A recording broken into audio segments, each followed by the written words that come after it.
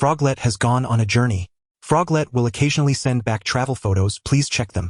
Upon return, Froglet will bring souvenirs and special mementos from the journey, please remember to collect them. In the Stark Industries building, Guo Feng sat in his office, a smile spreading across his face, as he heard the prompt sound in his mind. This little frogger has finally gone on a trip. 3 days ago, in an accident, Guo Feng had transmigrated into the Marvel Universe. As a longtime Marvel fan, he was well aware of the dangers here.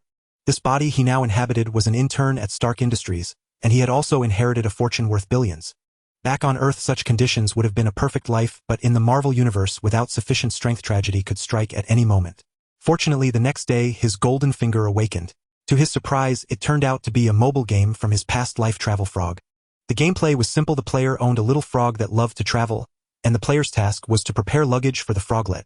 The little frog would then depart on its journey, and upon return would bring back various souvenirs and local specialties. The golden finger functioned on the same principle, except the frog's travels now extended across myriad worlds. The souvenirs and specialties brought back by the little frog would be products from countless worlds, and all of these items could be used directly by Guo Feng. The only frustrating thing was that the little frog's departure and return times were unpredictable. He had waited a whole day before his frog, whom he named Froglet, finally set off. Froglet, I hope you can travel to a world with higher levels of power and bring back things that can increase my strength. Guo Feng murmured as he looked at the game interface in his mind. He was counting on the items this journey would bring. From what he knew, the current timeline was just before Tony Stark's kidnapping. Tony Stark could build an Iron Man suit, Guo Feng could not. Without sufficient power, the events about to unfold could very well cost him his life. Guo Feng's expectations for the little frog were modest: bring back some devil fruits, ninjutsu, Zanpakuto, and the like. Of course, if it could reach a high martial world and bring back something like the Supreme Bone or Immortal Medicine, that would be even better.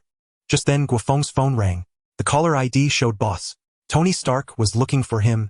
After answering, Tony Stark told him that in 2 days, he was going to the Middle East for a live weapons demonstration and wanted Guo Feng to accompany him. Guo Feng was not surprised by Tony Stark's invitation.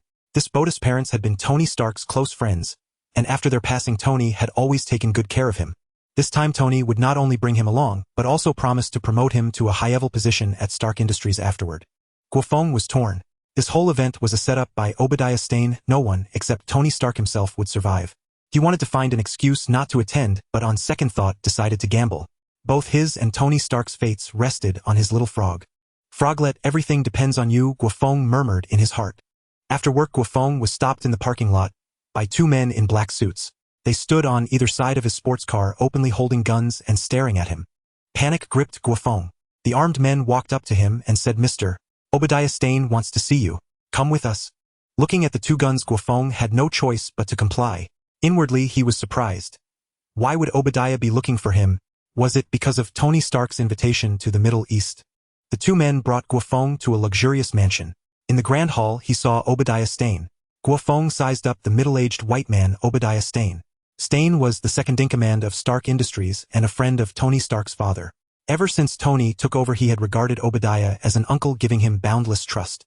But Guo Feng knew well that Obadiah was ambitious and wanted to replace Tony. The live-fire demonstration in 2 days was this man's doing. Obadiah forced a friendly smile. Tony mentioned that he plans to bring you along for the showcase the day after tomorrow. It seems you have his deep trust. Mr. Obadiah, what do you want me to do? Under these circumstances, Guo Feng had no choice but to cooperate. Good, you're a smart man. Don't worry, what I need you to do is very simple. Obadiah nodded in satisfaction. He demanded that Guo Feng monitor Tony Stark's every move during the trip and report to him on time. Guo Feng immediately understood that Obadiah intended to make him the scapegoat. Believing he had Guo Feng under control, Obadiah quickly let him go. By the time Guo Feng got home, it was evening. Once home, Guo Feng immediately opened the game interface. "Froglet, please come back soon," he whispered, his mind occupied with the traveling frog all day. Especially after being threatened by Obadiah, he urgently needed to become stronger. Ding dong. Froglet is back. Froglet has brought back travel souvenirs. Hearing the prompt, Guo Feng's eyes lit up. Several notification windows popped up. Guo Feng ignored the earlier messages and locked his gaze directly onto the last one. Inside the frame was a small icon representing the special souvenir the little frog had brought back from its latest journey. The icon depicted a cyan fruit, its surface densely covered with intricate patterns. He tapped the frame and a line of information appeared: fish fruit, mythical beast type, Azure Dragon form, a special product from the world of One Piece. It was a Zoan type mythical beast devil fruit.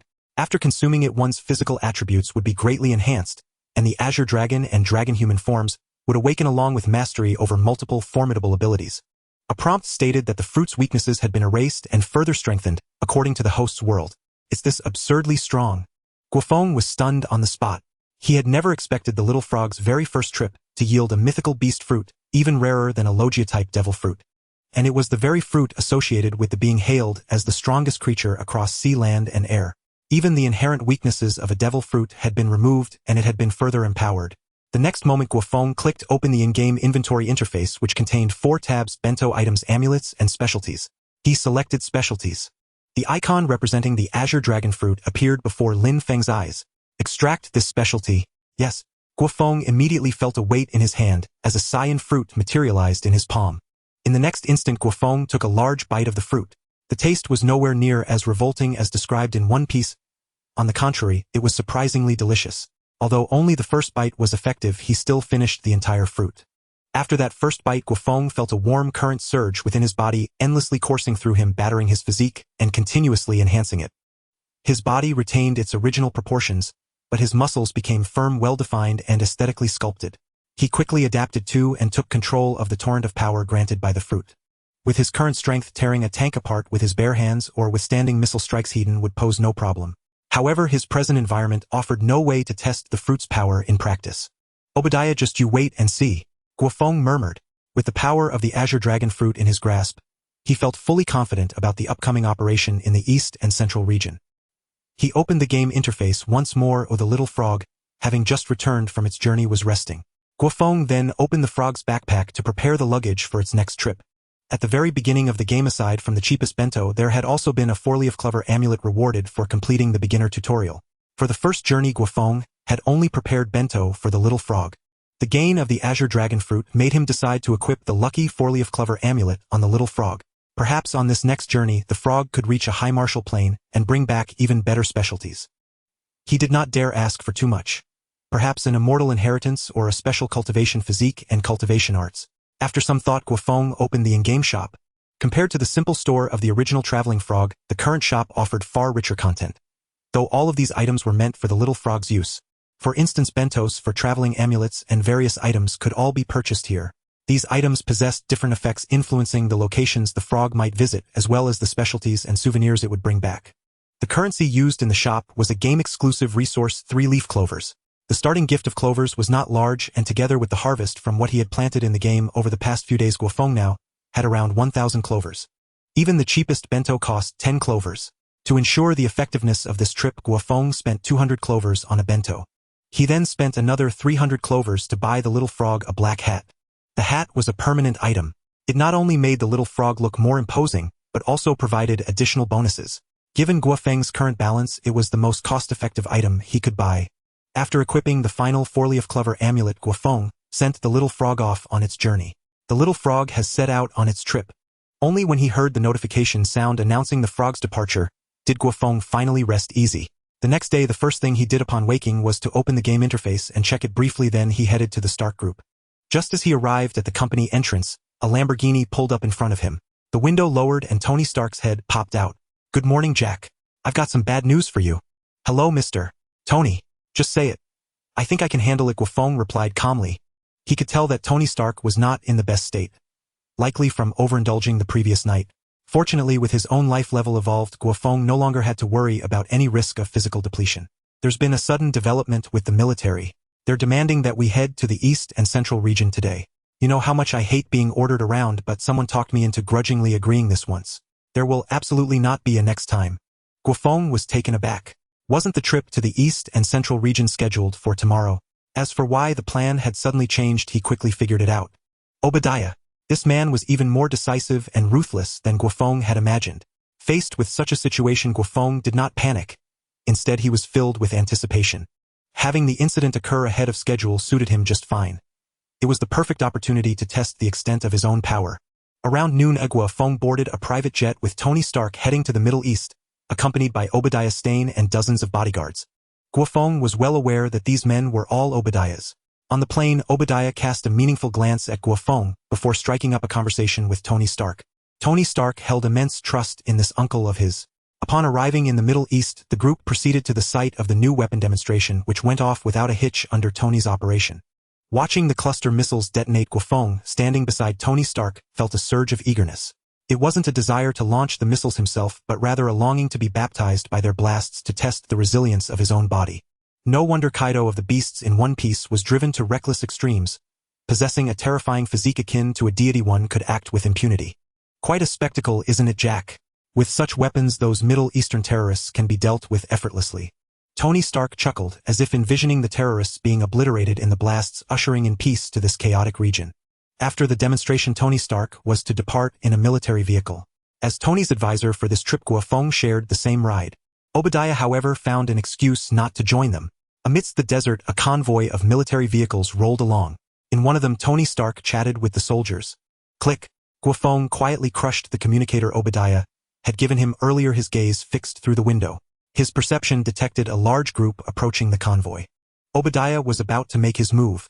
Meanwhile, back in the military tent awaiting news, Obadiah flew into a rage upon learning of Guo Feng's loss of contact. That damned yellow monkey dares to defy me. I intended to spare his life this time, but since he doesn't know his place, let him die. Obadiah flashed a sinister smile and ordered his men to inform the terrorists to proceed. Back at the convoy, seeing Guo Feng staring intently out the window, Tony Stark felt a foreboding sense of dread. Mr. Tony, an attack is imminent. But rest assured, I will ensure your safety. An attack? Tony Stark looked surprised, then shook his head with a laugh. This is a military convoy and everything is well prepared. Those terrorists stand no chance. What if they're using Stark Industries weapons? Impossible. Stark Industries weapons. Before Tony Stark could finish, the vehicle behind them was hit.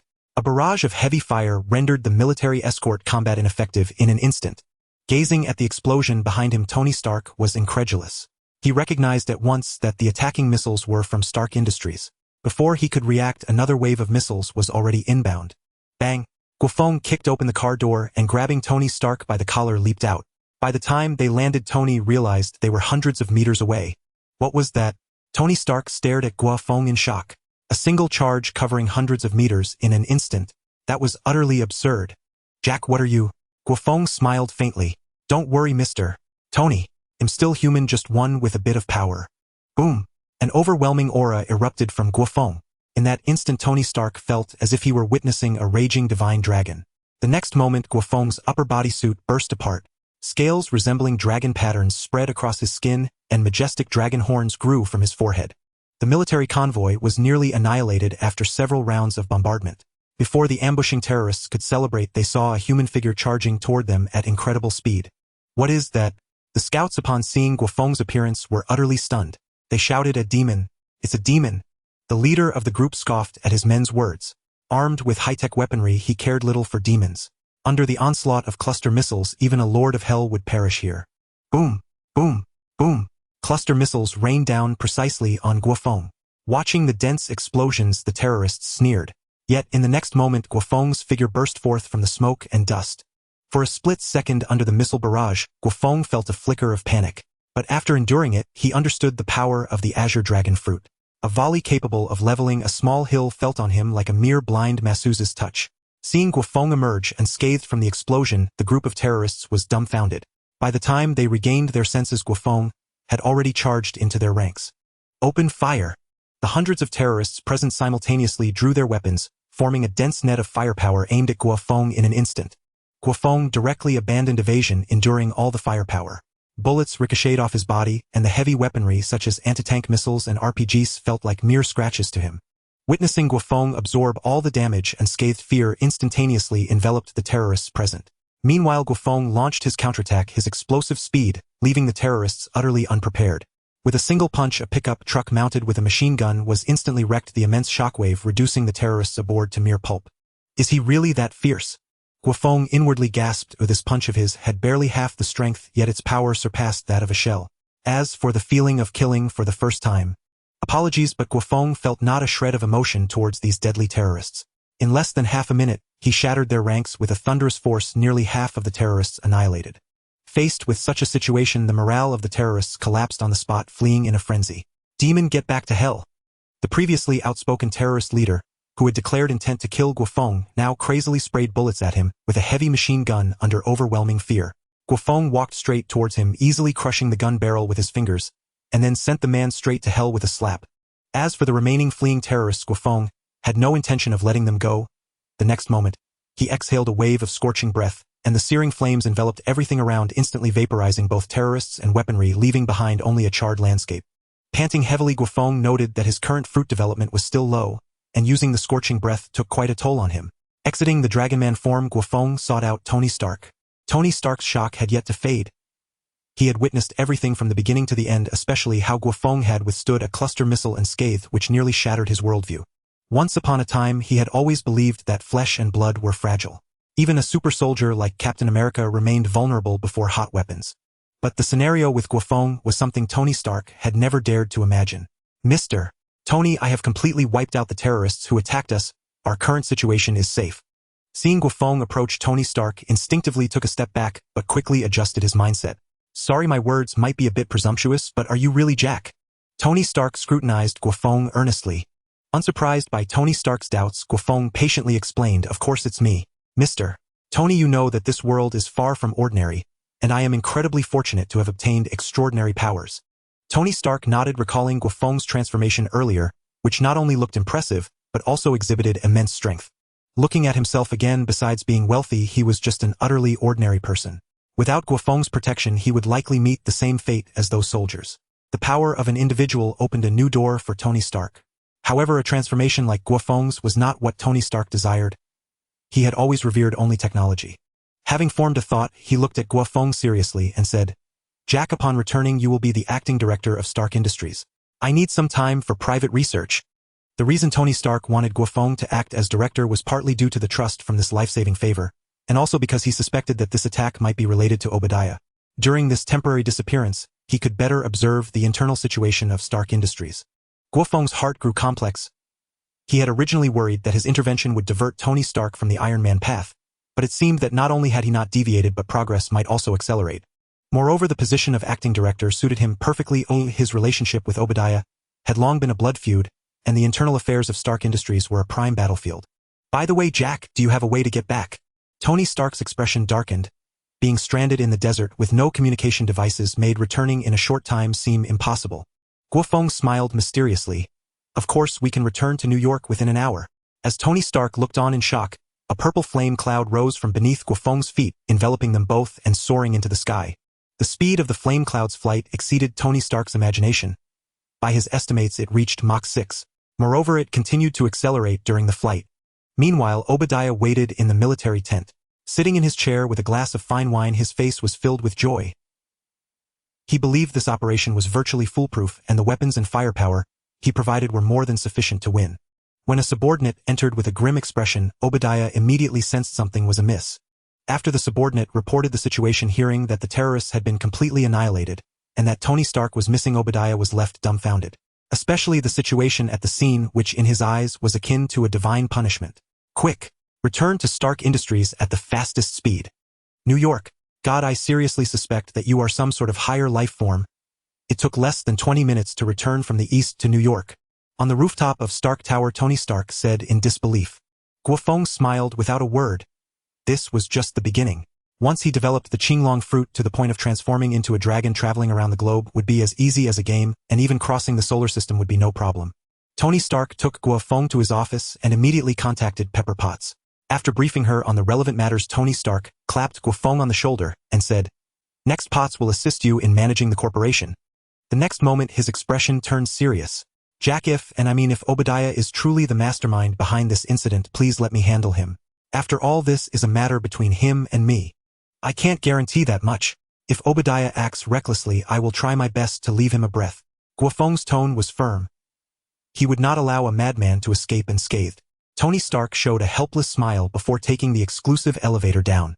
Soon Pepper Potts arrived at the office, her face filled with worry and confusion. What on earth happened?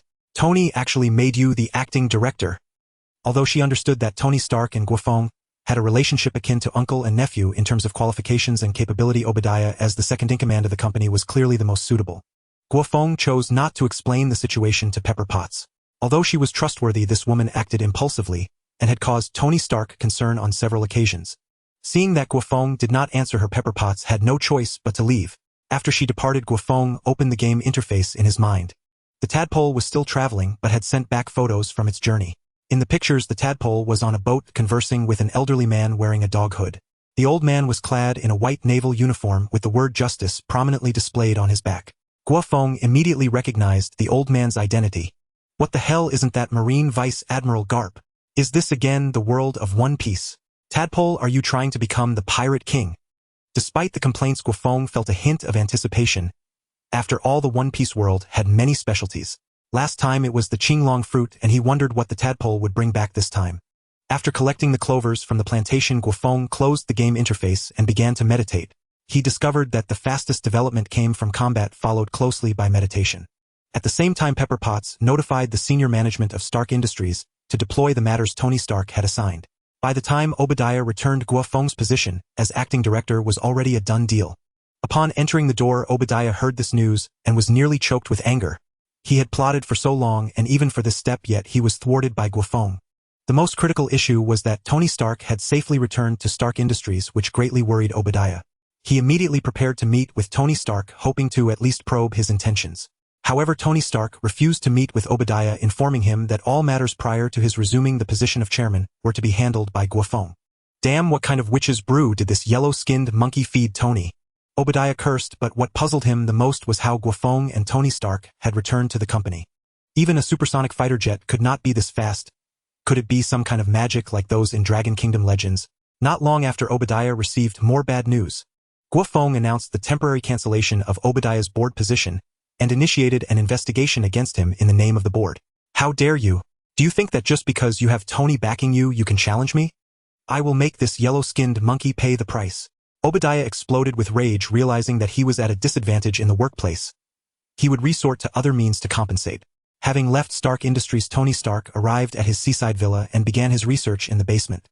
After witnessing Guo Feng's combat, he already had his research direction in mind. Using the arc reactor core of Stark Industries as energy, he aimed to create an exceptional battlesuit for individual use. According to Tony Stark's estimates, this research could yield results within a month. On the other hand, after imposing a series of sanctions on Obadiah's position, Guo Feng returned home. Just as he arrived at his doorstep, Guo Feng frowned before breaking into a smile. Obadiah was even more decisive than he had imagined. Having just imposed sanctions, he sent armed forces to eliminate him, clearly intending to tear their relationship apart. At this moment, inside Guo Feng's mansion, over 100 heavily armed mercenaries lay in ambush, all trusted subordinates trained by Obadiah, each one elite. Such a luxurious lineup made these people think that Obadiah had gone mad. Guo Feng's intelligence had been thoroughly investigated. He was just an ordinary person from a wealthy background. Even if he suddenly gained power, at most he would be at the level of an ordinary mutant. A bit of heavy firepower could easily take him out. Guo Feng got out of the car at the entrance and walked briskly into the mansion. As soon as the sniper on the rooftop saw Guo Feng appear, he quickly aimed for his head and fired. The bullet struck Guo Feng's head. The anticipated explosion did not occur, and instead the bullet was rendered useless, leaving no trace whatsoever. What? The onlookers were collectively dumbfounded, realizing that Guo Feng was no ordinary person. They immediately switched to free fire mode, unleashing fierce firepower at Guo Feng. Faced with such a level of firepower, Guo Feng couldn't be bothered to activate his Dragon Man form. He charged into the mansion to eliminate the armed personnel barehanded. When the hot weapons could not inflict damage, these people were no match for him. Guo Feng was not a hero from another universe. He would show no mercy to those who attempted to harm him. The frequency of gunfire within the mansion dropped rapidly, and in less than a tea's time it fell silent entirely. Guo Feng walked out of the mansion, now dressed in a new suit. Since Obadiah had chosen to strike, Guo Feng would not sit idly by.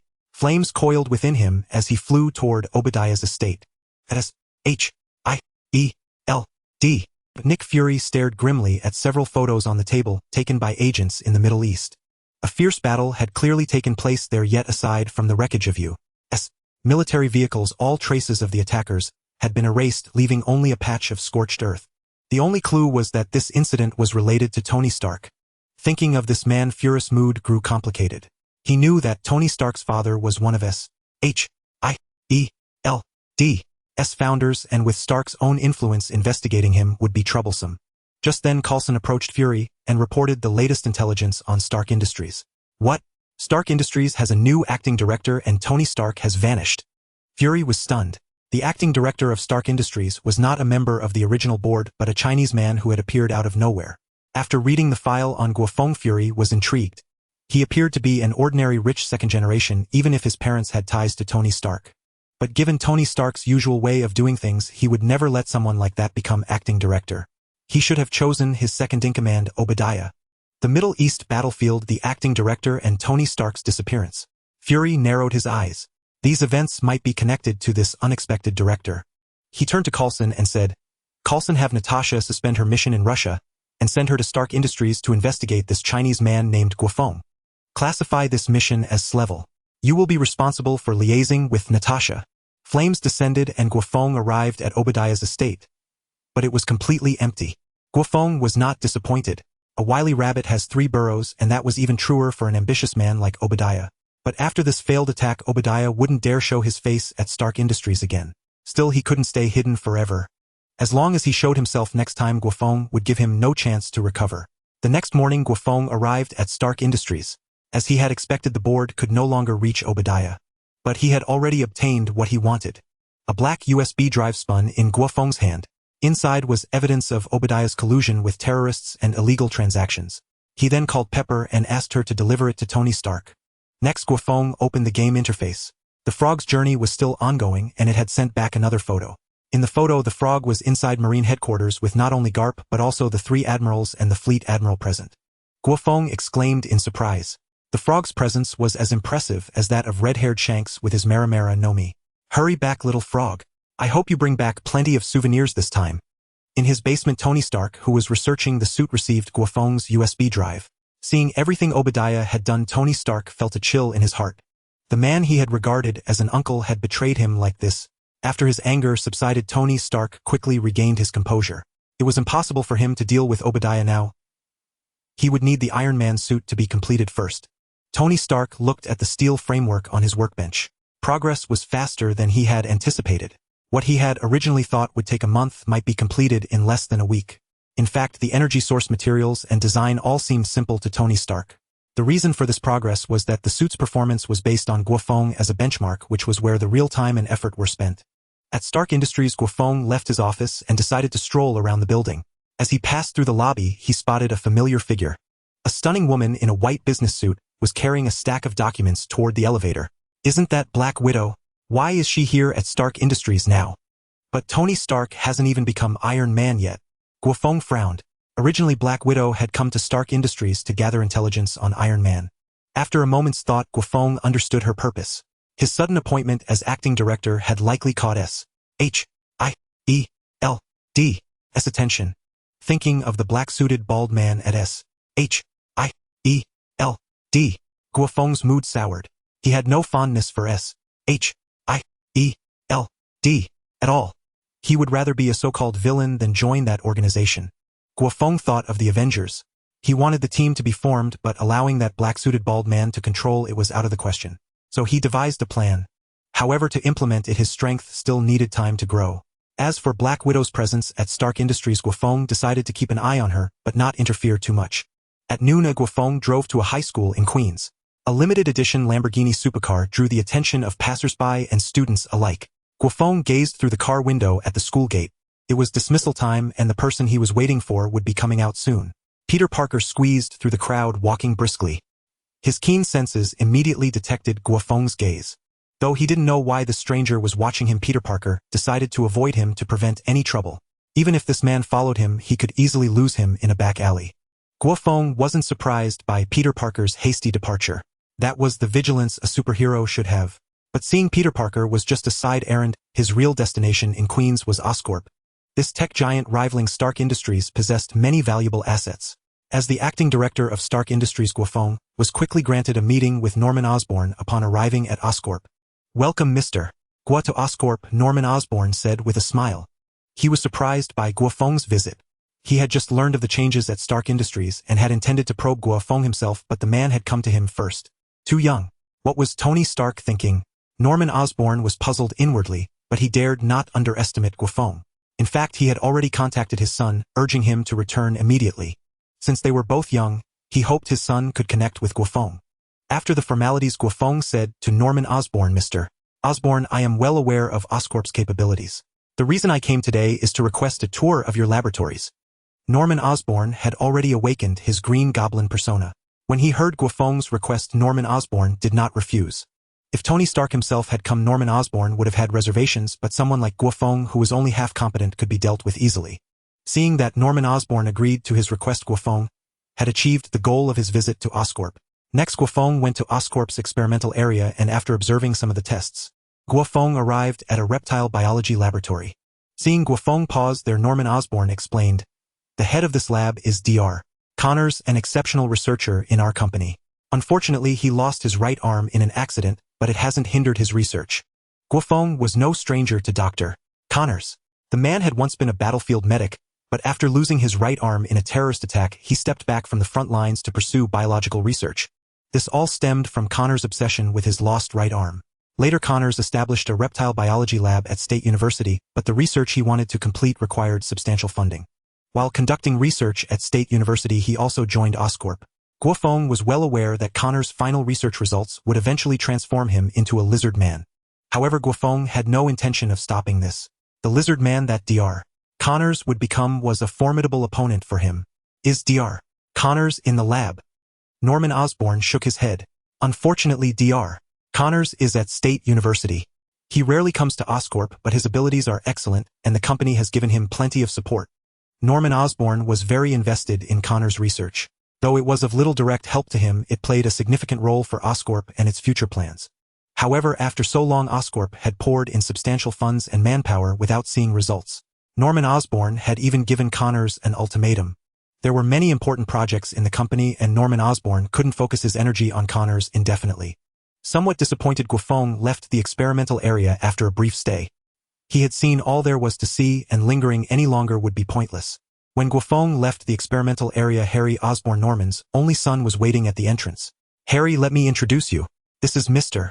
Jack, the acting director of Stark Industries." Harry Osborn smiled and nodded. "Hello, Mr. Jack.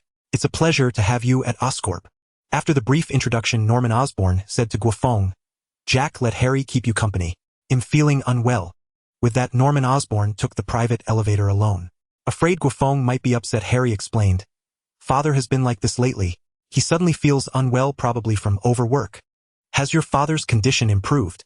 Thinking Guo Feng was concerned about Norman's health, Harry replied frankly, "No, it hasn't. Sometimes he's gone for half a day, and the doctors can't figure it out." Harry lowered his voice. "And sometimes father feels like a different person. But it's probably my imagination." "Silly child, it's not your imagination. A demon has been born in your father's mind." Harry's words confirmed Guo Feng's assessment of Norman's condition. The Green Goblin was no small threat, and he needed to prepare. The moment the elevator doors closed, Norman Osborn's usually amiable face twisted in pain, while the reflection on the polished floor showed him wearing a sinister grin. An instant later, Norman's expression mirrored the reflections. "That man from Dragon Country has a strange aura. He's no ordinary person. He's from Stark Industries. Don't do anything rash." "Shut up. I'm the one in control of this body. I don't care about such things." Norman Osborn's personality quickly faded, and the Green Goblin began plotting against Guo Feng. After exchanging pleasantries with Harry, Guo Feng bid farewell and left Oscorp. He had gathered enough intelligence from this trip. Now, he just had to wait for the major events to unfold. Leaving Oscorp, Guo Feng headed to State University, where he happened to run into Peter Parker returning from Dr. Connors' lab. Peter Parker walked along distracted. At Dr. Connors' lab, he had learned about the progress of the research. Regarding the so-called regeneration formula, Peter Parker had a bad feeling, but he couldn't say anything against Dr. Connors' persistence. Sensing someone watching him, Peter Parker turned his head. Seeing it was Guo Feng, he froze. Wasn't this the guy who had stared at him outside the school? Why was he following him here? Peter Parker quickened his pace, but as he passed Guo Feng, a hand reached out to stop him. "You look anxious. Need help, Peter?" Guo Feng said with a smile. Since he had run into Peter Parker here, he wasn't about to let him go. Peter Parker forced an awkward smile and shook his head. "Sorry, sir. I don't know you and am going to be late." With that, Peter Parker tried to sidestep Guo Feng's hand, but as he stepped forward, Guo Feng's other hand landed on his shoulder. In an instant, Peter Parker felt as if a mountain had pressed down on him, his entire body frozen in place. "What the hell?" Peter Parker's expression shifted dramatically, his gaze filled with shock as he stared at Guo Feng. After the spider bite, his strength was enough to pull a train. Yet this man's casual touch rendered him immobile. Just how terrifying was his power? "Peter, I know all about your little secret, but don't worry, I mean you no harm." Guo Feng increased the pressure slightly. "You'd better calm down. I don't want a conflict to cause you any trouble. Relax and let's find a place to talk. Hearing this, Peter Parker was even more stunned. Since his spider sense gave no warning, he reluctantly agreed to Guo Feng's request. He wasn't afraid of Guo Feng going back on his word. Even if he couldn't win in a direct fight, he was confident in his ability to escape. Guo Feng said nothing more and led Peter Parker to the parking lot. When Peter Parker saw Guo Feng's flashy car, he had to admit he was envious. In his eyes, Guo Feng was clearly a wealthy man. After Guo Feng introduced himself, Peter Parker's perception of the wealthy was once again reshaped. He was the acting director of Stark Industries, the rumored super-rich playboy Tony Stark's personal consultant. This far surpassed his friend Harry, who mainly relied on his father Norman Osborn, while Stark Industries' scale dwarfed Osborn Industries entirely. The two were simply incomparable. Peter Parker instantly grew tense, utterly baffled as to why a figure of Guo Feng's stature would seek him out personally. Guo Feng chuckled lightly. Don't be too nervous, Peter. The reason I'm here is to invite you to work at Stark Industries. Given your situation, I'll start you as an intern, but your salary will match that of a full-time employee. Peter Parker was stunned, never expecting Guo Feng's intention to be this. Given that Guo Feng knew his secret, he had anticipated far more complex demands, like cooperating with Stark Industries research or serving as a personal bodyguard. Are you sure you're not joking, Mr. Jack? Guo Feng smiled calmly. Every word I've said is true. You don't need to worry so much. I respect your secret, and working at Stark Industries won't interfere with your personal actions. After all, I wouldn't want New York to lose a hero. And remember, call me Feng Go from now on. Guo Feng handed Peter Parker a business card and instructed, take your time to consider this. Once you've made up your mind, feel free to contact me anytime. With that, Guo Feng turned and left for State University. Peter Parker watched his retreating figure with a complex expression, then carefully pocketed the card. Inviting Peter Parker to join Stark Industries was a plan Guo Feng had long devised. Aside from his fondness for Peter Parker, his main goal was to bring him into his camp before S.H.I.E.L.D. could influence him. Under his guidance and Tony Stark's touching paternal care, he believed Peter Parker would remain utterly loyal. Before long, Guo Feng arrived at Dr. Connor's research facility. With the assistance of State University's administration, he secured a private meeting with Dr. Connors. Upon hearing that a prominent figure from Stark Industries wished to see him, Dr. Connors felt elated. He had been troubled by Osborn Group's ultimatum. If he didn't produce results soon, his funding would be completely cut off. If he could secure investment from Stark Industries, he might still have a chance to continue his research. After meeting Dr. Connors, Guo Feng got straight to the point. Dr. Connors, I've learned a great deal about your research. If it truly succeeds, it would be a blessing for the disabled worldwide. Dr. Connors was immensely pleased by Guo Feng's acknowledgement. You're not entirely correct, Mr. Jack. Once my research is complete, it won't just enable bodily self-healing, but also dramatically enhance human physical capabilities, freeing humanity from injury and disease. That's only theoretical, but as far as I know, your research has yielded no results. Dr. Connors' initial excitement turned to embarrassment. His research direction was correct, yet after years of work it remained incomplete. Guo Feng continued, Dr. Connors, I support your research. Why don't you incorporate this into your next experiments?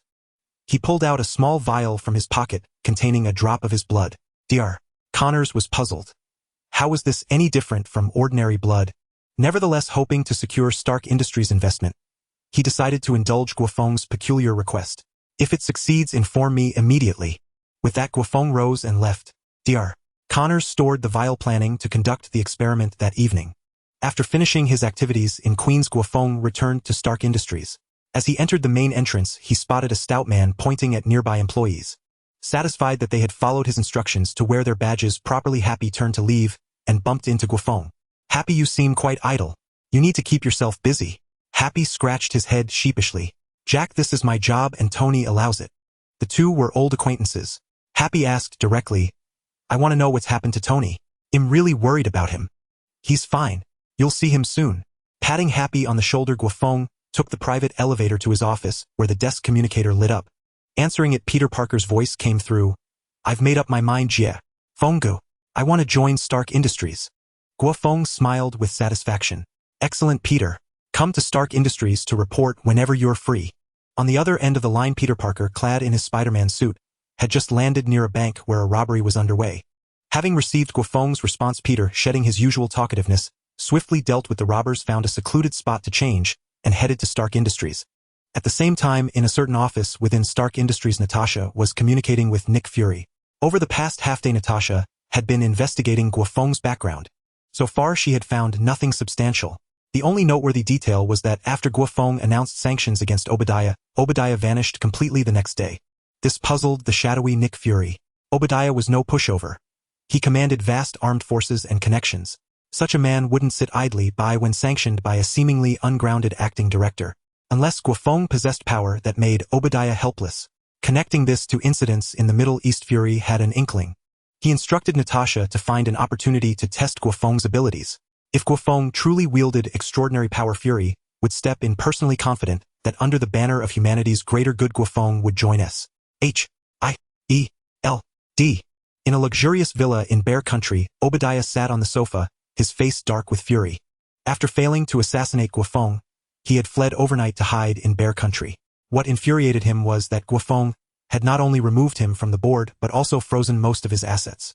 In a single night, Guo Feng's series of measures had inflicted heavy losses on Obadiah.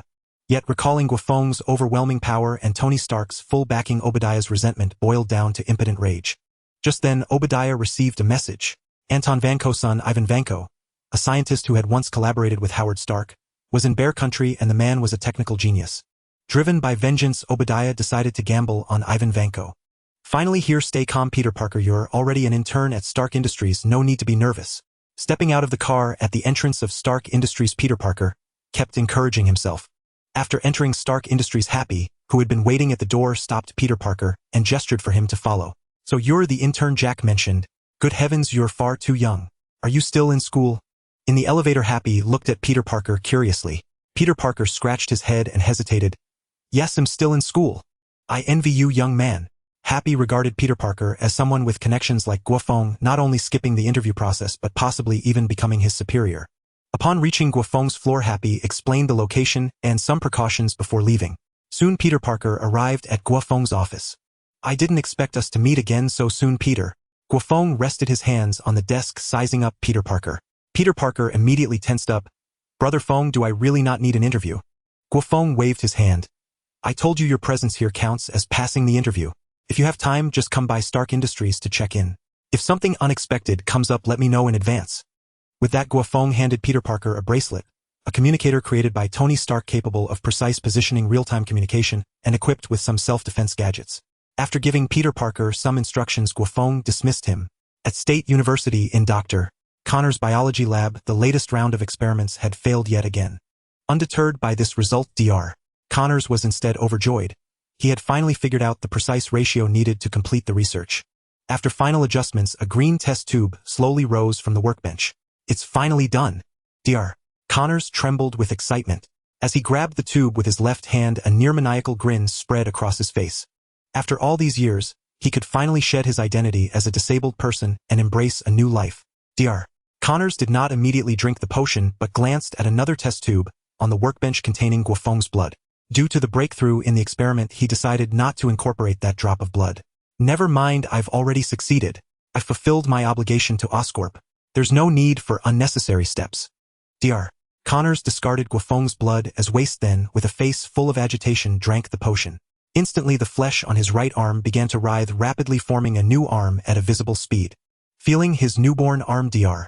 Connors was moved to tears. Not only had his right arm regenerated, but his once weak body was also growing stronger by the moment. I've truly succeeded. All of humanity will achieve new evolution through my invention. Dr. Connors murmured excitedly, completely unaware of the mutations taking place on his body. By the time Connors realized what was happening, excruciating pain had spread throughout his entire body. Finally, with a beast-like roar, he transformed into a massive lizard-like monster. Seeing himself turned into a monster, Connors was instantly panic-stricken, but a violent consciousness constantly flooded his mind. No, this isn't real. It is real, Dr. Connors. You've become a monster.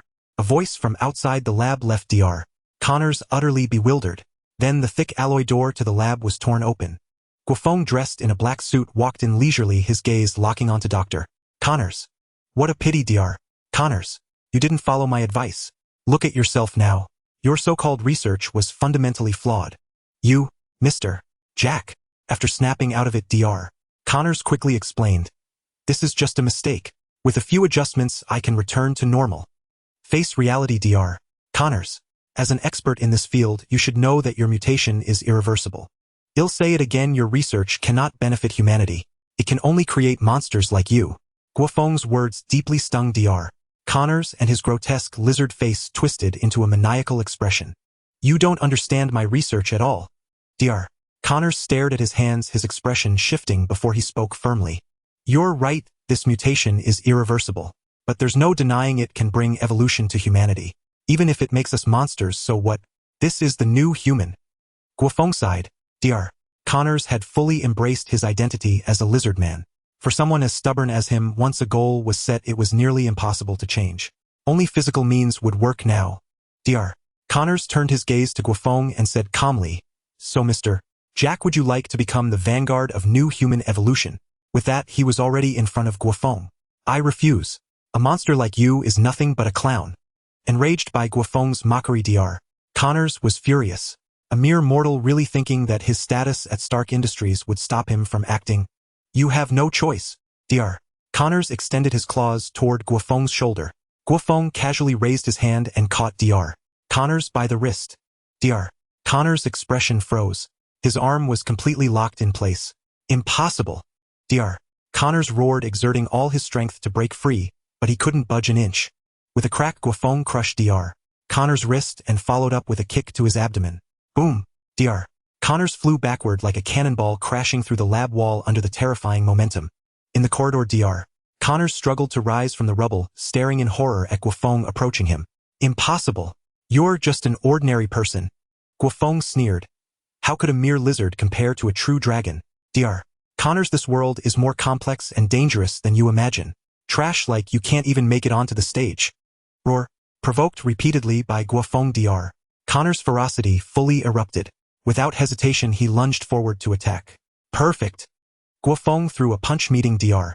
Connors' claws hidden. With a splat, Dr. Connors' right arm was blasted into a mist of blood. At the same moment, Guo Feng's other hand seized his neck and slammed him down with a heavy throw. Dr. Connors was embedded into the floor, his internal organs and bones suffering devastating damage. Only his formidable vitality kept him from death. Looking at the nearly unconscious Dr. Connors, Guo Feng felt a twinge of helplessness. He had gotten a bit carried away and used too much force, but at least the man still clung to life. Guo Feng then pulled a syringe filled with his own blood from his pocket. With a swift handchop, he sliced open Dr. Connors' skin and injected the fluid directly into his heart. Ever since fusing with the Azure Dragon Fruit, Guo Feng had discovered that his flesh and blood possessed extraordinary properties, much like the legendary dragon's blood. However, for ordinary people, Guo Feng's blood was akin to a violent poison. That was why he had set his sights on Dr. Connors, who had transformed into a lizard man. He hoped Dr. Connors would evolve into something akin to a dragonborn. If it failed, he would have no choice but to dispose of him. After about the time it takes to drink a cup of tea, Dr. Connors' body began to change. His injuries healed at an astonishing speed, and his monstrous lizard man appearance started to shift. His dark green skin transformed into azure scales.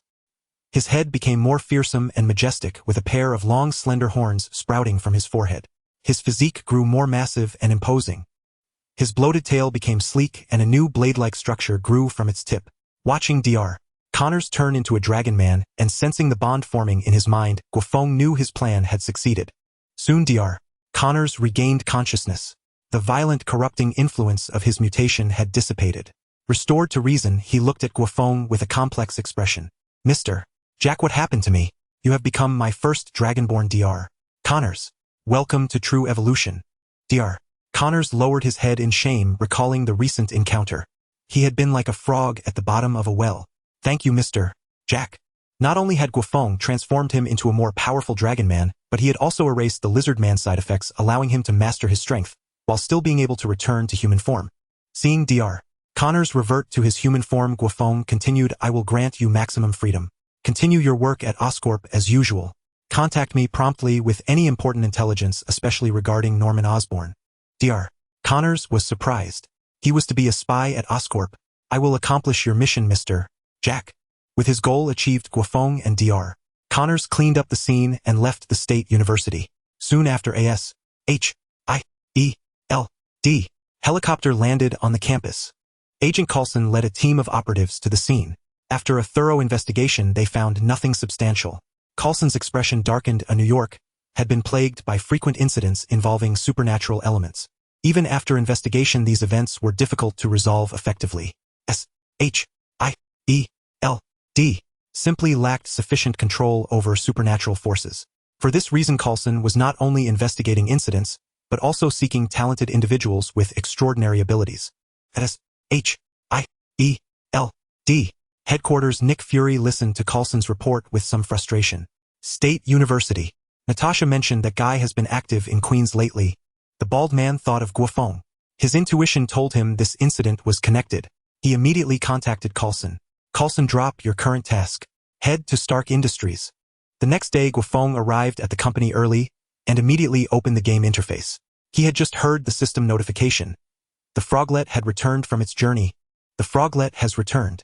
The froglet has brought back souvenirs and specialties. Wow.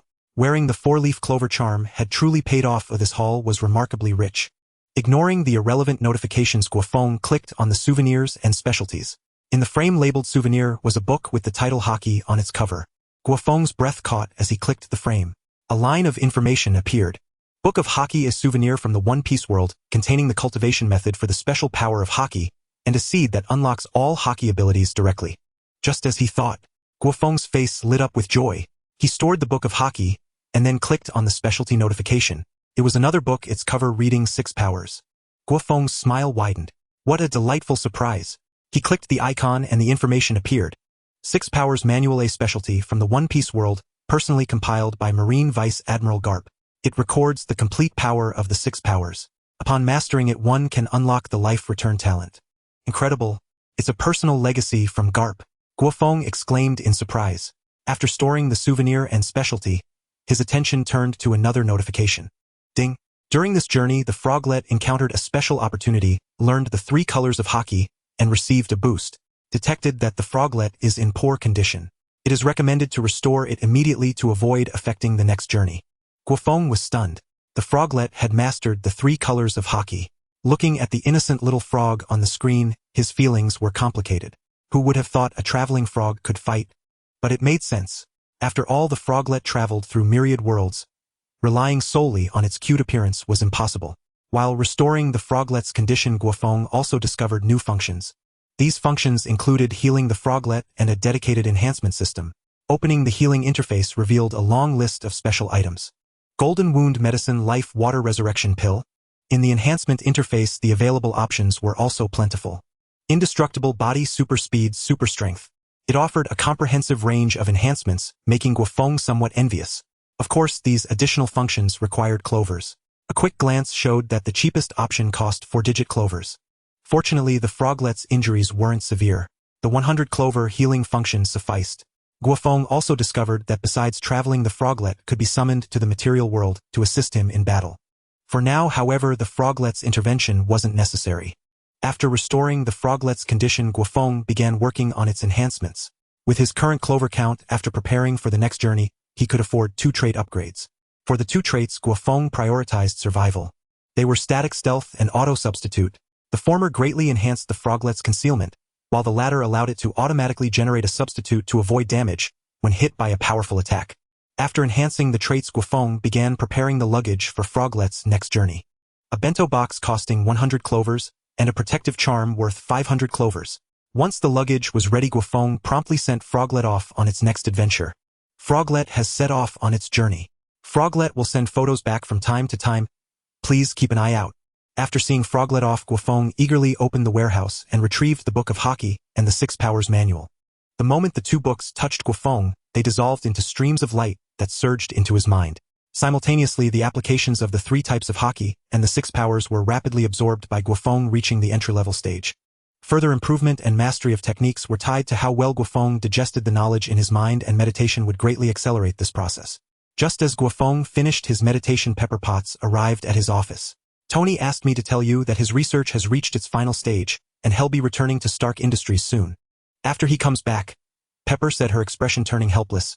Jack, you'll still be the acting director of Stark Industries. Guo Feng was astonished. Tony Stark's swift return was within his expectations, but being asked to remain as chairman after his comeback was something he hadn't anticipated. In truth, Tony Stark's decision was based on simple reasoning. On one hand, he had discovered the joys of being a hands-off boss. On the other, Tony planned, to use the Iron Man suits he had crafted to conduct field tests worldwide and create more iterative versions.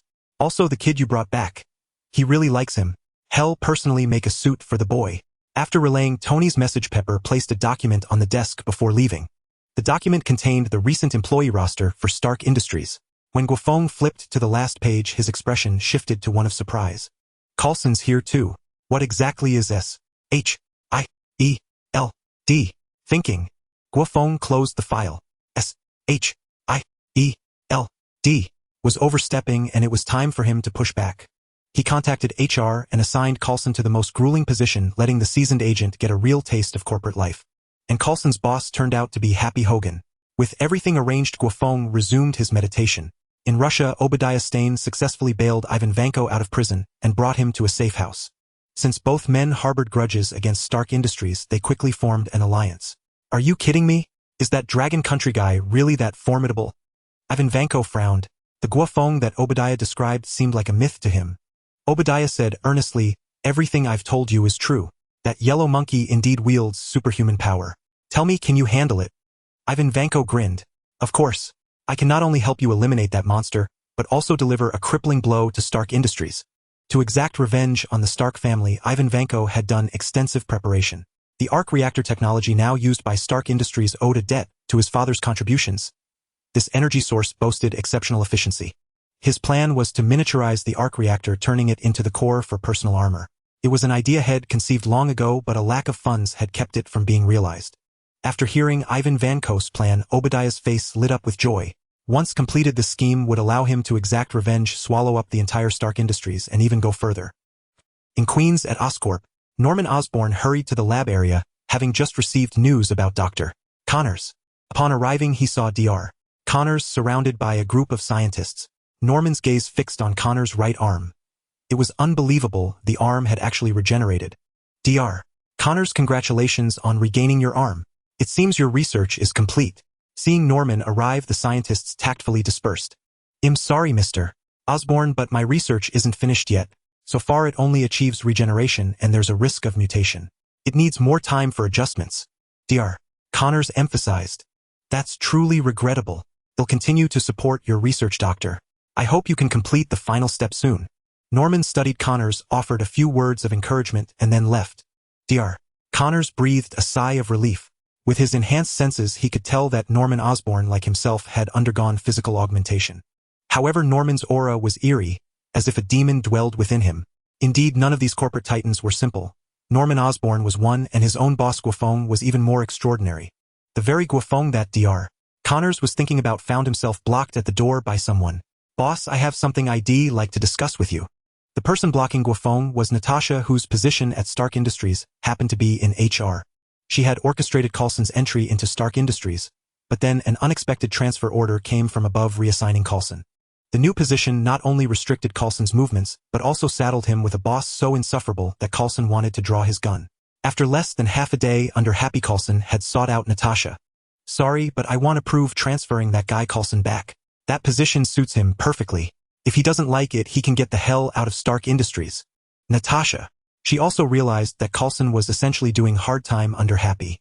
Guo Feng's arrangement made her suspect that their identities had been exposed. But the situation was still manageable, and Natasha decided not to force a confrontation. She changed the subject. Well, boss, I know a newly opened Chinese restaurant nearby. I recall you're from Dragon Country. Facing the Black Widow's invitation, Guo Feng readily agreed. After they parted ways, Natasha relayed Guo Feng's exact words to Coulson. Damn, it is this bastard trying to torture me. Coulson was bitter. Happy's constant nitpicking made him want to put a bullet in him. All he could do was hope Natasha would finish her mission quickly and take him back to S-H-I-E-L-D. In the evening, Guo Feng drove to a nearby street. Before long, he saw Natasha clad in a red cheongsam. It had to be said, as a product of the Red Room, she knew the art of seduction all too well. Good evening, boss. Natasha flashed a smile and settled into the passenger seat. Guo Feng appraised Natasha, then said with a light chuckle, Truly a beautiful woman looks stunning in anything. In our Dragon Kingdom, we call this a feast for the eyes. Coincidentally, I'm hungry as well. Your words are quite the conquest, boss, but I'm glad you like it. Natasha cast a flirtatious glance, though inwardly she was filled with disdain. No wonder this kid could take over Tony Stark's mantle. They're cut from the same cloth. Of course, tonight's scheme against Guo Feng wasn't limited to the honey trap. Nick Fury had also orchestrated related actions. During the drive, after some casual chatter with Guo Feng, Natasha brought up the matter of Coulson again. I've said it before, if he doesn't want to follow the company's arrangements, he can just get lost. And you're so concerned about him. Seems like you two have a special relationship. Guo Feng regarded Natasha with amusement. She replied calmly, he's a relative of mine, and since I work in HR, I just wanted to look out for him. After all, his abilities and qualifications are exceptional, aren't they? They are indeed exceptional, so a period of training at the grassroots level won't hurt. With Coulson's matter seemingly settled, Natasha could only offer her silent well wishes. Before long, Guo Feng arrived at the Chinese restaurant. Parking the vehicle at the entrance, he linked arms with Natasha as they walked in. Since the Black Widow was putting on such a convincing act for him, he wasn't about to miss out on any advantages. Just as they were seated and had finished ordering, the entire restaurant lost power. Panic screams erupted, followed by several gunshots. When the power was restored, only chaos remained. The other patrons had vanished, leaving only a few masked figures standing around Guo Feng. Cold gun muzzles pressed against Guo Feng's and Natasha's heads. Don't move or we'll blow your heads off. Natasha was trembling with tears, but the masked man behind her grabbed her hair, his gaze burning as he appraised her figure. What a rare beauty. Looks like we'll have some fun tonight. With that, he hoisted Natasha over his shoulder and left. Natasha struggled and cried out, casting a pleading look at Guo Feng. Guo Feng. Well, as expected of a top S.H.I.E.L.D. agent. Her acting was truly Oscar-worthy. Fortunately, he knew the Black Widow's background.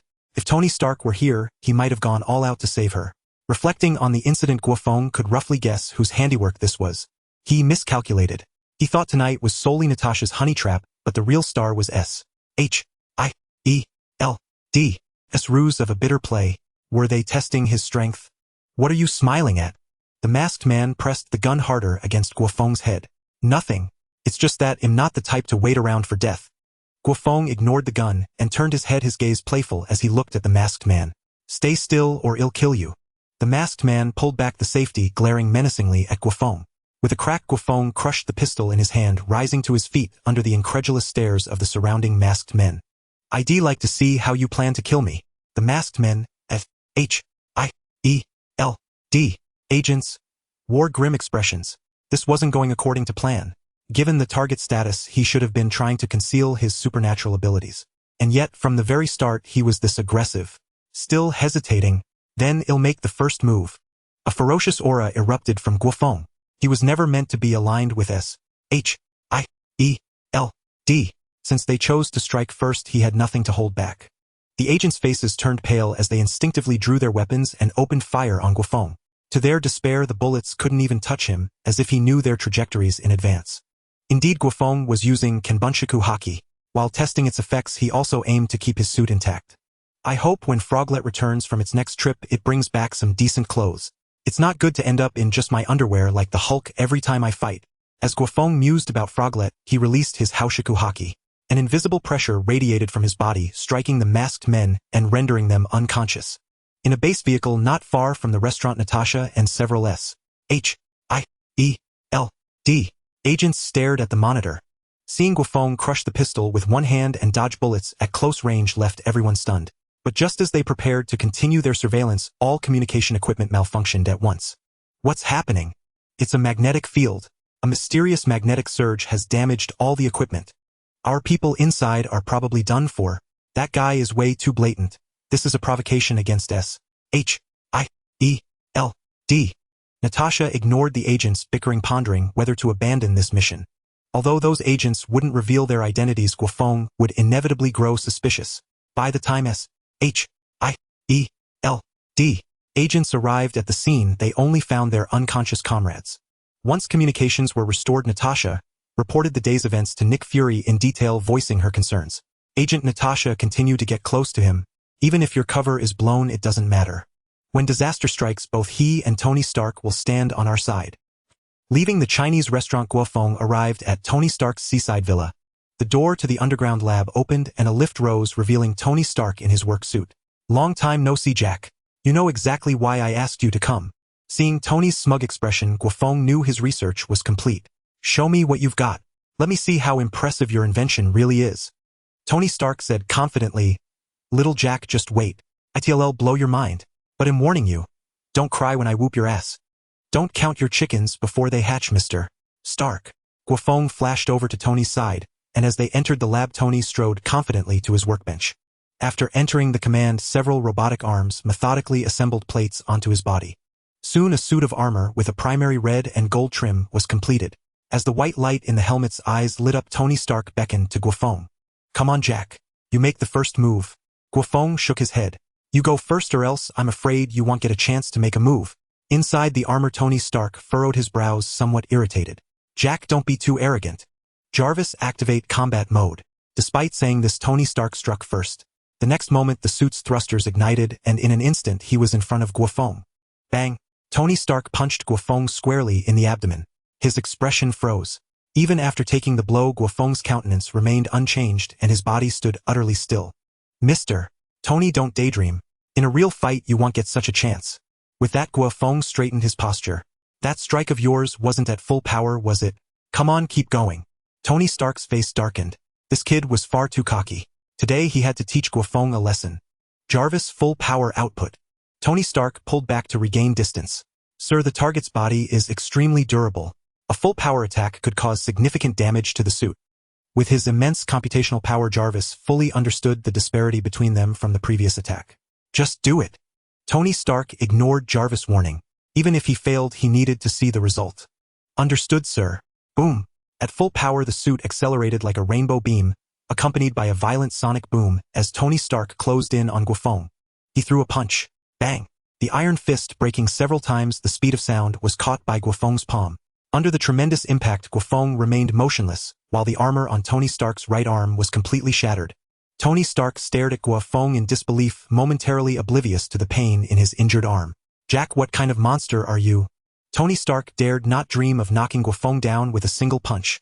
Yet his full power assault had accomplished nothing beyond shredding the suit over Guo Feng's upper body. According to Jarvis' calculations, the maximum output could deliver an impact force of hundreds of tons. Don't be too surprised, Mr. Tony. I made it clear from the start, if I had struck first, you wouldn't even have had a chance to test. Guo Feng spoke with a smile. At the same time, he was amazed by his own growth over the past few days. Even when he caught the armor's attack, he hadn't exerted much effort. Otherwise, it wouldn't have been just the right arm armor that was destroyed. At this point, Guo Feng realized that the Azure Dragon Fruit from the system had not only removed its negative effects, but had also been enhanced according to the conditions of the Marvel Universe. The final level of growth would undoubtedly surpass Kaido from the One Piece world by an entire dimension. Are you kidding me? You weren't this strong back in the Middle East. Tony Stark was completely shattered. The first-generation armor's performance had been based on Guo Feng's combat data from the Middle East, and the final performance was even a notch higher than that data, which was calibrated to Guo Feng's growth over these few days. But reality was simply this irrational. Guo Feng's growth over the past few days was as absurd as a super-evolution. Guo Feng brushed his shoulder and chuckled. People change in unpredictable ways. Ending it here would be too soon. Mr. Tony, care to test the weapons system? You're really pushing your luck, little Jack. Tony Stark retracted his faceplate and shot Guo Feng a fierce glare. I'm carrying Stady-Off-Tart armor-piercing ammunition. The main shells can punch through deck armor like paper, and there are laser weapons too. Using these, I'm afraid something might go wrong. As he spoke, Tony Stark's tone was brimming with pride. Although his strength was outmatched, he still had confidence in his weapon system. It was the core of his design. That's exactly what I want. Don't worry, I have strong vitality. If you're concerned, you can try a single shot first. Are you serious? Of course. And you're eager to see the result, aren't you? Tony Stark studied Guo Feng seriously, then pulled back. A small compartment opened on his shoulder armor, and a swarm missile was fired at Guo Feng's arm. Even if something went wrong, losing an arm was better than losing his life. Boom! The missile exploded against Guo Feng's arm, leaving a noticeable red mark that healed in the blink of an eye. Tony Stark. This was nothing like he had imagined. That was a missile capable of piercing through dozens of centimeters of steel plate, yet it had only left a mark no worse than a mosquito bite. How could this be so absurd? Don't be like that, Mr. Tony. I did feel something. Hearing Guo Feng's words, Tony Stark's face grew even darker. No, he had to teach Guo Feng a lesson today. If armor-piercing rounds wouldn't work, then lasers should at least break through his defense. A red beam shot from the suit's palm, instantly striking Guo Feng's arm. Guo Feng frowned slightly. The laser was more powerful than he had anticipated. It had actually burned through his skin and the surface layer of his muscles.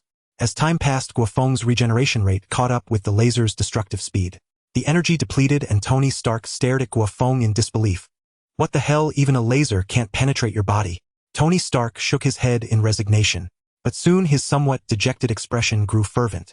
Although this test had been dominated by Guo Feng, at least Jarvis had recorded all the experimental data which could serve as a reference for the next generation of armor.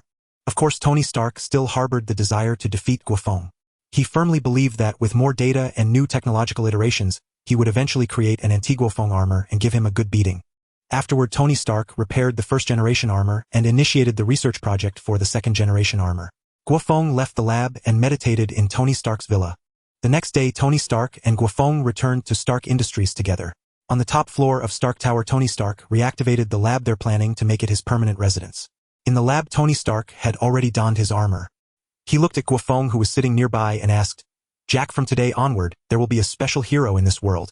And a hero should have a title. I'd like to hear your thoughts." Looking at the smug Tony Stark, Guo Feng replied dismissively, "How about Tin Can Superman? I think that name will be unforgettable."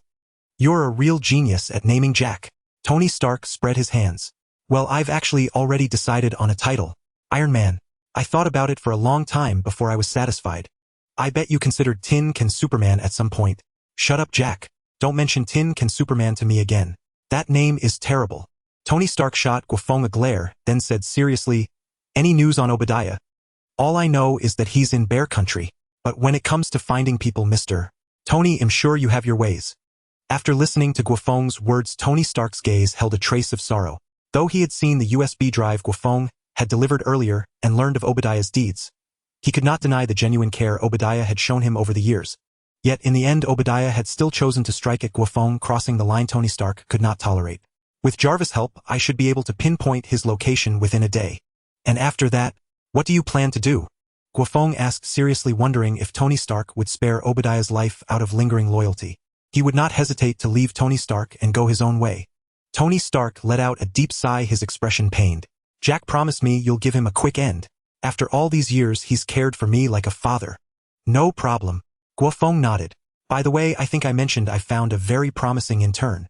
"You mean that kid Peter Parker? You said he's something special." Tony Stark said with keen interest. "It's time for him to meet the big boss." With that, Guo Feng sent a message to Peter Parker. In Queens, Peter Parker had just finished a bout of crime fighting after school. Receiving Guo Feng's message, his expression lit up with excitement. As a tech enthusiast, Tony Stark was one of Peter Parker's few idols.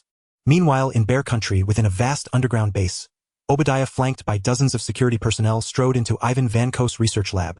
"Ivan Vanko, I always thought Tony Stark was the true genius, but I see you are one as well." Obadiah's eyes burned with intensity as he fixed on the blue construct in Ivan's hands. Something all too familiar to him. The Stark Industries arc reactor, a super-energy source born from controlled nuclear fusion. Its mere creation was a miracle, a miniaturizing. It was something Obadiah dared not even imagine. But Ivan Vanko had accomplished it. "Don't compare me to Tony Stark. He's nothing but a filthy thief, no genius at all." Ivan scoffed with disdain. He had always believed the Stark family had stolen his father's achievements, propelling Stark Industries into a tech giant that he believed had driven his father to his death. "In my eyes, you are both geniuses." Obadiah paid no heed to Ivan's petty grievances and asked, "Now that the energy issue is resolved, what exactly is this superweapon you mentioned?" Ivan Vanko activated a holographic projection revealing a blueprint. It depicted a massive humanoid robot bristling with terrifying conventional weaponry. Once equipped with the arc reactor power source, this war machine can annihilate an entire city in no time. Besides its devastating destructive power, its speed and defense are exceptional enough to tear apart that mutant you mentioned. Ivan's voice brimmed with confidence. This was his greatest invention yet. After this, he planned to mass-produce various models and exact his revenge on Stark Industries. Obadiah was thoroughly pleased with the war machine in the blueprint, especially its savage, brutal paint job and weapon loadout, which matched his style perfectly. "Does it have a name?" Obadiah asked. "Not yet." "Then let's call it Ironmonger." "How long will it take to build?" Ivan Vanko replied casually, "If the materials are sufficient, I can finish it in one night with the facilities here." Hearing this, Obadiah's face lit up with excitement. "Good. They'll make sure you have everything you need. Finish the Ironmonger quickly. I can't wait to tear that yellow monkey apart." Meanwhile, the very man Obadiah was scheming against, Guo Feng, was bringing Peter Parker to meet Tony Stark. "Relax, Peter. You don't need to be too formal with Mr. Tony. Just be yourself." Guo Feng patted Peter Parker on the shoulder. Peter, who bore a striking resemblance to Tom Holland, looked dashing in his black suit, but his face was taut with nervousness. "Won't that be too presumptuous, Mr. Tony is a legendary entrepreneur. Someone like me probably won't catch his eye. You're overthinking it, mister. Tony is much more laid back than you imagine. A man like him doesn't put on airs. As they talked, the elevator doors opened and Tony Stark stood at the entrance, arms crossed. His eyes immediately locked onto Peter Parker. The nervous young man inexplicably stirred a sense of familiarity in him, like a father-son bond. Damn, where did that come from? Tony Stark muttered inwardly. Under his gaze, Peter grew even more flustered and stammered, "Hello, Mr. Stark. I'm Peter Parker, an intern at Stark Industries." Tony Stark offered a smile. "No need to be nervous, Peter. Jax told me all about you. You've already surpassed most your age. As for being an intern, that label doesn't matter. The guy next to you was also an intern not long ago, and now he's on equal footing with me." Peter Parker looked at Guo Feng in disbelief, who calmly nodded in confirmation. "Wow, Feng, is that really true?" Guo Feng smiled faintly. "Talented people find their place anywhere. Compared to my story, you and Mr. Tony probably have more in common." With Peter still puzzled, they entered Tony Stark's workshop. When Peter saw the Mark I armor on the workbench, he froze on the spot. Is this armor real? A powered exoskeleton. Even Peter, a tech geek, thought it was something out of science fiction beyond current theory and technology. Tony Stark was pleased with Peter's reaction. This was the appreciation a genius deserved, unlike how that monstrous guy treated it like a toy. Meanwhile, the monster in question sat on the sofa sipping tea with a calm smile. "Peter, don't judge my intelligence by common standards. It's far more powerful than you imagine," Tony declared with pride. Peter's eyes burned with fervor as he gazed at the armor. This is the romance a man should possess. Compared to Tony Stark's armor, his own armor seems quite feeble. "Do you want a suit of armor that belongs to you, Peter?" "Huh?" Peter Parker looked shocked, doubting whether he heard it wrong. Tony Stark actually wanted to give him a suit of armor. With a wave of his right hand, Tony Stark conjured a virtual projection revealing the blueprints of the armor.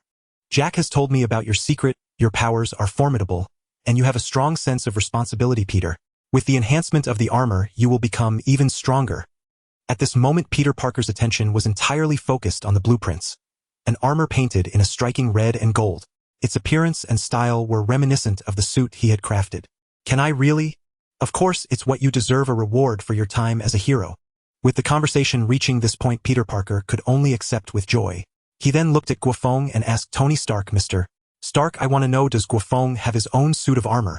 Just as Tony Stark was about to sip his coffee, he was caught off guard and momentarily didn't know how to respond. Should he tell Peter Parker that Guo Feng could easily crush his armor with sheer physical strength? Damn it, with Guo Feng's physical condition, the technology he currently possessed couldn't match up. Jack's situation is quite special. I need some time to design it properly, as it's something I've carefully prepared for him. After hearing this, Peter Parker looked at Guo Feng with envy. Guo Feng. Tony Stark was indeed capable of preparing armor for him. But knowing Tony Stark's character, the armor was certainly not meant for him to wear, but rather to keep him in check. Soon Peter Parker left Stark Industries. The evils of Queens awaited his attention. As for Tony Stark, after Peter Parker left, he donned the armor and flew towards the eastern battlefield. He was set to fight his first battle as Iron Man in that once shameful place. Meanwhile, Guo Feng returned to his office and opened the game interface. Just moments ago, the Frog Boy had sent back a photo. In the photo, the Frog Boy was in a pitch-black cave surrounded by several figures clad in black and red robes. Behind one of the figures stood a massive wooden statue, an Outer Path puppet, and the Akatsuki. "Frog Boy, you've really outdone yourself this time." Guo Feng's expression was complex. Although the Frog Boy's journey hadn't taken him to a high martial world, the world of Naruto was still quite good. After all, this world had many specialties, especially those bloodline limits and forbidden techniques which would greatly assist him. Closing the game interface, Guo Feng was about to meditate when he received a communication from Natasha. "You're still at Stark Industries? Are you planning to confront me?" Guo Feng thought for a moment and decided to meet with Natasha. Natasha arrived at Guo Feng's office wearing a white office lady outfit. "I believe last night's encounter was no accident. I didn't come to find you right away. You should understand the issue, right?" Guo Feng looked calmly at Natasha. In the Marvel Universe, possessing extraordinary power, while trying to develop discreetly, is quite difficult. Various events and wars will inevitably force you into the spotlight. From the moment SHIELD had its eyes on him, Guo Feng had no intention of hiding. Natasha intended to test Guo Feng's attitude, but seeing his straightforwardness, she decided to drop the pretense. Her previously gentle and charming demeanor vanished instantly. "Jack, you are more decisive than I expected. I apologize for what happened last night, but you must believe we mean you no harm. As for my identity, I cannot disclose it for now. Just know that we stand on the side of humanity. Guo Feng scoffed. This official excuse is something Nick Fury taught you, right? Natasha's expression changed. She hadn't expected Guo Feng to know about Nick Fury. It seemed S-H-I-E-L-D, and her identity were also exposed. S-H-I-E-L-D. S methods were traditionally secretive and information regarding her and the director was classified. Could there be a mole within S-H-I-E-L-D? She didn't ask Guo Feng the foolish question of how he knew these things but silently left. It was no longer possible to stay at Stark Industries. Her priority now was to contact Nick Fury and investigate the personnel issues within S-H-I-E-L-D. I hate abrupt departures. At the very least you owe me an explanation. Guo Feng closed the door, his gaze gradually turning cold. Are you planning to take action against me? Natasha turned to look at Guo Feng, her eyes showing no fear. Despite Guo Feng's astonishing display of power last night, Natasha did not believe she would necessarily lose. Guo Feng dismissed Natasha's backward-moving hands. Do you intend to fight me with those little gadgets from S-H-I-E-L-D? That would only make the battle more tedious. Natasha remained unfazed, staring intently at Guo Feng. In the next moment, Guo Feng vanished from her view. By the time Natasha reached for a weapon, Guo Feng was already behind her, his left hand resting on her back. You should honestly give me an explanation, Miss Natasha. If you still plan to mount a so-called counterattack, I won't show any mercy. To be honest, Black Widow was indeed one of the few female characters Guo Feng liked in Marvel, but from a practical standpoint he would never yield. Natasha released her hands. She did not sense any killing intent from Guo Feng, so she chose to compromise. What kind of explanation do you want? If it's an investigation from S-H-I-E-L-D targeting you, we must do that since you possess extraordinary power. Guo Feng shook his head. I understand S-H-I-E-L-D methods. I just want to know what Nick Fury thinks of me. I don't have the authority to know that. Then call Coulson over. He should be well aware. Guo Feng tossed Natasha onto the office sofa and then dialed Coulson's phone. Coulson, who was being worked hard under Happy, felt incredibly excited when he heard Guo Feng wanted to see him. As long as he could get away from that idiot Happy, he would even be willing to perform in a red light district. When Coulson arrived and saw Natasha looking dull on the sofa, he felt surprised and puzzled inside. Boss, who is this? No need to play dumb here, Coulson. I'm well aware of both of your backgrounds. What background? I don't even know her. Coulson wanted to argue, but after seeing Guo Feng's gaze he realized that both he and Natasha had been exposed. Damn it, how does he know our backgrounds? Like Natasha, Coulson also suspected that there was a mole within S-H-I-E-L-D, but he had no idea how much Guo Feng knew. Spare me the meaningless official rhetoric, Coulson. I want to know what Nick Fury means. Coulson's expression turned solemn. Jack, I understand you're angry with our actions, but since you know about S-H-I-E-L-D, you should also understand our duty. Guo Feng said calmly. So you're inviting me to join you to protect Earth and humanity together. Seeing Guo Feng's quick comprehension, Coulson's eyes lit up. Both Guo Feng's identity and his inherent power would be a great boon to S-H-I-E-L-D. I'm glad you see it that way, but rest assured you won't have to operate like Agent Natasha. Our director has long had an organization in mind for individuals like you. It just needs enough hands to be established immediately. And you, he continued, would become its core pillar. Guo Feng let out a scoff. I have no interest in some so-called supernatural organization. Go back and tell Nick Fury not to test my limits. Jack, you can. Coulson still wouldn't give up. My words are clear enough. Now you can leave Stark Industries. Coulson wanted to say more, but seeing the chill in Guo Feng's gaze he sighed and left with Natasha. Guo Feng watched their retreating figures. He knew well that even if Coulson and Natasha left today, it didn't mean S-H-I-E-L-D would abandon its efforts to infiltrate Stark Industries. Moreover, the level of infiltration would only increase. After leaving Stark Industries, Coulson immediately contacted Nick Fury to report on Guo Feng's situation. This guy seems very wary of us. But we've never provoked him before, have we? Nick Fury asked, puzzled. Of course, Fury wasn't buying Guo Feng's so-called resolve. To him, someone wielding such immense supernatural power had only two choices: ally or enemy. Furthermore, the fact that Guo Feng knew S-H-I-E-L-D intelligence had put Fury on high alert. He had suspected a mole within the organization for years, and this was the perfect excuse for a thorough investigation. Not long after, Fury received a video from an agent in the Middle East. It showed a robot with a gold and red paint scheme battling terrorists in a village occupied by militants. The terrorists' counterattacks caused no damage to the robot, while its casual strikes quickly routed them. After defeating the terrorists, the robot shot straight into the sky. Satellite tracking showed its destination was New York City. Damn it, why is it always New York? Fury switched off the video, his expression complex. He suspected the robot was connected to Stark Industries. The video of the mysterious robot eliminating terrorists wasn't exclusive to SHIELD. It had already gone viral across all major social media platforms. In Russia, Obadiah Stane rushed into Ivan Vanko's lab. Seeing his agitation, Ivan Vanko said with displeasure, "I've already told you the Ironmonger needs more time. You should be a patient man, Mr. Stane." Obadiah's face flushed with anger. "Shut up, you arrogant fool. Tony Stark has already completed his powered armor before you." "What?" Ivan Vanko was stunned. He murmured, "Impossible. How could Tony Stark have thought of this?" Obadiah shoved the video in front of him. "Nothing is impossible. Take a good look at this video, damn it. Stark Industries is growing stronger." After watching the video, Ivan Vanko's expression was incredibly complex. As a technical genius, he could roughly gauge the Mark's combat capabilities from the footage alone. Clearly, his Ironmonger was no match. "Damn you, Tony Stark." Ivan Vanko ground his teeth. He had thought the Ironmonger would guarantee him a decisive victory, but instead he had suffered such a crushing defeat. Obadiah grabbed Ivan Vanko by the collar. "I don't care what method you use, finish the Ironmonger by the end of today." With that, he produced a new blueprint, one he had commissioned from a team of scientists, an enhanced version of the original design. After reviewing the blueprint, Ivan Vanko's face twisted with rage. "You dared to alter my blueprint without my knowledge. You don't trust me." Obadiah sneered. "I trust your skill, of course, but the Ironmonger you designed no longer meets my needs. Finish it quickly or it'll make you regret it." Ivan Vanko pocketed the blueprint, cursing Obadiah for a fool. The new Ironmonger had completely abandoned his multifunctional design, becoming a massive cumbersome steel fortress bristling with heavy weaponry. A barbaric and idiotic design. "You are destined to be a failure." Ivan Vanko planned to flee once the Ironmonger was complete, and he already had a candidate in mind for his next collaborator.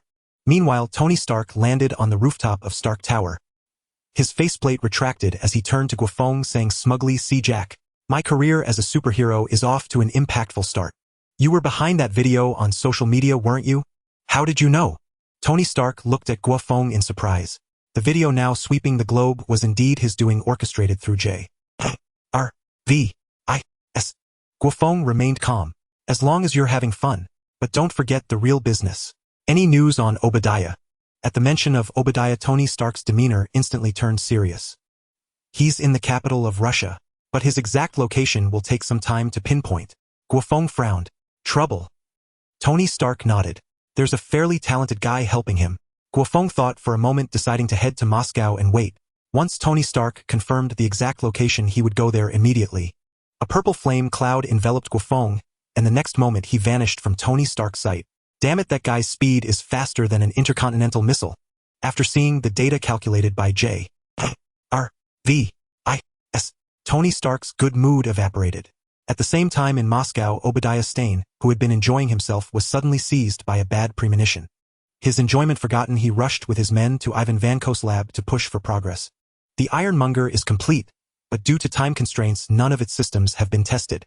Such an exaggerated design is bound to have problems. In the laboratory, Ivan Vanko said with irritation. Behind him on the workbench, a humanoid iron monster nearly 3 stories high was being loaded with weapons. Autocannons, rocket launchers, cluster bombs. It had almost completely sacrificed mobility, designed solely for heavy firepower output. In Ivan Vanko's eyes, it was a failure. A personal mech without mobility was nothing but a sitting duck. No need for testing. Time is pressing. Obadiah Stane's gaze burned with fervor as he looked at the Ironmonger. In his eyes, this was what a war machine should be. Compared to Tony Stark's armor, the Ironmonger was like a tiger facing a rabbit. Against such firepower, even Guo Feng would be reduced to ashes. Once the Ironmonger's weapon systems were loaded, Obadiah immediately entered the cockpit located at the machine's back. As the arc reactor activated, all functions of the giant machine synced and powered on.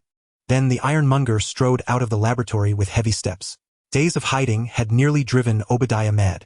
Now, with no fear of Stark Industries' threats, he was ready to vent. This madman is doomed to fail.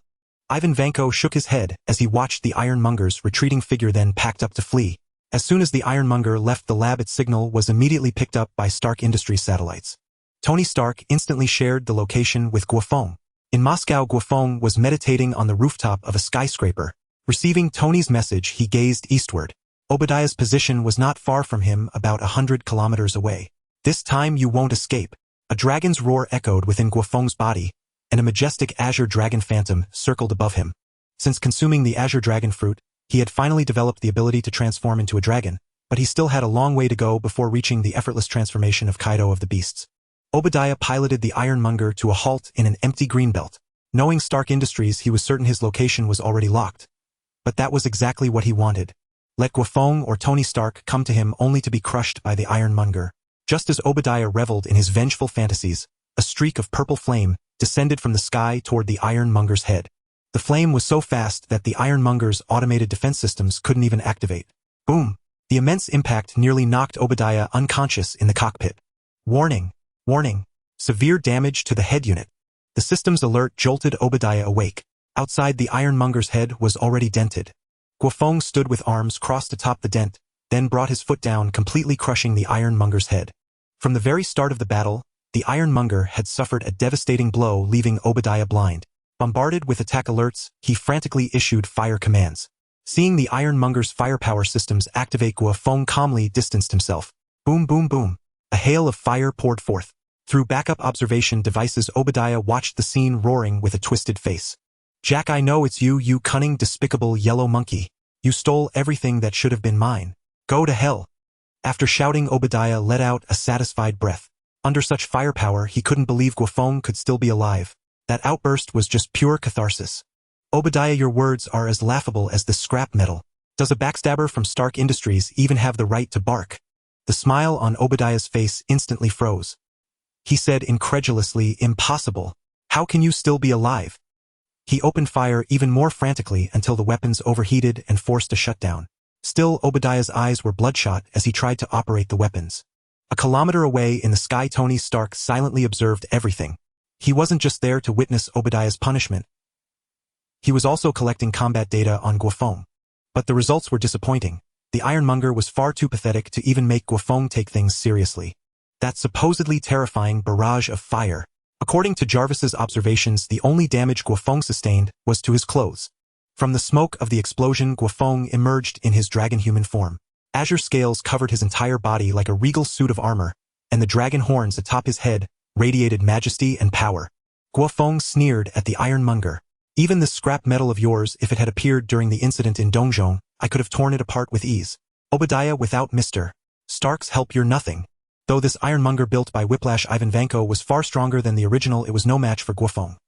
Not even for the Mark I Ironmonger, which had been modeled after Guo Feng's initial data. Without sufficient mobility, Tony Stark could have taken it out with a single laser cut. Seeing Guo Feng completely unscathed, Obadiah nearly lost his mind. He roared in defiance, you monster. Why has heaven favored you so, giving you such power? It should have been mine. There are no what-ifs in reality. Time for you to die. Obadiah's psychological defenses had crumbled, and Guo Feng had no more interest in playing games. Guo Feng clenched his dragon claws. A blazing red flame ignited, and with a single punch the fire transformed into a crimson dragon dozens of meters long, soaring toward the Ironmonger. Beneath the crimson dragon, all was reduced to ashes. Watching from a distance, Tony Stark was stunned. He glanced at Jarvis's data report and sighed helplessly. Damn it, it's only been 2 days and he's already made such absurd progress. That crimson dragon. Let alone taking it heat, and even a graze would vaporize him and his armor. His expression then turned melancholy. He had always had some feelings for Obadiah. Without Guo Feng's intervention, even after defeating him, he would have spared Obadiah's life, letting him rot in prison.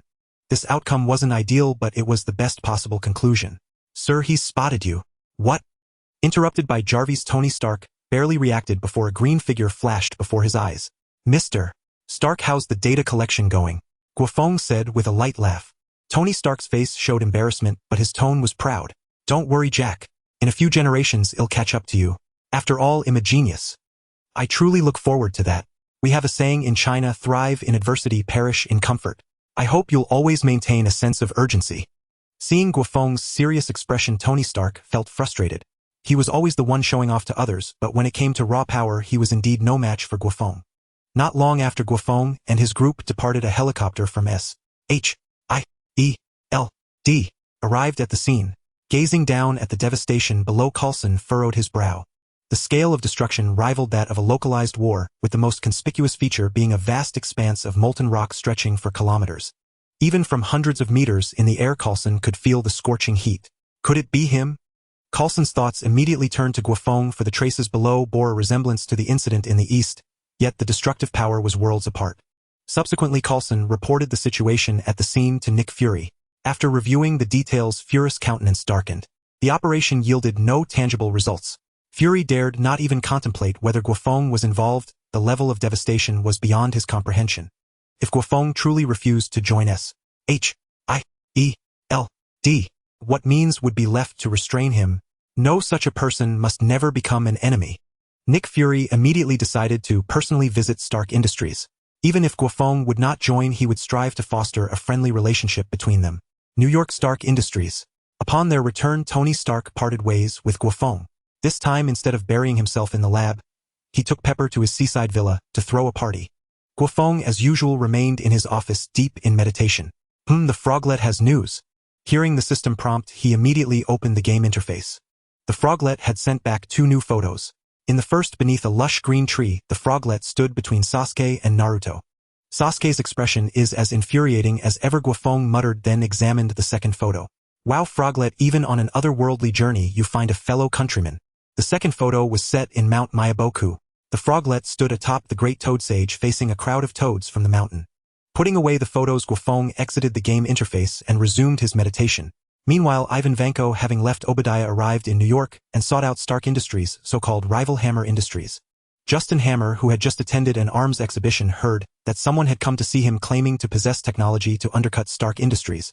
What lunatic! Undercut Stark Industries? Justin Hammer scoffed. Though he publicly claimed Hammer Industries and Stark Industries were competitors, in truth, his company was merely scavenging Stark's leftovers. A genius like Tony Stark was a once-in-a-century phenomenon. Justin Hammer had never entertained the thought of competing unless Tony Stark were dead. Just as he was about to have Ivan Vanko thrown out, Vanko shouted excitedly, "That red armor in the east. You know who made it? In this world, no one else can match his technology but me." "What did you say?" Justin Hammer signaled his men to stop, the smile vanishing from his face. He knew exactly who had crafted that armor in the east. That knowledge filled him with despair. He couldn't even replicate the miniaturized arc reactor, let alone match the armor's performance. "That's right. I can help you build armor for Hammer Industries," Ivan Vanko said, pulling an arc reactor from his bag. The moment Justin Hammer saw it, his expression shifted dramatically. He quickly had his scientists verify it. Once confirmed, his attitude toward Ivan Vanko became markedly warm. "I never thought I'd be lucky enough to meet a genius like you. Name your price." "I have only one condition: do not interfere with my research, and I will deliver results that satisfy you," Ivan Vanko stated calmly. If Justin Hammer meddled in his work, as Obadiah had, he would leave without hesitation. "No problem. My greatest virtue is respecting others' requests," Justin Hammer said, then ordered his men to escort Ivan Vanko away. The next day, Justin Hammer held a press conference announcing that Hammer Industries had achieved a major technological breakthrough, developing a powered exoskeleton battlesuit. It would be unveiled at the weapons exhibition in a week, where a contract with the military would be signed. No sooner had the conference ended than Tony Stark rushed to find Guo Feng. "Justin Hammer is stealing my idea. How could his company possibly develop a battle suit?" Guo Feng said calmly, "Hammer Industries alone couldn't, but they have outside help. Remember the Ironmonger?" At Guo Feng's reminder, Tony Stark's gaze sharpened. "You mean the guy who built the Ironmonger for Obadiah has joined Hammer? If it's him, there's nothing to worry about." From the Ironmonger's design, Tony Stark could gauge Ivan Vanko's skill, barely passable. Guo Feng. He knew Tony Stark all too well. It wasn't that Stark feared Hammer surpassing him. He was worried about being upstaged. Sure enough, Tony Stark announced he would hold a press conference that afternoon to reveal his identity as Iron Man. Guo Feng paid little mind to this. Neither Hammer Industries nor Ivan Vanko posed any threat in his eyes. That afternoon, on the eve of the press conference, Guo Feng went to find Peter Parker. The little spider couldn't miss this historic moment. Following the signal from the communicator, Guo Feng located Peter Parker in a narrow alley. Peter was engaged in battle with over a dozen men armed with automatic weapons. His spider sense allowed him to deftly dodge bullets while firing webs. Guo Feng recognized these men. They were from the infamous Hell's Kitchen, an organization with immense dominion over the underworld. Beyond their heinous deeds, their leader, the Kingpin, was a legendary figure.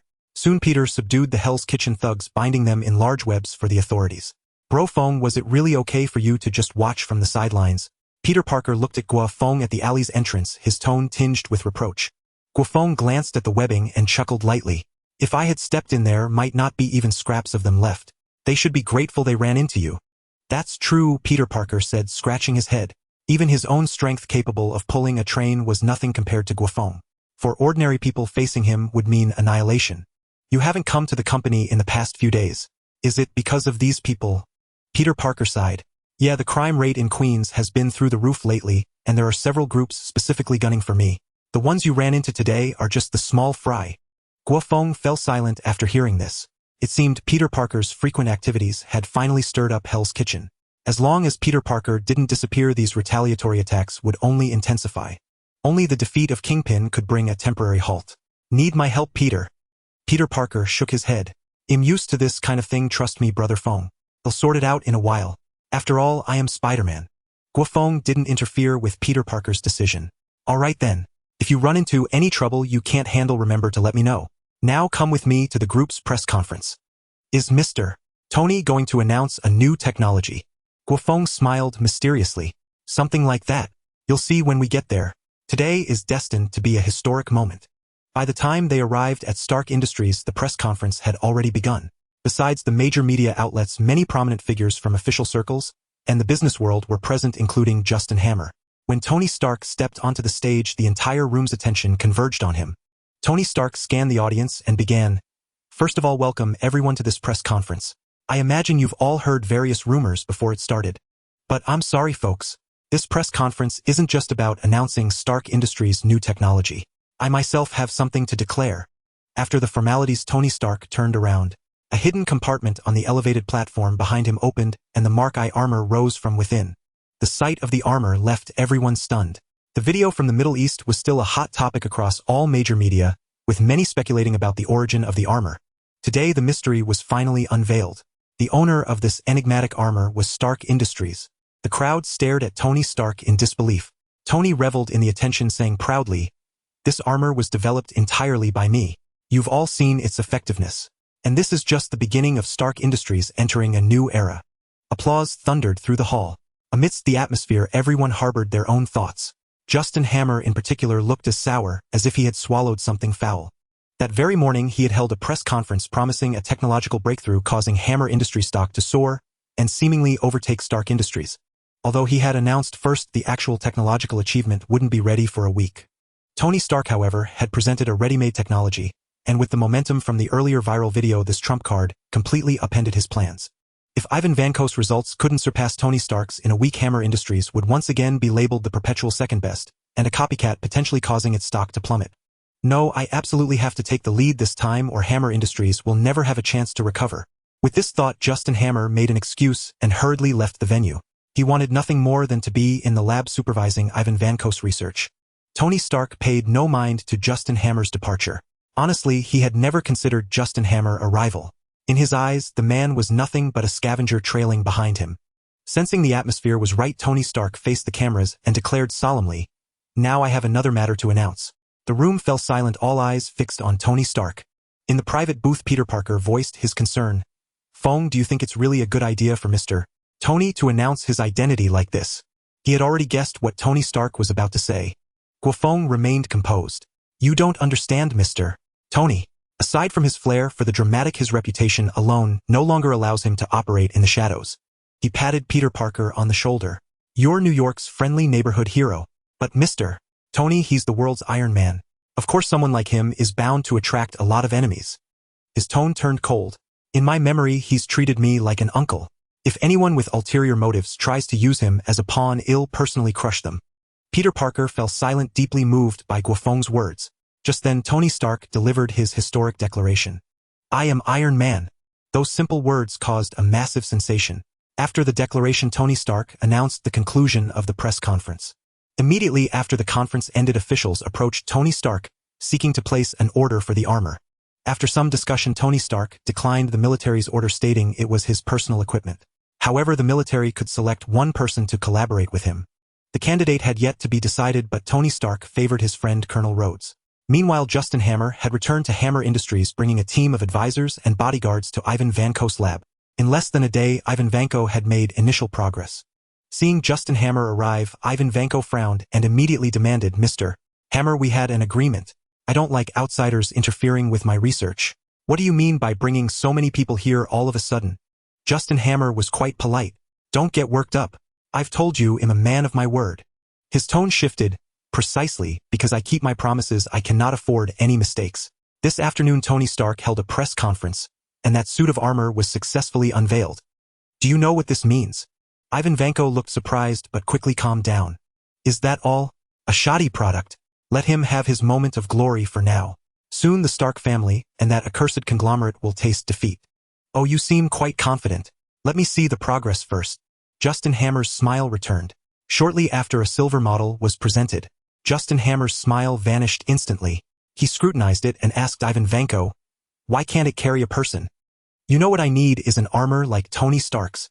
Ivan Vanko replied calmly, "That's precisely why it's a shoddy product.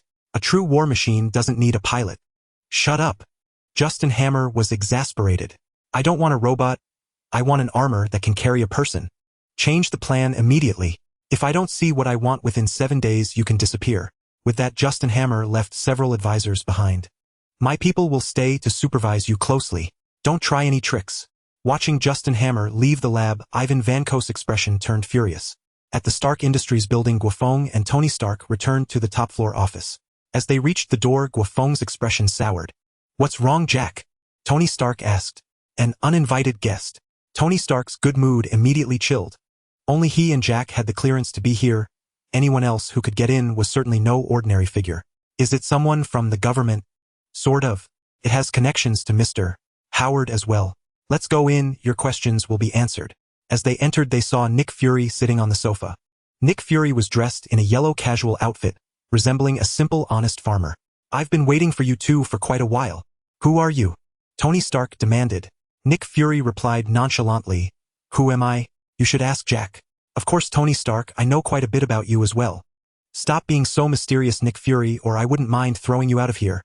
Guo Feng approached Nick Fury and said irritably, "Wasn't what I said before clear enough? Or are you not giving up thinking that showing up in person would succeed?" Nick Fury's expression remained unchanged. "Since you know about us, you should understand our stance. This world has never been as peaceful as it seems on the surface. Enough. To hell with that damn stance. I don't quite agree that with great power comes great responsibility. I just believe that with great power you don't have to bow to anyone." Tony Stark was utterly bewildered by their exchange. He quickly interrupted, "Before you two discuss that damn stance, can you at least clarify who you both are for me?" Guo Feng nodded. "Let Mr. Egghead here explain it to you."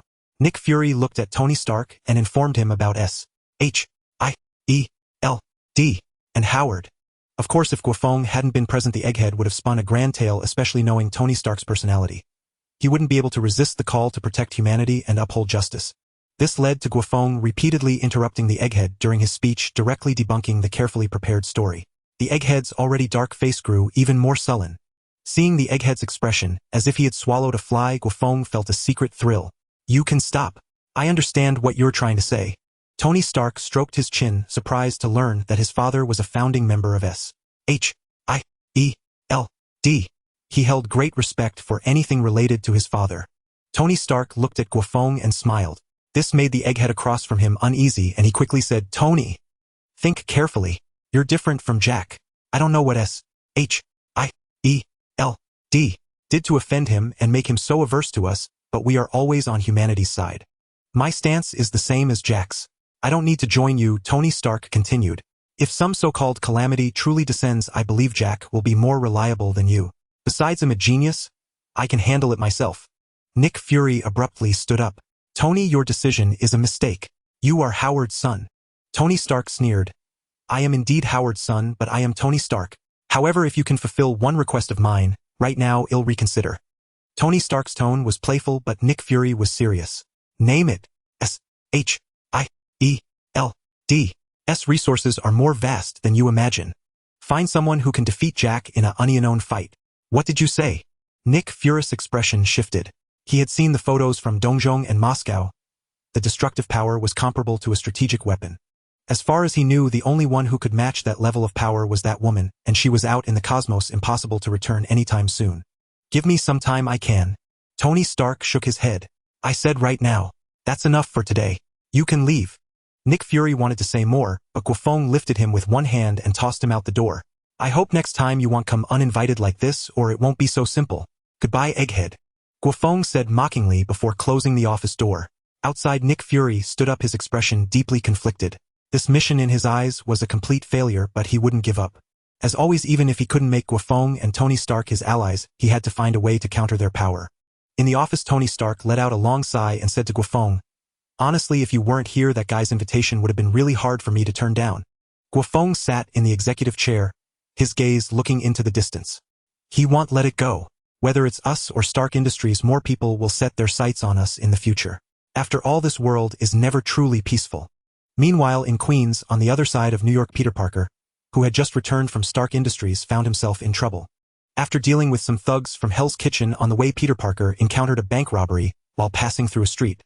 He thought it was just a regular robbery, but the culprit turned out to have superpowers. Peter Parker was initially holding his own until a sand truck appeared. The next moment, the figure merged into the sand truck as sand and the sand inside exploded. A massive humanoid figure formed in the air from the swirling sand. Faced with Sandman's immense power and bizarre abilities, Peter Parker was locked in a bitter struggle. He only managed to drive Sandman back by using roadside fire equipment at a critical moment, but not without sustaining significant injuries. After confirming Sandman had left, Peter Parker immediately contacted Guo Feng. On the top floor of a skyscraper hundreds of meters high, Peter Parker lay on his web, playing a matching game. A purple flame cloud descended behind him, and Guo Feng, clad in a black suit, walked over. Tell me about your trouble, Peter. Peter Parker leaped down from the web, and with a somewhat weary tone explained the situation to Guo Feng. Interesting to encounter the Sandman at this juncture, Guo Feng mused. The Sandman was not only a dangerous superhuman, but also had a connection to Peter Parker. That connection involved the death of Ben Parker, but Guo Feng had no intention of telling Peter. Come on, Peter, let's go take care of this problem. Just as well, Guo Feng wanted to stretch his limbs, and the Sandman was a perfect whetstone. What? Peter Parker was taken aback and quickly said, Feng Go, that guy is really tricky, and he seems to ignore physical damage. Your great strength is kind of countered. Guo Feng gave a faint smile. Who told you I'm all brute force? Don't worry, it's just a pile of sand. Seeing Guo Feng's confidence, Peter Parker, though a bit skeptical, decided to act together. By midnight, in a sand quarry on the outskirts of New York, Mark, wearing a mesh t-shirt, lay on a pile of cash, recalling the day's battle. Damn, Spider-Man, I have to find a chance to finish him off for good. Oh, buddy, why do you hate me so much? But you look so pathetic lying on that cash. The familiar voice startled Mark. Spider-Man, it's you. Mark immediately transformed into his Sandman form, warily scanning his surroundings. Come out, Spider-Man, you contemptible little insect, how dare you come back to me? The surrounding sandstorm grew fiercer. At the center, Mark was filled with confidence. He had deliberately chosen this place as his base, believing he was invincible on home turf. Hello, I'm over here. Peter Parker jumped out from a nearby sand truck. The next moment, the surrounding sand coalesced into a pair of enormous fists that slammed down heavily upon him. Mark transformed into a giant Sandman, rising above amidst the sandstorm, looking down at the crushed truck. Feel true power, little insect. Peter Parker crawled out of the sand, shook himself off, and said to Mark above, Indeed, you are really powerful in this place full of sand. Too bad I'm not here alone. In an instant, the sky above the quarry was shrouded in thunderclouds. Amidst the lightning and thunder, a dragon's silhouette could be faintly seen weaving through the clouds. Accompanied by a dragon's roar, a bolt of purple lightning struck down. Mark's surrounding sandstorm collapsed at the first touch, and the lightning struck him directly. With a scream, Mark was sent flying out of his Sandman form, convulsing on the ground, charred black. My God! Peter Parker stared in disbelief at the scene. The turn of events was beyond his imagination. The Sandman, whom he had considered immensely powerful, was defeated in a single move. This power completely overturned his understanding. Within a few breaths, Mark regained consciousness. He scrambled to his feet, looking up at the sky with fearful eyes. You have disappointed me so much. Is this all the skill you have on your home turf? Guo Feng descended from the sky on a flame cloud, looking at Mark with some disappointment. That strike had been a casual effort on his part, yet it had nearly killed Mark. In truth, Guo Feng was also quite surprised by the rate at which his power was increasing. Especially the color of the Supreme King, the color of armament, and the color of observation he had obtained some time ago, which he had already developed to an intermediate stage. He believed it wouldn't be long before he reached the advanced or even the pinnacle level. Spare me, I'll never commit crimes again. Mark wisely begged for mercy, thinking that even if he were sent to prison, he could easily escape any time. Just because you say spare you, I should do it. Guo Feng sneered, looking down at Mark. I'll give you two choices, be my dog or die. Don't be like this, Feng Gu. We can hand him over to the police. Peter Parker stepped forward and said, "Do you think the police can keep a guy like him? Put away your naive ideas. Different people require different methods." Peter Parker fell into deep thought. Guo Feng said nothing more. He knew Peter Parker was that kind of person. As a very down-to-earth superhero, he could be righteous and friendly, or he could have an evil and ruthless side, but he was never a saint who refused to kill. "Send me to prison, Spider-Man. I promise I won't escape. I'll serve my sentence obediently," Mark begged with a sincere face. He thought that once in prison he could do as he pleased and then leave New York far away from these two scourges and be free again. Peter Parker shook his head. "You were defeated by Feng Go. I have no right to decide your punishment." "No, you can't do this. You're not Spider-Man at all," Mark roared. The entire quarry's sand erupted into a frenzy. Countless grains of sand flowed like seawater, constructing a 100-meter quicksand giant. Around the giant, a massive sandstorm was rapidly forming. What the hell, did this guy take some drugs? How is he this powerful? Peter Parker braced himself against the sandstorm, complaining, while Guo Feng, closest to the storm, stood unmoving. "I'll make you both pay."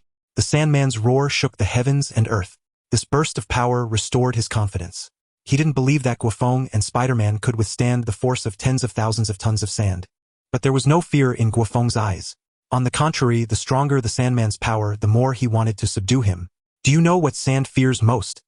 Guo Feng suddenly asked Peter Parker. Peter was stunned. By the time he came to his senses, Guo Feng had already transformed into his dragon form with crimson flames flowing over his dragon claws. "It's high heat," Peter Parker murmured. Then a purple flame cloud enveloped him and carried him outside the quarry. When the flame cloud dissipated, Peter looked ahead with a shocked expression. The entire quarry was swept by a dragon-shaped flame, raising waves of fire that eventually formed a massive inferno storm. Illuminated by the thunderclouds above, it looked like the apocalypse. A few seconds later, the raging flames visibly contracted. The flames dissipated. The original quarry was reduced to ruins. All the sand had been vitrified by the intense heat. The quicksand giant that Mark had become was now a statue of desperate struggle. "Is he dead?" Peter Parker asked. "Not yet, I still have use for him," Guo Feng chuckled. "Let's go. This place will be sealed off for a while. When Sandman breaks free, hell understand what to do." Peter Parker nodded thoughtfully. The scene of Guo Feng suppressing Sandman moments ago still shook his heart. The enemies he had encountered so far, including himself, could never withstand that blow. It was a power that defied his understanding. "My God, is Brother Feng a deity descended to Earth?" Peter Parker thought, recalling the image of Guo Feng transforming into a dragon humanoid, his heart trembling with awe. After they left, the abandoned sand quarry was soon acquired by Stark Industries and sealed off. Following his parting with Peter Parker, Guo Feng returned to Stark Industries. In the top-floor office, Tony Stark stood at his workbench dismantling a suit of armor. Taking the coffee handed by a robotic arm, he had just taken a sip when the office door opened and Guo Feng walked in. "What a coincidence, Jack. Pepper told me you acquired a sand quarry. Planning to venture into real estate."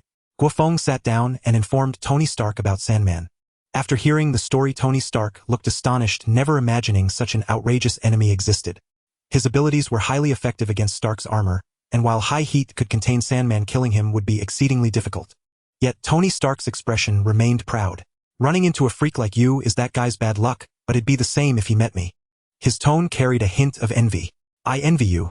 Just stepping out and you encounter enemies with supernatural powers. All these days as Iron Man, I've only run into ordinary criminals." Ordinary criminals had already lost their appeal for Tony Stark. He desperately wished for a formidable opponent to prove himself. Guo Feng said calmly, "Don't worry, this world will only grow more turbulent. By the way, any moves from S-H-I-E-L-D?" At the mention of S-H-I-E-L-D, Tony Stark immediately dropped his smile. "You're right. That bald director is indeed restless. He keeps infiltrating the company with his people. But with Jarvis' help, these guys can't cause any trouble." Guo Feng nodded, trusting Tony Stark's arrangements. After a brief chat, he returned to his residence, where news had just arrived from the Frog Cub. This time it wasn't just photos, but an official return. "The Frog Cub is back. The Frog Cub has brought you specialties and souvenirs. Please check. Finally back. Let me see what it brought." Ignoring the earlier prompts, Guo Feng's eyes fixed on the last two notification boxes. The first was an ancient-looking scroll, the last a container holding a pair of scarlet eyes. Opening the ancient scroll, a prompt appeared. "Sage Mode Compendium from the Naruto world." The Frog Cub visited Mount Miyaboku, the Shikatsu Forest, and Ryuchi Cave to compile this compendium. Upon use, it grants the seeds of 3 sage modes, allowing direct mastery of the introductory stage and effect fusion. Frog Cub Daddy loves you. Guo Feng beamed with joy. He knew that Sage Mode was one of the supreme powers in the ninja world. Mastering it would bring a qualitative boost in strength, let alone having all 3 Sage Modes combined, whose effects would be far beyond simple addition. So the second specialty must be the Sharingan. Eternal Mangekyo Sharingan fused from the Naruto world. The Frog Cub fused the abilities of the modern Uchiha clan's Mangekyo Sharingan. A brief description, but Guo Feng understood just how formidable these eyes were.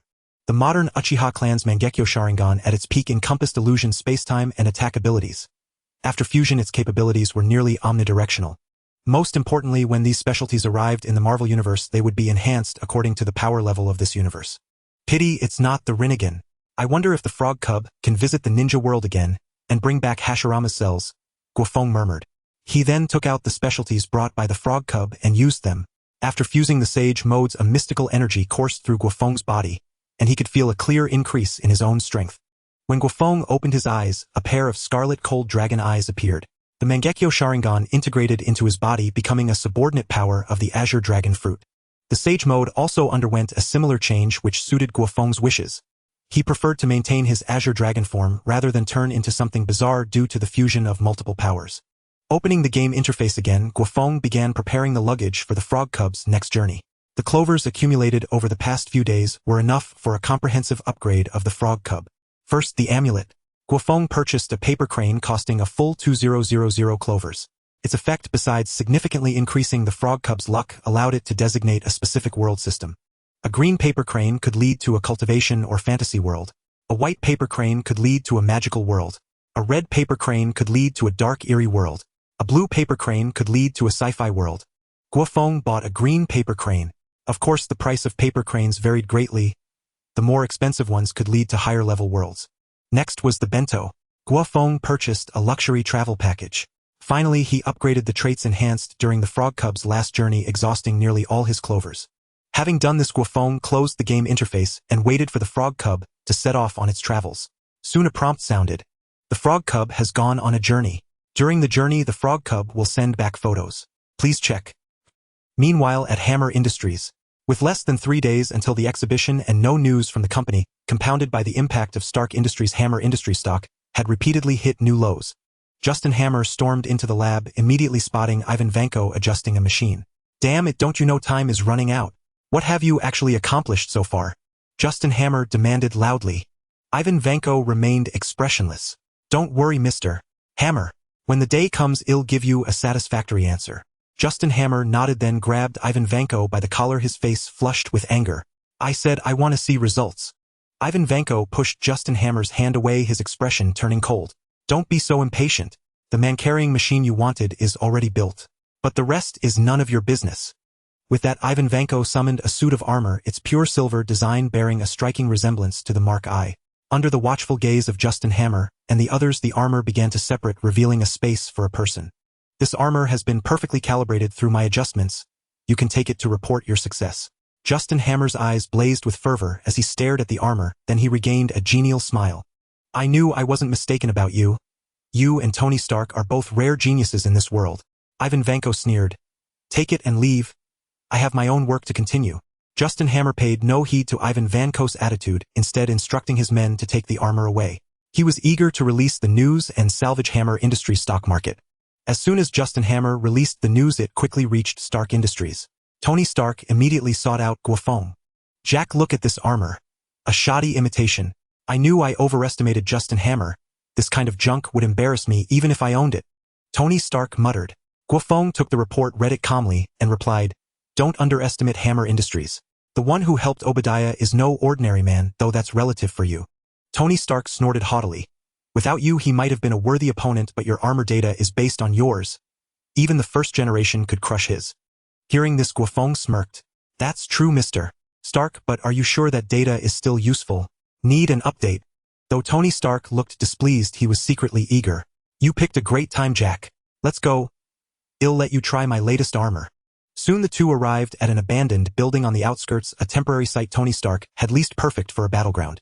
After Tony Stark's arrival, a transport plane soon appeared, dropping a red-painted metal case. As it hit the ground, the case began to transform, assembling into armor around Tony Stark. Guo Feng examined the armor. Its paint and design were similar to the Mark I, but it was larger and more imposing. focusing on strength and defense. What generation is this? Tony Stark stretched and smiled. This is a new series I call the Anti-Feng, and this is the second generation. Jarvis, activate combat mode. Instantly, the Anti-Feng glowed red, vanished, and reappeared behind Guo Feng, grabbing his shoulders. The armor pushed with force, but Guo Feng remained unmoved, though the ground beneath him began to crack. Impossible!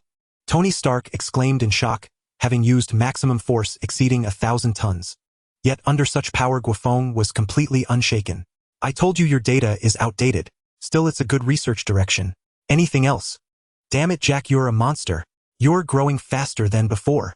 Tony Stark cursed, then distanced himself as his back armor opened and quickly assembled into a cannon.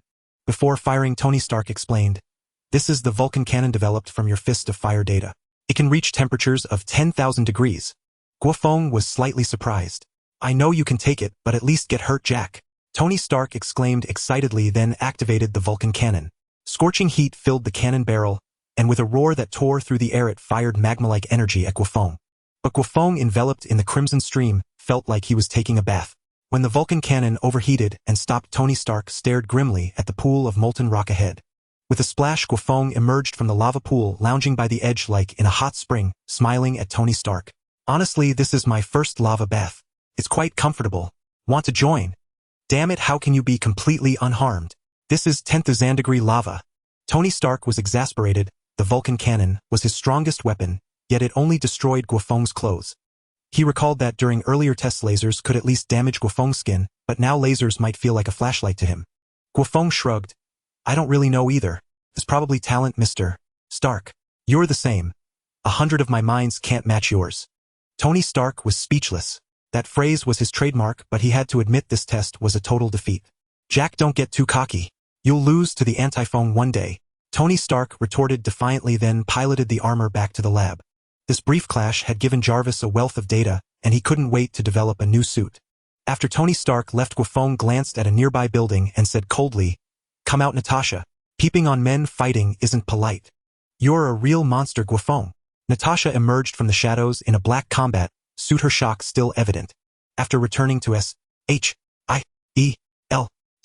Nick Fury had assigned her to monitor Tony Stark and Guo Feng. Their brief clash, though short, shattered her worldview. A person enduring 10,000 degree heat unscathed was something Natasha had never imagined. Of course, Tony Stark's displayed power also amazed her. How long had it been? Their strength was already this absurd. Guo Feng stepped out of the lava pool and changed into a black suit in front of Natasha. "Tell your bald-headed director that I don't care about his little schemes, but don't get in my way or the temperature SHIELD. Faces won't be just 10,000 degrees. Are you threatening us?" Natasha's expression shifted. Guo Feng shook his head, threatening. "I'm just stating a fact." Natasha stared at him. "I'm sorry about what happened before, but I'll say it again. SHIELD means no hostility toward you." With that, Natasha retreated into the shadows and disappeared. Shortly after Natasha departed, Nick Fury at SHIELD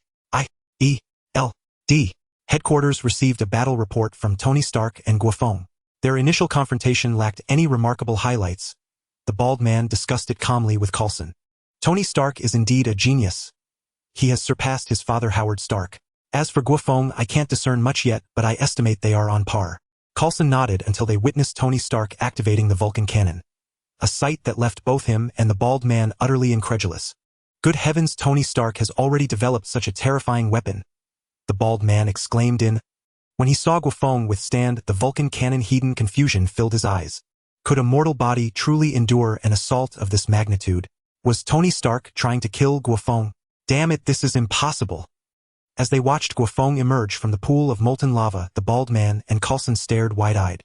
Despite such an attack, Guo Feng remained completely unscathed. Even after the report concluded, the two remained frozen in shock. After a long moment, the bald man regained his composure and spoke with a grave tone. "The power Guo Feng has displayed exceeds my expectations. Moreover, based on previous intelligence, his strength has grown too rapidly." Coulson said solemnly, "Director, Guo Feng has revealed very little so far. What we have seen is merely the tip of the iceberg of his true capabilities." The bald man sighed. "Indeed, it's a pity such a talent cannot serve SHIELD. If he were with us, we would have far fewer troubles." The bald man felt both admiration and frustration toward Guo Feng.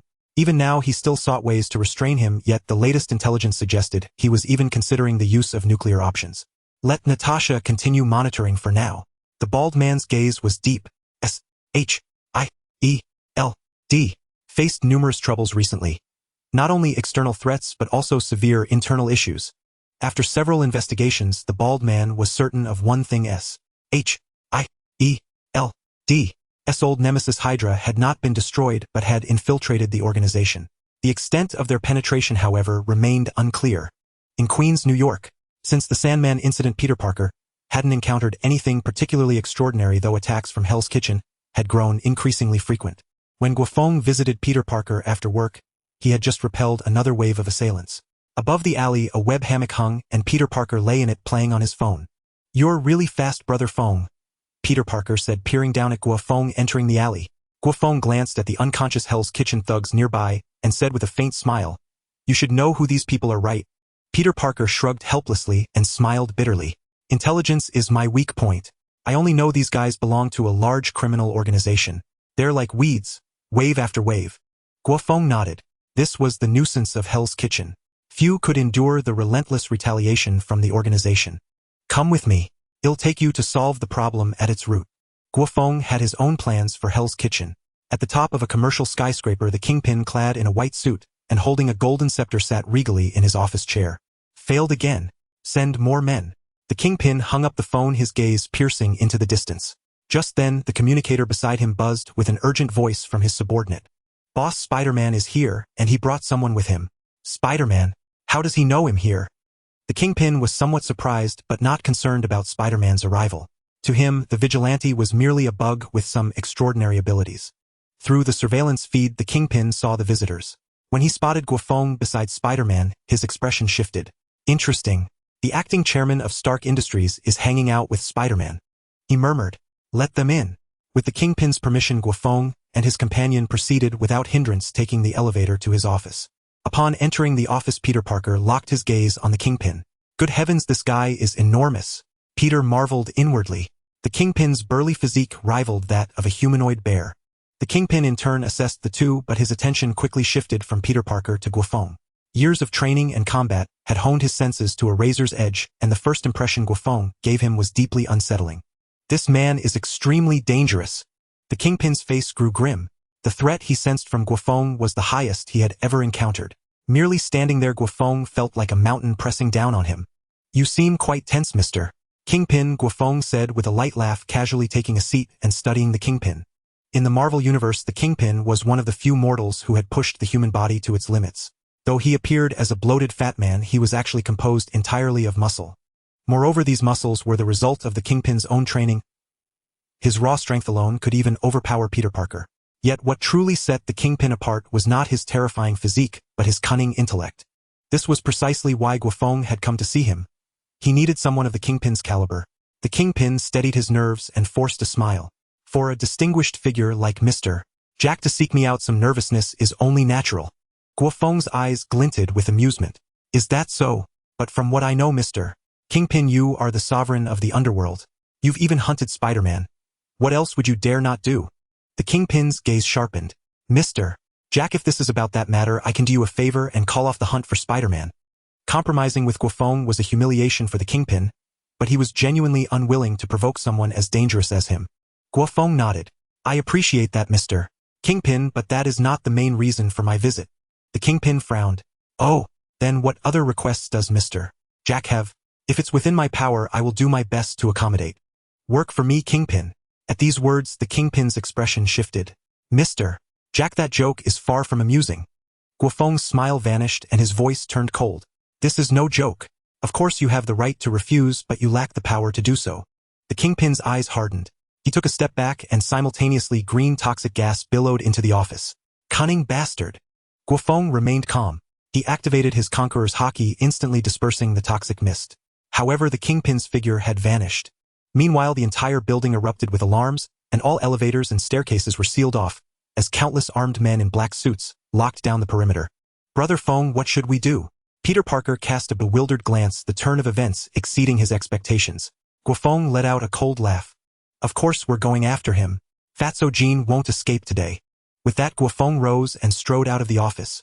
The moment he stepped out, the surrounding doors burst open and dozens of Hell's Kitchen operatives surged forth, unleashing a torrent of gunfire. The dense hail of bullets suddenly froze midair as they approached Guo Feng. With a casual wave of his hand, the bullets reversed course, slaughtering all the attackers. The next instant, an invisible aura erupted from Guo Feng, enveloping the entire building. Under the shockwave of Conqueror's haki, nearly everyone lost consciousness in an instant. Kingpin, who had already reached the escape route, staggered as his mind was struck like a heavy hammer. Yet, with astonishing willpower, he endured, though all his subordinates around him collapsed. Kingpin's face was filled with terror. This unknown attack frightened him. Did Jack do this? Damn it, this guy is too terrifying. His heart pounding with alarm, Kingpin rushed out of the escape passage onto the helipad. The pilot inside had already lost consciousness, so he had to pilot the helicopter himself to flee. On the rooftop of the building, Peter Parker pointed at the helicopter gradually vanishing from sight. Brother Feng, he's over there. Purple flame clouds swirled around Guo Feng, then enveloped the two as they pursued Kingpin. Guo Feng did not choose to engage in the air, but followed Kingpin all the way to a base. Kingpin stepped off the helicopter, breathing a sigh of relief, his face regaining its authoritative demeanor. The threat of Guo Feng was too great. He decided to have Hell's Kitchen lie low for a while to avoid being targeted again. Yahoo! Peter Parker dropped from the sky, his web striking Kingpin's legs, and landed on the helicopter, pulling hard. Kingpin nearly stumbled, his face flushed with anger, as he yanked back, causing Peter Parker to lose his balance and almost fall. What? Peter Parker looked puzzled. Kingpin's strength could actually match his own. Refusing to believe it, he began a tug-of war with Kingpin. Seeing this, Kingpin grew ferocious, dropping his scepter outright and using both hands to grip the web, pulling with all his might. Damn, is this guy that strong? Peter Parker complained, finding himself at a disadvantage in the struggle. At the same time, a large group of Kingpin's men arrived, countless weapons trained on Peter Parker. Just as Peter Parker was about to be overpowered and dragged over by Kingpin, a hand reached out and gently tugged the web. Kingpin on the other end was pulled over without any resistance, crashing to the ground in disgrace. Lifting his head, he found himself staring up at Guo Feng, who looked down at him. Impossible! Kingpin couldn't believe it. The force transmitted through the web just now was something he couldn't even resist, and it was merely a casual pull from this man before him. It was hard to imagine the true extent of this guy's terrifying power. Running off mid-conversation, Kingpin, I need an explanation. Kingpin tried to rise, but Guo Feng stepped on his back, pressing him down, as if a mountain weighed on him, completely immobilizing him. Damn it, you bastard! Such humiliation caused Kingpin to lose his composure entirely. Seeing this, his men glared at Guo Feng, redirecting their weapons at him. Guo Feng shrugged, completely ignoring Kingpin's men, and said with amusement, Kingpin, put aside your so-called dignity as the underworld king. I'll say it again, I need an explanation. Kingpin glared at Guo Feng, unwilling to concede. Jack, you're certainly powerful in terms of strength, but you can't possibly watch over the entire world, can you? Believe me, within 5 minutes something will happen at Stark Industries. Is that your threat? Guo Feng's expression remained calm. Kingpin smirked. It's just the truth. After all, this is what we villains are good at. Jack, you wanted an explanation, didn't you? Let me up. Guo Feng stared at Kingpin and slowly lifted his foot. It wasn't that he feared Kingpin's threat. He needed Kingpin and his Hell's Kitchen organization.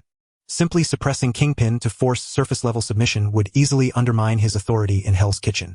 And now Kingpin seemed ready to compromise. After standing up, Kingpin picked up his scepter, walked over to Guo Feng, and displayed a friendly smile. Jack, you're an incredibly powerful being. The most dangerous person I've ever encountered. So I'm happy to be your friend. I hope you'll be a loyal friend, Kingpin. Guo Feng said calmly, then pulled Peter Parker aside and left. On the way, Peter Parker asked in confusion, Brother Feng, are you just letting him go? He's a vicious criminal. Guo Feng shook his head. Peter, criminals in this world are like weeds. Impossible to eradicate completely. Especially with a massive criminal organization like Hell's Kitchen. Do you know what would happen if Kingpin were gone? The criminals would be more restrained since they'd lack a leader. No, they'd become even more reckless. Kingpin is their rulebook. Besides, even if we got rid of Kingpin, other villains would rise. This outcome is the best. Guo Feng chuckled. Of course, when those villains step out of line, you can still throw them in jail. That's what being Spider-Man is all about. Peter Parker fell into thought. Soon after, the two arrived at Stark Industries, where they were immediately greeted by a message from Tony Stark. When they reached Tony Stark's lab, he called Peter Parker aside alone. Remember my promise to you, Peter. Peter Parker's eyes lit up. Mr. Stark, do you mean the spider suit? Tony Stark looked smug, snapping his fingers with theatrical flair as a nearby workbench rose. When it unfolded, a blackened spider suit emerged. The sci-fi sleek armor instantly captivated Peter Parker, who rushed over his eyes burning with excitement as he examined it. Tony Stark was thoroughly pleased with Peter Parker's reaction. This was the treatment a genius deserved. Unlike that certain someone sitting nearby sipping tea. Mr. Stark, this is too valuable. I don't think I can accept it. I haven't contributed anything to Stark Industries. Despite his intense desire for the spider suit, Peter Parker still felt embarrassed. Take it, Peter. I built it specifically for you. If it's not used by you, this suit loses its meaning. Faced with Tony Stark's firm insistence, Peter Parker had no choice but to accept. By the way, Mr. Tony, you mentioned preparing a suit for Brother Feng as well. Any progress? Peter Parker's casual question caused Tony Stark's smile to freeze instantly. Cough, cough. Peter, you should understand Jack's power. Even with my genius intellect, it will take some time to forge a suitable suit. Peter Parker nodded and began donning his Spider-Man suit. Tony Stark had specially prepared a venue for Peter Parker to test the suit's performance. After Peter entered the testing ground, Tony turned his gaze to Guo Feng. You've been quite active in Queens lately. Any news? Guo Feng looked at Tony Stark's eager expression and said nonchalantly, There's a peculiar fellow who's been causing trouble for Peter. I went over and dealt with it. You should have left that chance for me. Dealing with those ordinary thugs every day is dreadfully dull. Guo Feng shook his head. Don't be fooled by how easily I defeated you. With your current strength, this matter is still beneath you. Rest assured, Hammer Industries will satisfy your requirements soon. Tony Stark squinted his eyes, puzzled. Justin Hammer, with his skills. Don't make me laugh. Of course not Justin Hammer. It's the man behind him. Isn't the Hammer Industries exhibition tomorrow? You'll have your chance to play then. With the junk he produces, I could dismantle it in no time, Tony Stark said arrogantly. In his eyes, the items Hammer Industries displayed were inferior even to the Ironmonger. Guo Feng smiled mysteriously. That guy's approach is different from yours. He doesn't like putting people inside suits. To be honest, he was also curious about what the infamous Whiplash Ivan Vanko would pull off tomorrow. But if he deployed an army of robots against Tony Stark, as originally planned, the result would be nothing short of a crushing defeat. Not to mention the anti-Feng series suits. Even the first-generation Mark suit could easily outperform Ivan Vanko's assembly line robots. However, considering that Ivan Vanko had once worked with Obadiah Stane, his craftsmanship might not be as shoddy as before. Stop being so cryptic. Spit it out. Tony Stark leaned in curiously, but Guo Feng flatly refused. I told you you'll find out tomorrow. That's the scene I've saved for you. Now let's go check on Peter. After being turned down repeatedly, Tony Stark snorted coldly and followed Guo Feng to the testing ground. In the spacious testing ground, Peter Parker, clad in his Spider-Man suit, was having a blast. Every function of the suit suited his tastes perfectly. He felt that wearing this suit he wouldn't be as helpless against Kingpin as before. He might not crush him like Guo Feng, but at least dealing with him would be far easier. After Peter Parker finished testing, Tony Stark recorded the data and compressed the Spider-Man suit into a mechanical sphere the size of a cantaloupe. Put it in your backpack.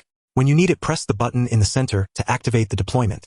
Peter Parker's eyes lit up as he placed the mechanical sphere into his backpack. Tony Stark continued, This is just the beginning.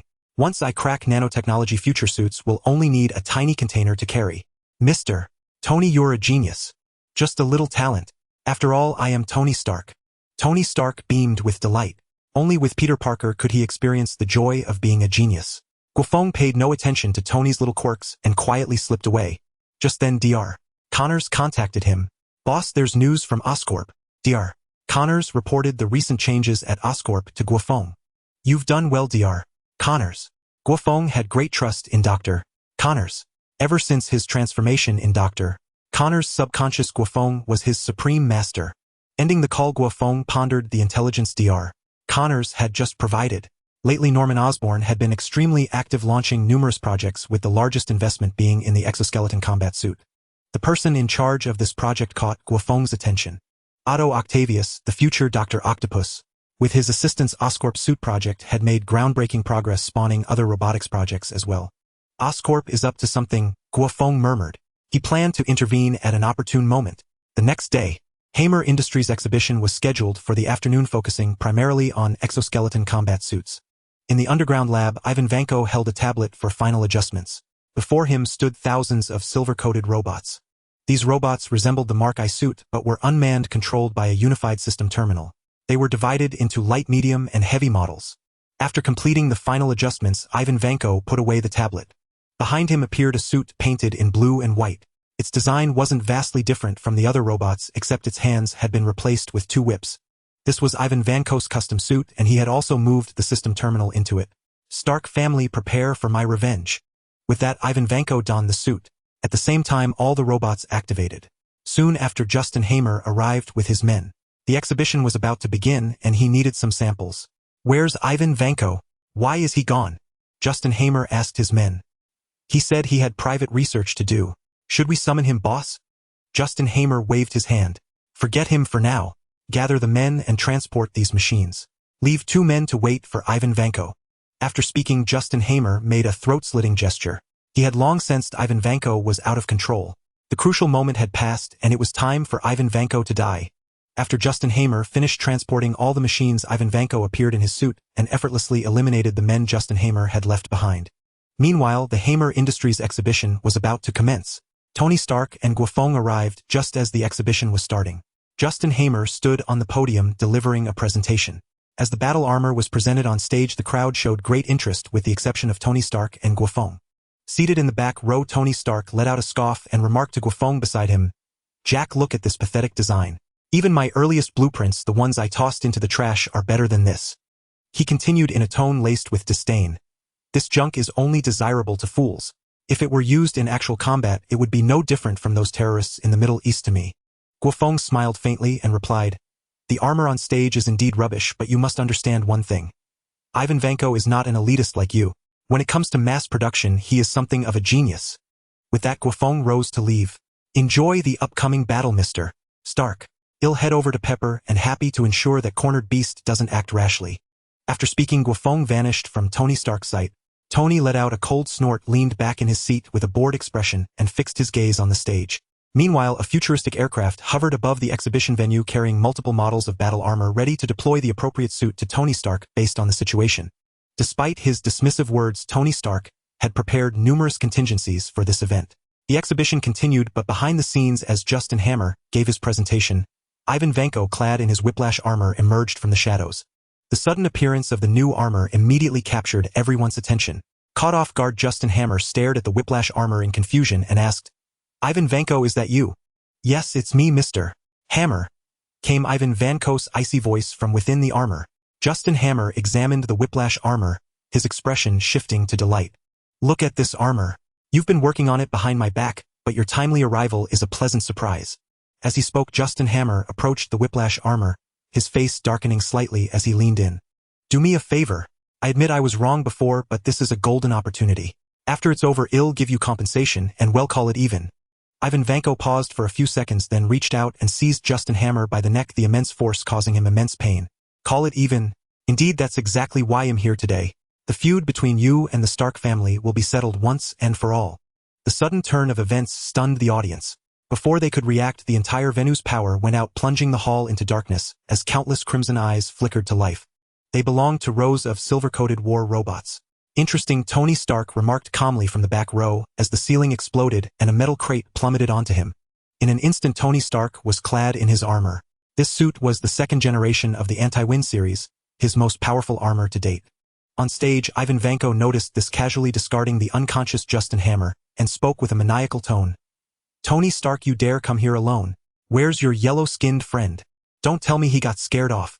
Tony Stark leaped down to land before Ivan Vanko, sneering, "Jack told me about you. I can only say my father made the right decision back then. As for Jack, you should be grateful he's not here, or he'd crush you like a piece of trash."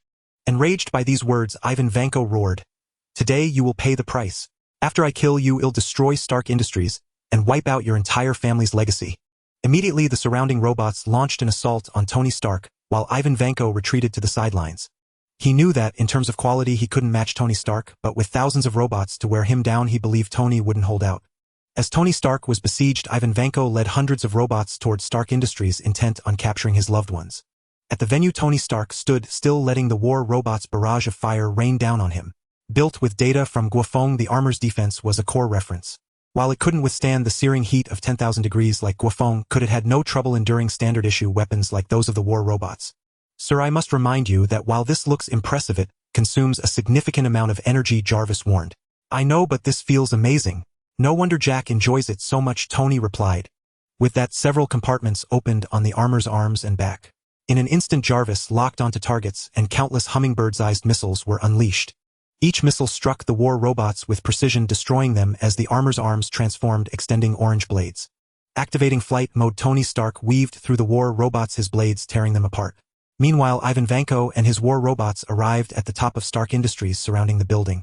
Through system scans, Ivan quickly pinpointed his target's location. In the office, Guo Feng leisurely sipped tea with Pepper, and Happy seated behind him in specially designed protective pods. "Jack, isn't it dangerous to leave Tony out there alone?"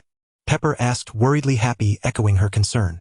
Guo Feng chuckled lightly, "Don't worry, Ms. Potts. Mr. Stark is having a great time out there, and we're not just waiting idly. Our enemies have arrived." As he finished speaking, the wall beside them exploded, and a swarm of war robots poured in, with Ivan Vanko entering last. "See, the main event is here," Guo Feng said. Ignoring the surrounding war robots, Guo Feng fixed a mocking gaze on Ivan Vanko. The faceplate of the whiplash armor lifted, revealing Ivan's cold expression. "You seem unimpressed by me. Is it because you defeated that fool Obadiah Stane? But you should know the Ironmonger was just a cheap knockoff. Beating a defective product makes you this proud. You're as arrogantly pathetic as Tony Stark's lapdog." Guo Feng's expression remained unchanged. "You're right. The Ironmonger was indeed a cheap knockoff, but you should realize that the biggest gap between you and Tony Stark isn't technology or talent. It's your refusal to admit your shortcomings, forever trapped in your own world." Seeing Ivan's face darken, Guo Feng continued, "Tony is indeed arrogant, but he has the capital to back it up. But you? I thought Obadiah's death might have changed you, but in the end you're still this pathetic. I'm very disappointed. You're asking for death." Enraged by the mockery, Ivan lunged forward, and the surrounding war robots swarmed in. An intangible aura erupted from Guo Feng's body, and Ivan Vanko's consciousness went dark, though it quickly recovered thanks to the protective functions of his armor. When he regained his senses, he looked around in disbelief. All his war robots had shut down and collapsed, a sight that violently shook Ivan Vanko's composure. "Now you should understand what I meant," Guo Feng said, sitting back down and gazing at Ivan Vanko with a mocking expression. The Conqueror's haki, now elevated to an intermediate level, was even more formidable than he had imagined. With just a slight release, it instantly disrupted the surrounding magnetic fields. Had he not restrained himself at the critical moment, Ivan Vanko would have collapsed unconscious. As witnesses, Pepper and Happy were filled with shock. When Ivan Vanko first arrived, both of them had been on edge. As employees of Stark Industries, they knew all too well the power of the weapons equipped on those robots. When Guo Feng stepped forward to intervene, their hearts sank. Yet, in the blink of an eye, all the robots had shut down. "Mr. Jack, did you do this?" Pepper asked in astonishment. Guo Feng chuckled lightly. "You could say that. It's my instinct. Watch out." Pepper shouted as she saw Ivan Vanko activate the whips in his hands, lashing them toward Guo Feng's head. Ivan Vanko revealed a sinister grin. At such close range, there was no way this man's reflexes could outpace his armor. Even if this guy was a superhuman, a hit to the head would leave him dead or crippled. Guo Feng sat motionless, not even bothering to dodge such an attack. The next moment, the energy whip struck his head. With a bang, the energy whip shattered, and Ivan Vanko's expression twisted in shock. Impossible! He had imagined many outcomes, but the reality was that Guo Feng was completely unharmed, while the backlash had overloaded and crippled most of his armor. "From this blow, I can see the gap between you and Tony Stark. At least he can make me feel a bit of pain," Guo Feng said calmly. "This is utterly unrealistic. How can a man defeat a machine?" Ivan Vanko roared in despair, yet he still refused to concede. "You are indeed strong, but what about Tony Stark? He's facing thousands of enemies. As long as he dies, even if I'm taken down today, it's a success. At least I've completed my revenge." "Oh, so that fool is hoping for my death." A mocking voice sounded behind Ivan Vanko.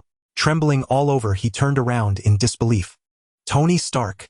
Ivan Vanko was incredulous, then his expression turned despondent. This revenge was a complete failure.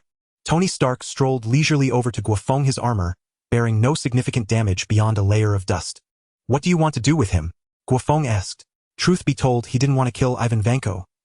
The man was a talent, a budget version of Tony Stark if he weren't so isolated. Tony Stark was lost in thought, but Ivan Vanko seized the opportunity and lunged at him furiously. With a crack, Ivan Vanko suddenly fell to his knees, an invisible force pressing down on him like a mountain. "Don't try anything, Ivan Vanko. You're a loser now. If you pull any more tricks, I'll break your legs next time," Guo Feng said coldly. Tony Stark glanced at Ivan Vanko and chuckled. "Send him to prison. Let him live out his life with today's shame." "Kill me." Ivan Vanko panicked. He would rather die than rot in prison with this humiliation. "Then you handle it," Guo Feng said. With a wave of Guo Feng's hand, Ivan Vanko lost consciousness. He then went to the protective pod and released Pepper and Happy. It's safe now. Go about your business. The shock on their faces had yet to fade. It took them a moment to snap out of it and they left with complex expressions. Subsequently, Ivan Vanko was sent to prison by Tony Stark. The remaining mess was naturally cleaned up by others, with Hammer Industries suffering the most. This incident nearly crippled Hammer Industries. Both its stock market value and reputation plummeted to rock bottom, leaving it with no capital to compete with Stark Industries. Reports of the event quickly reached S.H.I.E.L.D. Nick Fury stared at the battle report, his already dark face turning even gloomier. Ivan Vanko's army of war robots was a terrifying force in the eyes of most factions on Earth. Its firepower technology could easily destroy a small nation in a short time. Yet such a level of power was mowed down by Tony Stark like grass. Guo Feng's strength was already a headache, and now Tony Stark had also displayed such formidable prowess. Worse still, the two were in league. Thinking about this, the bald man was vexed. Why couldn't such power belong to S.H.I.E.L.D.? Have you found the creator of these robots? The bald man asked his assistant behind him. Yes, it's a man named Ivan Vanko from Russia. The assistant reported Ivan Vanko's background and his connection to the Stark family. After listening, the bald man fell into contemplation. He didn't care about Ivan Vanko's complicated relationships. What interested him was the man's abilities. So far, only Tony Stark and Ivan Vanko had managed to develop the arc reactor. Tony Stark was currently unavailable for S.H.I.E.L.D.'s use, but Ivan Vanko might be an option. Cultivated properly, he could even serve as a tool to counter the Stark group. With this in mind, the bald man immediately contacted Coulson, instructing him to bring Ivan Vanko to S.H.I.E.L.D. Director, that might be tricky. Just now, Tony Stark announced that anyone who tries to extract Ivan Vanko should be prepared to face his retaliation. Coulson said with a troubled expression. The bald man's expression shifted, then he sneered. Retaliation. Typical of him. But Tony is overestimating himself. Don't forget S.H.I.E.L.D. is backed by the United Nations. Go bring Ivan Vanko back.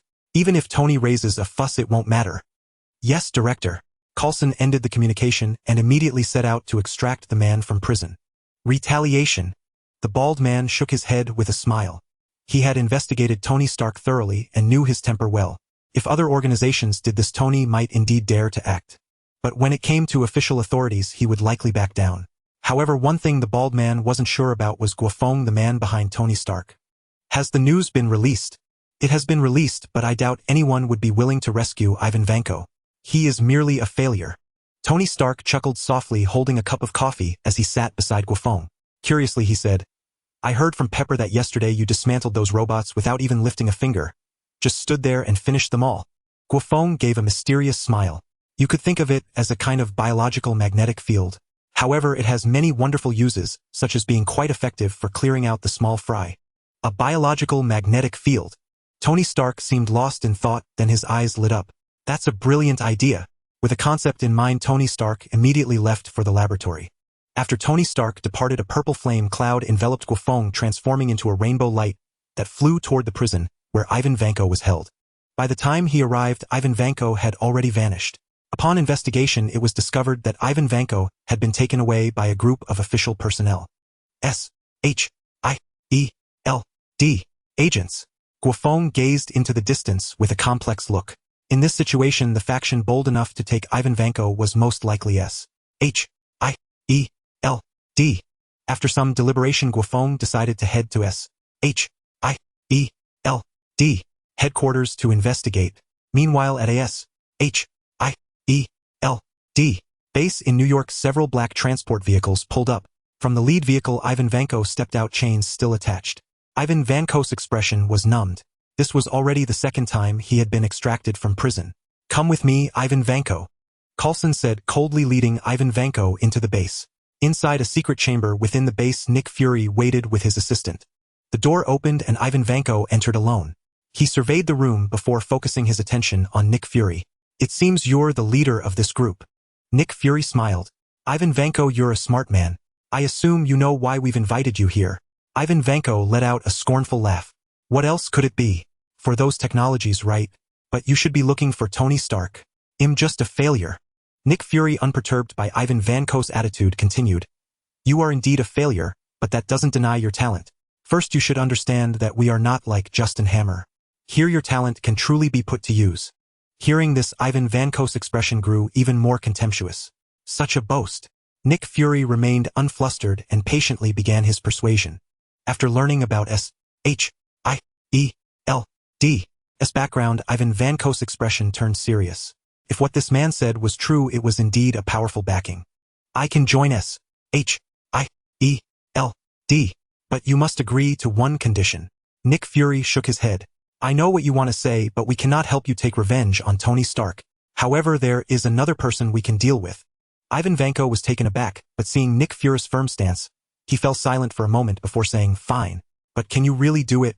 That guy named Jack is incredibly strong. At least I think he's more powerful than Tony Stark. Nick Fury replied, don't worry about that. Besides, we don't intend to eliminate him, merely to contain him. Ignoring Ivan Vanko's expression, he continued, this is the only guarantee I can offer. In truth, you have no other choice. Rather than spending your life in prison, why not continue your research here? Ivan Vanko's expression was complex and he finally sighed. He truly had no choice. Then welcome to S.H.I.E.L.D. We will provide you with the best conditions. Nick Fury wore a smile, though inwardly, he felt somewhat helpless. If he could have secured Tony Stark's help, who would have bothered with Ivan Vanko? Just as the group was leaving to return to headquarters, a purple rainbow light descended from the sky, landing in the parking lot. With a thunderous crash, the terrifying impact destroyed all the vehicles in the lot. Nick Fury and his group, caught in the blast, were left in a sorry state.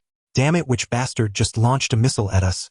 Nick Fury cursed under his breath, quickly grabbing his weapon and taking cover behind an obstacle, cautiously scanning the surroundings. Meanwhile, armed personnel from the base rushed to the scene.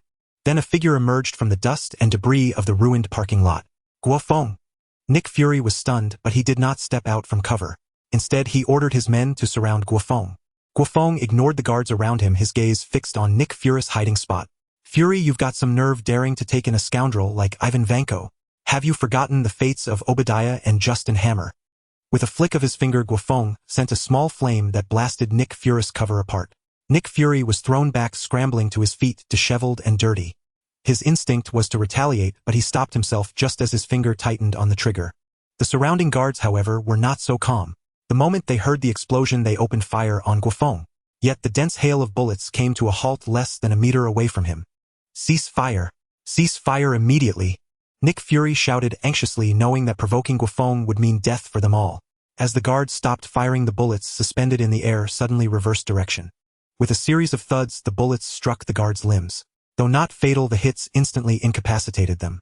Nick Fury frowned, demanding, Guo Feng, are you declaring war on S.H.I.E.L.D.?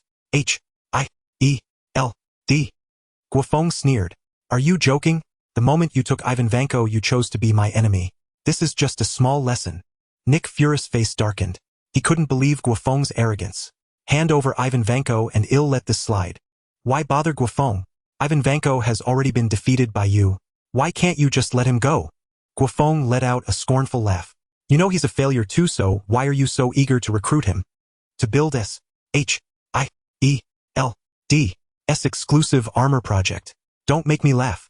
It's for that cube, isn't it? Upon hearing this, Nick Fury's expression shifted to one of shock. The research on the Tesseract was S.H.I.E.L.D.'s most classified project. Ever since they had taken it over after dealing with Hydra, their studies on the Tesseract had never ceased. However, after all these years, S.H.I.E.L.D. had made little progress in understanding the Tesseract. This was the main reason Nick Fury was so eager to recruit Tony Stark. Nick Fury didn't ask how Guo Feng knew about it. Instead, he spoke earnestly. Since you know about the cube, I won't bother with explanations. That thing is of utmost importance to us. If we can unlock its secrets, all of Earth will make tremendous progress. Then we won't have to fear those threats anymore.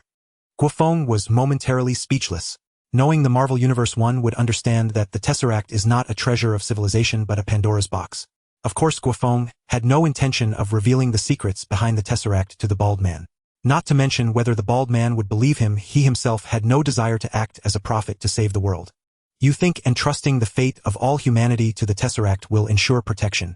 But I don't care about your foolish idea. However, Ivan Vanko must die today. Guo Feng's attitude caught the bald man off guard, yet he still persisted in dissuading him.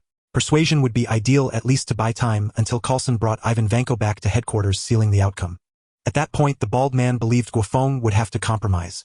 Though Guo Feng was formidable, could he really withstand strategic-level weapons? However, Guo Feng had no intention of continuing the idle chatter with the bald man. He turned and flew away. Damn it, this guy knows Coulson's location. The bald man's face darkened as he hastily contacted Coulson. At that moment, Coulson's helicopter had just left New York's airspace heading out over the sea. There, a specialized supersonic aircraft would transport them to headquarters. Alongside the helicopter, 2 fighter jets provided escort. Just then, a purple rainbow streak flashed across the sky, and in an instant the 2 fighter jets were shot down. By the time Coulson reacted, Guo Feng was already standing before him. Long time no see, Coulson. Coulson stared at Guo Feng in disbelief. Jack, what are you doing here? You should know the answer. Ivan Vanko is back there. Don't stop me or this helicopter will crash. Guo Feng said calmly, then walked toward the rear hatch, easily pulling it open despite its alloy construction. Stop, Jack. You can't do this. Coulson wanted to intervene but was met with Guo Feng's cold gaze. He immediately ceased his actions and said helplessly, You're making an enemy of S-H-I-E-L-D-A of the world's authorities. Don't scare me with that, Coulson. The matter of Ivan Vanko is entirely your director's unilateral action. Compared to a nobody like Vanko, do you think the world's authorities would still stand behind you once they learn about the Tesseract? Coulson's expression shifted dramatically, but before he could say anything, Guo Feng had already entered the rear compartment. Ivan Vanko was startled by Guo Feng's appearance, then said with a calm expression, Tony Stark sent you to kill me, didn't he? Just as I thought, the Starks are all treacherous bastards. If you had stayed put in prison, nothing would have happened. At least I wouldn't have considered killing you anytime soon. Guo Feng's face remained impassive. Ivan Vanko tried to speak further, but Guo Feng gave him no chance, snapping his neck and incinerating his body to ashes. Witnessing Ivan Vanko's death, Coulson's face turned pale. He couldn't believe Guo Feng had actually dared to kill Ivan Vanko. Guo Feng glanced at him. Goodbye, Coulson. When you see Fury, tell him he can seek revenge if he wants. Guo Feng continued. For the sake of your service at Stark Industries, he'll give you a piece of information. Captain America Rogers is not dead. I'm sure you'll find him soon. With that, Guo Feng jumped out of the helicopter and left. Coulson was stunned. Guo Feng claimed Captain America was still alive, but considering Guo Feng knew about the Tesseract, this might very well be true. When Coulson returned to headquarters, the bald man knew the outcome without seeing Ivan Vanko. Damn it, how dare he! The bald man ground his teeth in frustration but was powerless.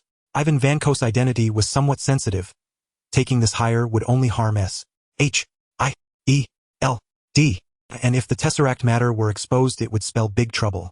Director, before leaving, Jack told me that Captain America is still alive. The bald man's expression shifted in surprise. Rogers is alive. How is that possible? Didn't he die with Red Skull? Coulson replied, but no one ever found Captain America's body. Maybe he really is alive. The bald man pondered for a moment. You're right. If Rogers is truly alive, that would be tremendous news for us. Coulson, you're in charge of this. Meanwhile, as Guo Feng was returning to New York, he encountered an uninvited guest. A red spatial portal opened before Guo Feng. Such an iconic portal immediately told him who it was. A sorcerer from Kamartaj. Guo Feng was slightly surprised but quickly regained composure. Given his recent actions, it was natural for Kamartaj to take notice. Soon a plump Asian man in a black robe stepped out of the portal. You don't seem very surprised by my arrival. Do you know of us? Wong smiled, but his hands were already prepared for combat spells. Guo Feng smiled calmly. A little understanding. But Master Wong, you seem a bit tense. Wong looked surprised. You actually know me? That's more than a little understanding. I won't waste words. The Ancient One wishes to see you. Follow me. The Ancient One wants to see me. Indeed. Of course you can refuse. We won't do anything to you. Guo Feng pondered for a moment, then chuckled. Why would I refuse? I'd like to see the legendary Kamartaj. Then follow me. Wong opened another portal and Guo Feng stepped through with him. In an instant, Guo Feng found himself inside Kamartaj with the main hall before him, where the Ancient One resided. Wong, having completed his task, departed alone, leaving Guo Feng to be received by Mordo, the Ancient One's disciple. Mordo led Guo Feng to a tea room, then stood guard at the door, signaling for him to enter. The Ancient One is inside. Guo Feng nodded and stepped into the tea room, where he saw the Ancient One meditating by a tea table. Sit down. The tea is just ready. The Ancient One opened his eyes and gestured for Guo Feng to sit, then began to pour tea. Guo Feng sat across from him, studying him cautiously. Facing the Sorcerer Supreme, Guo Feng had to be extremely careful. This was no mere Ivan Vanko. The power within him was more akin to a deity than a mage. At least for now, Guo Feng was uncertain he could gain any advantage against the Ancient One. Relax, Guo Feng. Kamartaj is not your enemy, and you are not ours. The Ancient One seemed to perceive his thoughts and said patiently, "The power within you should be that of a dragon. An immensely formidable force, one that even I cannot fully fathom." Guo Feng accepted the tea from the Ancient One and said, "Great sorcerer, I assume you invited me here not merely to observe my power." The Ancient One nodded. "Fate and the future are tangible realities. I have observed them countless times. Yet, Guo Feng, your emergence has wrought significant changes upon them." A hint of helplessness crept across the Ancient One's face. "From the moment you rescued Tony Stark and altered his destiny, the entire timeline has descended into chaos." Guo Feng fell silent for a moment. "So, great sorcerer, do you intend to hold me accountable?" "No, no, no." The Ancient One shook her head. "Even if fate becomes chaotic, that is its inherent nature. I invited you to Camartage not to accuse you, but to entrust you with certain matters. I am all ears." Without further ado, the Ancient One briefed Guo Feng on the invasion of the Dark Dimension and the matter of the inheritors. Having spoken, the Ancient One sighed. "My time is running short. If you are unwilling, I will not compel you." She continued, "I sense that in the future you could become a being of great significance. Yet I also hope you do not fall into darkness, for that would be a dreadful nightmare for countless souls." Guo Feng pondered and replied, "I will consider what you have said, and I thank you for your goodwill." The Ancient One nodded and said no more. In the next instant, the scene before Guo Feng shifted from the Ancient One's tea room to the office of Stark Industries. Spatial magic. Truly a convenient art, Guo Feng murmured, lamenting his lack of opportunity to study magic at Camartage. However, with Froglet by his side, perhaps such skills would soon be within his grasp. Speaking of Froglet, Guo Feng opened the game interface. He had received a message from Froglet during his visit to Camartage. This time, the creature had sent back travel photographs. Opening the photos, the background revealed a grand hall suffused with ethereal energy. Froglet sat upon a stone, while above it over a dozen robed cultivators rode flying swords. A cultivation world, Guo Feng murmured. From the backdrop alone, he could not identify the specific realm, but the resources of such a world were exceedingly abundant. He eagerly anticipated what Froglet might bring back upon its return. Closing the game interface, Guo Feng began to meditate. Meanwhile at S.H.I.E.L.D.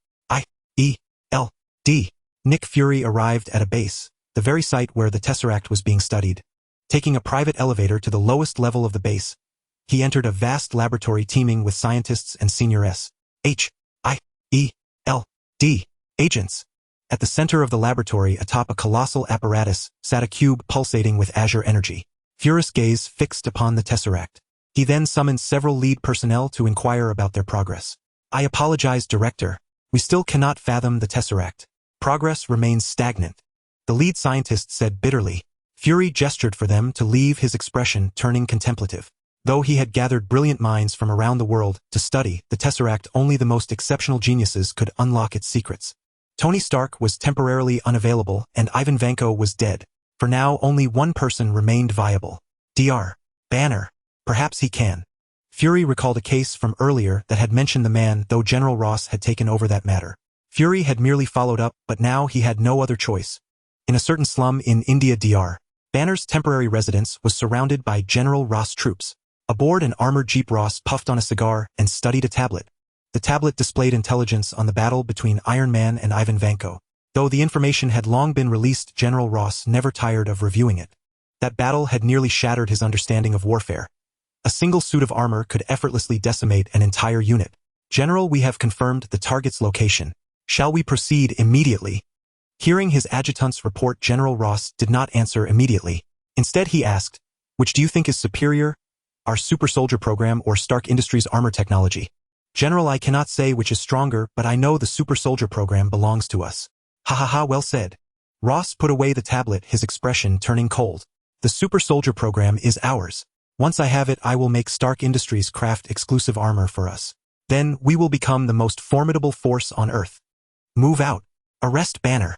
At General Ross' command, the surrounding troops sprang into action, unleashing a ferocious barrage upon Banner's residence. The humble shack was instantly obliterated. Amidst the flames, a towering green figure burst forth. At the sight of the Hulk, the firepower intensified. Yet no weapon could harm the Hulk, they only fueled his rage. With a thunderous roar, the Hulk retaliated, charging the military's defensive line. Within minutes, the first defensive line Ross had set up was torn apart. Flinging a tank aside with a single punch, the Hulk's furious gaze locked onto General Ross' position. Ross met the Hulk's glare with calm composure. "Such formidable power. Order the soldiers to fall back. Deploy that device." In the next moment several armored vehicles closed in on the Hulk. However, these vehicles were armed not with cannons or machine guns, but with specialized capture devices. The Hulk charged again and the vehicles fired their capture devices. Nets crackling with blue electricity struck the Hulk, the immense voltage instantly paralyzing him. The Hulk's charge halted as he struggled desperately. Yet more electric nets followed, continuously paralyzing him until he was nearly immobile. Finally succeeded. General Ross smiled and waved for specialized personnel to secure the Hulk. But as these men approached, the paralyzed Hulk began to stir, albeit with limited movement. But at this moment General Ross' electric net had already been depleted. Quick, restrain him. General Ross completely lost his composure, yet the Hulk's movements grew increasingly violent. With a furious roar, the Hulk broke free from the electric nets. Control shattered General Ross' defensive line once more and swiftly fled the scene. At this point General Ross' forces had suffered heavy losses and were utterly incapable of organizing any combat power to continue pursuing the Hulk. Meanwhile, in a corner of the scene several SHIELD agents silently observed everything. As soon as the Hulk successfully escaped, they immediately reported the situation to headquarters. Upon receiving the news, first the bald man immediately swung into action. However, regarding the Hulk operation, he played a sly trick by informing Tony Stark about it. The person responsible for communicating with Tony Stark was Natasha. Upon learning that Natasha wanted to see him, Tony Stark, who had just emerged from his workshop, was somewhat puzzled. Perplexed, he immediately notified Guo Feng. Having just finished his meditation, Guo Feng was also taken aback by the news, but he didn't advise Tony Stark to turn Natasha away. By the time Guo Feng arrived, Natasha, clad in a black tactical suit, was leaning against the wall with a grave expression. "You're finally here, Jack. Miss Natasha has shared a rather enticing piece of news." Tony Stark walked over to Guo Feng, his face alight with excitement. "Jack, you must know the loneliness of being unmatched. That Ivan Vanko was like a child. He couldn't give me a real fight. So SHIELD approached you to help solve their problem." Guo Feng frowned. Tony Stark continued, "You could say that, but Jack, my stance remains unchanged, and what SHIELD has asked of me is indeed quite challenging." Guo Feng couldn't help but grow curious about what trouble SHIELD had encountered that required Tony Stark's involvement. Of course, if that bald director intended to set them up, Guo Feng wouldn't mind becoming SHIELD's problem instead. It's a mutated individual and a dangerous one at that. That's why we need Tony's help. Natasha suddenly interjected, handing a dossier to Guo Feng. After reading the dossier, Guo Feng's expression turned complex. The target SHIELD was after was none other than the Hulk. As for the descriptions and introductions about the Hulk within, he didn't believe a single word. There was no mention whatsoever of Dr. Banner's information. It completely portrayed the Hulk as a monster that maliciously attacked the military. As expected of you, Fury, Guo Feng thought to himself, roughly guessing what the bald man intended to do. With that in mind, he decided to get involved, also eager to cross fists with the Hulk. "Count me in on this." Natasha flashed a smile. "That's wonderful. With your help our chances are much greater. But not for free. I need access to some of SHIELD's files about extraterrestrial technology," Guo Feng stated, leaving no room for negotiation. Natasha's smile instantly froze. Seeing her fall silent, Tony Stark's eyes lit up. "Extraterrestrial technology. Miss Natasha, Jack's request is also mine. Honestly, it sounds a bit far-fetched. Do aliens really exist?" Guo Feng replied, "Of course they do, and it's more complicated than you imagine, Mr. Stark. Better tone down that talk of being unmatched. We have plenty of enemies ahead." Tony Stark stroked his chin, pondering Guo Feng's words. After a moment, the silent Natasha finally spoke. "I don't have the authority to decide on this. They'll have to report it to the director." Guo Feng nodded. "Then report it quickly. And tell Fury we don't have much patience, nor will we entertain any bargaining." Natasha gave a wry smile, and then contacted the bald man in their presence. "How goes it, Agent Natasha? Tony and Jack have agreed to help us deal with the Hulk, but they have one condition." The bald man was quite straightforward. "That's great news. If they're willing, even 3 conditions are fine, let alone 1. They want files on extraterrestrial technology." There was a few seconds of silence on the other end of the communication, followed by the bald man's incredulous voice. "What? Extraterrestrial technology? How do they know about that?" Natasha relayed Guo Feng's exact words to the bald man. After listening, he was silent for a moment before saying, "Tell them I can provide the extraterrestrial tech files, but only after the Hulk is contained." Since the bald man agreed, Guo Feng saw no reason to delay further. "Where's the Hulk's location?" "In Mexico." Natasha displayed the Hulk's real-time coordinates for them. Then let's move out. A purple flame cloud rose from beneath Guo Feng's feet, enveloping him, Natasha, and the others as they lifted off. In a border town in Mexico, a disheveled Dr. Banner cautiously entered a tavern, sitting alone in a corner to drink. Damn it, why is this happening? Dr. Banner let out a frustrated growl. Not long ago he had been a world-renowned physicist, but after being transformed into a green monster by gamma radiation, countless people were now hunting him. Unbeknownst to Dr. Banner, several SHIELD agents were tailing him as he entered the tavern. Target confirmed. Dr. Banner. Back at SHIELD headquarters. Upon receiving the news, the bald man immediately contacted Natasha. Natasha, we've located Dr. Banner. He'll send a Quinjet to pick you up right away. No need, Director. We're already here. What? The bald man was baffled, suspecting Natasha was joking. The distance from New York to Mexico was vast. Even a missile would take a while to fly there. How much time had passed since Guo Feng's response? I'm not joking, Director. Honestly, I'm not quite sure how it happened either. At the Mexican border, Natasha, her hair slightly disheveled, wore an expression of utter disbelief. Traveling from New York to here felt like teleportation. Tony Stark could relate to Natasha's reaction. Guo Feng's flight speed constantly shattered his understanding, making his armor's transport craft unable to keep up, forcing them to wait for a while. About 10 minutes later, the transport craft arrived and dropped off the armor. This time Tony Stark still opted for the anti-series armor, specifically the latest third-generation model. In Tony Stark's view, the Hulk was a lower-tier version of Guo Feng, so this armor's performance would suffice. However, SHIELD wasn't the only one who had tracked down Dr. Banner. The previously defeated General Ross had also arrived, this time bringing more substantial military forces and equipment.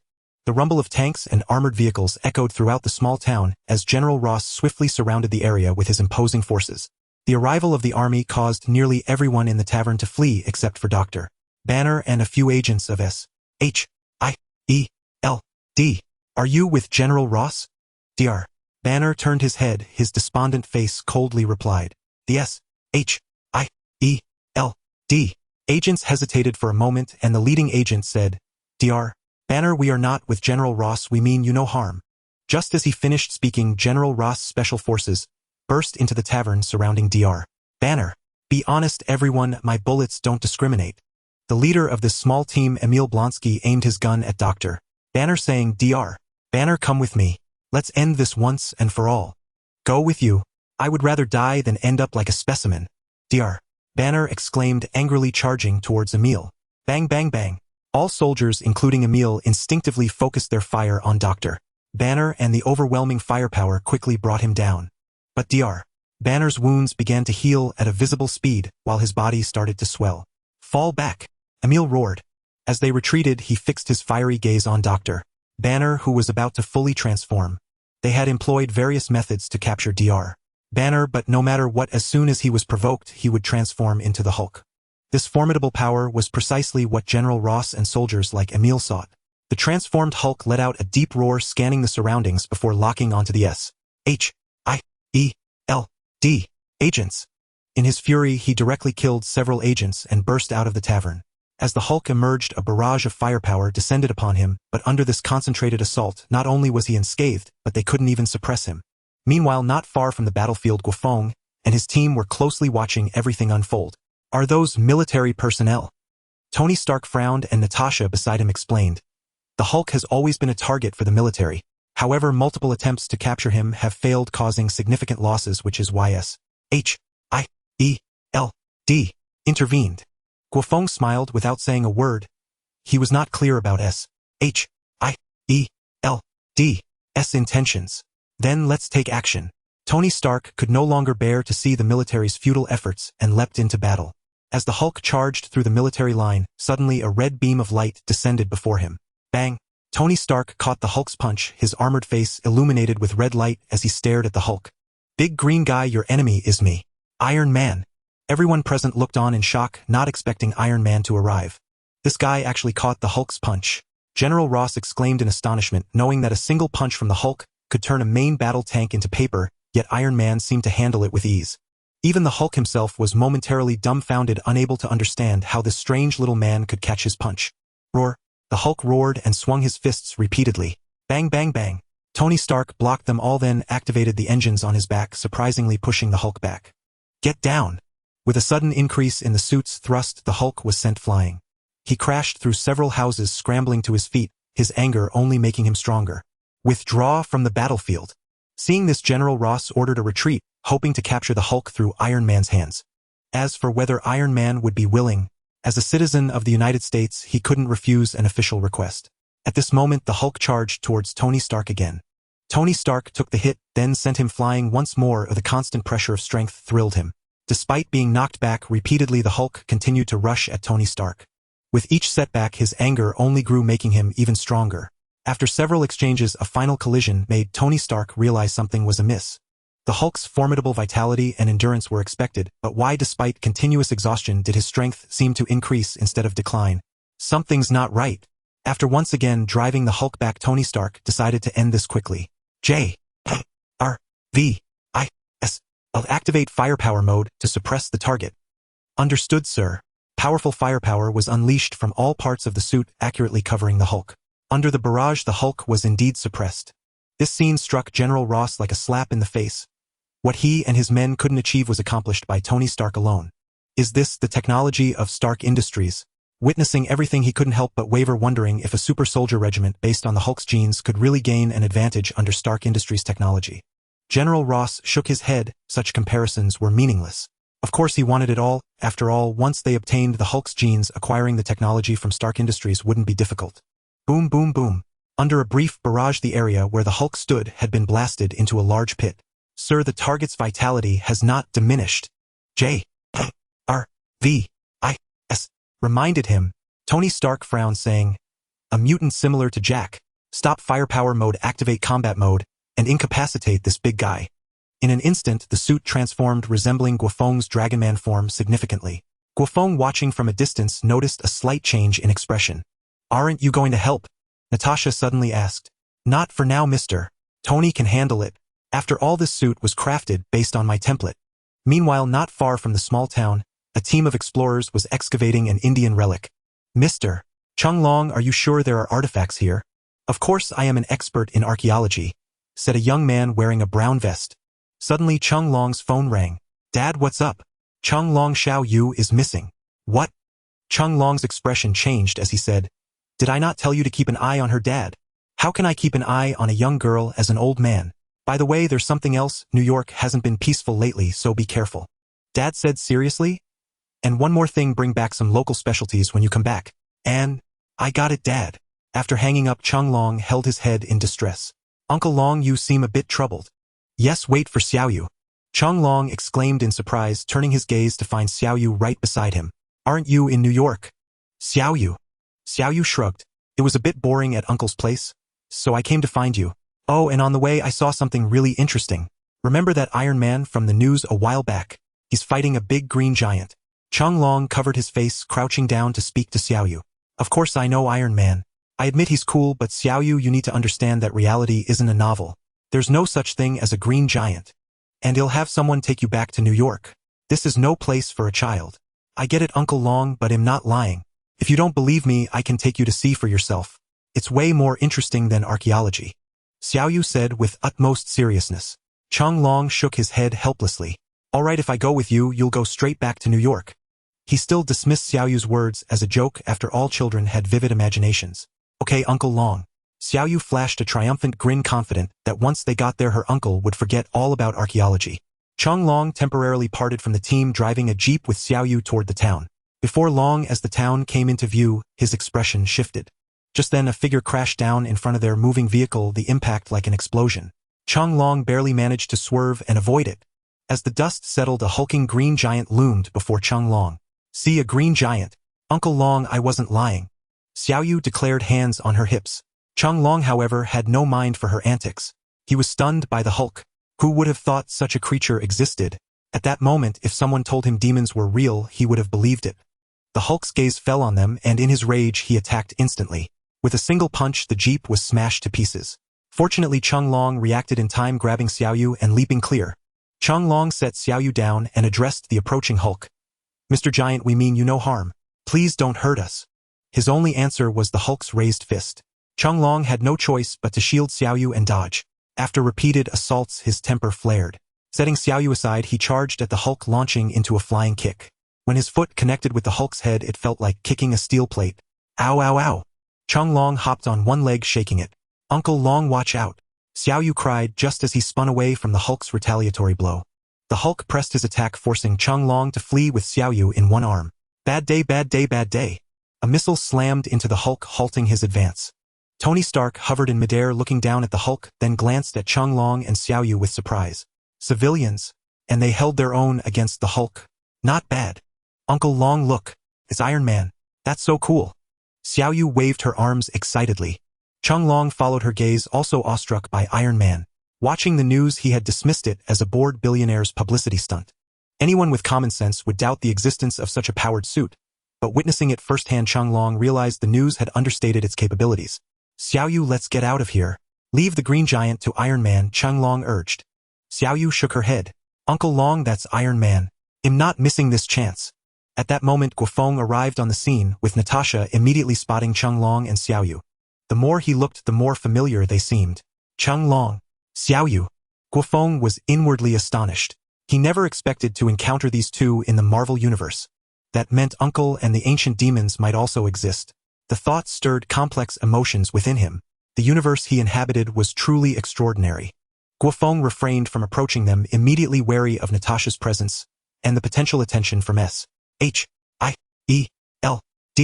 Speaking of S.H.I.E.L.D., Guo Feng wondered if Section 13 from Jackie Chan Adventures also existed. A deafening roar erupted. The Hulk's bellow echoed as his rage seemed to reach a tipping point, his power undergoing a qualitative leap. In his next clash with Tony Stark, he evened the odds. Sensing the shift, Tony Stark's smile froze. How long had it been? This brute strength had multiplied. The battle became a stalemate. Tony Stark couldn't shake the feeling that he saw a cunning smirk on the Hulk's face. With a sudden burst of power, the Hulk forced Tony Stark back, then followed with a devastating charge. Tony Stark was sent flying, landing right beside Guo Feng. Damn it, this guy's like a bottomless pit, just keeps getting stronger. Tony Stark cursed as he scrambled to his feet and charged back at the Hulk. They engaged in fierce combat. Seizing an opening, Tony Stark mounted the Hulk's neck, one hand gripping his head, while the other pounded it with a gauntlet. Take a nap, big guy. His iron fists rained down like a storm, hammering the area around the Hulk's head. The assault left the Hulk with several wounds, but instead of losing consciousness, he grew only more enraged. Finally, with an enraged roar, the Hulk grabbed Tony Stark and slammed him repeatedly into the ground. The impact left several craters, leaving Tony Stark dazed inside his armor. He then aimed both palms at the Hulk's head and fired energy blasts, using the recoil to escape the Hulk's grip. Jack, your turn. Tony Stark called out to Guo Feng, nearing his limit while the Hulk continued to grow stronger. All right, Guo Feng replied calmly, appearing before the Hulk in a flash. The sudden development startled Chung Long and the others watching from a distance. Where had that man come from? Oh, Uncle Long, I know him. He's the acting chairman of Stark Industries. Like us, he's from the Dragon Country. But Xiaoyu, he's standing right in front of that green giant. It's too dangerous, and he's not wearing any armor, Chung Long said with concern. Xiaoyu rested her chin on her hand and chuckled. Maybe he knows kung fu just like you, Uncle Long. The Hulk threw a punch directly at Guo Feng, who stood before him. Guo Feng raised his hand and caught the fist, halting the Hulk's momentum instantly. A look of shock crossed the Hulk's rugged face as he stared at Guo Feng. This effortless display also stunned Jackie Chan and Jade. Oh my gosh, Uncle Jackie, he caught the punch! Jade exclaimed while Jackie stood dumbfounded. Iron Man catching the Hulk's attack made sense to him. After all, it was a product of technology. But Guo Feng, an ordinary man, had caught the Hulk's fist with sheer physical prowess. Could he truly be a martial artist of unparalleled mastery, as Jade had claimed? Meanwhile, the Hulk's other fist came crashing down. This time, however, Guo Feng did not block it. Instead, he took the blow head-on. The immense impact shattered the ground beneath Guo Feng's feet and lifted the hem of his clothes, yet he didn't retreat a single step. Not bad, heavier than I expected. To be honest, Guo Feng was somewhat surprised by his own performance. The Hulk's attacks felt like mere massages to him. Of course, considering the Hulk's ability to grow infinitely stronger with rage, his potential was far from fully realized. The Hulk understood Guo Feng's provocation and swung his fists for another assault. Well struck. Guo Feng stopped taking hits and actively engaged the Hulk. With a resounding boom, their first clash sent the Hulk flying backward. In the next instant, Guo Feng appeared before the Hulk, grabbing his ankle before he could rise. Just as the Hulk had done to Loki in the original tale, Guo Feng swung him around and slammed him into the ground. This scene was witnessed by General Ross and his men, who were so stunned they wondered if it was an illusion. A seemingly frail man effortlessly pummeling the Hulk. Shouldn't it be the other way around? Recovering from his shock, General Ross fixed his gaze on Guo Feng. To achieve such a feat, he must undoubtedly be a mutant. During this time, Guo Feng continued swinging the Hulk before finally hurling him away. The Hulk rose from the ground, shaking his dizzy head. Instead of charging at Guo Feng immediately, he eyed him warily. My God, isn't this guy a mindless monster? How can he show such an expression? Tony Stark exclaimed in astonishment. Guo Feng turned and said, Not at all. In reality, the Hulk is like Zhang Fei from our Dragon Kingdom. Rough on the outside but shrewd within. His crazed behavior is simply because his opponents are too weak to warrant his thought. Tony Stark. He seemed to be one of those too weak individuals. Guo Feng's gaze returned to the Hulk and he chuckled lightly. How about it, big guy? If you want to keep going, I can oblige. I've only just warmed up. Seeing the Hulk's hesitant expression, Guo Feng continued. If you're backing down, let our banner take over. I know you can do it, but that means you'll end up in the lab. At the mention of the lab, the hesitation on the Hulk's face turned to fury. However, instead of charging at Guo Feng, he bolted toward the defensive line set up by General Ross. He understood the principle: if you can't win, run. In a flash, Guo Feng covered the hundreds of meters and appeared before the Hulk. He pressed one hand against the Hulk's face and slammed him into the ground. The earth trembled as the Hulk was embedded in the ground, surrounded by cracks like a spiderweb. Everyone present was stunned by the sight. Uncle Jackie, did you see that? That was so cool. Jade tugged at Jackie's sleeve, pointing excitedly. Jackie's face was filled with panic. No, Jade, this isn't cool at all. It's too dangerous here. Ordinary people like us shouldn't be in a place like this. But Uncle Jackie, even if we want to leave, they won't let us. Jade muttered. Unbeknownst to them, several of General Ross' men had appeared around them. With guns pointed at him, Jackie wisely raised his hands, though his face showed no fear. Director Blake of Sector 13 is my friend. Let us leave and we'll keep everything here confidential. However, the soldiers paid no heed and warned them not to move. This remark caught Natasha's attention. As a senior agent of SHIELD, she was well aware of Sector 13. Though her knowledge of Sector 13 was limited, she knew it like SHIELD was under the United Nations with no significant difference in authority. However, their primary jurisdictions differed. Sector 13 specialized in witchcraft and magic. With this in mind, Natasha approached Jackie and swiftly knocked out the soldiers. Seeing Natasha's decisive action, Jade's eyes lit up. This was exactly the kind of thing she yearned for. What do you want, miss? Jackie assumed a fighting stance, eyeing Natasha warily. I heard you say that Director Blake of Sector 13 is your friend. That's right, so I advise you not to do anything rash. Jackie's gaze grew more vigilant. Natasha smiled. Very well, you may leave with this lovely little girl. With that, she turned and walked away. Jackie looked puzzled, then tried to take Jade and leave. But when he looked down, Jade was gone. Meanwhile, after Guo Feng's powerful strike, the Hulk lay motionless for a while. Guo Feng released his grip and leaned down to observe the Hulk. Well done, Jack. Leave the rest to us. General Ross shouted through a megaphone from his vehicle, though his tone lacked genuine excitement. The Hulk had once been his idea of the perfect biological weapon. Yet today that perfect giant had been defeated by Guo Feng, who seemed no different from an ordinary man using sheer brute force. Though covetous of this power, General Ross dared not yet scheme against Guo Feng. It's not over yet, General Ross. Tell your men to stay put. I won't be responsible if they die carelessly. Ordinary people are quite fragile. Guo Feng spoke without turning around. Faced with his warning, General Ross hesitated. But Emil, one of General Ross' men, stepped forward and said, Jack, don't forget you're a U.S. citizen and obligated to obey General Ross' orders. I command you to cooperate with us in capturing the Hulk. Emil, you idiot. General Ross' face turned pale. Are you telling me what to do? Guo Feng turned around, his gaze fixed on Emil. This is an order from the U.S. government, Emil said with unwavering righteousness. General Ross. How could this man be so blind to the situation? He quickly barked, Colonel Emil, how dare you be so insolent to Mr. Jack? Withdraw at once. But General, this is our only chance. Isn't our super soldier project meant for this moment? Emil grew agitated, only to be met with General Ross' icy stare. Colonel Emil, what we seek was defeated by Mr. Jack. The initiative lies with him. Now, as a Major General, I order you to stand down. Then let that dragon countryman become our research subject. We can make him cooperate. Don't forget, General, we have the backing of the U.S. and we possess nuclear warheads. Emil's demeanor grew frenzied. He was even more obsessed with the super soldier project than General Ross. Guo Feng watched silently. Emil's madness did not surprise him. After all, this man was the precursor to the abomination. To Guo Feng's surprise, General Ross actually hesitated at Emil's words. Then he turned to Guo Feng and said, "Mr. Jack, please cooperate with us in capturing the Hulk." Guo Feng revealed a playful smile. "And then, will you also want me to cooperate with your research afterward? If you comply, I promise you a generous reward. Trust in the generosity of the U.S. government. Save that talk for children. I will never agree to your terms." Guo Feng's tone turned cold. "From the moment I took over this battle, the initiative has been in my hands. If you want my cooperation, fine. Prove yourselves with your strength." Bang! A gunshot rang out as a sniper in the distance fired at Guo Feng's temple. The special bullet from an anti-material sniper rifle could even penetrate the Hulk's skin. This was one of General Ross' contingency plans. If they couldn't capture the Hulk alive, they would kill him. Now General Ross had reserved it for Guo Feng. At the sound of the gunshot, a smirk curled on General Ross' lips. "Fuck you bastards." Tony Stark, who had just arrived, was instantly enraged. He knew Guo Feng was likely unharmed, but the act of taking a cheap shot at his friend was something he could not tolerate. The special bullet struck Guo Feng's temple, but instead of penetrating it, deformed and shattered. Seeing Guo Feng unscathed, General Ross and his men were dumbfounded. "Not bad, it's been a while since I felt a headache." Guo Feng's face turned icy. "Since you can't play fair and resort to cheap shots, there's nothing more to discuss. All of you die." Roar!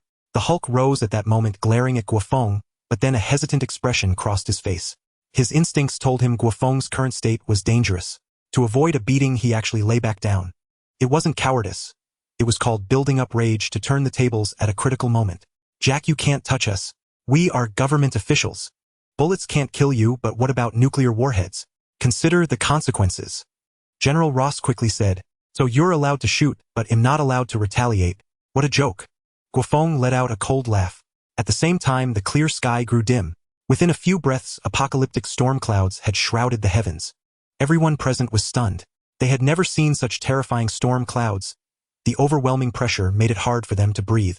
"Jarvis, didn't you tell me the weather was clear here today? What's with these storm clouds?" Tony Stark, hovering midair, quickly landed. "I'm sorry, sir. This is not a natural phenomenon. According to my calculations, these storm clouds seem to originate from Mr. Jack.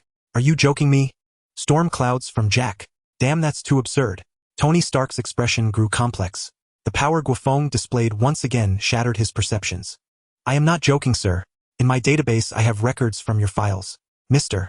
Jack once said he was a dragon from the east, and in Eastern legends dragons summoning wind and rain is a natural talent." Tony Stark had no mood left for Jarvis' lecture, because just then the storm clouds in the sky formed a terrifying eye, unleashing a waterfall of lightning. The lightning struck exactly where the sniper who had shot at Guo Feng was hiding. A forest 3 kilometers away, adjacent to a mountain. After failing the shot, the sniper had already fled in a vehicle, but escape couldn't match the speed of lightning. Boom!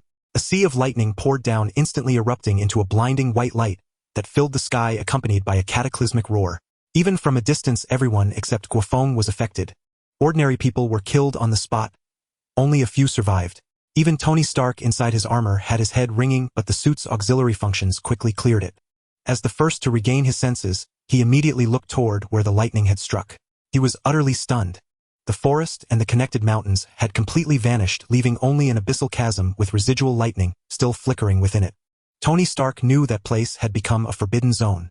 Moreover, he believed this level of destruction was deliberately controlled by Guo Feng. The true devastation of such lightning could be far more terrifying. "Damn, this is too insane. I do believe it was divine punishment." Tony Stark marveled, the shock still lingering on his face. Also witnessing this scene in awe were Jackie Chan and Jade, as well as the Hulk lying on the ground.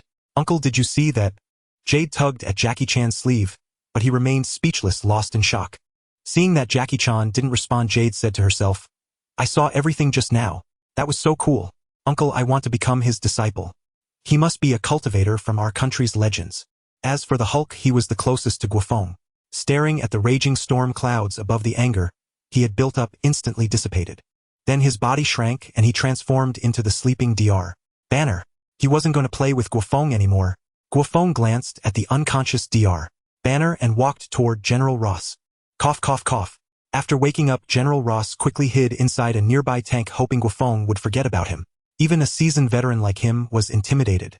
Damn, Emil, why did he have to provoke this man? Guo Feng tore the tank apart like paper, and General Ross, hidden inside, was instantly filled with despair. "You can't kill me, Jack. I am a Major General of the United States. Killing me would be a declaration of war against America. Don't forget that the headquarters of your Stark Industries is in the States.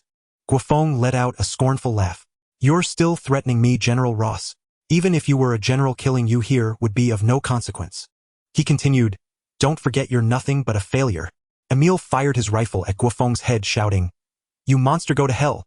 However, the bullets halted less than a centimeter from Guo Feng, then crumpled and fell to the ground.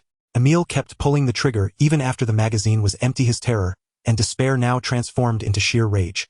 Oh, I almost forgot about you, Colonel Emil. Guo Feng glanced at Emil, his Mangekyo Sharingan flaring to life. In an instant Emil's eyes became vacant, then his expression twisted with fear. Guo Feng paid no further attention to Emil, who was trapped in an illusion, and turned his gaze back to General Ross. A smirk curled at the corner of his mouth. Rest assured, General, I won't kill you. Though I am still furious, your value is greater alive. Hearing this, General Ross breathed a sigh of relief, believing Guo Feng had relented. But the next moment Guo Feng said, however, from now on you will live entirely for me, becoming one of my pawns. General Ross' heart trembled. You want me to be your subordinate? No, a puppet. With that, Guo Feng used his Sharingan on General Ross, instantly altering his mind. He then released Emil from the illusion and said as the man looked on in terror, to die here like this, Colonel Emil, would you be content? You're not going to kill me. Guo Feng wagged his finger and said meaningfully, those who survive my thunderous wrath have value. I rather like to make use of what others discard. So tell me, do you want to become a second Hulk? A second Hulk? Emil murmured, his eyes then burning with fervor. If you can help me, I am willing to pledge my loyalty to you. Guo Feng nodded. I accept your fealty, Colonel Emil, but I must place an insurance policy on you. The next moment he cast Tsukuyumi on Emil. I want control your will, but if you harbor treacherous thoughts against me, believe me, death itself would be a mercy. I understand, sir. Emil lowered his head humbly, able to sense the power branded within him. The slightest hint of an ill intention sent a surge of despairing dread through his soul. Guo Feng pointed at General Ross. Take him back. I trust you know how to explain today's events. Emil helped General Ross up. I guarantee your satisfaction, sir, but what you promised me. Wait for my signal. Now go. Meanwhile, the violent storm clouds that had shrouded the sky began to dissipate. Guo Feng, carrying the unconscious Bruce Banner, walked over to Tony Stark. It's all settled. We can go back. Ah, it's over. The faceplate of the armor lifted, revealing Tony Stark's astonished face. He looked at Banner in Guo Feng's hand, then up at the sky. You know, Jack, you almost scared the piss out of me back there. Guo Feng chuckled lightly and teased. A grown man and still so easily frightened. Tony Stark was speechless. He said with a resigned tone, Jack, I was going to ask you to help test the new armor after this, but forget it. You'll have to scrap the old plans and start over. Guo Feng patted him on the shoulder. Feel free to come to me for testing anytime. Then he brought Banner before him. Take him back to Stark Industries. Remember, don't hand him over to anyone until I return. I'll explain everything to you later. Then Guo Feng glanced at the unconscious Natasha in the distance and added, take that woman back too. Keep her in our custody for now. Tony Stark hesitated for a moment, then nodded. He took Banner and along with Natasha placed them on an aircraft and departed. After Tony left, Guo Feng turned his gaze to Jackie Chan and his group not far away. Uncle, he's looking this way. Jade exclaimed excitedly, tugging at Jackie Chan's sleeve. Jackie's expression turned serious, and the next moment Guo Feng appeared before them. Jackie was startled but forced himself to remain calm. Sir, we stumbled into this by accident. I swear I won't tell anyone about today. Please don't make things difficult for us. Guo Feng smiled without a word, looking them up and down. This left Jackie a bit perplexed. He cautiously asked in Chinese, Mr. Jack, seeing as we're both from Dragon Country, can you let us go? We're just ordinary people. We pose no threat to you. He pointed to the distant scar on the sky. See, if we dare to leak anything, you can strike us down with lightning. Do you see me as some demon who delights in destruction? And Mr. Jackie, I'd prefer you use my Dragon Country name. By the way, it's Guo Feng. Guo Feng said with a light smile. Jackie was astonished. You know my name? He then breathed a sigh of relief and broke into a smile. My apologies, I misjudged you. Guo Feng, an excellent name. Thank you. However, Mr. Jackie, you and your niece cannot leave just yet. I have a favor to ask. Jackie hesitated, but Jade chimed in readily. No problem. We'd be happy to help. But can you promise me one thing? Jade. Jackie started to scold, but Guo Feng interrupted. One condition. Go ahead. Can you take me as your apprentice? Jade looked at Guo Feng with hopeful eyes. Huh. Guo Feng was taken aback. He hadn't expected Jade's request to be this Honestly, he was agreeable as Jade's talent was extraordinary.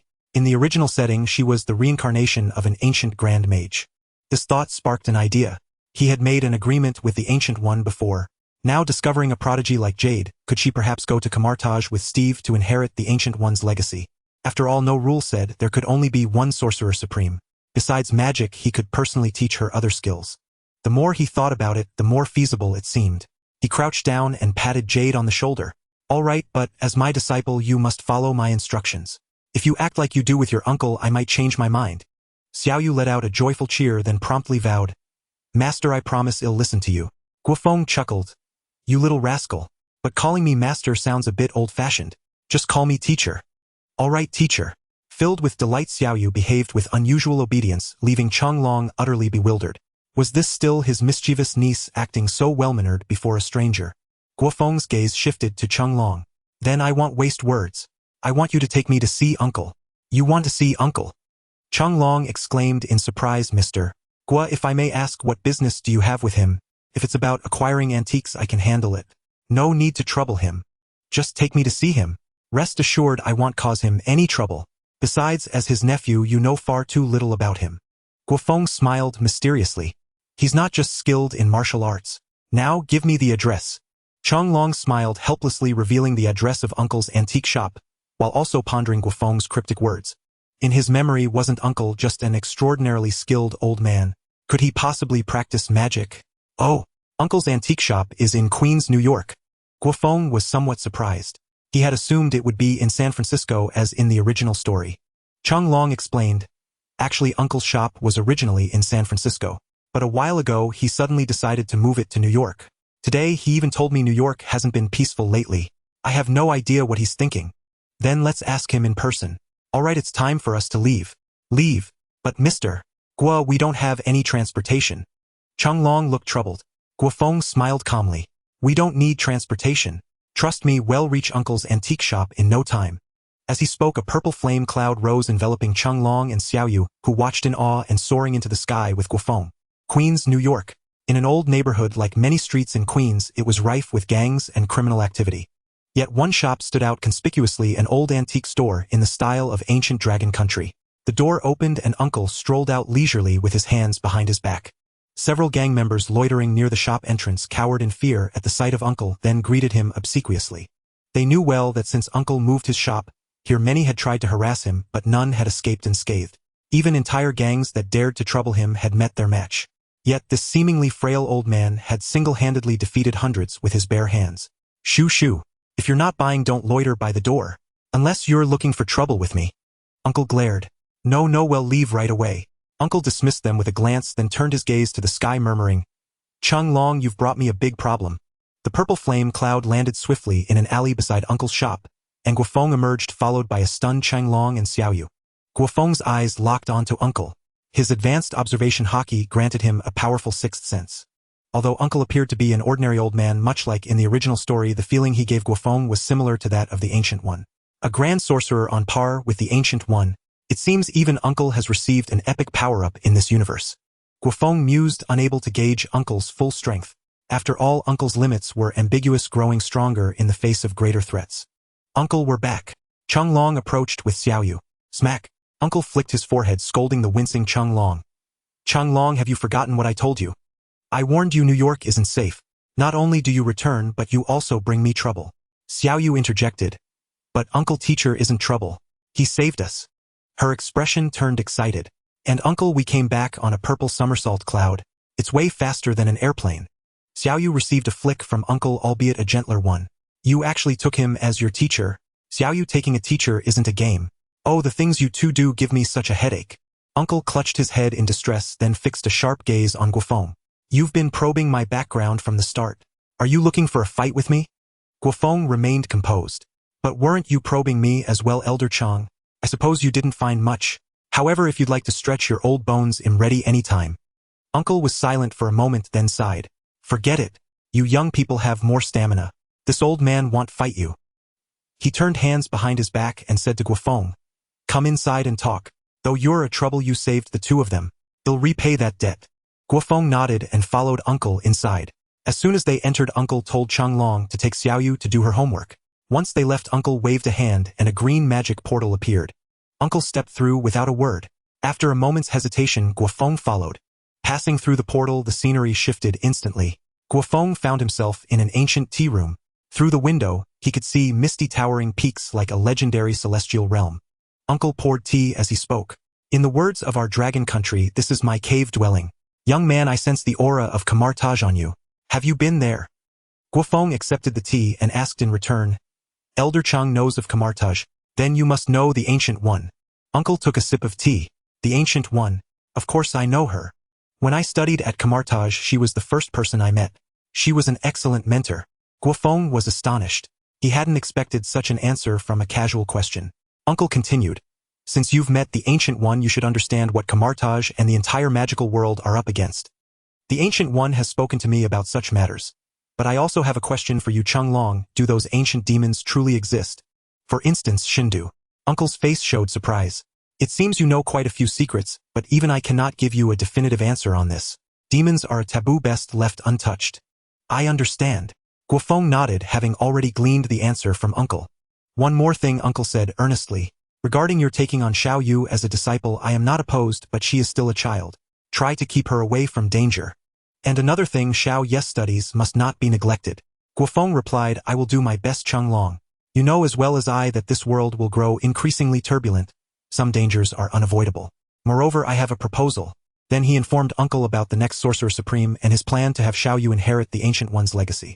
Though Guo Feng could have kept this secret, Uncle's abilities would eventually uncover it. It was better to discuss it now than struggle with the fallout later. After listening, Uncle fell into deep thought. Very well, but before that I will test Xiao Yu's aptitude. If she does not meet the standard, I will abandon the plan. With that, Uncle cast a reproachful glance at Guo Feng. Young man, you have hastened Xiao Yu's destiny, but since it is already set, I will not stand in the way.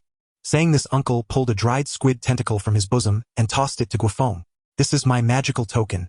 Use it when you need my help as repayment for saving Chung Long and the others this time. The next moment, Uncle summoned a magical portal. Time to go, young man. Do not return until I have finished testing Xiao Yu's talent. Thank you for your trouble, Master Chung. Guo Feng tactfully stepped toward the portal, and with a shift of scene, he found himself back in the office of Stark Industries. Tony Stark, who had just entered, witnessed this scene, and exclaimed in surprise, a green door. Jack, you can do that? Guo Feng did not answer but asked, how are Dr. Banner and Natasha? At this, Tony Stark hesitated. Jack, don't be angry, but that guy Banner is still here while the female agent got away. Got away? Yeah, she actually woke up halfway, but I didn't think much of it at first. By the time we got back to Stark Industries, she seized the chance to escape. Guo Feng was not angry. Natasha's escape did not surprise him. After all, she was the First Lady of the Marvel Universe, though mortal luck always seemed to favor her. Seeing Guo Feng unfazed, Tony Stark asked, by the way, Jack, what did you do with those two? You didn't kill them, did you? Guo Feng. Do I look like a murderous maniac to you? I sent them home. Tony Stark breathed a sigh of relief. Good. Do you need me to cover it up? A few $1 million should do the trick. Guo Feng shook his head. No need. Let's drop this for now. Tell me where Dr. Banner is. Tony Stark and Guo Feng took a private elevator to the basement of Stark Industries, one of Tony's bases established after becoming Iron Man. Passing through multiple security checkpoints, they arrived at a special containment room. At the center of the room was a hatch made of alloy holding the unconscious Dr. Banner. Surrounding the hatch were countless weapons on standby. Tony Stark said proudly, I even installed a tactical nuclear warhead in that hatch. If it opens, it will automatically activate. Guo Feng. This is because Natasha escaped, isn't it? There's no need for that, Mr. Tony. Dr. Banner is not our enemy. Seizing the opportunity, Guo Feng told Tony Stark about Dr. Banner's story. After hearing it, Tony Stark showed anger. Fuck, Jack, you're right. Hield is a bunch of liars. He'll never trust them again. But despite Banner's tragic experience, that thing inside him called Hulk is still too dangerous. Guo Feng smiled mysteriously. Don't worry. Just let him out. Hulk won't appear. At least not in my presence. Tony Stark was puzzled but ordered J.R.V.I.S. to release Dr. Banner. After all, even if Hulk did come out, he was no match for Guo Feng. Tony might even enjoy seeing Hulk get beaten. The hatch opened and Guo Feng approached Dr. Banner. At the same time, Banner was roused from slumber. Dazed, he surveyed his surroundings, then his expression turned grim. Is this a lab? General Ross has captured me. Banner felt despair and disbelief. Though Hulk was beyond his control, Banner had never failed to escape General Ross' pursuit before. You seem quite flustered, Dr. Banner. Guo Feng leaned down staring at him. Banner flinched then feigned calmness. Don't provoke me. If I get agitated, you'll be doomed. Guo Feng chuckled. I'd like to see what happens when you get agitated. Banner's expression froze then he continued, I'm serious. When I get angry, it's terrifying. If you want to live, let me go. And if I don't, Banner sighed. I apologize in advance for the harm I'm about to cause. If you want to regret it, do so in hell. With that, Banner concentrated on thoughts that angered him. In a few seconds, his expression indeed turned furious, his face even purpling. Ha ha ha ha. Tony Stark couldn't help but laugh at the constipated expression. The laughter broke Banner's composure. He was dumbfounded. Normally anger summoned Hulk, but now there was no response at all. What have you done to me? Banner asked in despair. Without Hulk's help, he was utterly useless. Guo Feng shook his head with a smile. Don't get too worked up, Dr. Banner. Hulk's absence is indeed my doing, but not as you imagine. He's simply sulking. Banner stood in despair, resigned to his fate of being experimented on. Seeing Banner in such a state, Guo Feng decided not to intimidate him further and directly stated, We are not General Ross men. Of course, words alone won't convince you. Watch the news and you'll know who we are. Guo Feng nodded to Tony Stark and a tablet was handed to Dr. Banner. After a moment's hesitation, Banner opened it to check the news. Upon learning their identities, Dr. Banner breathed a sigh of relief. They weren't General Ross people. He knew of Stark Industries, a giant in the arms industry. But Tony Stark's deeds earned Banner's goodwill. As for Guo Feng before him, he was utterly inscrutable. His instincts told him this man was dangerously formidable. Guo Feng continued, Rest assured, Dr. Banner, we have no interest in the Hulk within you. That power belongs to you. He pointed to his head. What we value is your intellect. You and Mr. Stark are both brilliant scientific geniuses. In my country, there's a saying, strength united is strength multiplied. I trust you won't refuse us. Though Guo Feng's tone was courteous, Dr. Banner knew he had no power to refuse. Yet he wasn't averse to this outcome. He was weary of his fugitive life. Working at Stark Industries might be a fresh start. Meanwhile, Jarvis relayed news to Tony Stark. His expression shifted as he approached Guo Feng. Jackass, H-I-E-L-D, is here, led by director Nick Fury. He added with regret. But Natasha isn't with them this time. What a shame. Guo Feng was speechless. He doubted Tony Stark truly sought to capture Natasha to redeem his honor. The man was simply a lecher. Let's go meet that bald egg. And Dr. Banner, you're coming with us. Ha! Banner blinked but obediently followed. Meanwhile, at Stark Industries' entrance, the bald egg in plain clothes entered with two companions. Flanking him were Coulson and another senior S.H.I.E.L.D. agent, the renowned Hawkeye Clinton. As for Natasha, she had another equally critical mission. To the private elevator. I think Tony knows we're here. As they reached the private elevator, the doors opened to Tony Stark's voice. If S.H.I.E.L.D. weren't tied to my father, I'd have rigged a bomb in that elevator to teach you rude bastards a lesson. The bald egg smirked. That's quite an honor, Tony. We were impressed by your work in Mexico. Time to honor our deal. He then had Clinton inspect the elevator for bombs. Fury trusted Tony wouldn't go that far, but he couldn't be sure about Guo Feng. After thorough checks, Fury's party took the elevator to the top floor. As the doors opened, Fury saw Guo Feng and his group. But his gaze quickly fixed on Dr. Banner. Before Fury could speak, Guo Feng said, Fury, I know you're here for Banner, but I'm changing our agreement. Dr. Banner will not be handed over to S.H.I.E.L.D. Fury's smile froze, but he quickly regained composure. Guo Feng, remember, Banner is wanted by the U.S. government. Many powerful figures covet his abilities. Only S.H.I.E.L.D. can protect him. Guo Feng scoffed. Birds of a feather. You want Banner at S.H.I.E.L.D. to use the Hulk's power to protect humanity. Don't kid yourself. You want to use him to develop the Tesseract. Fury's face darkened. This was the outcome he dreaded most. He had hoped trading alien technology would secure Banner's handover, but in the end it came down to the Tesseract. Fury sighed. Guo Feng, you seem concerned about the Tesseract. Let's compromise, have Tony and Banner assist us, and I'll move the Tesseract to Stark Industries. No need. When I need it, I'll take it myself. Fury's face flushed with anger. You've gone too far, Guo Feng. S.H.I.E.L.D. answers to the U. Are you defying the interests of all humanity? Guo Feng remained impassive, sneering. Don't pin that noble cause on me. Humanity's fate isn't for S.H.I.E.L.D. To decide. He'll tell you plainly the Tesseract is a liability. Furious expression softened. You may be right, but I'm sorry Guo Feng, we have no choice but to proceed. Now let's return to our deal. Coulson placed a briefcase on the table. Here are the alien tech files. We've only scratched the surface of the technology within. I think it will keep Tony busy for a while. Tony Stark's eyes lit up, but he held his tongue, suspecting Fury had more cards to play. Head let Guo Feng squeeze out more. What followed surprised even Tony. Guo Feng, defying all negotiation norms, snatched the briefcase, inspected it, and tossed it to him. No traps. The rest is yours. Then to Fury, deal done. You can leave. Are you kidding me? Clinton, who had remained silent, finally snapped despite Fury's prior warning about Guo Feng's danger. Guo Feng shot him a cold glance. Didn't your director tell you? He only asked us to deal with the Hulk. What does that have to do with Dr. Banner? You despicable bastard. Clinton glared at Guo Feng, instinctively drawing his bow. But as he knocked an arrow, he met Guo Feng's icy stare. Clinton shuddered, feeling as if his blood had frozen, rendering him immobile.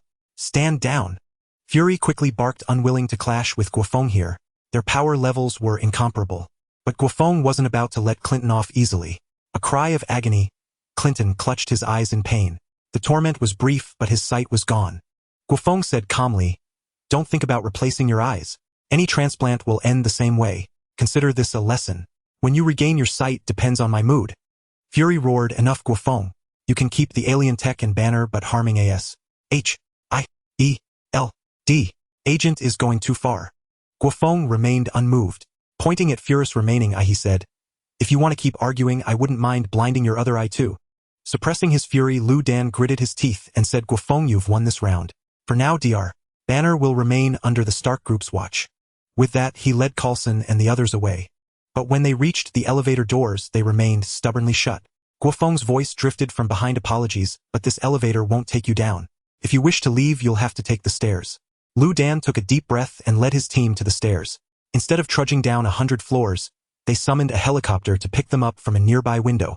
Watching the helicopter fade into the distance, Tony Stark's expression grew complicated. Today's events had effectively severed ties with S.H.I.E.L.D. Jack, what exactly is the Tesseract? Was that what Fury wanted when he invited me to join S.H.I.E.L.D.? Facing Tony Stark's query, Guo Feng replied, "You can think of it as an alien artifact, a treasure of immense power. But in its current state, the Tesseract carries a beacon, a set of coordinates." Tony Stark furrowed his brow. "You mean activating the Tesseract would expose Earth's location?" "It's more than that," Guo Feng said. "It would essentially open the door for aliens to come in." "Then we must stop Fury," Tony Stark exclaimed anxiously. He was eager for alien technology, but he certainly didn't want aliens coming to Earth. Whoever had embedded coordinates in the Tesseract was undoubtedly up to no good. Guo Feng shook his head. "The activation of the Tesseract is inevitable with or without Fury. But there's still time. For now, Mr. Stark, focus on honing your strength." "You're right, Jack. They'll leave things to you. I'm taking Banner to the lab." When Guo Feng was alone, he opened the game interface. There had been no word from the frog for some time. Guo Feng logged in daily only to harvest clovers and browse the shop, preparing for the next journey. But from past trips, he noticed that the longer the frog traveled, the richer the souvenirs it brought back, especially from this high-level cultivation world. Meanwhile, in a skyscraper in San Francisco, Valmont, clad in a green suit, led his men to the top floor. They passed through layers of security doors, finally entering an ancient, austere chamber. The chamber was spacious and bare save for a coiled dragon carving on the far wall. Most striking were the 12 evenly spaced indentations on the carving. As Valmont approached, the lifeless dragon carving suddenly glowed red, emitting a hoarse, sinister voice. "Valmont, do you have news of the talismans?" Valmont's face showed reluctance. "I apologize, Shindu. Though my Black Hand has searched tirelessly, there is still no word of the talismans." Shindu grew angry. "No talismans? Then why are you wasting time here? Please calm yourself, Shindu. I want to find them as much as you do, but such extensive operations require considerable funds." "Funds?" Shindu's voice turned even more furious. "I recall giving you a treasure trove just days ago. Has it already run out? Valmont, are you trying to make a fool of me?" Seeing the flames flicker in Shindu's mouth, Valmont quickly said, "I would never dare to deceive you, Shindu. It's just that my old rival Kingpin has been constantly attacking my territory, causing heavy losses." As the flames died down, Valmont breathed a sigh of relief and continued, "Moreover, Shindu, my search for the talismans has already drawn Kingpin's attention. Though he doesn't know what I'm looking for, he's sure to cause trouble." Shindu was silent for a moment, then said, "Then summon Kingpin. Let him join the search for the talismans." Valmont was stunned. He had mentioned Kingpin only to ask for more funds, never expecting Shindu to bring him in. Not to mention their rivalry, the real issue was the treasure of the Golden Rooster King. He had no intention of sharing it with Kingpin.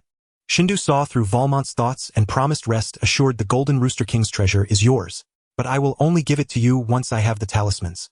With that, shadowy ninjas emerged from beneath, Shindu bearing treasures. At the sight of the riches, Valmont broke into a smile. Don't worry, Shindu. I'll make sure Kingpin helps you find the talismans. After leaving Shindu's chamber, Valmont sent men to Hell's Kitchen to contact Kingpin. Kingpin was surprised to hear that Valmont wanted to see him. In his youth, he had made his fortune in San Francisco and Valmont had been one of his partners, until they parted ways over some matters. One had founded the infamous Black Hand while the other took over Hell's Kitchen. After some thought, Kingpin decided to contact Guo Feng. What is it, Kingpin? Kingpin briefly explained the situation with Valmont. Oh, Valmont of the Black Hand. How interesting. Guo Feng was surprised. He hadn't expected Valmont to exist in this world, which likely meant Shendu's statue was also with him. This was worth getting involved in. Take me with you when you meet Valmont. Just let me know when we arrive. Kingpin hung up, his expression turning complicated. By afternoon, Kingpin flew by helicopter to San Francisco. The meeting was set at a dockyard fishery. Both sides brought few people. Kingpin had only Guo Feng with him, while Valmont brought the Three Stooges Reizu and his crew. Valmont, holding a golden staff, sat on a chair and stood up as Kingpin and his men entered. With a smile, he said, "Long time no see, Kingpin. I've been thinking about you all these years. After all, you were once my dearest friend. And you, Valmont, but we're both busy men. If there's no big business, I'll be quite upset," Kingpin said coldly. Valmont narrowed his eyes, paying no attention to Guo Feng. He snapped his fingers and several figures emerged from the shadows bearing treasures. Kingpin's expression shifted at the sight. Those shadowy figures resembling ninjas felt dangerous. But his attention was soon drawn to the treasures they carried. The treasures bestowed by the Holy Lord are certainly not mere gold and silver, as in the original narrative, precious gold and silver are merely the lowest tier of items. Inside there are various extraordinary treasures and herbs that even those lacking discernment would yearn for upon seeing them. Valen smiled, saying, "These are just part of the deposit. As long as you agree to collaborate with me, there will be more treasures waiting for you." Jean Bing's expression returned to calmness. "Valen, what you say is indeed enticing, but can you tell me what your benefactor wants before we proceed with the collaboration?" Valen thought that Jean Bing was willing to collaborate and smiled, as he said, "Of course, that is also the intention of my benefactor." Then Valen informed Jean Bing about the talismans without revealing their specifics, merely emphasizing their characteristics. Jean Bing pondered. Compared to the treasures provided by the Holy Lord, he was more interested in the talismans, so he took Guo Feng aside to discuss privately. Valen silently watched the two depart, wearing a confident expression. As a former partner, he understood Jean Bing's character too well. He was a cunning and greedy individual. Who knows what thoughts Jean Bing might have regarding the Holy Lord's talismans? But what of it? Having witnessed the Holy Lord's strength, Valen could guarantee that even if Jean Bing desired the talismans, he lacked the capability to obtain them. "Jack, from your appearance you should know what Valen is referring to regarding the talismans. He is definitely hiding a lot. I am very curious about the details of this matter." Facing Jean Bing's inquiry, Guo Feng replied, "Valen indeed concealed important matters. Those talismans are valuable treasures, each symbolizing a great, extraordinary power." He continued, "Most importantly, these powerful, extraordinary powers can be utilized without any cost. As long as you master them, you can wield their abilities without restraint. Such wonderful treasures exist," Jean Bing said with great interest. However, he was well aware that Guo Feng's willingness to disclose the talisman matter so readily either indicated a lack of interest or a determination to acquire them. If it is the latter, he would have to suppress his thoughts.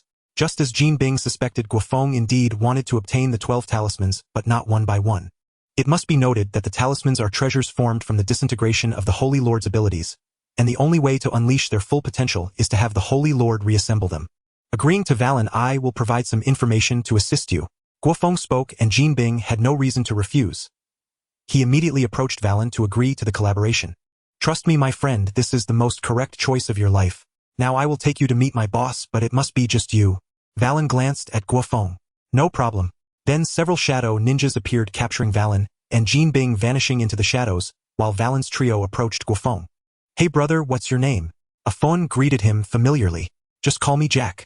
"Good name, I'm Afon. The one next to me with sunglasses is Zhou, and the big guy is La Su." After saying that, Afon linked arms with Guo Feng and said, "Now that the bosses are gone, we can relax for a bit. Jack, do you want to come have some fun with us?" "No, I still have things instructed by the boss to finish. You all go ahead." "That's a real shame. Leave your contact info." Being by Boss Jinbing's side, you must be a trusted confidant like us. We will definitely have opportunities for collaboration in the future. Having undergone a simple disguise, Guo Feng was not afraid of a few recognizing his identity, but a Fen's suggestion piqued his interest. The plan regarding the Holy Lord's talismans requires those few individuals. After leaving the dock, Guo Feng chose to return to Stark Group. Meanwhile, the Shadow Ninjas brought Valen and others to the Holy Lord's secret room, where Jinbing felt astonished for the first time while traversing in shadows. Both in sensation and efficiency, it exceeded his imagination. It was hard to fathom what kind of existence lay behind these dark ninjas. Upon arriving at the spacious secret room, Jinbing scanned his surroundings, his tone unfriendly. Valen, you know I dislike tricks and illusions. Aside from a statue, there is no one else here. Valen chuckled, don't be hasty, my friend. Why can't that statue you speak of be my boss? What? At that moment, the Holy Lord's pupils ignited with fiery light accompanied by his hoarse and dark voice. Valen, is this the Jinbing you mentioned? From the perspective of strength and wisdom, he is quite a good choice. Valen bowed respectfully. Thank you for your appreciation. However, Holy Lord, while my friend has agreed to help you find the talismans, we will also need more support in return. What a greedy fellow, the Holy Lord thought, yet he still appeared supportive of the two. As long as you can help me find the talismans, I will satisfy your needs for treasures or power. Upon finishing, over a dozen shadow ninjas appeared with treasures. Such a generous display was enough to satiate Valen, and even Jinbing was taken aback. Such extravagance. After distributing the treasures, Jinbing bid farewell to Valen, as he needed to return to Hell's Kitchen to consolidate his power. The first thing Jinbing did upon returning to Hell's Kitchen was contact Guo Feng to inform him about the Holy Lord's matters. You can take this matter into your own hands. Collecting the talismans is not that simple. Understood. After hanging up with Jinbing, Guo Feng looked ahead at the shop. Old Man's antique shop. Just a moment ago, Chung Long informed Guo Feng that Old Man was looking for him, and he knew there would be results concerning Xiaoyu. As soon as he entered the antique shop, he immediately saw the stern-faced Old Man. You arrived even faster than I expected. Guo Feng nodded and asked, what's the situation with Xiaoyu? Mentioning Xiaoyu, Old Man's expression immediately turned complex. I don't know if you were already aware of Xiaoyu's situation. Her talent in ancient terms is simply extraordinary. Whether it's practicing magic or martial arts, she has no issues whatsoever. Despite already knowing about Xiaoyu's talent, receiving such an evaluation from Old Man still shocked Guo Feng. This indicated that his subsequent plans could be executed even better. Old Man sighed, looking quite forlorn. Despite his reluctance to part with Xiaoyu given her talent, he had to make a choice. Guo Feng, when do you plan to take Xiaoyu to Kamartaj? Old Man asked earnestly. Guo Feng shook his head. That depends on how things are with Master Gui. When the time is right, I will take Xiaoyu. Old Man remained silent for a moment, seemingly having made up his mind. Then during this time you should come here to teach Xiaoyu. And one more thing, you cannot delay Xiaoyu's normal class time, nor can you take her out to fool around. Old Man knows you are quite wealthy. Old Man turned around and raised a finger. And one more thing regarding magic, Old Man will also teach Xiaoyu just to lay a foundation for her. Then I must thank Elder Chung. When will little Jade's lessons begin? It's already fine. She has returned from school. Old Man revealed a triumphant grin, while Guo Feng shook his head with a smile and followed him. When little Jade came back from school, she found Guo Feng and Old Man, who was organizing magic books in the antique shop's main hall. Little Jade rushed excitedly to Guo Feng. Teacher, are you going to teach me spells? The kind that summons lightning? Guo Feng chuckled softly. That could be considered a spell, but my method isn't suitable for you. Someone else will teach you magic. Who? Little Jade scratched her head in confusion. It's Old Man. Old Man closed the magic book and looked at Little Jade. Little Jade thought she had misheard and stared at Old Man in disbelief. Old Man, what did you say? You're going to teach me spells?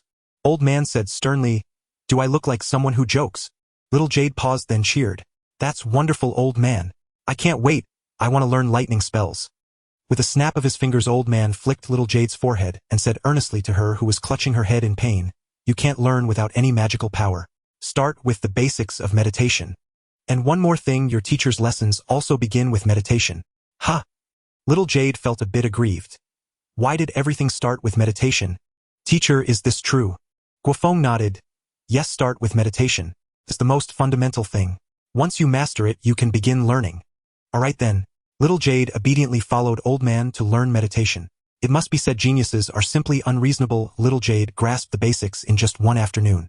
She could already make preliminary use of both magical power and chi. In the hall, Old Man and Guo Feng exchanged glances, both with surprise in their eyes. Old Man underestimated Little Jade's talent. At this rate, she'll become a master before long. Old Man revealed a gratified smile. Guo Feng smiled without a word.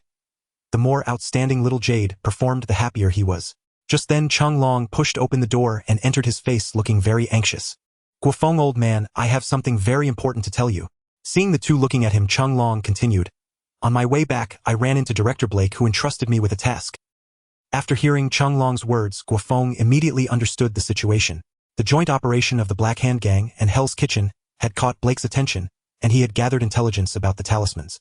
These matters entangled with ancient history made Blake think of Chung Long first. Wait, Chung Long, did you just mention talismans? Old man's gaze sharpened instantly. Yes, old man, but I have no clue about them. That's why I wanted to ask if you know anything. Without answering, old man walked to the bookshelf and took down an ancient tome. While flipping through the pages, he recounted the origin of the talismans. Shindu, a demon. Old man, are you telling a story? Chung Long was skeptical, but after glancing at Guo Feng, he understood. Old man closed the book and looked at Guo Feng. Guo Feng, Shindu has appeared. What are your plans? Leave it to Chung Long and the others. All right. Old man said no more and turned away with his hands behind his back. Chung Long was utterly bewildered. What did he mean by leave it to him? He was just an ordinary person. How could he possibly fight a demon? Guo Feng, you have to help me, Chung Long said urgently. Guo Feng patted his shoulder. My identity is too sensitive to help much, but don't forget old man is here to help you. With that, Guo Feng turned and left. Chung Long scratched his head, still unsure what to do. Just then little Jade appeared and said smugly, Uncle Long, you're finally back. I have something to tell you. What is it? I can do magic and qigong, little Jade whispered. Chung Long was stunned. When he saw what little Jade demonstrated, he was utterly amazed. When had his mischievous niece learned these things?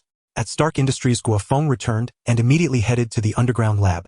Upon entering the lab, he saw Tony Stark and Dr. Banner building a spaceship. Although the bald man liked to deceive the alien technology he promised in the deal was genuine. After decrypting the data, the two immediately began their research. Tony Stark spotted Guo Feng and said excitedly, Jack, you've come at just the right time. This ship is one step away from completion.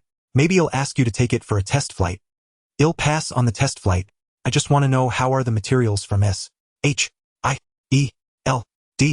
At this, Tony Stark's smile widened. The data Fury sent contains a wealth of technology. Some things I can't even understand yet, but it's been a great inspiration for my subsequent armor upgrades. Oh, by the way, Banner has a problem that concerns you. Guo Feng looked at Dr. Banner, whose expression turned complicated. Jack, can you tell me what you did to Hulk? He hasn't responded at all lately, as if he's gone into seclusion. Guo Feng was inwardly surprised. This situation felt so familiar. Are you sure there's no response? Dr. Banner nodded. I've tried every method, but I can't get a response from him. Still, this might be a good thing. At least I can live a normal life now. Guo Feng never expected that he had driven Hulk into seclusion. But it wasn't a big problem. Hulk wouldn't be needed anytime soon. In fact, he had already collected Hulk's DNA and sent it to General Ross before heading to San Francisco with Kingpin. Without a doubt, both the Abomination and General Ross Red Hulk would be born.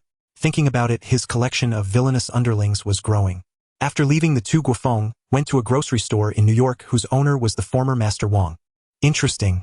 As a Grand Mage of Camartage, instead of staying at the New York Sanctum, you're here, running a grocery store. Wang said calmly, my position is special. I don't need to stay in the Sanctum like other station mages. In fact, I have a lot of freedom. For instance, earning extra cash at the underground arena. How do you know that? Wang exclaimed in astonishment. Guo Feng smiled mysteriously. Just like the Ancient One, I have some knowledge of the future and the past. Moreover, that's not the real reason I came to you. Take me to Camartage. I have urgent business with the Ancient One. Wang nodded and with a sweep of his left hand conjured a portal in the air. When Guo Feng stepped through, he found himself before the Ancient One in the familiar tea room. Guo Feng, what brings you here? Guo Feng cut straight to the chase. I encountered an old eccentric in New York, a grand sorcerer of profound magical prowess. The Ancient One looked surprised. Oh, I didn't expect you'd run into the old master. I'd like to hear your thoughts on him, Ancient One. The Ancient One drifted into recollection. The old master is an exceptional sorcerer. When he first came to Camartage to study, his power was already formidable. Every grand sorcerer in Camartage was challenged by him. The Ancient One continued. He defeated every sorcerer he faced. By the time he left Camartage, even I couldn't fully fathom his abilities. Hearing the Ancient One's assessment of the old master's power, even Guo Feng was taken aback. Yet his primary purpose for this visit was not to probe the old master's strength, but to discuss matters concerning Xiao Yu. After listening to Guo Feng's proposal, the Ancient One fell into deep thought. Stephen had long been her chosen successor, and all her machinations were orchestrated for him. After a long pause, the Ancient One finally acquiesced to Guo Feng's request. I can allow the young girl to study magic alongside Stephen, but the title of Sorcerer Supreme must belong to Stephen. This is not a matter of talent but of destiny. Guo Feng broke into a smile. Rest assured, Master Ancient One. As long as Xiao you can learn your personal teachings, that's enough. Though a little disappointed, Guo Feng respected the Ancient One's decision. The Ancient One then said, "Oh, and when you return, deliver a message to the old Master. Darkness is approaching, and I hope he will lend his aid." Guo Feng nodded, and in the next instant he was back in his office at Stark Industries. Magic truly is a wonderful thing, Guo Feng mused. Such abilities were exactly what he lacked. But it was no great concern. With his traveling frog, he was bound to acquire these powers sooner or later. Speaking of the little frog, Guo Feng couldn't help but look forward to its return. His intuition told him it would be back soon. Meanwhile, the joint operation between the Black Hand and the Kitchen had already begun. Both factions were scouring the world for the talismans. After extensive investigation, the first clue to a talisman was pinpointed. At a ruin in the Americas, a man named Chung Long, clad in a brown vest, led a team into the site. As he deftly avoided traps, he lectured on history and introduced the artifacts. At the entrance to the ruins, several helicopters and a convoy of vehicles arrived. From the lead helicopter, Valmont, holding a golden scepter, gazed down with fervent eyes. This was the closest he had ever been to success. "Boss, we can confirm that a talisman is indeed buried here," Toru reported, stepping forward.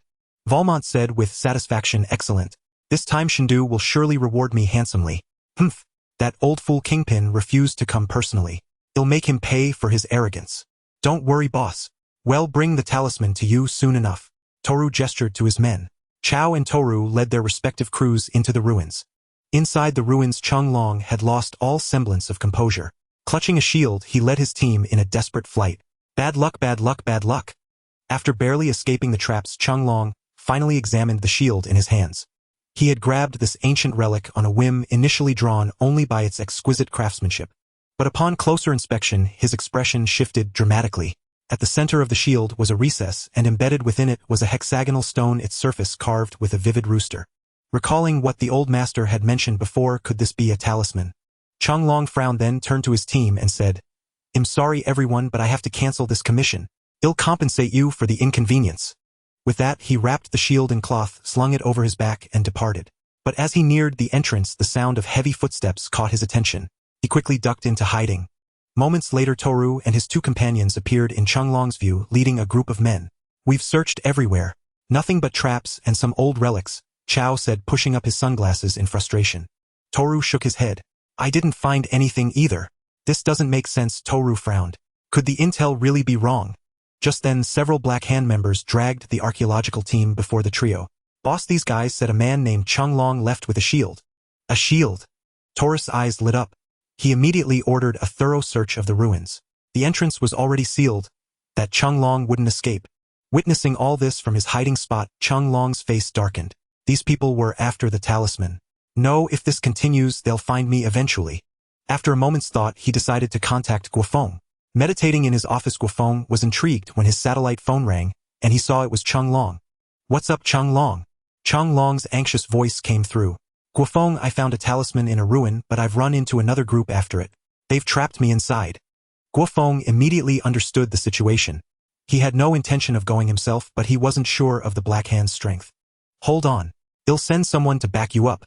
With that, Guo Feng hung up and contacted Tony Stark. Tony Stark readily agreed to Guo Feng's request. He had just finished building his latest armor and was eager to test it on these thugs. Back at the ruins, after an extensive search, Chung Long was finally discovered. Toru and his men cornered him in a narrow passageway. Their eyes immediately locked onto the wrapped shield on Chung Long's back. "Mr. Chung, hand over the shield, and we'll let you live," Toru said.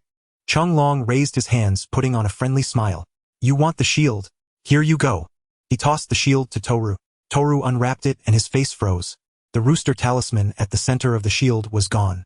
Toru threw the shield aside, glaring at Chung Long. "Mr. Chung, you dare toy with us? Hand over the talisman now. The piece you pried out of the shield." "Talisman? What are you talking about? I gave you everything as it was." Chung Long feigned ignorance, doing his best to stall for time. Feng's face darkened. No one had ever dared to toy with him like this. He immediately waved his hand, ordering his men to seize Chung Long. At this point Chung Long dropped his smile and assumed a fighting stance. Several members of the Black Hand gang sneered at Chung Long, convinced that an archaeologist could never stand against them. With a few swift punches and a flying kick, Chung Long efficiently took down the men. While the others were still stunned, he dashed through the corridor toward the entrance. "Kill him!" A Fun roared. His henchmen immediately drew their guns and opened fire at Chung Long's retreating figure. Yet to A Fun and his crew's astonishment, Chung Long dodged the bullets by mere inches, turning their well-trained gunners into mere masters of body tracing. "A Fun, this guy is possessed." The shrewd Zhou quickly ordered a ceasefire. Since firearms were useless, they would have to suppress Chung Long in close combat. After dodging the pursuit all the way, Chung Long was getting closer to the entrance. Meanwhile, Valmont, guarding the entrance, had received word from A Fun and set a trap with his men at the doorway. Before long, Chung Long's agile figure burst through the entrance. At the same time, the Black Hand members surrounding him launched their attack. But whether it was bullets or traps, Chung Long always managed to evade them by the narrowest of margins. Valmont, who had been brimming with confidence, saw this, and his expression soured. "Damn it, he's using the power of the talismans." Valmont attributed Chung Long's anomalous behavior to the talismans. Seeing that guns were useless, Valmont's men even resorted to heavy weaponry. Chung Long's eyes widened. Were these guys really going this far? "Bad luck, bad luck, bad luck!" Chung Long shouted as he sprinted, narrowly evading the heavy weapons bombardment, while taking down several of Valmont's men along the way. Just then A Fun and his trio burst out from the entrance, dumbfounded by the scene. Valmont, furious at the trio's arrival, pointed at Chung Long and yelled, "You useless fools, take him down now." "Got it, boss." As Valmont's trusted lieutenants, A Fun and his trio were formidable fighters. They encircled Chung Long, and the battle quickly became a heated exchange. The bulliest of the trio, Zhou Su, seized the opportunity, grabbing Chung Long's arm to restrain him. Zhou and A Fun lunged at Chung Long. Chung Long was startled. He raised his legs, locked them around Zhou Su's head, and threw him down. Then, with two swift flying kicks, he repelled the remaining two. A rainbow streak shot across the sky, and Tony Stark, clad in his light combat armor, arrived on the scene. Valmont and his men instantly recognized such an iconic figure. "Iron Man!" Valmont exclaimed, then hardened his expression and ordered his men to open fire on Tony Stark. Bombarded by concentrated fire, Tony Stark immediately retaliated, unleashing a torrent of firepower that swiftly overwhelmed Valmont's forces.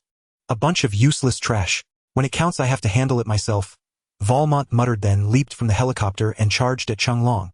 With a swift flying kick, he knocked Chung Long down. Then the scepter in Valmont's hand transformed into a blade pointing at Chung Long's throat. "Hand over the talismans, or else not just you but your family will suffer." Chung Long hesitated, but thinking of Uncle and little Jade, he felt reassured. "Hey mister, are you overlooking me?" Tony Stark appeared behind Valmont, the red light in his palm glowing as he aimed at the back of Valmont's head. Sensing Tony Stark's killing intent, Valmont calmly glanced at him. He sneered, "Oh, if it isn't the famous Tony Stark, Iron Man. Does a big shot like you always meddle in others' affairs?" Tony Stark's gaze turned sharp. "Let him go or I'll blow your head off. Then try it. If you can't, I'll blow yours off." Valmont turned his head, his eyes now a terrifying red. Tony Stark's expression shifted at that moment. He sensed an extremely dangerous aura from Valmont, as if he were a humanoid demon. Not far from the scene, Wang and Guo Feng stood on a cloud, silently observing everything. Wang said to Guo Feng beside him, "That guy has the power of a demon. In all my years of training at Camartage, this is my first encounter." His expression grew solemn. "It's no ordinary demon. The power within him is ancient, and its master must be a formidable ancient demon." Guo Feng nodded. "You're right. The demon behind Valmont is indeed extraordinary. But what surprises me is that such a stingy demon would grant Valmont such power. In the original story, Shindu only bestowed Valmont with gold and treasures, but the power Valmont now displayed exceeded Guo Feng's expectations. Considering that Shindu was currently in a sealed and incomplete state, the power he granted Valmont had already reached this level. It was hard to imagine the true strength of the actual demon. It seems that in the Marvel Universe, the 8 demons are not mere background figures as before. "You'll need to revise my plans." Just then, Tony Stark launched his attack. Valmont smirked, dodged with a twist of his head, and in an instant appeared beside Tony Stark.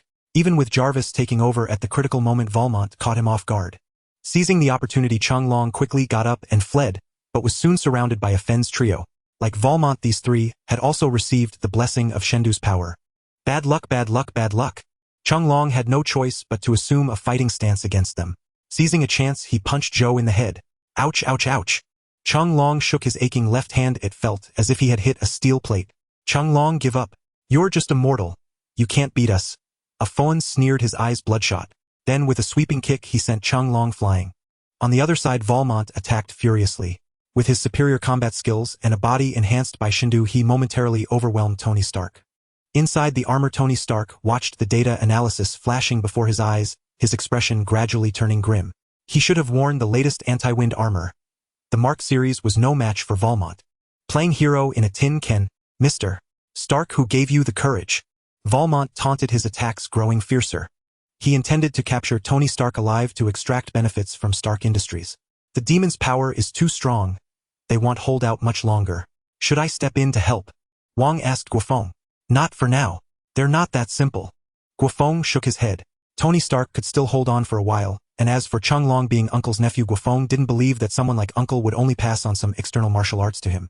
Since interacting with Uncle, Guo Feng had come to realize that Uncle was not only a master of magic but also a grandmaster in Qigong. Sure enough, after being suppressed by the trio, for a while Chunglong's expression grew increasingly stern. Stop this. If you continue, you'll be the ones to suffer, Chunglong said to Toru and the others. Toru and his companions burst into laughter. What kind of joke is that, Jackie? Look at the situation. You're no match for us. If you want to live, hand over the talisman. I will never give you the talisman. Chunglong's tone was resolute as he assumed a fighting stance. At that moment, Toru and his gang sensed a shift in Chunglong's aura. This guy is no pushover, Toru muttered, exchanging a glance with Chao and Zuso beside him. Understanding the signal, the two charged at Chunglong. But this time Chunglong caught their attacks, grabbed their arms, and flung them away with a powerful throw. Chao and Zuso felt the world spin as they were hurled hundreds of meters away. Toru stood dumbfounded, and by the time he regained his senses, Chunglong had leaped forward and knocked him down with a flying kick. Valmont, who was fighting Tony Stark, was stunned by the sight. He knew Toru and the other's strength all too well. With the demon's power, they could easily destroy an army in no time. Yet Chunglong had taken them all out in an instant. At that thought, Valmont lost all desire to linger. He punched Tony Stark back with a single blow, then leaped into the air and flew away at incredible speed, leaving Tony Stark utterly astonished. He hadn't expected Valmont to be able to fly. Not only Valmont, but even the trio followed suit and fled. Although Tony Stark wanted to give chase, Valmont's final punch had severely damaged the Mark armor, making pursuit impossible. Damn it! They'll win next time, Tony Stark vowed silently. They're gone. Should we let them go, Guo Feng? Wang asked Guo Feng. If Guo Feng agreed, he would immediately use space magic to detain Valmont and his crew. Guo Feng shook his head. Remember, Wang, they are servants of the ancient demons. As long as their master still exists, even if you destroy them, they will reappear in time. Wang retracted his magic. All right, if there's nothing else, I'll go back to report. Guo Feng nodded. He believed that the matter of the talismans would not escape the Ancient One's notice. But given the Ancient One's current situation, she had no energy to deal with Shindu and the other ancient demons. Dormammu, the Lord of the Dark Dimension, was the greater threat to Kamartaj. While Guo Feng and Wang were talking, Tony Stark approached Chunglong. You're quite impressive, Mr. Chung. You managed to defeat those guys so easily. Removing his faceplate, Tony Stark studied Chunglong with curiosity. When he first met Chunglong, he thought he was just an ordinary person. He never expected him to effortlessly take down the trio. Tony Stark felt a pang of bitterness. He had come to save the day, but in the end it was Chunglong who turned the tables. Chunglong scratched his head and offered a humble smile. Mr. Stark, you flatter me. My skills are nothing compared to Guo Feng's. Tony Stark was speechless. Then, as if recalling something, he asked Chunglong, Mr. Chung, I heard those people mention a talisman. What is it? Faced with Tony Stark's question, Chunglong couldn't help but feel tense. Just as he was hesitating whether to tell Tony Stark, Guo Feng contacted the armor's communication system. Mr. Stark, don't concern yourself with the talismans. This belongs to the realm of mysticism. But, Guo Feng continued, once I've gathered the power of all the talismans, I'll let you study them to your heart's content. But for now, this is only the beginning. Leave the process to Chunglong and his team. Though reluctant, Tony Stark knew that mysticism was Guo Feng's domain. There are matters at the company. I'll take my leave. With that, Tony Stark turned and left. Chunglong was bewildered. He had been about to explain the talisman. Shortly after Tony Stark's departure, agents from Section 13 arrived on the scene, led by the bald Captain Black. When Black stepped out of the car, Chunglong joyfully approached to embrace his old friend. Thwack! The familiar flick sent Chunglong clutching his head in pain. Jackie, where is the talisman? Uncle walked over with his hands behind his back, followed by Jade, who was looking around curiously. Uncle! Jade! Chunglong exclaimed in surprise. Black shrugged helplessly. Sorry, Jackie. Uncle insisted I bring him along. And I've already looked into who attacked you. He briefed Chunglong on the Dark Hand. Enough of this nonsense. I came here only for the talisman, Uncle said impatiently, and Black quickly fell silent. Chunglong handed the rooster talisman to Uncle. Uncle examined it in his hand, his tone growing solemn. The first zodiac sign has appeared. The others will soon surface as well. Black suggested. Since this thing is so dangerous, why not store it in Section 13? Trust me, Section 13 is the safest place in the world. I think Captain Black is right, Uncle. Let's keep the talisman in Section 13. It'll be perfectly safe. Thwack. Uncle delivered another flick to Chunglong's head and said to the groaning man, Section 13 is indeed a good place, but I already have a better option. Black and Chunglong were puzzled. A place better than Section 13. Uncle, you want to put the talisman in S-H-I-E-L-D. Black quickly said, as that was the only place he could think of. Uncle shook his head. Don't ask about this. Your task is to collect the talismans. Leave the rest to me. Despite his reluctance, Black had no choice but to acquiesce. After all, Section 13's achievements in the mystical field were largely due to Uncle's contributions, and he was the authority on such matters. Indeed, the perfect candidate Uncle had chosen was Guo Feng, not because of Guo Feng's immense power, but because, like Shindu, he too was a dragon. Today was a special day for Guo Feng, as the froglet that had journeyed to another world finally returned. The froglet is back. The froglet has brought back specialties and souvenirs. Please check them. Guo Feng's eyes fixed on the very end of the prompt. This time the froglet had brought back only one specialty, but anything that took it so long to retrieve was bound to be a treasure. It was an exquisitely crafted dark green jade bottle. A sense of familiarity struck Guo Feng, and his expression shifted abruptly as he read the prompt. Heavenly Vase, a divine artifact from the mortal world, the ultimate treasure of the 9 Yuan Temple in the immortal realm. It originated from the first Shintian object born of chaos, when the heavenly Tao first emerged, possessing myriad miraculous functions. Current status complete, but unactivated. Froglet, you're truly incredible. Guo Feng couldn't help but exclaim. The world of mortal cultivation was one he knew well, a highly standardized cultivation realm. And the heavenly vase was unquestionably the supreme treasure. Besides its immense power, it also touched upon the 2 great laws of time and space. Even in the high-tier Marvel universe, the heavenly vase ranked among the supreme artifacts. What delighted Guo Feng was that the vase the froglet brought back was complete. But what about the unactivated status? In response to Guo Feng's confusion, the game interface immediately displayed a message as an explanation. After reading it, Guo Feng breathed a sigh of relief. It wasn't as complicated as he had imagined. The reason for its inactivity was that the vase's spirit was still asleep. Once it awakened, all the vase's powers would be unleashed. The condition for the vase spirit's awakening was simple: fertilize it with the game's clovers. How simple! Guo Feng immediately used the clovers to fertilize the vase spirit. 1,000 clovers vanished in an instant, but when he tried to continue, a prompt indicated saturation, and to wait for the next time. Guo Feng sighed softly, and integrated the heavenly vase into himself. After the fusion, a look of delight spread across his face. The vase by its nature had the function of aiding cultivation, and this effect became remarkably evident after integration. Guo Feng's rate of improvement was already considerable, and with the vase's assistance it underwent a qualitative leap. Moreover, he began to gain insights into the 2 great laws of time and space. No longer would he envy those mages who casually opened spatial portals. Just then a green spatial rift opened before Guo Feng, and Uncle, hands clasped behind his back, strolled leisurely up to him. Uncle scrutinized Guo Feng, and his expression shifted. It had been only a short time, yet Guo Feng's aura had changed so profoundly. Guo Feng was surprised by Uncle's arrival. Uncle, you must have come to ask something of me. Uncle walked up to Guo Feng, placing the rooster talisman on the table. The first talisman has been obtained. You should know how fervently Shindu pursues these talismans. I wouldn't feel safe keeping it elsewhere. You want me to guard the talisman? Guo Feng asked in astonishment. Uncle's decision exceeded his expectations. He had originally planned to collect all 12 talismans before taking them, but now he was being entrusted with one. That's right. For now, the talisman is safest with you, Uncle said, his expression unchanged. One more thing. He raised a finger. The talisman isn't as important as you think. The key is Shindu. With that, Uncle opened a magical portal and departed. Guo Feng clutched the rooster talisman, his expression complex. He set aside his thoughts and stored the talisman in the Kamui dimension of his Sharingan, but only temporarily. He had no intention of hoarding the talisman. As Uncle had said, to fully harness this power he would need Shindu. Meanwhile, Valmont led the enforcers to report to Shindu. Kingpin was also present.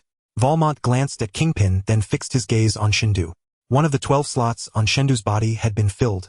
The tiger talisman. Impossible. Valmont muttered in disbelief. Valmont, where is the talisman? Shindu inquired. Valmont's face stiffened as he explained. We found the talisman, but there was an accident. An archaeologist named Chung Long snatched it, but rest assured he'll retrieve it soon. Shindu's voice burned with fury. An archaeologist stole the talisman from you. How could you be so incompetent? You see this talisman on me. Kingpin found it. Though he had anticipated who might find it, hearing it from Shindu stung Valmont deeply. He knew that Kingpin had now surpassed him in Shindu's esteem, and the only way to reclaim his standing was to find more talismans. Valmont knelt on one knee. Rest assured, Shindu. This is my last failure. Shindu said impatiently, get out.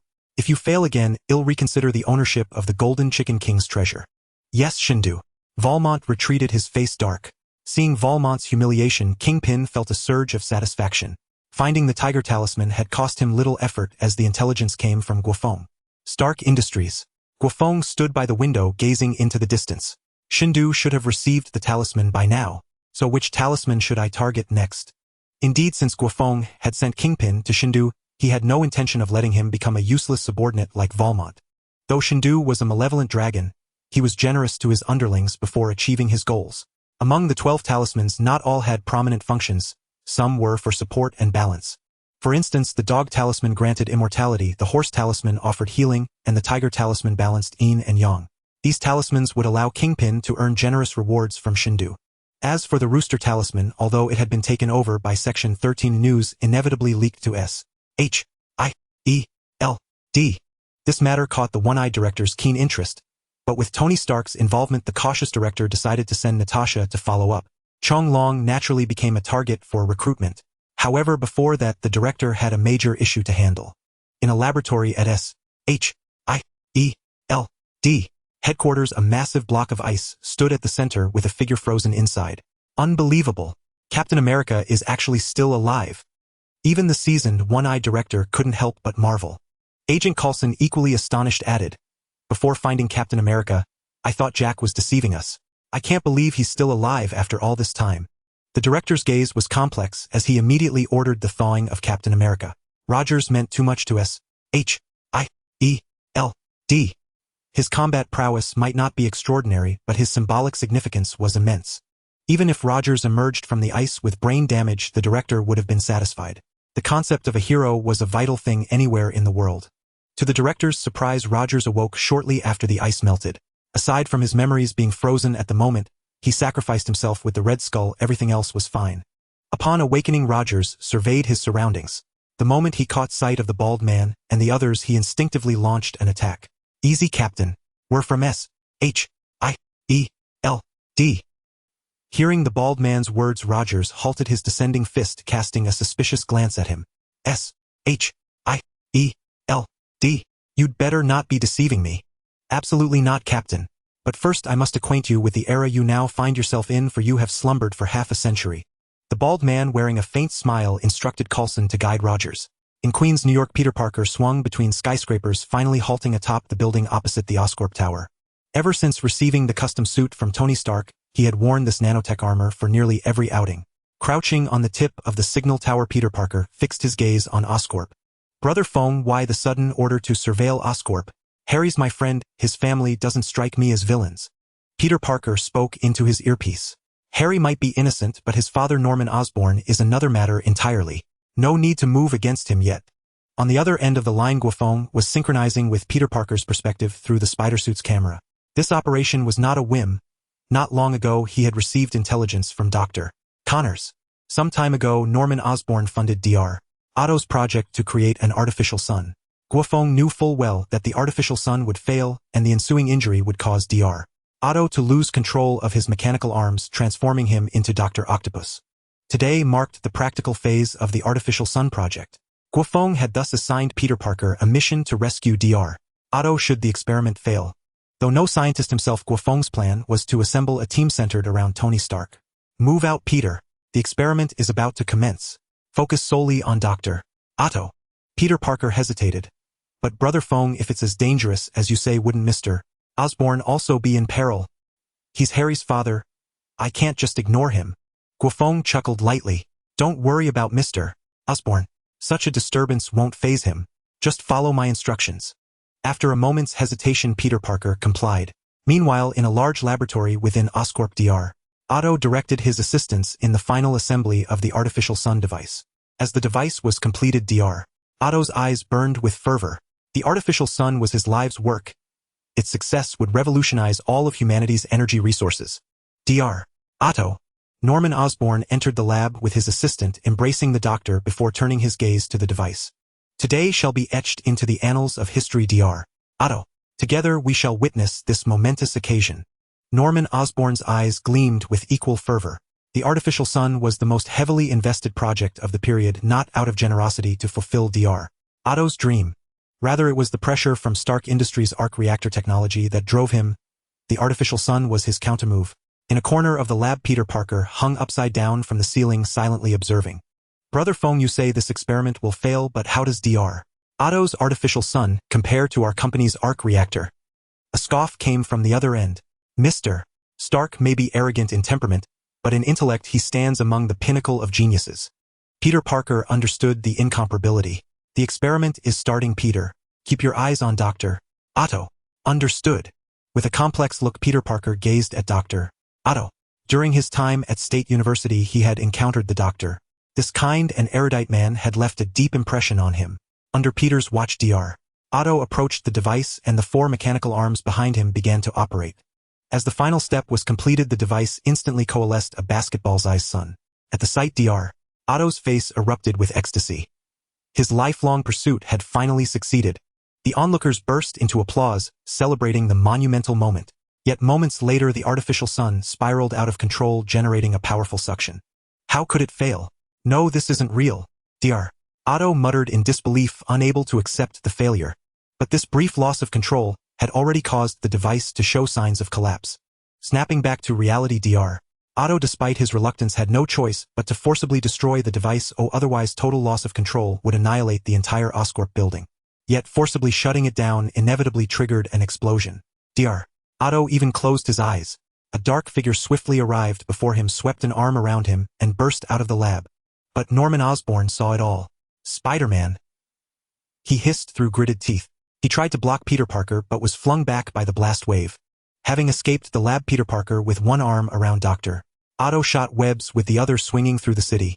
Before long, Peter Parker landed on the rooftop of Stark Tower, where Guo Feng was already waiting. You're the acting chairman of Stark Industries. Dr.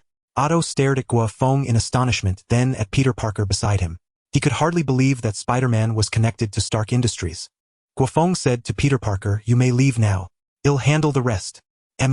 Peter Parker departed without hesitation. Dr. Otto watched Peter Parker's retreating figure with a complex expression, then turned his gaze to Guo Feng, who now stood before him. "It's a pleasure to meet you, Dr. Otto. I've long known of you. After all, you are a genius in the scientific realm." Dr. Otto gave a bitter smile. "Mr. Jack flatters me. I am but a failure. Still, I am grateful to you, or otherwise I would not be standing here unscathed speaking with you." Guo Feng smiled. "Excellent. You're a clever man, so I won't waste words. Stay at Stark Industries and work for me." Dr. Otto's face changed and he tried to speak, but Guo Feng interrupted him. "You need not worry about Oscorp holding you accountable. I'll handle that for you." Dr. Otto, I believe you understand there is no alternative." Dr. Otto hesitated. Suddenly, the mechanical arms behind him extended, seizing Guo Feng with 4 claws, gripping his limbs. Guo Feng remained impassive. "Dr. Otto, you've done something foolish."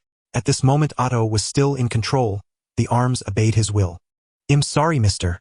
Jack, but I must return to Oscorp to continue my work." Dr. Otto spoke with regret as the mechanical arms strained to lift Guo Feng. Yet what followed shocked him. No matter how the arms struggled, they could not move Guo Feng. Guo Feng sneered contemptuously. "Dr. Otto, is this your answer? If so, I should teach you a lesson." "Impossible. You're just an ordinary man." Dr. Otto exclaimed in disbelief. Guo Feng snorted coldly, flexing his limbs lightly. In the next instant, the mechanical arms were torn to shreds by a terrifying force. Dr. Otto screamed in agony, collapsing to the ground, staring at Guo Feng in despair.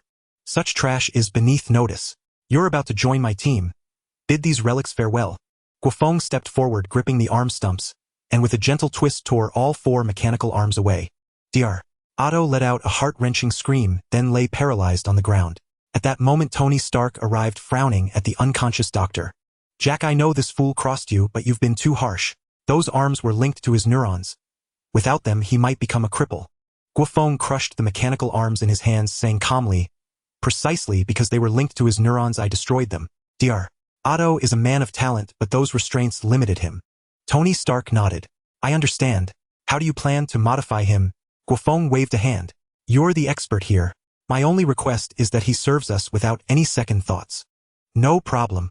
With that, Tony Stark summoned a suit of armor to carry Dr. Otto away.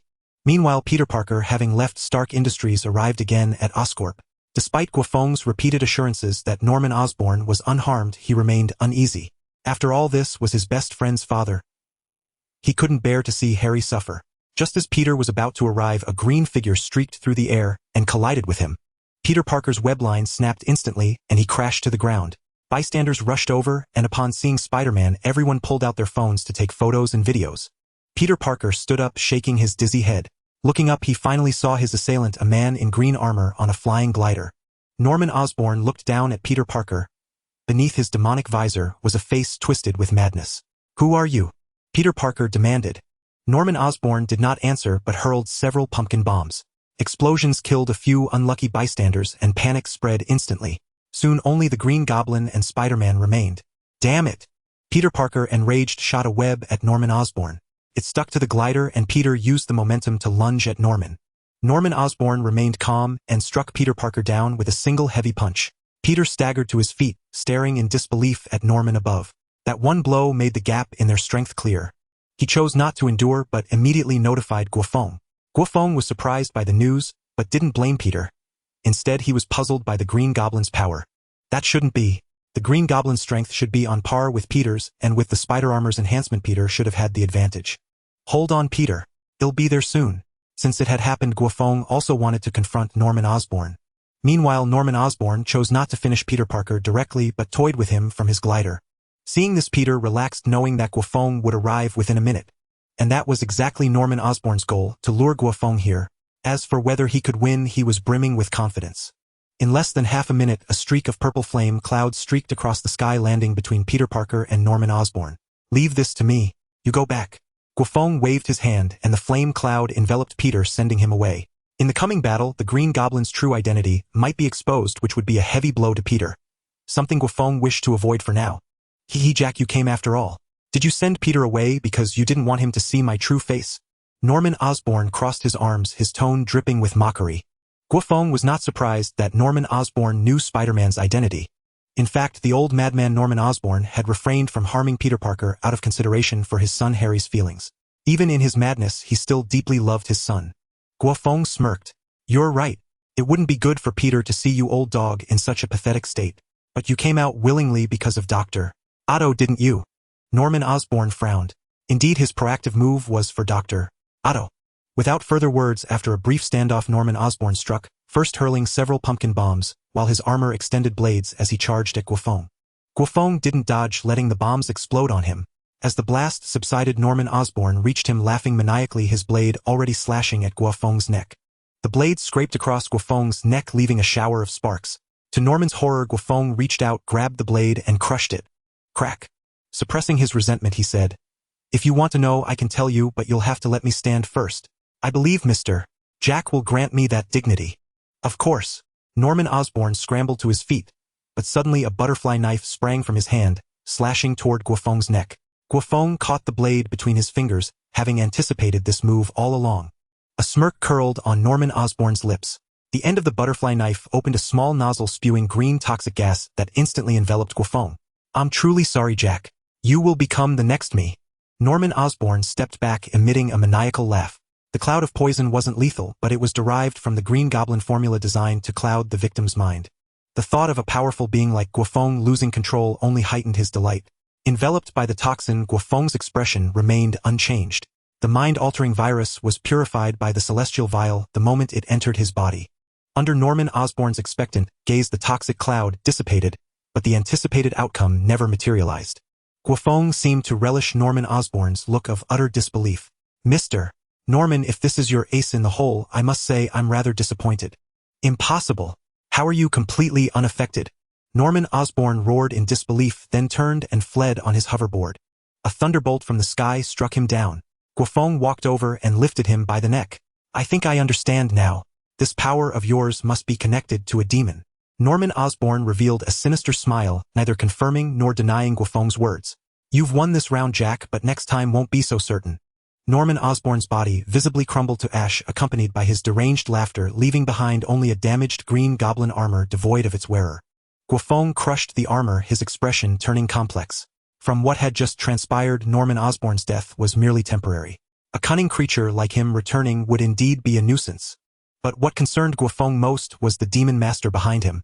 Were they the native demon kings of the Marvel Universe or ancient demons as troublesome as Shindu? That sly Norman Osborn. Guo Feng cursed under his breath. Norman Osborn's suicide would impact Peter Parker the most. After some deliberation, Guo Feng decided to inform Peter Parker of the situation. Soon he arrived at Peter's apartment. The door was opened by a middle-aged woman with slightly graying hair. "Hello, who are you?" Aunt May asked. Guo Feng offered a friendly smile. "I'm the boss of the company Peter interns for. I need to speak with him about something." Aunt May looked him over. "Wait a moment, I'll get Peter." Shortly after she went inside, Peter Parker emerged looking somewhat surprised to see Guo Feng. "That was fast. How did it go?" Guo Feng replied. "Can we talk in private, Peter? But you need to prepare yourself. This concerns you." Peter Parker scratched his head in confusion before following Guo Feng. They began their conversation in a quiet park. After confirming no one was nearby, Guo Feng told Peter about the Green Goblin and Norman Osborn. "What?" Peter was stunned. "Brother Feng, are you joking? How could Harry's father be a villain?" Guo Feng's expression turned serious. "Face reality, Peter. The Green Goblin is Norman Osborn. As for why he became this way, it was an accident just like you." He looked at the silent Peter Parker and continued. "If it were just a simple mutation, Norman Osborn could be saved. But he's already entangled with evil forces. Be mentally prepared, Peter." After a long pause, Peter finally spoke. "I understand. But how do I explain this to Harry? He's innocent." He grabbed Guo Feng's hand. "Please, Brother Feng, don't let Harry become someone like his father. I don't want to lose him." Guo Feng was silent for a moment before agreeing to Peter's request. However, handling this alone would be difficult. Dealing with demons required a professional. At the antique shop, Uncle was leisurely sipping tea behind the counter, while Jade studied a magic book intently beside him. She closed the book and asked curiously, "Uncle, when can I go to Camartage?" Uncle gave her a gentle flick on the forehead. "The time isn't right yet. This matter must be decided by your teacher." Jade pouted. "But Uncle, life without an opponent is so boring. I have all this power but no chance to practice it." "Who's complaining?" "Teacher." Jade's eyes lit up as she looked toward the door. "What brings you here?" "It's not a teaching day," Uncle said solemnly. "Or do you have a troublesome matter for this old man?" Guo Feng walked over, ruffled Jade's hair, and said to Uncle, "I encountered something involving a demon today. I was hoping you wouldn't mind lending a hand, Uncle Chung." "A demon?" Uncle's interest was piqued. Guo Feng then recounted the Green Goblin incident, though he omitted the connection between Peter Parker and the Osborn family. Uncle stirred his tea, pondering for a moment before replying, "This is highly likely related to a demon. I can help with that kid named Harry, but you must do me a favor in return." "Name it, Uncle Chung." Uncle glanced at Jade. "Take Jade out for some practice. I know you have the perfect sparring partner in mind." "Awesome." Jade cheered excitedly and grabbed Guo Feng's hand. "Come on, teacher. I can't wait to show off what I've learned recently. Oh, and it's the weekend." Guo Feng smiled helplessly. "You little rascal. Come with me. I do have someone suitable in mind." The person he had in mind was Tony Stark. As his former sparring partner, Tony's current abilities were no longer a challenge for Guo Feng, but would be perfect for Jade. At Stark Industries, achoo. Tony Stark, tinkering with equipment at his workbench, suddenly had a bad feeling. "What's wrong, Tony?" asked Dr. Banner, who was nearby. "Nothing. I feel like someone's thinking about me, but I'm used to it. I am a handsome genius after all." Dr. Banner was speechless. "What? You want this little girl to fight me? Are you joking? Even if she is your student, it's only been a short while. Don't be ridiculous." Tony Stark's expression was filled with disbelief. Just a moment ago, Guo Feng brought Xiao Yu to his workshop and insisted that she fight him. Guo Feng gestured for Tony Stark not to be too agitated. "Xiao Yu is a genius just like you. Although she hasn't trained for long, she has learned quite a bit." Tony Stark was immediately displeased. "Let's forget it, Jack. Whatever the case, fighting a little girl is quite embarrassing." Xiao Yu crossed her arms and snorted softly. "Come on, mister. Tony, aren't you ashamed to back down against a little girl? Besides, this is just a sparring match. You wouldn't be scared, would you?" With Xiao Yu's innocent tone mocking him directly, Tony Stark's face twitched. He glanced at Guo Feng and ultimately agreed. Although he recognized Guo Feng's insight, he still didn't believe Xiao Yu had much strength. To be safe, he used the original Mark I armor. Even with the Mark I, Tony Stark was still uneasy and specifically instructed J.R.V.I.S. to lower the performance settings. Guo Feng silently watched the scene unfold. The good show is about to begin. The battlefield was a stage specially constructed by Tony Stark, solid and spacious enough to withstand a tactical nuclear bomb. Xiao Yu changed into a black combat outfit and saluted Tony Stark with a fist clasp. "Let's start, little girl," Tony Stark said casually, not intending to make a move, believing the defenses of the Mark I would be enough for Xiao Yu to give up. Xiao Yu smirked, closing the distance to Tony Stark in a single breath and delivering a side kick to his waist. Bang! A dent appeared on the waist of the Mark I armor, and the tremendous force sent the suit flying. Damn! What kind of strength is this? Inside the armor, Tony Stark was completely unsettled. According to the analysis panel, the waist area was nearly damaged. Despite being shocked by Xiao Yu's power, Tony Stark realized it was not a pure strength like Guo Feng's, but accompanied by a strange energy. At this moment, Xiao Yu had already moved behind Tony Stark, boasting, "Sorry, Mr. Tony, my martial skills are not too shabby, right?" Tony Stark forced a smile. "Your name is Xiao Yu, right? Your skills are quite good. That was just my mistake, let me take a moment." Xiao Yu smiled slyly. "No problem, this is just a spar." Tony Stark felt an urge to spit blood and hurried back to the laboratory to remove the Mark I, but he did not have the intention to equip the anti-wind series armor. According to J.R.V.I.S. data analysis, the latest series of Mark armor should be sufficient to win this spar. Before long, Tony Stark re-entered the arena. The new armor belonged to the nano armor series, and as he walked, the armor gradually enveloped his body. Cool. Xiao Yu's eyes brightened. Tony Stark extended his hand, gesturing, "Come on, Xiao Yu, this time it won't be like last time." Xiao Yu used the same trick again, delivering a flying kick from behind Tony Stark. Humph! Tony Stark turned around and grabbed Xiao Yu's ankle with one hand. "Got you, Xiao Yu." "Not at all." Xiao Yu revealed a cunning smile as her body transformed into a shadow and disappeared. At the same time, another Xiao Yu appeared at Tony Stark's side and struck out. A palm print left an imprint on the abdomen of the armor, causing Tony Stark to step back in surprise, gazing at the distance between him and Xiao Yu. Was that a clone? Xiao Yu nodded. "It's a very basic magic, but quite practical." "What was that palm strike?" Tony Stark continued to inquire as J.R.V.I.S. playback showed that Xiao Yu's palm strike had not been applied with force. Xiao Yu patiently replied, "That was Qi Gong, a very peculiar kind of power, but I've only just begun to master it." "Alright, the QA session is over, let's continue." Xiao Yu jumped into the air, kicking several times to form blue energy waves directed at Tony Stark. He quickly dodged while the energy waves hit the ground, leaving visible cracks. "Rip!" Tony Stark gasped in shock. The ground here was made of alloy and ordinary armor-piercing rounds couldn't leave a mark. Yet Xiao Yu's casual strike caused such destruction. Guo Feng, who was watching, was somewhat surprised. The technique Xiao Yu used was one of the 6 techniques he had taught her, and he didn't expect her to reach such a level in such a short time. J.R.V.I.S. switched to combat mode. Tony Stark no longer underestimated Xiao Yu. The eyes of the helmet glowed red, and Tony Stark instantly appeared in front of Xiao Yu, delivering a knife hand strike. Xiao Yu's face was excited as her arms, enveloped in black armed hockey, crossed over to block the armor's knife hand strike.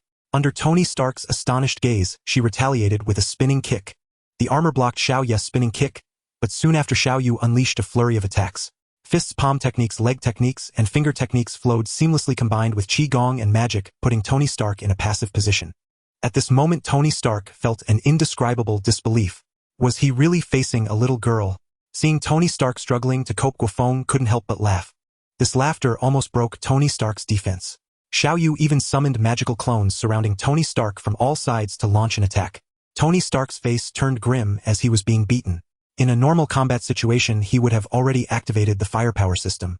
However, admitting defeat to a little girl felt too humiliating, so he wanted to try again. "Wait, Xiao Yu, give me one more chance. I'll change to another set of armor." Xiao Yu paused and looked at Guo Feng. "Agree to him, Xiao Yu. Neither of you has shown your true abilities. Let's have another match." "Alright then, let's compete again." Xiao Yu crossed her arms and waited. Tony Stark didn't immediately go to change armor. Instead, he approached Guo Feng and asked, "Jack, quickly tell me what armor would be appropriate. I'm not too concerned about winning or losing, but it wouldn't be good if Xiao Yu got hurt. I remember your latest series of anti-wind armor has been released. Use that to spar with Xiao Yu." Tony Stark exclaimed in surprise, "Are you joking? That armor was designed based on the data from your previous performance in Mexico. Although it differs significantly from you, isn't it excessive to use it against Xiao Yu? Just don't use the firepower system and it will be fine." He was also familiar with that armor Tony Stark had incorporated a lot of black technology into it, most of which were based on alien technology. Even with Xiao Ye's high talent, such a short period of growth was not enough to contend with those advanced technologies. Let's hope so. With you as his teacher, there shouldn't be any problems. Tony Stark gave a resigned smile before heading to the lab to change into his armor. Before long, Tony Stark, clad in the latest model of the wind-repelling armor, stepped onto the arena. The armor, with its signature Redan gold paint scheme, stood nearly 3 meters tall, its bulky form crowned by a ferocious dragon-shaped helmet. Cool. Jade's eyes lit up. This suit of armor appealed to her in every way. Inside the armor, Tony Stark began calibrating its functions, sealing off its black tech and weapon systems. Once done, he handed over operational control to J.R.V.I.S. This time Tony Stark struck first. By the time Jade reacted, the armor was already before her, its dragon claw-like arm reaching for her face. Just as it was about to make contact, the armor abruptly spun around and grabbed hold of something. "Ooh, you caught me." Caught in her true form, Jade smiled with unruffled composure. "You've lost, Jade. But considering the previous round's ID, call it a draw," Tony Stark declared with smug satisfaction, relieved to have salvaged his pride. Jade shook her head and giggled. No. This is just the beginning. Watch closely, Mr. Stark. I'm about to get serious." Tony Stark's expression shifted, her words stirred a foreboding unease. Sure enough, the next moment, the jade in his hand dissolved into smoke, reappearing behind the armor. With a sweep of her left hand, a crimson beam of magical energy struck the armor. Sizzling smoke rose from the armor. "It's useless, Jade. Your energy arts and magic can't harm my suit. You're a talented child, but you haven't had enough time to grow." Tony Stark stood his ground, hoping to make Jade back down. Guo Feng chimed in from the side. "Jade used that technique. Your current moves won't work against Mr. Tony." Jade hesitated. "But Master, I haven't mastered that skill yet. I'm only half-trained." "Half-trained is enough." Tony Stark was speechless. "Jack, what exactly is this ability? You didn't teach her how to turn into a dragon, did you?" Tony Stark asked, slightly losing his composure. Guo Feng gave a mysterious smile. "You're overthinking it, though the two are somewhat related." He shifted the topic. "If you want to win, you'd better stop her now. Let her experience what real combat feels like." Tony Stark snorted coldly. Instead of interrupting Jade, he silently watched her every move, curious to see just how powerful the ability Guo Feng spoke of really was. A golden aura surged from within Jade, and dragon scale-like patterns spread across her skin. The resplendent golden dragon markings settled on Jade's cheeks like a mask, lending her an air of both nobility and grace. Jade's black martial arts uniform transformed into a robe of gold and white. Seeing Jade take on the appearance of an ancient sage, Guo Feng was astonished. The sage mode he had taught her had mutated. While traces of the dragon remained, most of the transformation seemed to have adapted to Jade's own unique essence. Jade's essence. Guo Feng couldn't help but think of her past life. A mysterious and immensely powerful sage of magic. Tony Stark was stunned not by the scion-like spectacle of Jade's transformation, but by the data J.R.V.I.S. analyzed, which exceeded his wildest expectations. He shot a questioning look at Guo Feng. Guo Feng shrugged, indicating he had no idea either. Jade excitedly examined herself and exclaimed, "This is absolutely cool." With that, 2 golden magic circles appeared in Jade's hands, and in an instant a surge of violent energy spilled forth. "Ha!" Guo Feng frowned. Seeing Jade's panicked expression, he knew the worst had happened. "Master, I can't control it." Jade cried out for help. She had only meant to test the power of magic, but the energy within her was too overwhelming, causing her to lose control. Guo Feng told her, "Aim it at me." Jade hesitated, then struggled to direct the magic circles toward Guo Feng. Boom! The circles erupted into 2 golden beams of light, annihilating everything in their path. Guo Feng assumed his dragon-human form and met the 2 beams head-on. In that fleeting moment, after unleashing the magic, Jade reverted to her normal state, looking weak and drained. Guo Feng compressed the energy of the 2 beams into a single violent golden sphere. He then hurled the sphere into the Kamui dimension. Once the dust settled, Guo Feng approached Jade with concern. "Are you feeling unwell anywhere?" Jade held her head. "Nothing serious, just a bit dizzy." Then she changed the subject. "Master, what's the result this time? Did I win?" Guo Feng exchanged a glance with Tony Stark and announced the outcome. Jade had won the sparring match. "Yes, I won." Jade cheered excitedly, but soon she was yawning. "I'll take you back to the antique shop." Guo Feng picked up Jade with one arm, and with a surge of fiery clouds they departed. Tony Stark sighed in frustration, recalling Jade's last attack. A shiver ran through him. An attack of that magnitude, the armor's inherent defense alone couldn't have withstood it. Thank goodness Guo Feng was there, or otherwise, he wouldn't have had time to activate the energy shield. "Damn it!" Jack's strength is monstrous enough, but how did he manage to train a little girl to be this powerful? On the other side, Guo Feng had already returned Jade to the antique shop. Seeing Jade asleep in Guo Feng's arms, Uncle's expression shifted. In all these years, this is the first time I've seen Jade like this. The child has boundless energy. What did you do to wear her out? Guo Feng set Jade down. Nothing much. Just a spar that took a lot out of her. But she won. Uncle nodded and asked Chang Long, who was cleaning, to take Jade to rest.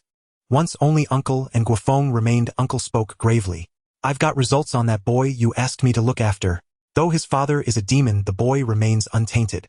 Hearing that Harry had no issues, Guo Feng wasn't surprised. Norman Osborn, though transformed into the evil Green Goblin, had always harbored a special affection for Harry.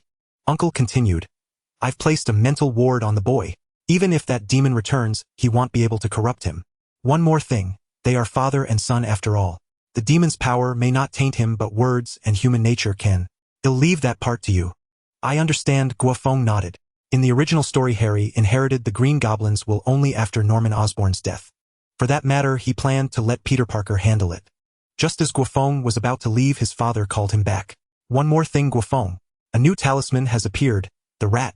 However, this time too many factions are involved, so you'll need to go there personally. The Rat Talisman. Guo Feng's expression shifted. As the first of the 12 talismans, the Rat Talisman was crucial. It was the foundation for Shendu's revival, and its own power was immensely formidable. It wasn't merely about animating inanimate objects. It could perfectly manifest the inherent traits of lifeless things. It seems the timeline has shifted more than expected. The Rat Talisman has appeared ahead of schedule.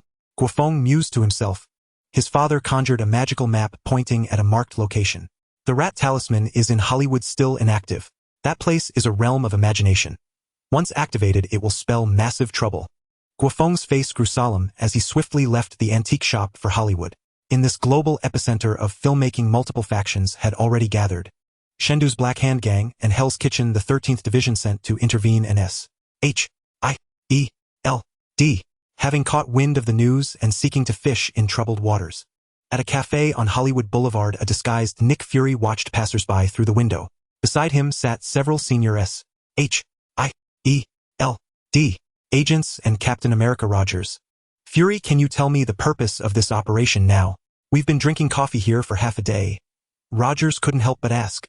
Fury took a sip of coffee, lowering his voice. Patience, Captain. Once they make their move, we'll know the answers. Rogers fell silent. It was Coulson who answered instead. It's something called a talisman. According to our intel, these talismans are linked to ancient magic. Here they come. Fury's gaze sharpened instantly. He had personally led this operation because the 13th Division had deployed overwhelming force. Though he didn't understand magic or mysticism, the power of the talismans might bolster S.H.I.E.L.D.'s capabilities, perhaps even serve as a check on Guo Feng. Meanwhile, both Valen's faction and the 13th Division had dispatched massive teams to conduct a thorough search across Hollywood. Found it! The trio of Afu, Zhou, and Lei Su discovered the Rat Talisman in a prop warehouse. Afu picked it up from a pile of stone props, clutching it with excitement. We got lucky. Found it on the first try. Zhou urged quickly, notify the boss. I saw plenty of others searching too. Shindu gave strict orders. The Rat Talisman must not be lost. Afu tucked the talisman into his chest, boasting. You think those amateurs can snatch it from us? Even Chung Long couldn't pull it off. The moment Afu and his crew stepped out, a graceful shadow dropped from the doorway, snapping Afu's neck with a scissor kick and deftly retrieving the talisman from his pocket. Staring at the stunning woman before them, Zhou and Lei Su were stunned. Natasha toyed with the talisman in her hand, while tossing a smoke bomb with the other. Damn woman! Afu straightened his neck and got up. Empowered by demonic forces, they were hard to kill. Though furious, the trio wasn't worried about Natasha escaping. Lei Su, bring out the item. It'll make that woman pay. Lei Su pulled out a golden dragon-carved staff from his pocket. A talisman tracking artifact Shindu had given them. News of the talisman's appearance and theft quickly spread among all factions. Upon hearing the report, Black, who was at a sci-fi film set, immediately ordered Hollywood to be locked down. He didn't need to guess who had stolen it. Daring to reach into the 13th Division's turf, Nick Fury. You've got some nerve. Black sneered, then dialed Chung Long's number. At the same time, people across Hollywood looked up at the sky. At some point, thick storm clouds had shrouded the heavens, casting a heavier gloom over the Suntobeckiotic Hollywood. Strange. Wasn't the forecast supposed to be sunny? What a waste of my time coming here, a passerby grumbled. You still trust the forecast? But these clouds are really thick. Look. The clouds have formed an eye. People noticed the clouds shaping into an eye socket with lightning crackling within, as if a deity was gazing down upon the mortal world. At the center of that lightning, Guo Feng reclined against the thunderclouds observing Hollywood. His gaze soon locked onto Natasha, who was blending into the crowd. After stealing the talisman, Natasha had disguised herself as an actress heading for an audition, skillfully evading numerous risks. She walked with steady steps toward a film set. Fury, disguised as a director, saw Natasha arrive and gestured for her to come for an audition. During the audition, Natasha discreetly handed the rat talisman to Fury. "So this is the talisman. Looks like an ordinary stone," Fury murmured. After Natasha finished the audition, the entire crew began to wrap up. Fury couldn't wait to return and have his technicians study the talisman. "Hey, wrapping up so hastily isn't the mark of a good crew." The trio of Afuzhou and Leisu arrived, followed by a large group of suited men surrounding the area. Natasha stared at Afu in shock. She had twisted his neck, so how was he still alive and well? Afu walked up to Fury, sneering. "Mr. Director, hand over the item and no one gets hurt. Oh, and by the way, beautiful lady, I still have a score to settle with you for breaking my neck," Afu said, turning to Natasha. Fury forced a bitter smile. "Sorry, sir, I have no idea what you're talking about. We're just a small crew." Afu patted Fury on the shoulder. "Stop playing dumb. Hand over the talisman and everyone except this woman can live. I won't say it again." All right. Fury nodded in agreement, slowly reaching into his pocket. But as he withdrew his hand, he pulled out a gun and aimed it at Afu's head, his feigned fear turning into a cold glare. "Tell your men to back off or I'll blow your head off." Afu laughed and Zhou and Leisu joined in. "Just pull the trigger. If I dodge, I'll let you leave." Fen pressed his forehead directly against the barrel of the bald man's gun. Bang! The bald man fired without hesitation. Whether the other would survive or not in this moment, there was no choice but to fight. White smoke rose from Fen's forehead, the bullet leaving no trace. Having already activated the demonic power, Fen revealed a sinister grin. "Useless. I'll give you one more chance. Hand over the talisman." Before Fen could finish, a shield struck the back of his head. Rogers, who had acted first, retrieved his shield and stood before the bald man. Meanwhile, Fen's underlings drew their weapons and opened fire, but the dense hail of bullets proved utterly harmless against the vibranium shield. Natasha and several other agents retaliated. Hawkeye grabbed a bow from a nearby prop box and swiftly loosed 3 special arrows. Their explosions combined with flashes and smoke, plunging the scene into chaos. The bald man and his group seized the opportunity to flee. The commotion immediately drew the attention of Sector 13's forces. Seeing Sector 13 in action, Valen could no longer hold back. He ordered his men to stop Sector 13, while he alone went to support Fen and the others. The bald man and his team escaped into a shopping mall. As a major Hollywood mall, it was filled with an abundance of Hollywood-related merchandise. Interesting. Guo Feng, watching from the sky, shifted his expression. If the rat talisman were activated here, it would undoubtedly trigger a massive supernatural event. Not long after the bald man and his group entered the mall, Sector 13 and Valen's crew also went in. Once Valen's people were inside, countless pairs of crimson eyes emerged from the shadows of every corner in the mall. The rat talisman was crucial to Shindu. Having already obtained the rooster talisman to balance Yin and Yang, adding the rat talisman would allow him to initiate a preliminary resurrection. In addition to dispatching Valen and Kingpin, Shindu also sent numerous shadow ninjas to assist. Speaking of Kingpin, he was en route via helicopter. Gazing at the terrifying thunderclouds above Hollywood, Kingpin felt his own insignificance. "Boss, a massive storm is likely brewing here. Flying into it is far too dangerous." The pilot spoke with concern, having never seen such fearsome thunderclouds in decades of flying. Kingpin hesitated for a moment, tempted to agree. After all, he intended to coast through this operation. With his past contributions, Shindu wouldn't be too harsh on him. Just then, Kingpin's private phone rang. Seeing the caller, his face immediately turned serious. "Any instructions, Mr. Jack?" "Fly over there. It's not chaotic enough. You need to stir the fire." "But sir, the weather is too severe. Even fighter jets wouldn't dare fly into a storm of this magnitude." Kingpin quickly replied, unwilling to gamble with his life. A light chuckle came from the other end. "Other aircraft certainly couldn't make it, but you absolutely can." Boom, boom, boom. The eye of the storm in the sky slowly turned, fixing its gaze on Kingpin's position. Kingpin was awestruck, and in that moment he understood Guo Feng's words. This apocalyptic storm was actually controlled by Guo Feng. The thought made Kingpin's scalp tingle, and he immediately abandoned any idea of coasting, ordering the pilot to reach the destination at maximum speed. The pilot thought Kingpin had lost his mind, but under the threat of a gun, he had no choice but to grit his teeth and fly through. At least if he died, he'd go down with the boss. No loss. As Kingpin flew toward the mall, many watched with bated breath. When the helicopter made it through the storm's shroud, safely other factions decided to take the gamble. SHIELD made the first move, sending several armed helicopters toward the mall. Boom! But as these helicopters reached the storm's periphery, they either lost control due to magnetic interference and crashed, or were struck directly by lightning. The aircraft from other factions fared no better.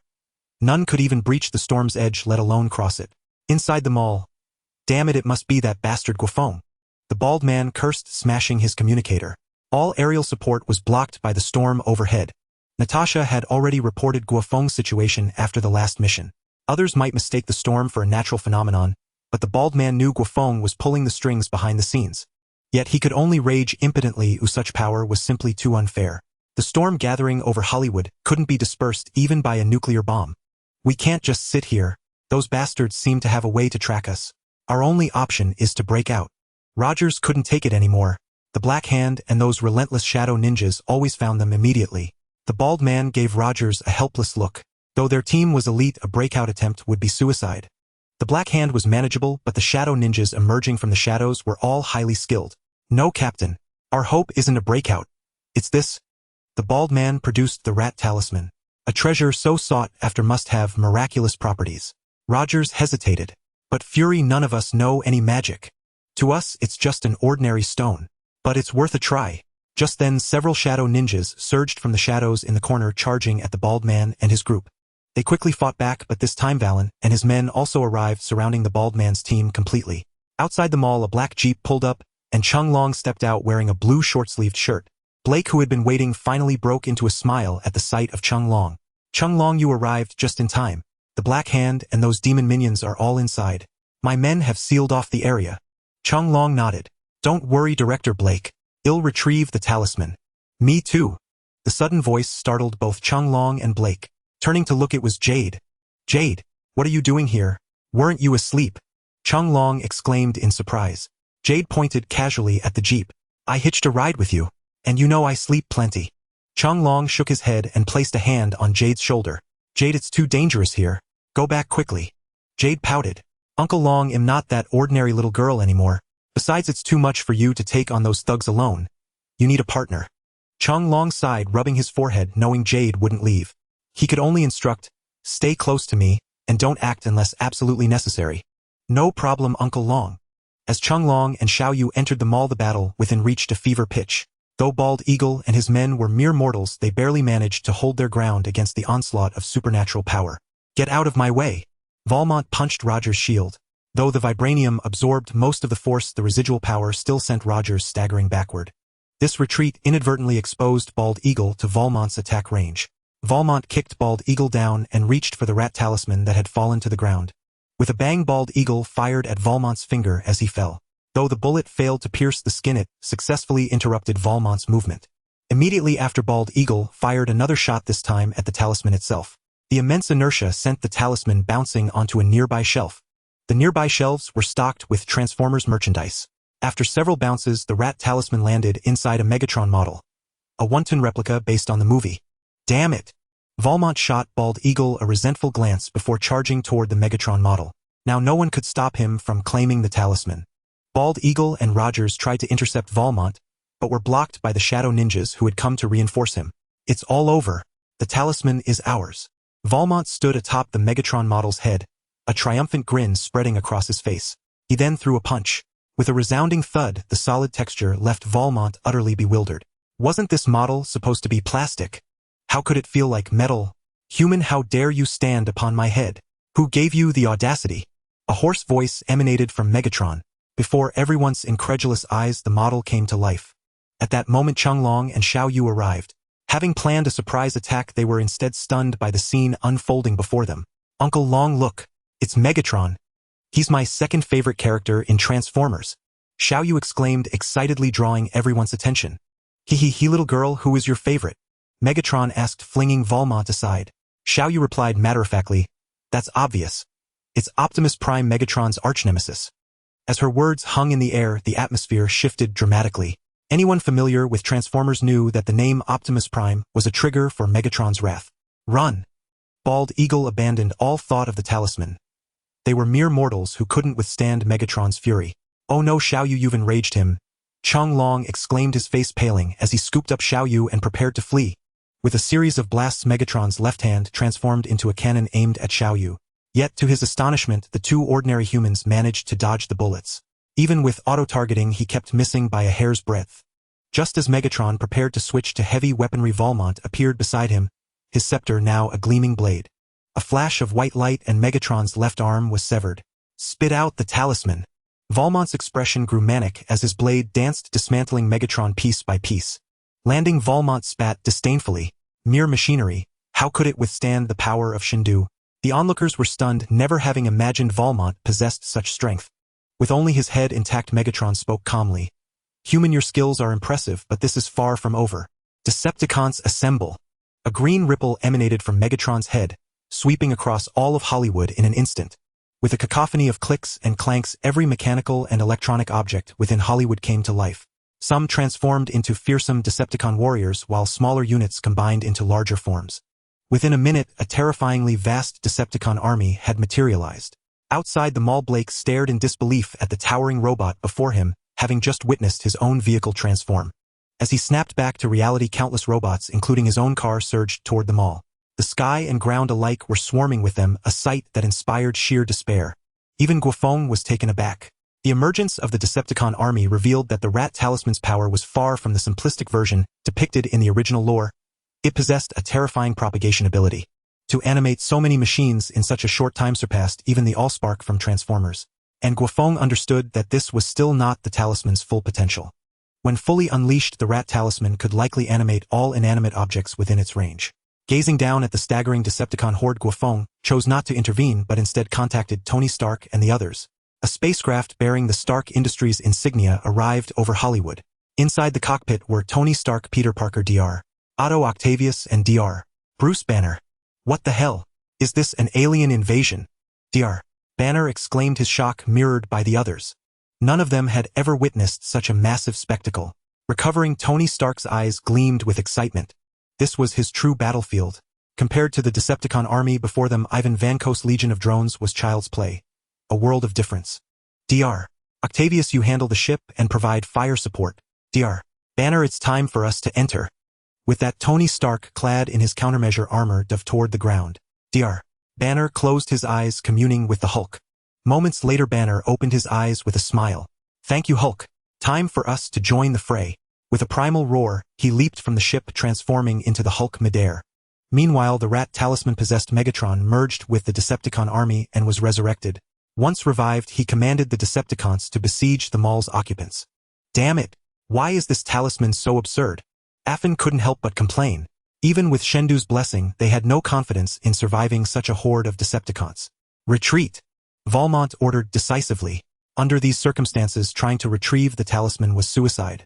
Almost as soon as he gave the order, the others began their withdrawal. Director, well, follow them, Natasha said, pointing at Chung Long and Xiao Yu. Bald Eagle grunted, leading his team to tail Chung Long. Yet, like Valmont, he couldn't fully abandon the mission. The Rat Talisman's power was far too tempting. With just one talisman, he could raise an army of this magnitude. If he could control it, he might forge a terrifying superhuman legion. Then even Guo Feng of Stark Industries, let alone an alien fleet approaching Earth, would have to think twice. Moreover, the talismans were not singular in number. The egg knew that if he could gather all 12 talismans, they would undoubtedly become strategic treasures comparable to or even surpassing the Tesseract. The more he pondered this, the greater his greed for the talismans grew. Once I return this time, I must establish a dedicated department for locating the talismans. The egg mused, silently casting his gaze toward Jackie Chan ahead. Though this man named Jackie Chan was connected to Section 13, there was still an opportunity to win him over. A thunderous roar echoed as the Decepticons surged into the mall. Under Megatron's order to capture them alive, they refrained from using firearms and opted for close-quarters combat instead. But aside from those unfortunate souls, key figures like Jackie Chan and Valmont always managed to evade capture like slippery eels. Outside the mall, Tony Stark and his team had already engaged the Decepticons in battle. With a series of explosions, Tony Stark weaved through the battlefield, every built-in weapon in his armor now activated. Yet, under the Decepticons' terrifying firepower, Tony Stark couldn't help but feel a surge of despair. In a short span of time, his energy shields had rebooted multiple times. Damn it, these robots are nothing like the movies. The constantly refreshing data and Jarvis's alerts made Tony Stark consider retreating from the battlefield. Tony Stark wasn't the only one mired in trouble. The Hulk's situation, even with airship support, was equally grim. The Hulk, being often likened to a giant, appeared dwarfed before the Decepticons, which stood dozens of meters tall. Crucially, these Decepticons were far from the useless shells depicted in films. With their powerful fire control systems and metallic bodies, even ordinary Decepticon soldiers posed a considerable challenge for the Hulk to overcome. "Move aside, let me deal with this little green runt." A hoarse voice rang out behind the Hulk. Turning around, the Hulk saw the source after crushing a Decepticon's head. A Decepticon over 20 meters tall came into the Hulk's view. Unlike ordinary Decepticons, this one was built exclusively for close combat. Thick armor plates covered its body like a suit of armor, and its hands wielded two plasma blades glowing with crimson light. With a roar, the Hulk hurled the Decepticon corpse at it and charged forward. Zeus cleaved the corpse in two with a single slash and grinned menacingly as he advanced toward the Hulk, intent on shredding the green carbon-based life form into pieces. Atop a skyscraper in Hollywood, a fighter jet streaked by and began transforming. "Starscream, what's the status?" Megatron turned his head and asked. Starscream knelt on one knee, speaking humbly. "Lord Megatron, our warriors still cannot leave this area." "It's because of that storm overhead, isn't it?" Starscream lowered his head further. "Yes, my lord. Any warrior attempting to breach the storm's perimeter is destroyed by terrifying thunderbolts." Megatron fell silent. Upon the Decepticons' revival, he had ordered a breakout from Hollywood to spread across the world. "Suspend the breakout for now. First take control of all humans in this area, especially those bastards." "Understood, Lord Megatron." At the eye of the storm, Guo Feng silently observed the events unfolding below. For now, the situation remained under his control. The waters had been muddied. All he had to do now was wait for the potion Uncle was concocting. Only a specialized potion could extract the rat talisman, or otherwise, even if Guo Feng destroyed every Decepticon in Hollywood with lightning, it would be meaningless. Without the Decepticons, the activated rat talisman could still create other armies. "I'm counting on you, Jade. Don't let your teacher down." Guo Feng murmured softly before shifting his gaze to Tony Stark's position. The man was in a sorry state, pinned down by a full Decepticon unit. Compared to him, the Hulk was faring much better. Zeus, the elite Decepticon, now lay crushed beneath the Hulk's feet, his dragon-like head twisted into a mangled mess. The Hulk panted heavily, with several healing wounds still visible on his back. As the Decepticons closed in once more, the Hulk fixed his gaze on Zeus' weapons. What were short blades for Zeus would be like tumter-long machetes for an ordinary human. The Hulk tore off the two blades, and a miraculous transformation occurred. The plasma blades reshaped in his hands, becoming heavy spiked gauntlets. Scorching plasma flowed over the gauntlets. At that moment, the Hulk grinned foolishly. The loot was perfectly suited to his tastes. Armed with his new gear, the Hulk instantly entered a godlike rampage. Every punch unleashed a plasma shockwave, melting or shattering any Decepticon caught in its path. Witnessing the Hulk's carnage from the controls of the airship Dr. Otto decided to support Tony Stark. Trapped in battle, Stark smiled at the sight of the approaching ship. Finally, he could fight back. Tony Stark piloted his armor upward as a recess opened in the ship's underside. Once the armor docked, the entire vessel began to transform. Tony Stark hadn't built this ship solely for transport and fire support. With sufficient technology and data, he had constructed a mecha. In the blink of an eye, the ship transformed into a golden-haired mecha, nearly 50 meters tall, its design strikingly similar to Gypsy Danger from Pacific Rim. However, as a devotee of firepower, Tony Stark had no intention of designing a mecha solely for close-quarters combat against monsters. Lasers, electromagnetic cannons, and various missiles were merely standard armaments for this mecha. Hidden within its seemingly sleek frame were numerous black technologies and alien tech. Dr. Otto, seated in the head cockpit, was stunned. "There's even a piloting system. Tony Stark, you've truly amazed me." Tony Stark's smug voice came through the communicator. "Not even Dr. Banner knows about this. This is my first time testing the mecha's performance. Now, Dr. Otto, let's show those cheap knockoffs who's boss." The mecha's appearance stunned countless people, including Guo Feng. He had underestimated Tony Stark's creativity. The man had actually built something this formidable. Though not technically inclined, Guo Feng could perceive the mecha's firepower was no mere movie prop. As the mecha landed, the Decepticons that once loomed over Tony Stark now seemed like dwarfs. With sheer size advantage alone, the mecha could easily crush ordinary Decepticon soldiers. After the mech named Mark Dragon by Tony Stark appeared on the battlefield, it quickly drew the attention of various factions. "What the heck is that? A mech?" Transformers were already outrageous enough, but now there's this kind of thing. Blake, who was leading his team in a game, couldn't help but complain. He had already noticed Tony Stark's spaceship. He could never have imagined that the technology level of the Stark Legion would be so absurd, with not only spaceships but also transforming mechs. The group led by Lu Dan also turned their gaze towards the mech as the prominent Stark Group logo on its paint job shocked their spirits. especially Lu Dan, who remembered that the extraterrestrial technology the SHIELD had researched for a long time could only produce an aerospace carrier. How long had it been? Tony Stark not only completed the spaceship but also innovatively created a mech. The more he thought about it, the more frustrated Lu Dan became. Why couldn't this genius Tony Stark serve as HIELD? And that guy named Guo Feng kept hindering him, clearly powerful but still dragging so many talents along. Yet Lu Dan was helpless against this. He could send someone to abduct Tony Stark and other technical geniuses, but then he would have to face Guo Feng's wrath. That monstrous existence didn't even care about the U.S. government, let alone compromise with SHIELD. Talisman. I must get my hands on the talisman, Lu Dan thought. Only by mastering such a powerful magical artifact could he turn the tide. In the rear, Megatron saw the mech wreaking havoc and immediately ordered the Decepticon army to destroy the mech at all costs. This significantly eased the pressure on Chunglong and the others. They rushed out of the mall, scattering in various directions to escape. Chunglong stopped at a ruin, peering out to observe his surroundings, then turned to the group behind Lu Dan. He frowned. We have things to do. Following me like this makes it very difficult for me. Lu Dan displayed a friendly smile and proactively approached Chunglong, saying, Mr. Chunglong, you have quite a misunderstanding about us. Like your friend Blake, we belong to an organization under the world government. He pointed at the few people behind him. We are not a burden. Trust me, Mr. Chunglong, while we may not possess miraculous abilities like you, cooperating with us will make it easier for you to weather this crisis. You are from SHIELD, right? Xiaoyu asked. Lu Dan nodded. What a smart little girl. Your name is Xiaoyu, right? Do you see that gentleman behind me holding a shield? He is Captain America. Hello? Rogers nodded at Xiaoyu. A slight smile appeared at the corners of Lu Dan's mouth. Rogers was a national idol, and he believed that his charm and popularity would surely enhance Xiaoyu's affection. He had investigated Xiaoyu's background, although many key pieces of information had been processed by Zone 13. But simply being associated with Guo Feng was enough to make him put in the effort to win her over. Xiaoyu pouted. Is that so? But I'm not interested in Captain America. All my favorite hero is Super Moose. And one more thing, Xiaoyu imitated her father's tone. I want to act alone with Uncle Long, so I want to take you along. Wait. Lu Dan wanted to say something but was coldly interrupted by Chunglong. Mr. Fury, we do have personal matters to attend to. Oh, if you need help in the future, I will consider it. Lu Dan was surprised by Chunglong's attitude. Wasn't this guy supposed to be a kind-hearted good man? Xiaoyu ignored them, waving her small hand to create a portal, pulling Chunglong in. Lu Dan and the others wanted to enter together but were a step too late. God, what did I just see? That little girl can use magic. The usually calm Coulson exclaimed, and several others shared his astonishment. At that moment, a Decepticon crawled out from behind the ruins, its crimson gaze fixed on Lu Dan and the others. Meanwhile, at an alley on the edge of Hollywood, Xiaoyu's portal opened, and as Chunglong and Xiaoyu stepped out, they saw their father. Their father handed Xiaoyu a bottle of green potion, saying, The potion is just a medium.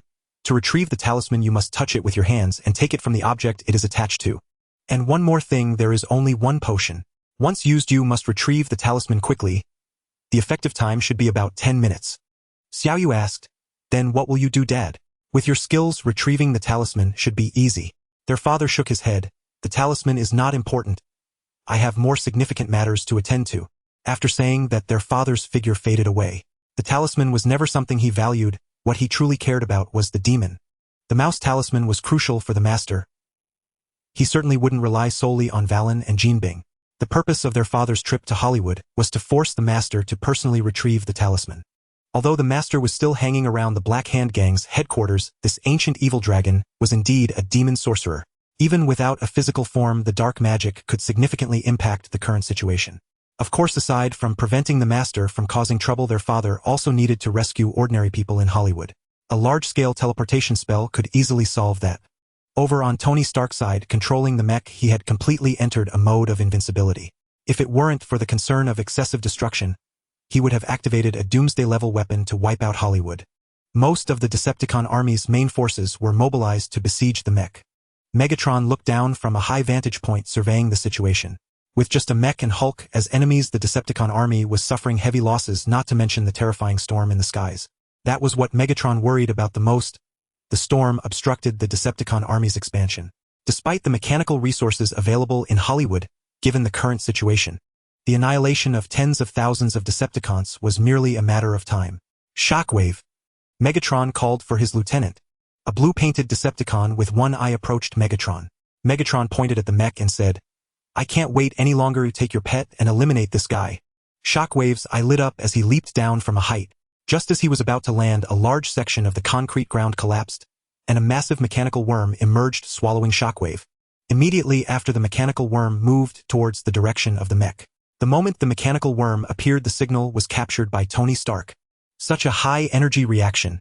Do these silicon-based creatures have an ace up their sleeve? Tony Stark exclaimed, and the next moment the ground beneath the mech began to collapse. The mechanical worm burrowed out its giant maw, grinding like a meat grinder, attempting to devour the mech. Prepared, the mech launched itself upwards to evade the mechanical worm's attack, and in midair Tony Stark looked down in astonishment at the colossal creature. What a magnificent creature! J-R-V-I-S. Take it down! Tony Stark's voice trembled with excitement, as he could hardly contain his eagerness to dissect the mechanical worm's structure. The mechanical worm reared half its body, a groove opening on its head as Shockwave's cold solitary eye fixed upon the hovering mech. Revived moments ago by the power of the rat talisman, he was unaware of the battle's progression. Just as Tony Stark coveted his pet, he too longed for Stark's armor. After all, he was a technician at heart. Boom! Tony Stark fired first, unleashing a saturation barrage upon the mechanical worm. Despite the relentless bombardment, the worm remained unscathed as Shockwave initiated his counterattack. The energy cannon mounted on his left arm pounded the mech in rapid succession. While other Decepticons' attacks merely rippled across the mech's energy shield, Shockwave's strikes effectively breached its defenses. Tony Stark was taken aback. Was this one-eyed Decepticon truly so formidable? He wasn't the only one facing a formidable foe. The Hulk too found himself besieged by elite Decepticons led by none other than Starscream. Seeing the mech and the Hulk stalled, Megatron finally allowed himself a moment of relief. His next move was to dispel the storm overhead, and his solution was blunt: unleash a powerful kinetic weapon to blast it apart. His lieutenants were already preparing for this task. Unbeknownst to Megatron, a circular red portal materialized on the ground in the shadows behind him. Jackie Chan crept out, pulling Jade along. They fixed their gaze on Megatron's back, exchanging hand signals. Jade uncorked a potion and dripped it onto Jackie's hands. Instantly they glowed with a verdant light. With a deep breath, Jackie lunged at Megatron. The moment he landed on Megatron's shoulder, the Decepticon leader was alerted. "You've got some nerve, human," Megatron snarled, raising a hand to crush Jackie. But the man nimbly dodged, thrusting his hands into Megatron's body. "No, it's not here." Jackie searched Megatron's shoulders and head, but the rat talisman was nowhere to be found. This only enraged Megatron further. Though he didn't understand Jackie's intent, those glowing green hands radiated a dangerous aura. Time and again Megatron nearly caught Jackie, but the man yielded no results. "Strange, where is the talisman?" Jackie mused as he dodged. "Uncle, try the center of his chest," Jade shouted. The spot she indicated was where the Decepticon spark resided, and her words caught Megatron's attention. The spark? So that's what this human is after, Megatron thought. Simultaneously, dozens of mini Decepticons swarmed in, most crawling onto Megatron's frame to deal with Jackie. A few charged at Jade. These miniature Decepticons, though no larger than lambs, were incredibly agile, even if their offensive power was limited. "Oh, look at these adorable little things." Jade cooed, arms crossed as she appraised them. Just as they leaped at her, Jade moved. In an instant, she split into an equal number of duplicates, dispatching the mini Decepticons with ruthless efficiency. Megatron's situation was no better. Despite the mini Decepticons' aid, they couldn't stop Jackie. This seemingly ordinary human always managed to evade through sheer luck and uncanny timing. Before long, Jackie circled to Megatron's front, dodged his grasping hands, and lunged for the spark. As his hands plunged in, a triumphant smile spread across his face. Finally, he found the talisman. But even after he successfully extracted the spark, Megatron and the Decepticons did not perish. "What?" Jackie stared at the spark in his hands, bewildered. In that moment of hesitation, Megatron seized him. Watching Jackie struggle in his grip, Megatron laughed with glee. "Human, you did frighten me. And I'm quite surprised I'm still alive without my spark. Ooh-ho, this is bad." Jade's expression shifted. She charged at Megatron, opening a spatial portal through his arms, severing it. Freed Jackie quickly put distance between them. "Time is running out," he frowned. Extracting the spark had wasted precious moments, and the potion's effects would only last a little longer. Meanwhile, Decepticon reinforcements arrived, dozens surrounding Jackie and Jade. "You're finished." Megatron tore an arm from a fallen Decepticon and attached it to himself, glaring at them with murderous intent. "Oh really? Let's see who's finished," Jade scoffed, assuming a fighting stance. "Uncle, leave these tin cans to me. You just get the talisman." Jackie hesitated. He didn't want Jade to risk herself for him, Even as a superhuman, she was still just a little girl. Trust me, uncle. Jade turned to him, her eyes earnest. Jackie took a deep breath and nodded. Then it's up to you. But promise me, Jade. If things go south, you run. Don't worry about me. During their brief exchange, the surrounding Decepticons grew in number, and Megatron wisely distanced himself. Go! Jade struck first, conjuring over a dozen magical duplicates to engage the Decepticons. Though her spells caused little damage, they threw the enemy into chaos. Taking advantage of the confusion, Jackie charged straight for Megatron. Decepticons tried to pursue, but Jade's interference held them back. Stay put, you big oafs. Jade and her duplicates spoke in unison. Some launched magical attacks while others engaged the Decepticons in close combat with Qigong. This combined assault managed to pin down hundreds of Decepticons. Meanwhile, Jackie caught up to Megatron and delivered a flying kick. Thud! The kick to his head sent Megatron crashing to the ground while Jackie winced, shaking his leg in pain. Megatron scrambled to his feet, staring in disbelief. A human had actually knocked him down. Just as Jackie prepared to mount Megatron and retrieve the talisman, an unexpected group arrived. It seems we've arrived just in time. Chung Long, it's time for you to exit. Valmont chuckled triumphantly as his henchman Toru and the others immediately charged at Chung Long. Valmont himself pulled a vial of magic potion from his pocket. Shindu had long anticipated the activation of the talismans, so the potion had been brewed before the operation. It's time to end this. Valmont poured the potion over his hands and lunged at Megatron. No, stay back.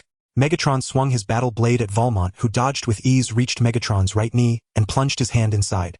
When he withdrew his hand, the rat talisman was already in his grasp. No! Megatron let out a despairing roar, and in the next instant, he reverted to his model form. The Decepticon army in Hollywood lost all vitality, turning into scrap metal. What happened? Tony Stark inside his armor was baffled. He had just defeated the seismic wave and the mechanical worm, but before he could deliver the final blow, they had turned to scrap. At least the combat data was recorded. Not a total loss even without a sample. Hulk was equally disheartened. The weapon he had looted from Zeus was destroyed. His mood was like a child who had lost a beloved toy. After smashing some nearby scrap to vent his frustration, Hulk shrank down, reverting to Dr. Bruce Banner. Regaining consciousness, Dr. Banner stared in shock at the war-torn battlefield. Then his expression turned puzzled. What? You want a gauntlet? Or else you want come out again? As the chaos subsided for a moment, the Real beginning was elsewhere. Watching this from his fierce battle with Toru and the others, Chung Long's eyes widened in disbelief.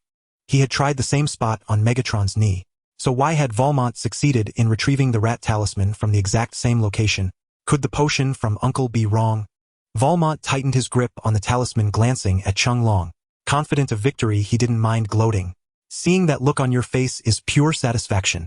Chung Long, you must be wondering why I got the talisman, right? Valmont's expression grew even more smug. It's simple. The talisman doesn't stay fixed in one place, it moves around. Understanding this, Chung Long's face darkened further. As Valmont prepared to leave with the Shadowcan, despair gripped his heart. Just then, a red portal opened beside Valmont. A slender hand snatched the rat talisman away. Unprepared, Valmont only realized the talisman was gone when he felt its absence in his hand. Hee, the talisman is ours. Jade, not far away, held the talisman aloft and taunted Valmont. Damn it! Valmont panicked and lunged furiously at Jade. In an instant, he was behind her, reaching for her shoulder. Jade's expression shifted in alarm. She hadn't expected Valmont to move so fast. There was no time to react. Tap! A flick to the back of Valmont's head sent an excruciating pain through him. He clutched his head and howled. Honestly, a grown man attacking a little girl. Uncle stepped out from beside Valmont, hands clasped behind his back. Old man, who are you? Valmont glared viciously at Uncle, seeing only an ordinary elder. A rude fellow. Uncle flicked him again. The motion seemed slow, yet Valmont found it impossible to dodge. His entire body felt frozen. Tap! Valmont's face twisted in greater agony as he clutched his head and retreated from Uncle. What the hell is this? He was on the verge of breaking down. With his current physical abilities, a cannonball to the head would feel like nothing, yet an old man's flick caused him immense pain. Have you learned some manners?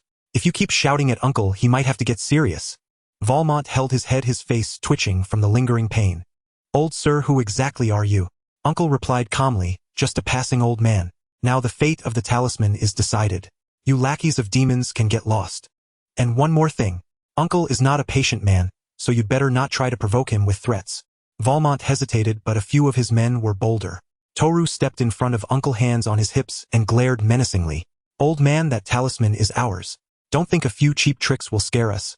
If you don't, Before Toru could finish, Uncle placed a hand on his forehead. In that instant, Toru felt an overwhelming pressure of despair. Bang!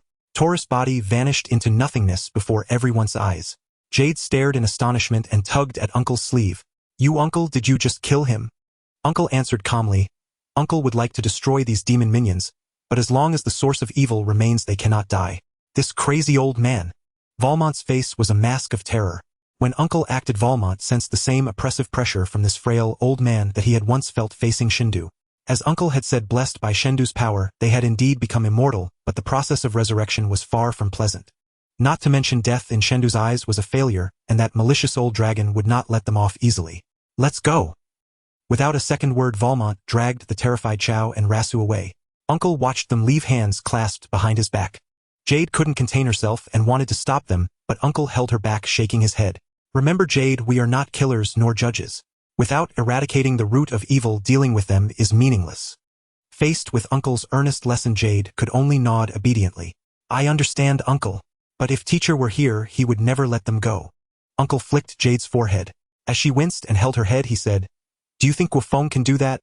He is a terrifyingly powerful dragon. He has the strength and the right to act without restraint.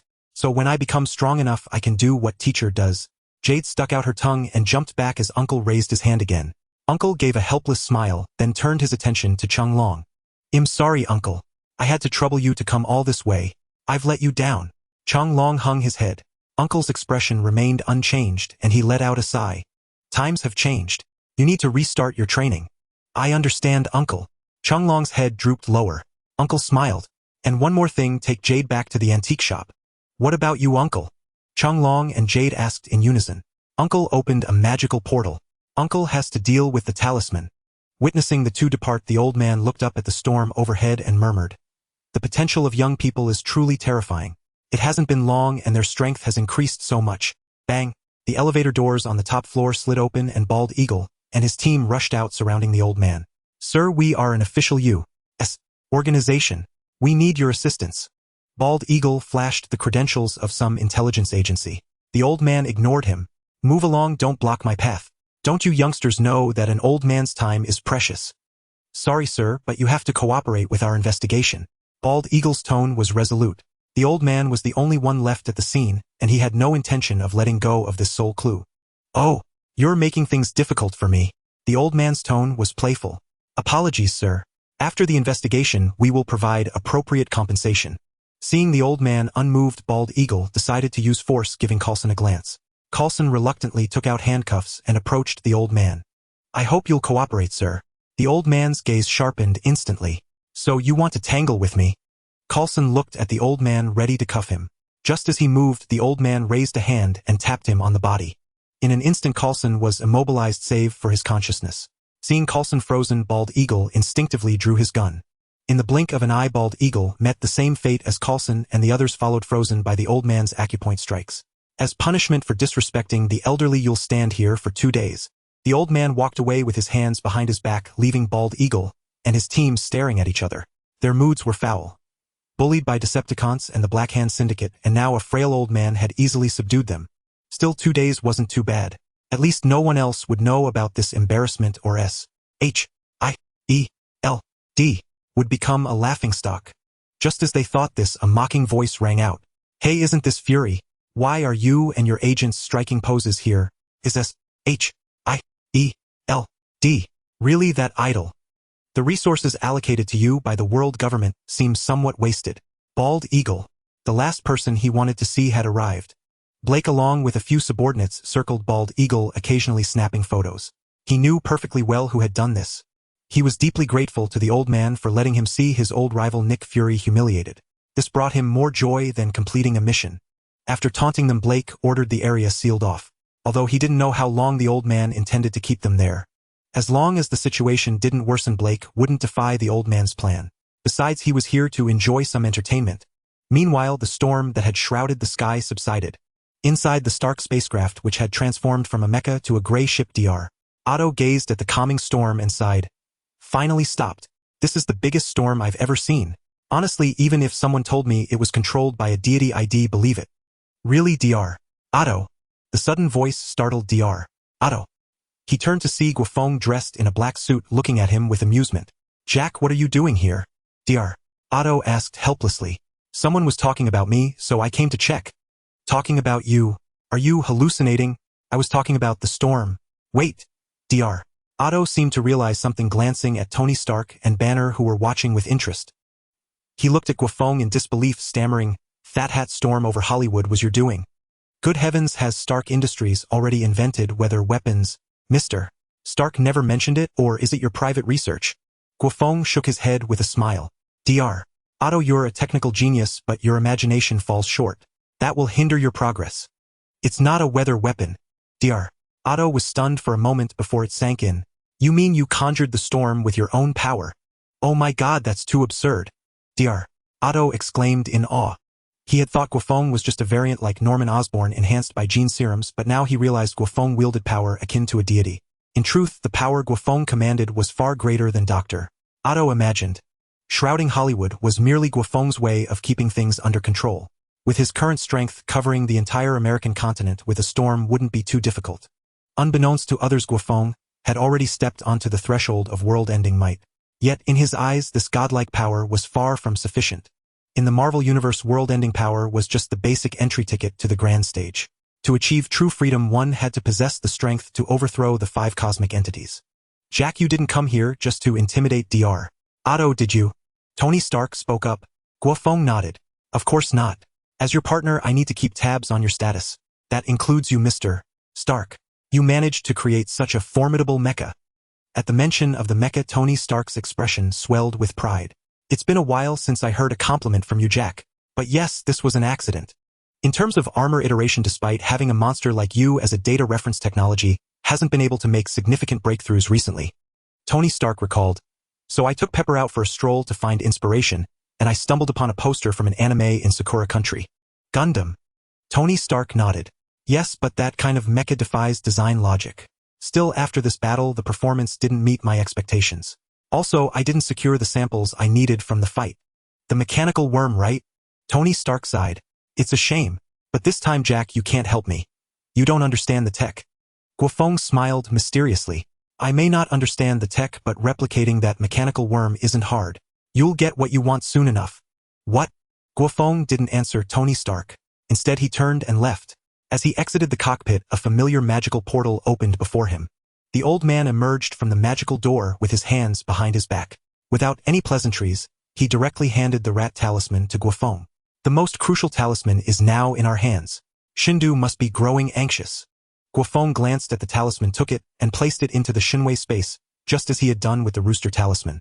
The old man remarked casually, "Shindu is indeed getting restless. After I took the rat talisman, those demonic minions infiltrated Sector 13 in no time." A playful smirk curled on the old man's lips as he spoke. Guo Feng was somewhat surprised, though he found it amusing as well.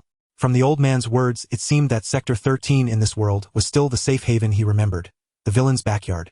Even if the old man had truly left the talisman in Sector 13, only to have it stolen, it would hardly be a major concern for him. As always, the talismans were not the real prize. They indeed represented the embodiment of Shendu's power, but they were not the only source. What Guo Feng sought was not merely the 12 talismans, but the entirety of their rule-based power. This was the grandest move he was about to make.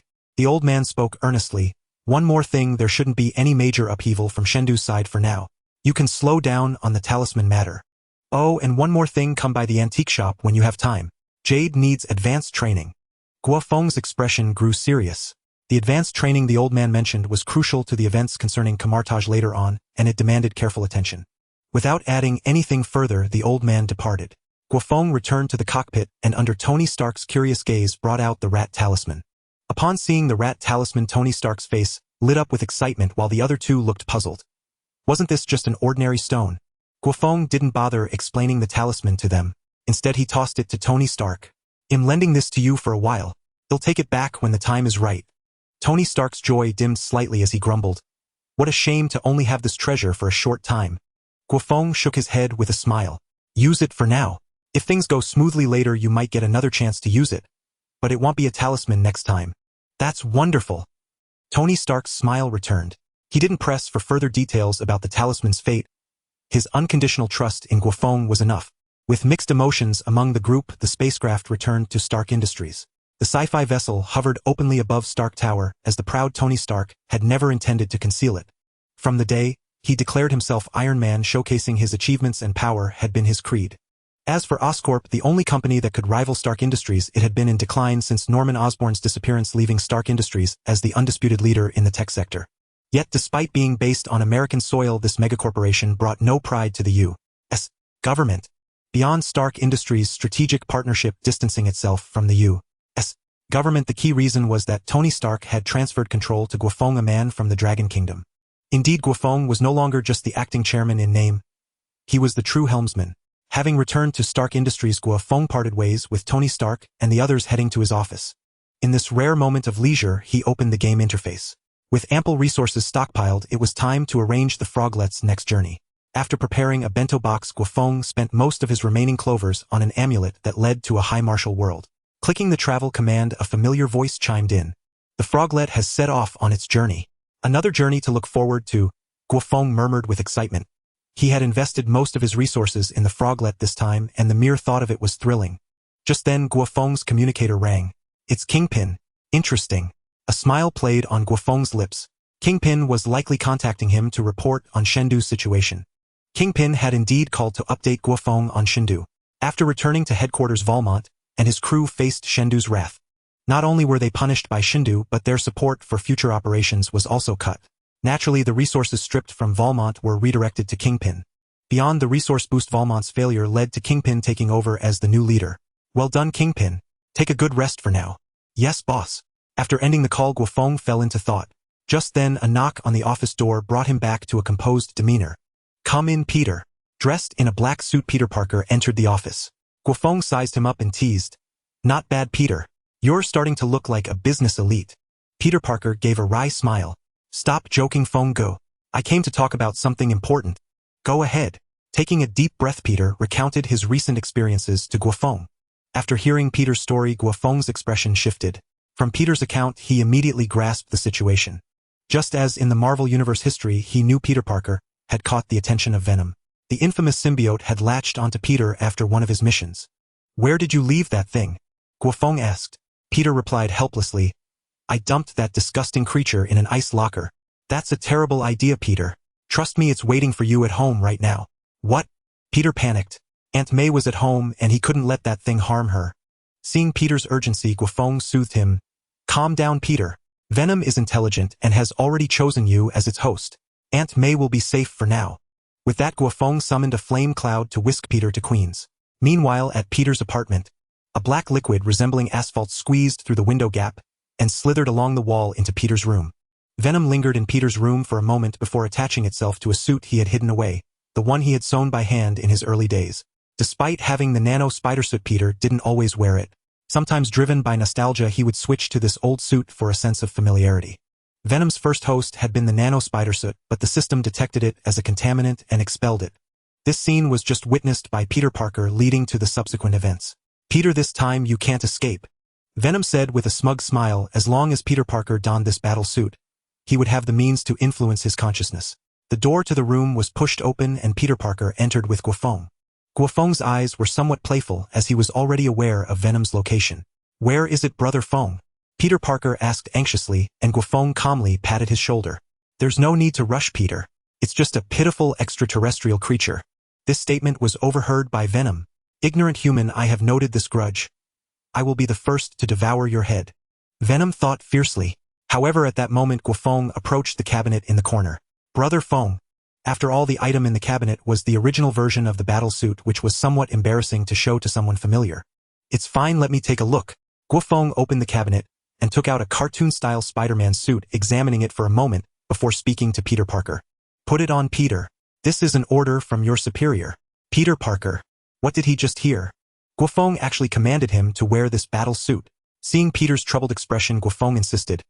Put it on, Peter. I will add a bonus for you at the end of the year. Upon hearing about the bonus, Peter Parker no longer hesitated. He took a deep breath, considering it as indulging his boss wicked fun this time. Watching Peter Parker don the battle suit, even Guo Feng couldn't help but laugh. His main purpose in having Peter wear the suit was indeed to satisfy his own curiosity. To be honest, after wearing the suit that Peter Parker had sewn for the first time, it completely lacked that cool feeling. Instead it felt more like something from Mickey Mouse. Under Guo Feng's gaze, Peter Parker's face gradually grew awkward. However, at the position he overlooked, venom was beginning to implement its symbiotic abilities. At the same time, Peter Parker felt a surge of anger for no apparent reason, especially under Guo Feng's watchful eyes. The initial awkwardness was gradually replaced by rage. He felt Guo Feng was mocking him rampantly, and thinking of this made him even angrier. Kill this person, how dare he mock me? Peter Parker thought to himself, but in the next moment his expression changed drastically. No, how could I possibly have such thoughts? Guo Feng silently observed Peter Parker's change in demeanor until Peter regained his senses before asking, "How does it feel to experience this anger, Peter?" Peter Parker quickly apologized. "I'm sorry, Brother Feng, I don't know what's happening. I just suddenly felt angry." "There's no need to apologize, Peter, for this is not an accident." After hearing Guo Feng's words, Peter Parker immediately understood. He quickly tore off the battle suit he was wearing and reached for something to destroy it. Guo Feng stopped his action and calmly said, "Calm down, Peter. From the moment you put on this battle suit, you have already become Venom's host." This statement was shocking to Peter Parker, and he looked at Guo Feng with a complex expression. It seemed Guo Feng knew about the venom-infused suit, but why would he still want him to wear it? Letting venom attach itself to him, wasn't that a trap? Guo Feng continued, "That's right, making you Venom's host was my plan, but it is not meant to trap you, it is to make you stronger." "Stronger?" Peter Parker asked, puzzled. Guo Feng nodded. "That mutated spider did grant you extraordinary power, but it's still not enough. Your individual strength needs to be enhanced." "But Brother Feng, you said that this extraterrestrial symbiote has intelligence." Peter Parker expressed his concerns, "And judging from the earlier influence, this guy can interfere with my will. I would rather not have such power. Venom is indeed a disobedient child." At this point, Guo Feng smiled. "Dealing with disobedient children is simple, a good beating will do. Don't worry, Peter, I will make Venom obey you like a dog. Now relax your consciousness." As soon as Guo Feng finished speaking, a brutal voice echoed in Peter Parker's mind. "You boastful human, I will make you regret coming to this world." Venom attempted to control Peter Parker's body, and though Peter wanted to struggle, Guo Feng's gaze stopped him. FCK. Peter Parker cursed, then closed his eyes. He wasn't afraid of hurting Guo Feng, but rather worried that Guo Feng might go too hard, as he didn't want to be beaten to death by him. Seeing Peter Parker give up resistance, Venom was unexpectedly thrilled. To Venom, Peter Parker was simply the perfect host. After the symbiosis, he could unleash his combat power to the fullest. Until Peter Parker's head was covered by venom, Venom opened its fierce maw and spoke to Guo Feng. "Human, as my first meal, you have the right to choose your method of death, you." Venom was interrupted before it could finish. "Want to bite me? Aren't you afraid of breaking your fangs?" This statement instantly ignited Venom's fury, and it lunged at Guo Feng's head. Guo Feng calmly watched Venom's gaping maw, then swiftly struck Venom with his left hand. Everything happened too quickly for Venom to perceive Guo Feng's attack. All it felt was a terrifying force striking its face. Even though Guo Feng consciously restrained his power, that slap knocked out half of Venom's teeth. Venom looked at Guo Feng in disbelief, then realized it needed to create distance. The fact that it could be attacked without any awareness already indicated that this human was crushing it in agility and reaction time. "Run!" Venom burst through the window, running on all fours like a beast. Now in the night-shrouded Queens, no one would notice Venom's presence as it weaved through the tall buildings, occasionally observing its surroundings. Eventually Venom stopped in a dark alley, clinging to the wall, and greedily watching the few homeless people below. Devouring life is the instinct of a symbiote. "They look delicious, don't they?" "Indeed, extremely delicious," Venom exclaimed excitedly, only to freeze the next moment. Guo Feng's head peeked from behind Venom, looking at it with amusement. "To be honest, you are a rather poor symbiote. Fortunately, your potential is decent. I will help Peter train you well." Venom panicked and turned to throw a punch, but hit nothing. "Right here." Guo Feng was already above Venom, and Venom lunged again but missed. How could anyone be this fast? Is he even human? Venom recoiled in shock. Though he was merely average on his symbiote homeworld on Earth, he felt an innate superiority. In his eyes, once he found the right host, this planet would become his pasture. Yet Guo Feng's appearance shattered Venom's illusions. He even suspected Guo Feng might be an alien like himself. How else could such a fragile human possess such power? "What are you hesitating for, Venom?" Guo Feng's face drew close, and in the instant Venom reacted, a hand clamped down on Venom's shoulder. In that moment Venom felt an unprecedented terror. From the moment that hand descended, his very life was in Guo Feng's grasp. "Stop! I surrender. I'll be Peter's slave," Venom nearly roared. The eerie sound, like a beast's howl, scared away the alley's vagrants. Guo Feng withdrew his hand, looking at Venom with some disappointment. "A symbiote like you giving in to a mere human so easily?" Venom ignored the mockery and pleaded, Mighty One, I am willing to submit. I am truly useful. Though my current strength is beneath your notice, we symbiotes are beings of great potential. Seeing no response, Venom lowered his posture even further. I swear within a month I will bring a qualitative change to Peter's power without affecting his will. From now on I will be your and Peter's most loyal servant. Guo Feng couldn't help but laugh. He knew Venom was a coward who bullied the weak and feared the strong, but he never imagined the creature would grovel so abjectly for survival. Under Venom's terrified yet eager gaze, Guo Feng spoke. Though it dampens the mood, I accept your plea. But as a sentient being you must know that promises of loyalty are hardly reliable. With that, Guo Feng activated his Sharingan and planted a mark on Venom. Sensing the mark, Venom's terror deepened. Any hint of treachery would be met with an overwhelming force that would annihilate him. What a terrifying being, and with such despair-inducing methods. Guo Feng deactivated his Sharingan and said, Take Peter back to his apartment and rest. From now on obey his will without question. Understood, my lord. Venom flashed a fawning smile, though on his grotesque face it looked somewhat comical. Guo Feng said no more and vanished in a plume of flame. Guo Feng did not return directly to Stark Industries. Instead he went to Oscorp. Gazing at the towering building, he felt a pang of emotion. Just then a car pulled up before him. The window rolled down, revealing Dr. Connor's face. Boss, I've been waiting for you. Dr. Connors looked haggard. Guo Feng got into the passenger seat, surprised. I didn't expect him back so soon. It seems his demonic master is planning something. Dr. Connors interjected. It was sudden. I only saw Norman Osborn when I returned to the office for documents. He felt completely different. Same face but no longer human. Indeed, Norman Osborn, whom Guo Feng had previously eliminated, had returned to Oscorp. How did he announce it? Guo Feng asked. Dr. Connors replied. He said he was on a personal trip due to stress. Boss, what are your orders? Hold for now. Guo Feng pondered. He had asked his father to investigate Oscorp and discovered that the demon behind Norman Osborn was not an ancient demon like Shindu but something from hell. Hell, this complex realm played a significant role in the history and development of the Marvel Universe, most famously embodied by the Ghost Rider. Given Norman Osborn's situation, Guo Feng suspected the demonic master behind him was Mephisto, the demon lord who forged the Ghost Rider and was quite active. Keep an eye on Norman Osborn. Report anything unusual to me immediately. Understood, boss. Guo Feng nodded and left. He had a long journey ahead. Meanwhile, in a small town in the western United States, a Harley-Davidson pulled up in front of a bar. Johnny removed his helmet and entered. Ordering a cheap bottle of liquor, Johnny sat in a corner. Soon an elderly man with a kindly face and a staff approached him. Johnny shot him a hostile glance. You know that seeing you makes me lose control. The old man's expression remained calm as he spoke gently. Johnny, you disappoint me. It's been so long and you still haven't obtained the St. Vengeance's contract. Worse, you couldn't even handle my foolish son. Johnny's fury erupted. He grabbed the old man by the collar, flames kindling in his eyes. Are you sure you want to transform here? Mephisto. No, the demon lord Mephisto smirked. Don't forget who gave you your power. At those words, the flames in Johnny's eyes died out. Johnny released his grip and sat back down, his expression bitter. I'll finish your task as soon as possible, but you must keep your promise and no more tricks. Mephisto smiled. Of course, honoring contracts is my principle. But after this task, you'll do one more thing for me. Ignoring Johnny's resentment, he continued. Go to New York. Help another servant of mine eliminate someone. Once done, I'll not only revive your father, but also return you both to a normal life. I agree. Johnny knew he had no choice. From the moment he signed the pact with this demon, he was trapped in this damned fate. My son will act soon. I'll send you the address. Kill him and retrieve the contract. With that, Mephisto vanished before Johnny's eyes. Damn it, that accursed devil. Johnny cursed under his breath. The nearby patrons stared at him as if he were insane. Talking to empty air and throwing a tantrum. A few drunks decided to have some fun at Johnny's expense. Just as they were about to provoke him, someone stopped them. Hey gentlemen, this is my friend. I need to take him away. Guo Feng pulled out a stack of bills and handed it to the drunks. Seeing the cash, the drunks sobered up instantly and left. Johnny stared in disbelief. Thanks. I'll pay you back. No need. I'm not helping you.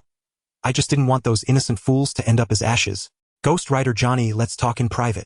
Guo Feng lowered his voice. The latter part of the sentence made Johnny's expression shift dramatically, and he stared at Guo Feng with caution. You actually know about this? What exactly is your relationship with that old demon? It was no wonder Johnny asked this, for the identity of the Ghost Rider was known only to Mephisto and Blackheart, or anyone else who saw his true form would simply take him for a demon.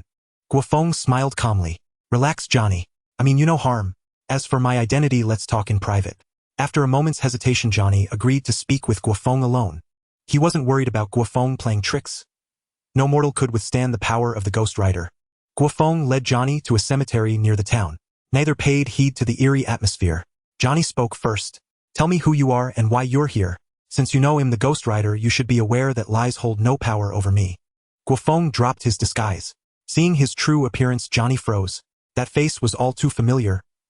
He had seen it many times on the trending news. The idol of countless youths, the legendary chairman of Stark Industries, Guo Feng.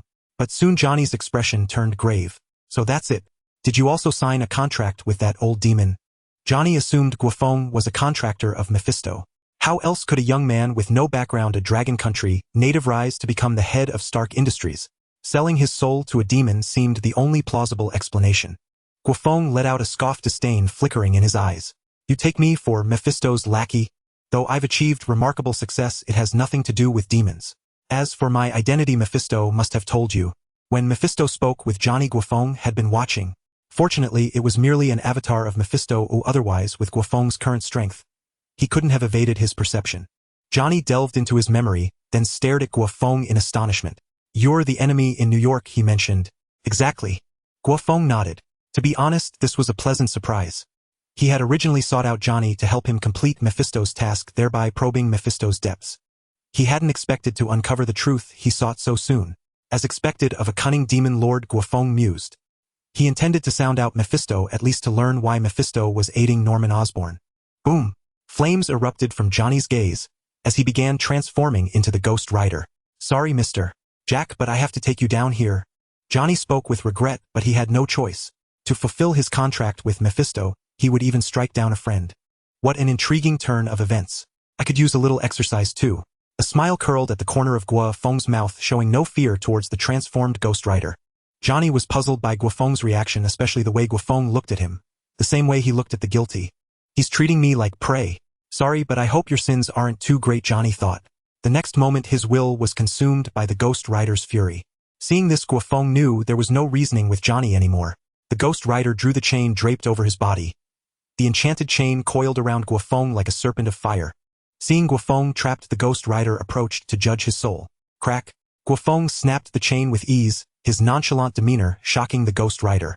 His enchanted chain could withstand cannon fire, and even Blackheart's demon underlings couldn't break free from it. Recovering, the Ghost Rider charged at Guo Feng again.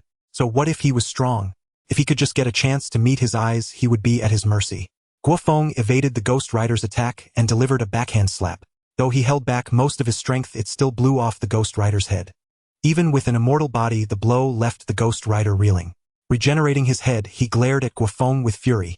Guo Feng slapped him again, blowing off his head once more. This happened several times. When his head reformed again, the Ghost Rider instinctively shielded it. Guo Feng chuckled, taunting, "Don't you have the penance stare? They'll give you one chance." Provoked, the Ghost Rider's penance stare blazed even brighter. He opened his mouth and spewed a torrent of flames that engulfed Guo Feng. Watching the raging fire, the Ghost Rider halted. This flame from the depths of hell could not be withstood even by demons. Though Guo Feng's body might endure, his soul stood no chance. Is this hellfire? It doesn't have any warmth at all. Thumbs down. Ghost Rider. He wondered if he was hallucinating. How could Guo Feng, engulfed by the penance stare, still be alive? But the next moment Guo Feng stepped out of the penance stare, completely unharmed. Then with a single inhale he absorbed the flames. Guo Feng hadn't relied on his physical prowess to do this. Against flames like the penance stare, which specifically target the soul, the body offered little help. However, one must not forget that Guo Feng possessed a supreme treasure like the heaven-holding bottle. The soul and mind were no longer weaknesses for Guo Feng. Impossible. How can you be completely unaffected? The Ghost Rider exclaimed in disbelief. Guo Feng shook his head with a smile. Nothing is impossible. Of course, I can give you one more chance. Before finishing his sentence, he appeared before the Ghost Rider, his mocking gaze meeting the Ghost Rider's eyes directly. This left the Ghost Rider utterly perplexed. The most dangerous part of his body was his eyes. Anyone who met his gaze would face judgment on their soul. He refused to believe that a powerhouse like Guo Feng was without sin. Pay the price for your arrogance. The Ghost Rider unleashed the penance stare. The moment the judgment began, he perceived the sins upon Guo Feng. Yet what happened next shocked the Ghost Rider. Despite his sins, Guo Feng was completely unaffected. Not only did he not turn to ash, but he stared back with a mocking gaze. Guo Feng found the experience of facing the Ghost Rider's penance stare amusing. He knew he would trigger the judgment. After all, almost every sentient being bore sins, not necessarily in the legal sense but original sin. Though it was an attack that reached the very depths of the soul, its weakness was also quite evident. For beings like Guo Feng, whose souls were shielded by a treasured artifact, or who possessed a higher soul level, the Ghost Rider's penance stare would prove ineffective. After all, the Ghost Rider was merely a creation of Mephisto's power, capable of dealing with mortals and low-level supernatural entities, but in the eyes of higher-tier beings he was nothing more. Why are you completely unaffected? Impossible. You can't be without sin. The Ghost Rider muttered in disbelief, still attempting to unleash the penance stare upon Guo Feng. Guo Feng backhandedly struck, obliterating his head, and said with irritation, "Don't flatter yourself. Your eyes are not omnipotent. Besides, it's not that I am without sin, but rather that you are unworthy to judge me." The Ghost Rider, having reformed his body, stood stunned. Guo Feng's words shook him to his core. Unworthy to judge. Such a notion had never occurred to the Ghost Rider before. In his view, any life tainted by sin could not escape the soul's judgment. Guo Feng remarked casually, "Do you wish to continue? If you desire to experience the sensation of being shattered, I can oblige." A roar erupted from the Ghost Rider, as the flames of vengeance blazed even fiercer, transforming him into a demonic entity from the abyss. "Still want to play with fire against me?" Guo Feng sneered the Ghost Rider's state, igniting his own combat fervor. In an instant, a flame flickered to life in Guo Feng's left hand. Though it appeared ordinary, it exuded an aura of annihilation. For the first time, the Ghost Rider felt a chill run down his spine. With a resounding boom, Guo Feng unleashed a punch, the flame in his hand, detonating instantly, transforming into a roaring dragon of fire that lunged at the Ghost Rider. The next moment, the fiery dragon engulfed the Ghost Rider, and a colossal conflagration erupted like celestial fire descending upon the world. For dozens of miles, the land was cloaked in flames, a curtain of fire burning across the sky. At the critical moment, Guo Feng withdrew the flames. When the fire dissipated, only a terrifying fissure remained, still filled with scorching magma. From the boiling magma, a figure crawled out in disarray. Under Guo Feng's punch, the Ghost Rider's body had been instantly annihilated. Even with his undying nature, it took considerable time to reform his physical form. He was now greatly weakened, the flames of vengeance on his body reduced to mere embers. How can such power exist? The Ghost Rider fell into self-doubt. Though his body still lived, his spirit was on the verge of collapse. Is that old bastard Mephisto trying to kill me through another's hands? This is no opponent I can handle. As the Ghost Rider's consciousness receded, Johnny, having regained his identity, inwardly cursed Mephisto. That accursed demon, not only did he refuse to honor the contract, but he had also dug such a deep pit for him. Having finally crawled out of the fissure, the now human Johnny saw Guo Feng before him, and hastily raised his hands in surrender. "No more fighting. You've won. I'll do whatever you ask." Guo Feng chuckled lightly. "It's better this way for everyone. Now let's discuss our next move." Johnny nodded. "I can cooperate with you, but I must first complete Mephisto's task." "You mean eliminate Blackheart and retrieve the San Venganza contract?" "That's right." Johnny's tone was tinged with resignation. "But I only know where Blackheart is. The location of the contract remains a mystery." "I know where the contract is. Follow me." With that, Guo Feng summoned a fiery cloud, sweeping Johnny away. Shortly after they left, Mephisto's figure materialized at the scene. Such devastating, destructive power. Mephisto frowned. The traces of power here had already been erased, and with only the strength of this avatar, he could discern nothing. "Never mind. Even if an interloper appears, it cannot hinder my plans." Mephisto's expression regained its composure. Whether it was the Ghost Rider or the contract, neither truly mattered to him. His goal was not to reclaim the sinful souls listed in the contract. Though those souls were of decent quality to him, they were merely a post-meal dessert. "Time to head to New York. My faithful servant should be taking action by now." Mephisto vanished into the darkness, deciding to ignore the Ghost Rider's subsequent actions for the time being. That night, in a tranquil cemetery, an old man in a cowboy hat patrolled with a shovel. Well, a guardian lacking in spirit. A mocking voice echoed behind the old man. Carter Slade instinctively reached for the hunting rifle slung over his back, and when he turned he saw Guo Feng and Johnny. Carter Slade ignored Guo Feng, his gaze fixed intently on Johnny. He sensed a familiar aura in this man. The power of hell. Guo Feng disregarded the rifle in Carter Slade's hands and stated bluntly, "Carter Slade, the last Ghost Rider of the modern era. As you can see, I've brought you a fresh recruit." Carter Slade pointed the rifle at Guo Feng and demanded, "You know my identity, and you're with a Ghost Rider. You must be connected to hell as well." With a crack, the rifle in Carter Slade's hands was twisted into scrap metal. This bizarre sight sent a jolt through Carter Slade's heart. "So you are a demon?" Guo Feng sneered. "Demon? Your impoverished imagination can only conjure that. Enough. If you don't want to waste your last transformation fighting me, then drop your hostility. Carter Slade fell silent. He stared at Guo Feng for a moment, then glanced at Johnny beside him. The flames flickering in his eyes slowly died down. I'll trust you for now, stranger. But if you try any tricks, this old man will fight you to the death. Carter Slade said menacingly. Guo Feng's expression remained unchanged. Rest assured, we've come to you with a common goal to deal with Mephisto. You know of him. Carter Slade's expression turned grave, and he cautiously surveyed his surroundings. Guo Feng shook his head with a smile. Unless his true form arrives in person, a mere earthly avatar cannot perceive us even if you were to curse him out loud right now. Carter Slade remained uneasy. The demon lord had cast a long shadow over him. Trust him. That bastard demon can't detect our trail.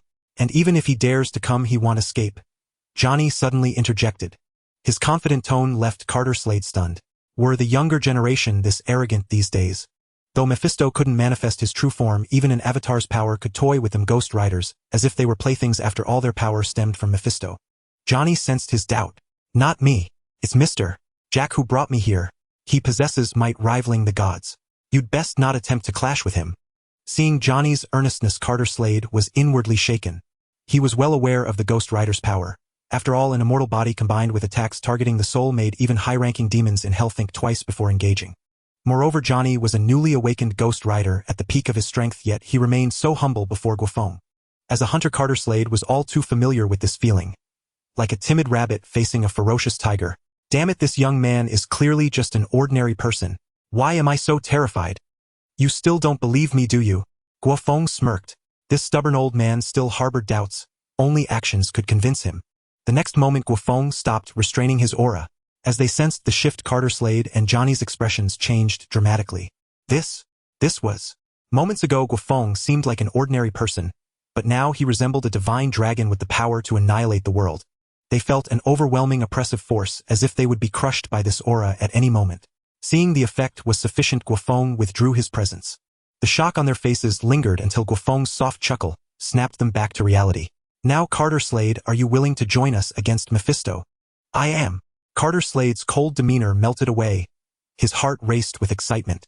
In his twilight years, he thought he would die with regrets, yet unexpectedly such a formidable ally had appeared. Not just to face Mephisto's earthly avatar. With Guo Feng's backing, Carter Slade would even dare challenge Mephisto's true form in hell. Excellent. Then the first step of our cooperation, hand over the contract hidden in the shovel. You even know about that? Carter Slade gave a wry smile, snapping the old shovel in his hands to reveal an ancient contract concealed in a groove. The St. Gangosa contract. Johnny's face filled with astonishment. Who would have thought that the contract Mephisto so desperately sought was hidden inside a shovel? Carter Slade chuckled. As an Eastern saying goes, the safest place is the most dangerous one. So that old bastard could never find it. However, Guo Feng immediately poured cold water on his triumph. No, Mephisto knows exactly where the contract is. What? Both Ghost Riders looked bewildered. Mephisto knew where it was. Why hadn't he come to take it? After all, the contract contained thousands of sinful souls. His ultimate goal in the mortal world. Guo Feng took the contract and sneered. You've all been fooled by Mephisto. The St. Gangosa contract is merely a decoy to divert attention. To a demon lord of his caliber, the souls inside are trivial. No more than a dessert. Both men were stunned, especially Carter Slade, who had devoted his entire life to protecting this contract. He had regarded it as the only hope to defeat Mephisto, yet, to Mephisto, it was just a sweet treat. Guo Feng paid no heed to their expressions, continuing, I'm not exaggerating the contract's significance. Your overestimation of it only shows your lack of understanding of hell's true power. What about Blackheart? He's Mephisto's son. Surely he's not just bait? Johnny hastily asked, only to be met with Guo Feng's knowing gaze. Demons are different from humans. Offspring like him are merely offshoots of their power. Johnny understood. He and Carter Slade had both been duped by Mephisto. Guo Feng tossed the contract to Johnny. Let's go. Before dealing with Mephisto, well, take care of Blackheart. Though he's a waste, he's still an annoyance. You and this contract are the perfect bait. With that, Guo Feng found a spot to sit. As soon as the St. Gangosa contract appeared, there was no need to seek out Blackheart. He would come like a shark drawn to blood. Before long, a sinister black cloud descended, materializing into a gloomy-faced man. Blackheart breathed in ecstasy. These sinful souls are so exquisite. Ignoring Carter Slade and Guo Feng, he addressed Johnny. Give me the contract. After I absorb the souls, I promise to help you deal with my damn father. It's something I must do. Johnny didn't reply. Instead his gaze was filled with pity. Another fool who had been misled thinking these souls could defeat Mephisto. Give it to him, Johnny. It'd be a waste to destroy the contract. Let this useless thing power up a bit or tonight will be too dull. Blackheart glared at Guo Feng, rage boiling within him. A mere mortal dared mock him as useless. Guo Feng chuckled dismissively. If you want to fight, absorb the souls from the St. Gangosa contract first. Otherwise killing you with a single punch would be boring. I'll devour your soul first. Blackheart transformed into black mist and lunged at Guo Feng, who remained unmoved. The mist enveloped Guo Feng and Blackheart thought him dead. But in the next instant a violent force blasted him back to his original form. Before he could react, Guo Feng had his hand around Blackheart's throat. Johnny watched with a smug grin. He had been on the receiving end of the same treatment. Impossible. Blackheart couldn't believe it. He thought only Mephisto could defeat him, yet a human had taken him down in an instant. Guo Feng casually tossed Blackheart aside and told Johnny, "Give him the contract." Johnny tossed the contract before Blackheart with a teasing look.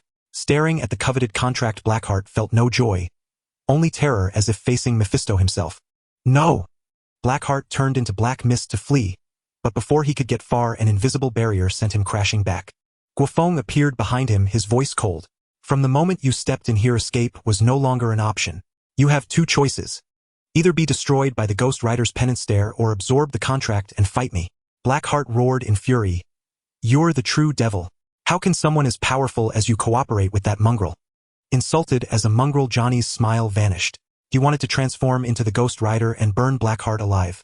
Guo Feng motioned for him to stand down and continued. I won't give you a chance to beg for mercy. You have 5 seconds. 5. The moment Guo Feng finished his countdown, Wu Xinmo's face hardened as he tore the contract in his hands. As the contract was ripped apart, all the souls within were liberated. Countless sin-laden souls formed an eerie and terrifying black mist, but before they could celebrate their freedom, Wu Xinmo absorbed them all. Guo Feng watched silently. As the souls were fully absorbed, Wu Xinmo's aura surged higher and higher until he finally transformed into his true form. Power! Such immense power! Wu Xinmo reveled in his newfound strength. His earlier fear dissipated, replaced by sheer madness. He had been foolish to underestimate the power of the St. Gangosa contract because of Guo Feng. Now with this power he was confident he could overcome everything before him and return to hell to challenge his father. Mortal, I will make you pay for your insolence. Wu Xinmo's first target was Guo Feng. Guo Feng paid no heed to Wu Xinmo's words, instead beckoning with his finger. Confidence is a good thing. Come on, I hope you won't bore me. How dare you? Wu Xinmo appeared before Guo Feng in an instant, his fist descending in a punch, intending to repay Guo Feng in kind. Guo Feng did not dodge, taking the blow heeded. In an instant a shockwave erupted, forcing Johnny and Carter Slade to retreat hastily, their faces filled with shock as they witnessed the devastation. At the epicenter of the shattered ground, Guo Feng stood unscathed. What? Not only Wu Xinmo but Johnny and the others were also in disbelief. Guo Feng spoke to Wu Xinmo with a hint of disappointment. That punch lacked power. Continue. Wu Xinmo's anger evaporated in that instant. That punch had been his full force, yet it hadn't even scratched Guo Feng's skin. No, I will be the victor. Wu Xinmo's expression returned to madness. He still had a chance to turn the tables. Since a contest of strength was futile, he would attack the soul. He transformed into black mist and surged into Guo Feng's body. Once inside Guo Feng, Wu Xinmo was ecstatic. What a perfect vessel this was. A body and talent as powerful as a deity. If he succeeded in possessing it, he would reach an entirely new realm. Then not only could he defeat Mephisto, but he might even contend for the throne of hell itself, the seat of Satan. I'll take this body. I'll spare your soul as a gift for offering me this vessel. Wu Xinmo charged into the depths of Guo Feng's consciousness, laughing all the way. However, what he faced was not a feeble soul but an endlessly vast expanse. Have you lost all reason in your madness? Wu Xinmo, when it comes to threatening someone through their soul, you're not even as good as a newly spawned Ghost Rider like Johnny. To recklessly charge into the soul of someone far more powerful than yourself? Are you even a demon? The familiar voice sounded behind Wu Xinmo, freezing him in place. Spare me, great being. Have mercy on this lowly demon. Realizing his insignificance, Wu Xinmo could only beg for mercy. I told you I won't give you that chance. Creatures like you aren't even worthy of serving me. The next moment the scene before Wu Xinmo vanished and he saw a sun descending. No, that was no sun. It was an eye. A dragon's eye filled with majesty and sanctity. That was the final moment of Wu Xinmo's consciousness.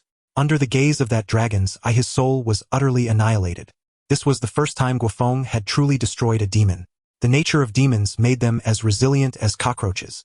Originally Guo Feng had planned to defeat Wu Xinma and let Johnny transform into the Ghost Rider for the final blow. Who would have thought this fool would dare to assault his soul? In his realm of consciousness, even someone like Mephisto would be destroyed, let alone a small fry like Wu Xinma. This had nothing to do with the hierarchy of life. It was an inevitable consequence of being protected by a treasure like the heaven-devouring bottle. Outside, Johnny and the others saw only Wu Xinma possessing Guo Feng, and in the blink of an eye Guo Feng was back in control. They watched Guo Feng warily. If Wu Xinma had truly succeeded in possessing him, it would have been a nightmare for them both. Immune to the penance stare, possessing power rivaling a god. How could they possibly fight that? Wu Xinma is dead. Completely gone, Guo Feng said with a light laugh. But the two remained vigilant. Guo Feng shook his head.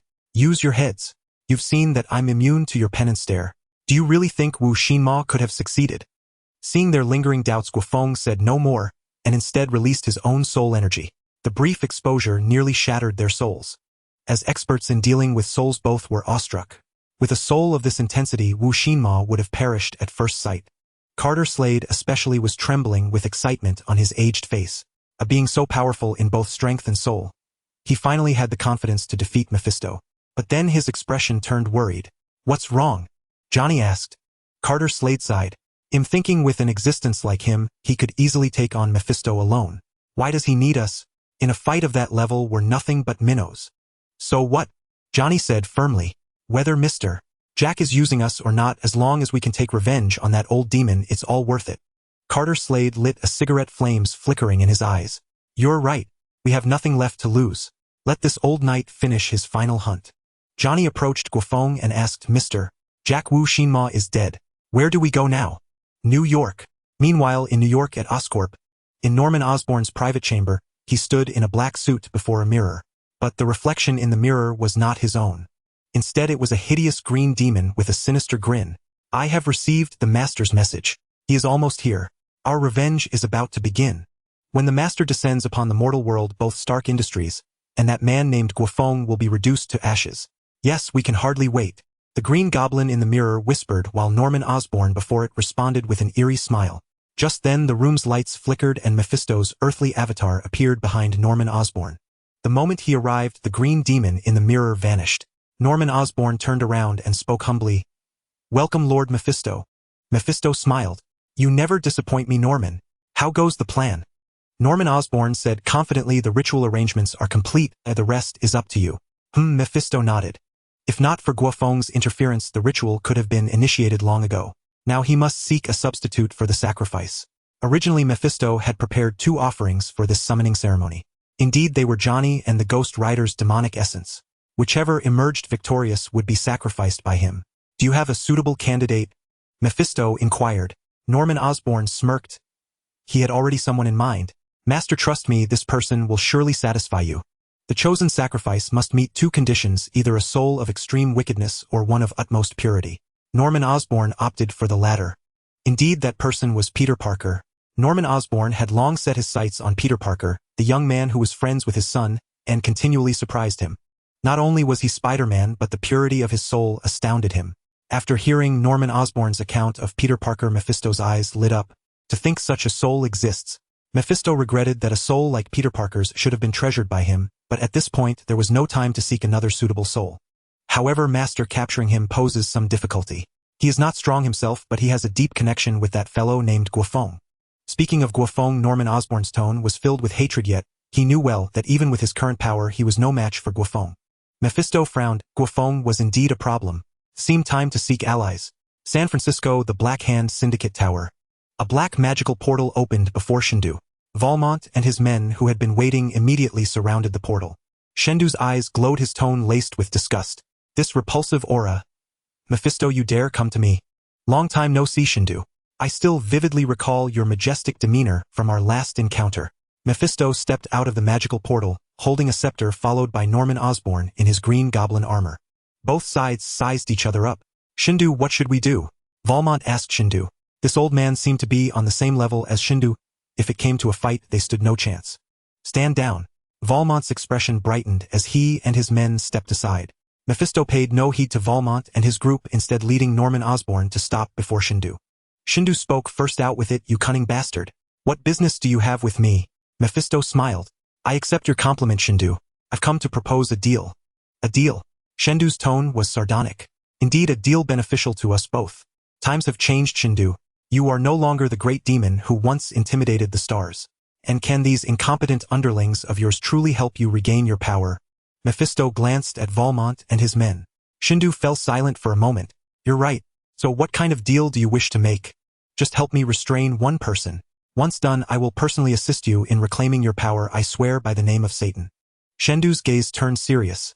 He understood the weight of Satan's name for hell demons. Once an oath was made in that name, even a demon lord like Mephisto would pay a heavy price for breaking it. Of course, he didn't fully trust Mephisto. This treacherous demon lord surely had other motives, and one misstep could cost him dearly. Yet Shindu still agreed to the deal, as he indeed needed external help. Excellent, Shindu, you remain as wise as ever. Shindu snorted coldly. Tell me, who is it you want to deal with? Mephisto chuckled softly. Guo Feng, the chairman of Stark Industries. Your men here should know him. Guo Feng. Shindu's tone was surprised. Valmont stepped forward confidently. Shindu, I know this man. I've been wanting to confront him for a while. Leave this to us. After the failure with the rat talisman, Valmont constantly sought to redeem himself, and this opportunity seemed like a gift. He didn't think Guo Feng was an ordinary person. As chairman of Stark Industries, he likely possessed high-tech equipment like Tony Stark. But Valmont was confident he could handle such a level of threat. The next morning, Peter Parker, clad in the Venom symbiote, webbed up a group of criminals, and as usual called the police to pick them up. What a waste. Why send these scumbags to prison? They deserve real punishment, Venom's voice echoed in Peter Parker's mind. Peter Parker immediately warned, even if they're guilty of heinous crimes, I won't let you eat them. Mention it again and he'll call Feng to deal with you. Don't do that. At the mention of Guo Feng, Venom instantly behaved. You know, eating chicken all the time gets boring. I just wanted to improve my diet. Peter Parker replied, then add other meats. I think pork and beef are good. Speaking of meat, I'm getting hungry. Time to go shopping. After a day of adjustment, Peter Parker and Venom cooperated seamlessly. Peter was deeply grateful to Guo Feng for helping him tame Venom, which not only boosted his abilities, but also gave him a friend to talk to. Despite their different species, their personalities matched well.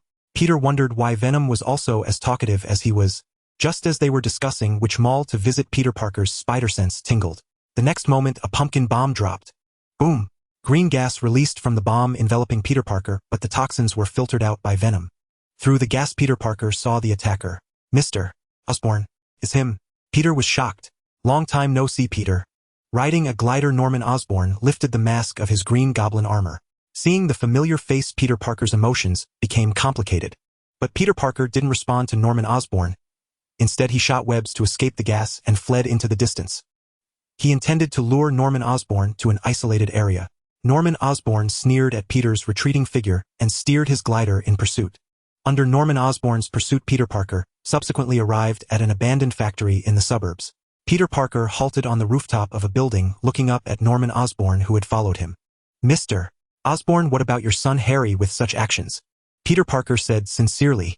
Mentioning Harry, Norman Osborn felt no shame but instead brimmed with pride. You don't understand. Everything I do is for Harry. This tedious world needs a thorough transformation, Peter, and you are the key to changing this world. Upon hearing this, Peter Parker fell silent. What are you hesitating for? This old man wants to take you down. Don't overthink it now. Trust me, the simplest way to make him listen is to knock him out cold, Venom urged hastily. But, no more buts. This isn't something a few words can solve. If you're unsure, contact the Master immediately. Stall him until the Master arrives, and then you can do whatever you want. Peter Parker chose to heed Venom's advice and contacted Guo Feng via the built-in communicator. At Stark Industries, Guo Feng, who was meditating, was surprised to receive the communication. This signal indicated that Peter Parker had encountered an insurmountable problem. Without hesitation, he rushed to the scene. But the moment he moved, he stopped and glanced to the side. A spatial ripple appeared and Valmont and his crew emerged. Simultaneously, countless crimson glows flickered in the shadows of the room. The Shadowcon had arrived. Interesting. Guo Feng hadn't expected Valmont to come knocking. Could it be related to the talismans? Meanwhile, Valmont was sizing up Guo Feng. He sneered. I apologize for meeting you this way, sir. I intended to visit you formally, but today you'll have to suffer a bit. Guo Feng. From Valmont's words, it seemed the man didn't know about his connection to the talismans. Yet why would he come looking for trouble so openly? For money? That was plausible. Could this be related to Peter? Guo Feng wondered. Seeing Guo Feng's calm demeanor, Valmont grew irritated, but he didn't strike first. Instead, he gave a signal to Razor. Heh, no problem, boss. "It'll make this young rich man taste some pain," Razor said, cracking his knuckles as he approached Guo Feng with a grin. "Kid ready to suffer." Guo Feng ignored Razor, lost in thought. Razor's face darkened. "Without your high-tech gadgets, aren't you a bit too cocky?" Razor swung his fist toward Guo Feng's abdomen. Clang. Razor's expression shifted drastically.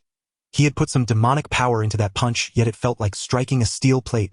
Could this guy be a cyborg, his entire body replaced with machinery?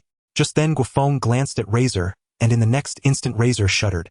He felt like a sheep targeted by a lion, terrified and powerless. At that moment Valmont and his crew sensed something amiss and assumed combat stances. However, Guo Feng didn't engage them. Instead he spoke to a certain device in the room. "Mr. Stark, these fellows are yours. Make sure to come in a high-level suit." With that, Guo Feng left without looking back. Valmont and his men tried to stop him, but in an instant he vanished from sight.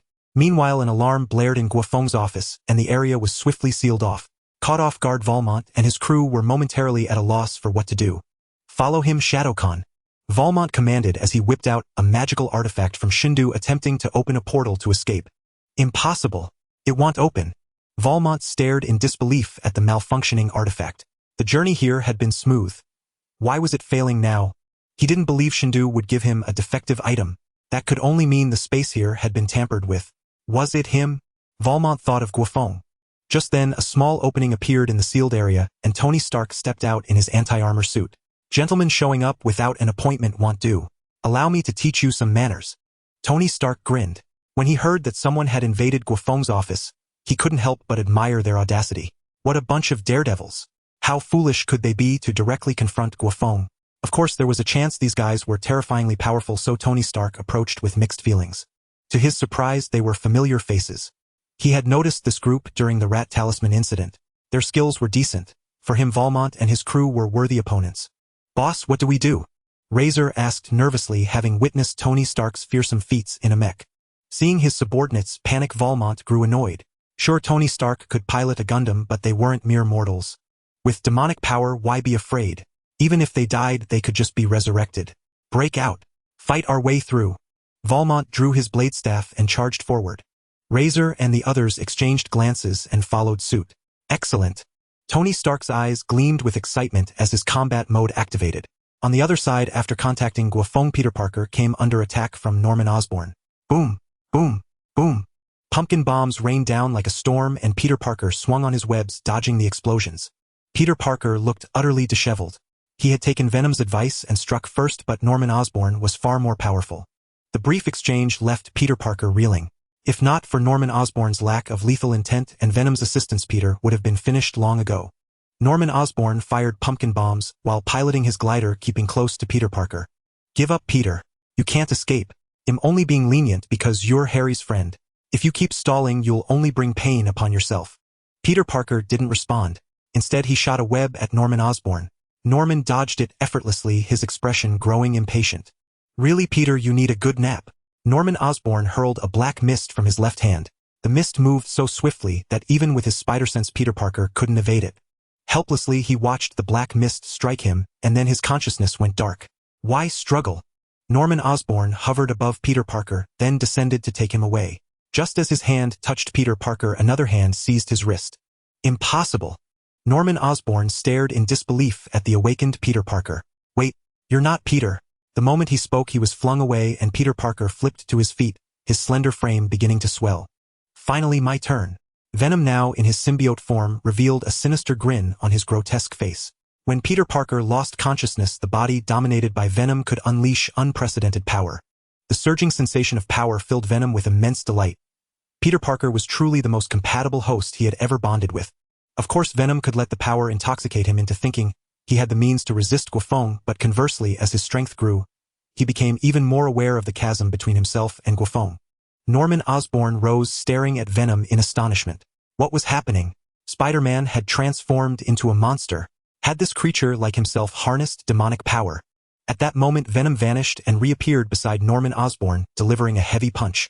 So fast. Bang. The punch slammed Norman Osborn into the ground, creating a web of cracks. Before he could react, Venom rained down a flurry of consecutive blows. Bang, bang, bang. The sheer force shook the surrounding ground, as if an earthquake were churning up layers of debris, while the earth itself crumbled beneath the onslaught. By the time Venom ceased, an artificial crater had formed. What a thrill Venom laughed, spreading his arms wide. As for Norman Osborn, he and his armor had been beaten into a pulp. Such astonishing power. You remind me of someone. Reduced to a bloody paste, Norman Osborn could still speak. Under Venom's astonished gaze, he dissolved into black mist. Venom, surviving after being pummeled like that, this vitality rivaled that of a symbiote. Yet the greatest difference is that his power is despair-inducing. Even I in my current state dare not fight him. Norman Osborn's voice carried a hint of reminiscence. The next moment the black mist coalesced into a hideous green demon. A towering figure dozens of meters high was shrouded in the same green flames, its crimson gaze mocking Venom below. Damn! Venom turned and fled. The current Norman Osborn was beyond his ability to handle. Boom! Norman Osborn's fist came down, smashing Venom into the ground as he laughed maniacally. Venom struggled to his feet only to be engulfed in flames that scorched his body while binding him. Norman Osborn scrutinized Venom and nodded. I see. You're merely a parasite, but it doesn't matter. You and your host shall be sacrificed together. With that, he waved his hand, swirling Venom into a green streak of light that shot toward the horizon. Oscorp Tower. Beneath this skyscraper lay an immense hollow space. It contained nothing but a colossal altar. The altar was already active. Mephisto stood at its center, awaiting the final sacrifice. At the same time, a beam of violet light descended from the sky, landing atop Oscorp Tower. So that's it. Mephisto's goal is this. Guo Feng mused, having located the underground altar beneath the tower through the full force of his observation haki. Yet he had no intention of destroying the altar immediately. This was not a scene from a chivalric novel where one thwarted a dark lord. Destroying the altar would be meaningless. Mephisto could simply erect another at any time. Moreover, given Mephisto's modus operandi, was this altar at Oscorp truly the only one? Guo Feng's goal was not to prevent the event, but to let Mephisto descend into the mortal realm as planned, then strike the cunning demon lord so grievously that his very essence would be crippled. That would be the ultimate victory. Of course, he would not allow Peter to be sacrificed. He had already enlisted a specialist for that task. A green magical portal opened beside Guo Feng and Uncle stepped out at a leisurely pace, hands clasped behind his back. Aya! Young people are always so impatient. Don't you know I was in the middle of preparing afternoon tea? Guo Feng laughed heartily. Well, isn't there a demon lord about to descend upon the world? This opponent I believe you'll find quite enjoyable, Elder Chung. Uncle's expression turned serious. The balance has already been broken. While evil still exists in the mortal realm, a demon lord from hell should not interfere, especially one of such high rank. One more thing, I agree with the plan you've proposed. However, this matter requires more effort than I can spare, so I've summoned Jade as well. Master Im here. Jade had already appeared behind Guo Feng, raising her hand excitedly. Jade leaned in. Uncle told me about this operation. Demon Lord Mephisto. A great demon no less powerful than Shindu. I can't wait. If we succeed, we'll be heroes who saved the world. She cheered jubilantly, but the next moment she yelped in pain, clutching her head. Uncle withdrew his fingers, his tone turning stern. Don't be overly optimistic, Jade. One more thing, I never said Mephisto is a great demon no less powerful than Shindu.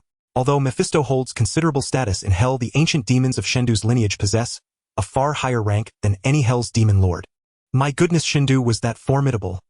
Jade exclaimed, her eyes sparkling with curiosity. But Uncle did not elaborate. Instead, he took out a pufferfish talisman, tapped it beside him to form a green magical portal, and then retrieved a dried squid tentacle from his robe. Place this at the center of the altar, and it will replace the sacrifice needed to summon Mephisto. Guo Feng took the squid tentacle and stepped into the portal. Jade tried to follow but was stopped by Uncle.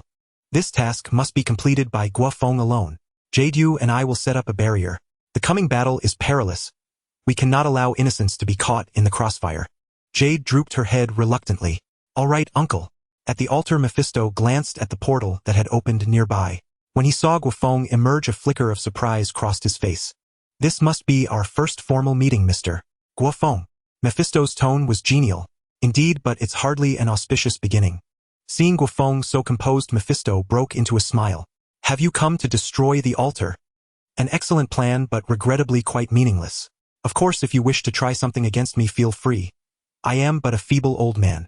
Yet Guo Feng's reply stunned Mephisto. No, I'm here to help you. To allow the demon lord's true form to fully descend upon the mortal world.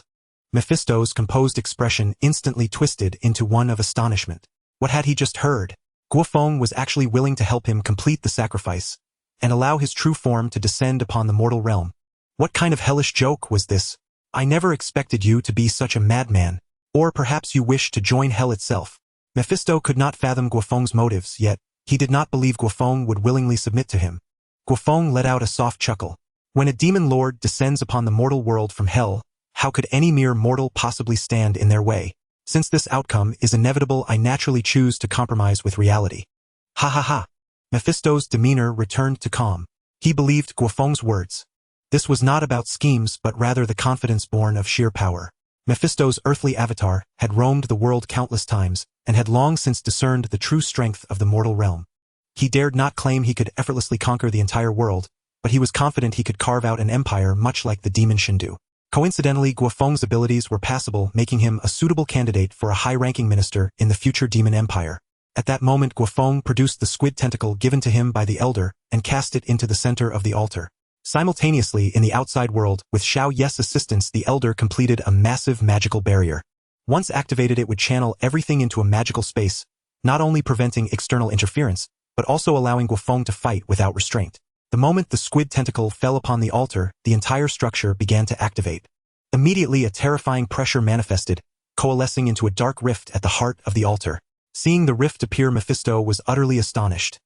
Guo Feng had actually completed the final step, and it was even more stable than a soul sacrifice.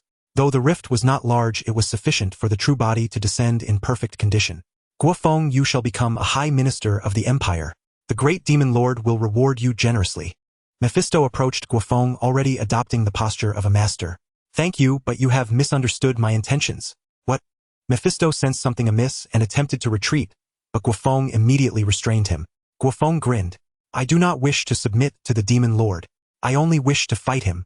Mephisto was incredulous, but before he could utter another word, Guo Feng's power obliterated him. Guo Feng's gaze returned to the rift. A torrent of malevolent energy, almost tangible, surged forth. Soon a withered dark hand reached out from within. Then with a single pull the rift expanded dramatically. At the same time, the very space around them began to transform. In the blink of an eye, the surroundings were replaced by a hellscape of brimstone and fire. Standing upon the scorched earth, Guo Feng knew this was no illusion. It was the innate domain power of the demon lord. Such a terrifying assimilation rate. If Mephisto were to reach the outside world, a few casual strolls would be enough to turn the entire earth into hell. Soon countless wisps of black mist coalesced around Guo Feng. From within these mists emerged demons, each lacking a fixed form. Twisted, grotesque, or simply horrifying. These demons quickly surrounded Guo Feng, eyeing him with greed, yet none dared to make a move. As the demon lord descended, Norman Osborn, carrying the unconscious Peter Parker, returned to Oscorp Tower. The moment he retracted his demonic form, the scene before him shifted. The entire Oscorp building stood isolated within a vast green space. There was nothing but an endless expanse of barren land. Is this my master's doing? No, this is our doing. Xiao Yu appeared before Norman Osborn, hands on her hips, a mischievous grin on her face. Norman Osborn's expression immediately turned grim. He would not make the mistake of underestimating Xiao Yu as a mere child. Whoever you are, I advise you to abandon your futile struggle. Even if you destroy this place, you cannot change the destined outcome. Xiao Yu shrugged. You mean the demon lord's descent upon the mortal world? We have no intention of stopping it. Norman Osborn scoffed, but then his face contorted in shock. Peter Parker had vanished. When did this happen? Norman Osborn's heart raced. Peter Parker had been under his constant control and surveillance. How could he have simply disappeared? Xiao Yu watched the scene with amusement. Of course she knew where Peter Parker had gone. The elder had already teleported him back to his apartment. By the time he woke up, this whole affair would likely be over. Just as Norman Osborn was about to lash out, he sensed Mephisto's aura. The vast malevolent pressure was unmistakable. The demon lord had indeed descended upon the mortal world. His master's contingency plan had worked. Farewell, little girl. Norman Osborn dissolved into black mist and departed. Xiao Yu moved to intervene, but the elder stopped her. The demon lord's minion is of no consequence. Without addressing the root cause, any effort would be in vain. And one more thing, while the elder can maintain the barrier alone, you must not go to Guo Feng. That is his battlefield. The elder's expression turned stern. Do not try to be clever with the elder, Xiao Yu. If you take any risks, the elder will forbid you from going to Camartage. Seeing the elder's gravity, Xiao Yu set aside her own schemes. She had indeed been eager to support Guo Feng. Meanwhile, as the dark rift expanded, the demon lord's other hand emerged. Though the process seemed slow, Guo Feng did not interfere. With the ritual fully activated, his current power was insufficient to interrupt it. This was a force operating at the level of fundamental laws. As Mephisto's descent progressed, the scale of Hell's assimilation grew ever stronger. Guo Feng could already see several high-ranking demons, each more formidable than Blackheart, appearing. Human, your soul looks absolutely delectable. A twisted high-ranking demon appeared before Guo Feng, its body covered in dozens of eyes, all gleaming with greed. Boom! Guo Feng struck out with a palm, unleashing a terrifying shockwave that annihilated the demon along with the others nearby. The surviving demons fled in terror. They could never have imagined that an ordinary human like Guo Feng possessed such overwhelming power. Of course, the peace was short-lived. More demons descended and the dark rift had expanded to its limit. In an instant, the energy spilling from the rift was drawn back. Under Guo Feng's watchful gaze, an elderly man emerged from the rift dressed in aristocratic robes, holding a scepter, his face kind and gentle. He bore the same appearance as the avatar who had called himself Mephisto, but even with Mephisto suppressing his aura, the pressure emanating from him was still terrifying. Though Mephisto appeared to be a kindly old grandfather, any ordinary mortal who so much as touched him would have their body and soul instantly seized and controlled by his power. This was the most formidable opponent Guo Feng had faced since his transmigration into the Marvel Universe. With the arrival of Mephisto, the other demons collectively expressed their submission, parting to leave a large space for Guo Feng.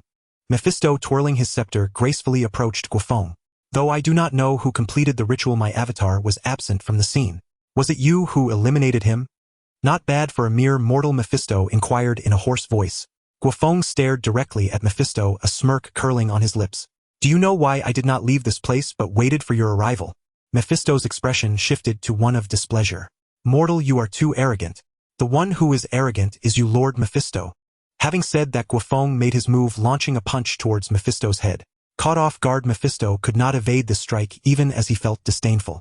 However, when Guo Feng's fist struck him, Mephisto's expression changed. He felt pain from the blow. Though it was slight, his assessment of Guo Feng immediately shifted. From being a capable mortal to a remarkably powerful one. Mephisto shifted away in an instant, observing Guo Feng with keen interest. I did not expect there to be someone like you in this world. As a price for offending me, I can offer you a choice. Submit to me. Guo Feng let out a cold laugh. As expected of the demon lord of hell, truly arrogant indeed. Then prove it with your strength. Mortal, Mephisto said playfully. Before conquering the world, he did not mind playing with Guo Feng. The next moment, Guo Feng transformed into Dragon Man form, no longer suppressing his aura.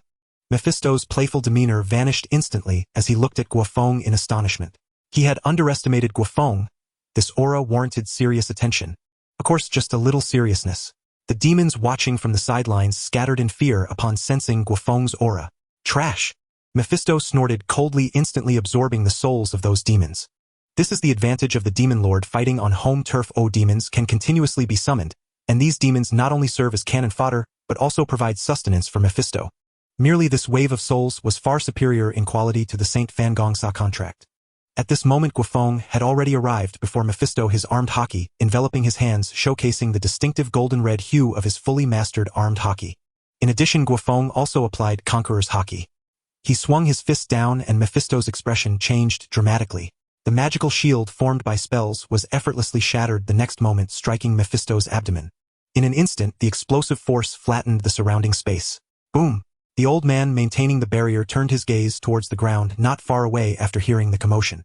The next moment, the ground shattered, creating a gap that spanned dozens of miles, and amidst the rising dust a green figure swiftly darted past. Mephisto's form coalesced in midair. At this moment, he no longer resembled his previous elegance, for there was a fist imprint on his abdomen shimmering with purple lightning. How could this be so strong? Mephisto exclaimed in shock, nearly having his body obliterated by Guo Feng's punch. Moreover, he realized that he could no longer use his domain. A large magical barrier. Damn it, not only is my domain restricted, but my power is also suppressed. Mephisto's expression darkened. Aside from the strong Guo Feng, there was another powerful mage present. He understood that he had fallen into a trap. These people wanted to hunt him down. This filled Mephisto with humiliation. The mighty demon lord of hell, the being closest to Satan, had actually suffered in the mortal realm. Here it comes. Mephisto immediately unleashed a spell in retaliation. A spell composed of hellfire took the form of a skeleton. Guo Feng punched down, directly dispersing the hellfire, while Mephisto had already created distance, unleashing massive black fog behind him from which emanated the wails of countless souls. The next moment, countless wraiths surged out from the black fog, charging towards Guo Feng. Interesting. Guo Feng condensed flames in his left hand, waving it to transform into a purple flame cloud, rushing towards the wraith army. Under the sweeping flame cloud, the wraiths were rapidly obliterated at a visible rate. Mephisto's expression turned grim as he summoned a torrent of hellfire to clash with the flame cloud, momentarily creating a stalemate between the two forces. As the confrontation continued, the energy released from both sides formed an energy storm, distorting the space around them. Seeing the situation stagnate, Guo Feng promptly released the flame cloud, propelling himself with thunder towards Mephisto. As Guo Feng charged forward, the black fog behind Mephisto immediately enveloped him. Boom! The thunder washed over the black fog as Guo Feng activated his observation haki to search for Mephisto's whereabouts. Over here! The thunder erupted briefly, dispersing the black fog, and Guo Feng seized the opportunity to rush towards Mephisto. Mephisto's expression darkened. He did not expect Guo Feng to locate his position so quickly. Another punch fell and Mephisto had no time to evade. Enduring the pain, Mephisto attempted to create distance, but Guo Feng followed closely, rapidly swinging his fists. In almost an instant, Mephisto's body was covered in cracks. Soon after, Mephisto unleashed a shockwave that forced Guo Feng back. Guo Feng halted in midair, his expression somewhat serious. Breaking this body was just the beginning. The true power of the Demon Lord had yet to be unleashed. Watching the uncontrollable crumbling body, Mephisto's twisted face was filled with rage. The attire he had specially crafted was torn apart. Following this, Mephisto's body completely collapsed. At the same time, the earth shattered and magma, composed of hellfire, erupted, rapidly spreading, forming a chasm filled with hellfire in just a short while. Within the chasm, a massive demon entirely colored in red emerged. Guo Feng appraised the demon. It was not a chaotic form, but rather humanoid with goat-like horns atop its head. Moreover, this creature was overwhelmingly gigantic, akin to the fully evolved fire giant Surtur from Thor Ragnarok, making Mephisto appear like a ping-pong ball compared to a basketball. Of course, this was still not Mephisto's true form. This cunning demon would not directly engage Guo Feng in battle. Before fully understanding Guo Feng's strength, Mephisto was not averse to conducting such tests. Not far away, Xiao Yu and the old man observed the battle. They remained in a separate space, grasping the entirety of the barrier. What a huge guy! Old man, is this Mephisto's true form? Xiao Yu exclaimed in shock, unable to imagine that Mephisto could appear in the outside world, likely capable of destroying a city in just a few moments. Hehehe. Mephisto's sun-like eyes gazed down upon Guo Feng. To have pushed me to this extent, you are indeed a formidable warrior, but you are far too arrogant. Mephisto roared, having discerned Guo Feng's intention. This man had no plan to banish him back to hell. He intended to slay him here. What sheer madness! The response to Mephisto was a tempest of lightning. The sky-filling bolts coalesced into a colossal spear of thunder that struck Mephisto. Crack! The horns atop Mephisto's head were sheared off. Simultaneously, Mephisto launched his counterattack, summoning vast torrents of hellfire from all directions to engulf Guo Feng. Guo Feng, wielding a halberd condensed from lightning and treading upon a cloud of flames, charged into the sea of fire. Rise! He swept the halberd, unleashing a wave of thunder to cleave through the flames, and rode the flame cloud towards Mephisto's eyes. Mephisto ceaselessly summoned hellfire to assail Guo Feng, simultaneously unleashing a barrage of soul-targeting spells. These incorporeal spells instantly took effect on Guo Feng, but the moment they invaded his soul, they were purified by the celestial vial. Guo Feng himself remained oblivious to the attack. Impossible! Mephisto was incredulous. These spells were his pride, his trump cards. Even if one could withstand them, shouldn't there be some effect? In the blink of an eye, Guo Feng had reached Mephisto's eye. He raised the halberd high, and it erupted with endless lightning as he thrust it down. This scene, seemingly plucked from a myth, was witnessed by Carter Slade and Johnny Blaze, who had just teleported in. The lightning radiance burst forth, leaving only a blinding whiteness in their vision. Even from a great distance, they could feel the terrifying might. Damn it, why did we teleport here? This is a battle we cannot interfere with. We should have waited outside for the result. Carter Slade cursed, filled with nothing but regret. Johnny shared his sentiment, regretting ever stepping onto that teleportation coordinate. It was a teleport point Guo Feng had arranged with the Elder. The two Ghost Riders had stepped onto it without hesitation, hoping to contribute to the fight and exact some interest from Mephisto's true form. However, forget collecting interest. Mephisto's apocalyptic demonic visage alone quashed any such notions. They had only dared to come because of Blackheart. Although Guo Feng had said Blackheart was merely a random creation of Mephisto, they assumed the gap wouldn't be insurmountable. The difference, however, was not even on the same level. Let's get far away, Johnny. This is a battlefield for gods. I don't want to be killed by the shockwaves of their fight. Wait! Carter Slade saw Johnny already fleeing and hurried to catch up, but they hadn't gone far before they bumped into Jade. The sudden appearance of the little girl caught them off guard. You're the Ghost Riders my teacher mentioned, right? You don't look any different from ordinary people.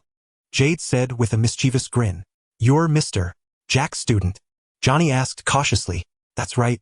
Jade puffed up with pride, then turned and waved her hand. Follow me. We're going to hunt Mephisto's minions. I wasn't planning to bother with them, but since you're here, we might as well take care of it. What are you two waiting for? Jade turned back looking at them quizzically. Carter Slade hesitated. How should we address you? Just call me Jade. Alright Jade, how strong are these demon minions you mentioned? Can the two of us handle them? They were already intimidated by the scene before them. I don't know either. We'll find out when we get there. Strictly speaking, you two are also demons, so it doesn't matter if you can't beat them. Jade gave a sly smile. Once you're in this barrier, you can't leave. It's dangerous to wander around. Well, go. The two quickly nodded. Though they didn't know the demon's strength, it was surely safer than spectating here. The elder was also watching them. Guo Feng, your plan is truly audacious. Well, an old man like me can only put in more effort. The elder murmured. These two ghost riders had no impact on the battle, but their final outcome was crucial. It was a very bold attempt. If successful, the strength of these two would undergo a qualitative change. Of course, when that time came, their fates would be irrevocably tied to Guo Feng. If they were unwilling, the elder wouldn't even need Guo Feng to act. He himself disliked uncontrolled power.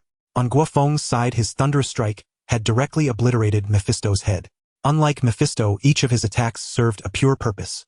Though Mephisto was not gravely harmed by losing his head, his regeneration was proving extremely difficult. Guo Feng's lightning suppressed Mephisto's regenerative abilities. What troubled Mephisto even more was that the barrier set up by the elder was constantly suppressing his power. Damn it, how can this be?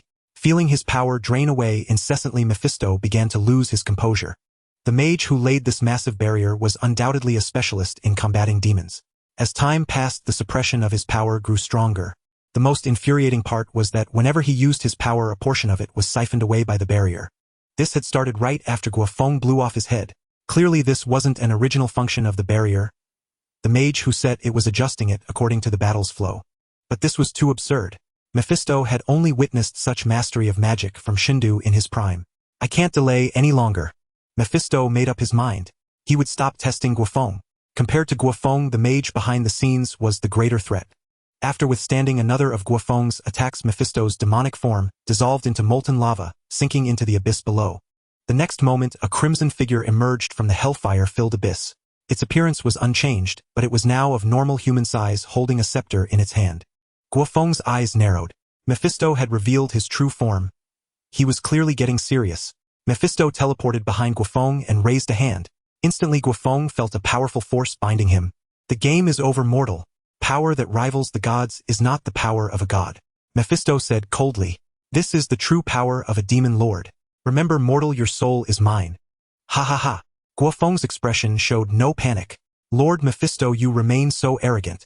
Indeed, even with your power suppressed, the strength you display exceeds my expectations. Sensing something amiss, Mephisto acted immediately.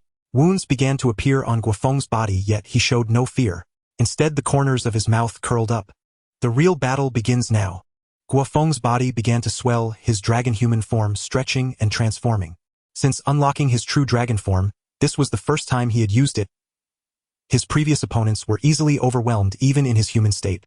As for the power of his true dragon form, Guo Feng himself was uncertain, knowing only that it represented the pinnacle of his current combined strength. A resounding dragon roar echoed across the heavens and earth, summoning a vast sea of fiery clouds from which violent thunderbolts surged. At the heart of the thunder, a 1,000-jong azure dragon coiled its majestic golden dragon eyes, gazing down upon Mephisto. In the distance, Johnny and the others were captivated by the sight, filled with awe. Xiao Yu cast them a glance and said proudly, "This is a divine dragon from the legends of our dragon kingdom. Did Mr. Jack summon this? The divine dragon of the dragon kingdom is truly magnificent." Johnny's eyes sparkled with longing. "No, the divine dragon is the teacher." "What?" Johnny and Carter Slade stared wide-eyed. This divine dragon was actually Guo Feng. Then relieved smiles spread across their faces. No wonder Guo Feng could battle Mephisto. He was not human but a mythical being. To cooperate with such an entity was an honor. "All right, our battle begins now." Xiao Yu turned aside, releasing a magic missile from her hand. The missile exploded, revealing Norman Osborn, who stared at Xiao Yu in surprise. Xiao Yu snorted coldly. "Here there is nowhere for you to hide. Your evil demon master will fall, and you will share his fate." Norman Osborn's face darkened. To be honest, he held no loyalty to Mephisto. His submission was merely a stepping stone for his ambitions. But he never expected Guo Feng's strength to be so terrifying, leaving even Mephisto's true form struggling in battle. Moreover, there was still an unseen magician who had yet to strike. In Norman Osborn's view, whether Mephisto succeeded in escaping or not, he intended to abandon his allegiance. You are Guo Feng's student. Norman Osborn regarded Xiao Yu warily, while the two Ghost Riders were of no concern to him. That's right, so I'm going to help my teacher eliminate you a nuisance. It'll be a nice little achievement for my upcoming school advancement. The title Demon Hunter sounds pretty cool. Xiao Yu said excitedly, her hands already summoning red magical arrays. So you're a mage. Interesting. Realizing escape was impossible, Norman Osborn was consumed by madness, transforming into a ferocious green demon. Seeing the Green Goblin appear, Johnny instinctively transformed into the Ghost Rider. As for Carter Slade, he had only one transformation left and, deeming it unnecessary, wisely hid. Johnny attacked first, hurling a hellfire-infused chain at the Green Goblin's head. The Green Goblin sneered, casually deflecting the chain while raising his arms to block. Boom, boom, boom. Xiao Yu's continuous magic missiles were blocked. Then she formed a new array, conjuring over a dozen clones that charged at the Green Goblin from all directions. Johnny could only swing his chain to cover Xiao Yu. Ha! The Green Goblin charged, scattering Xiao Yu's clones and ignoring Johnny's chain to attack her true body. A smirk curled on Xiao Yu's lips. The next moment she appeared behind the Green Goblin, casting a prepared sealing spell upon him. A magic circle formed beneath his feet, firmly anchoring him. Simultaneously, Johnny's chain bound the Green Goblin. Under the dual control, he was momentarily immobilized.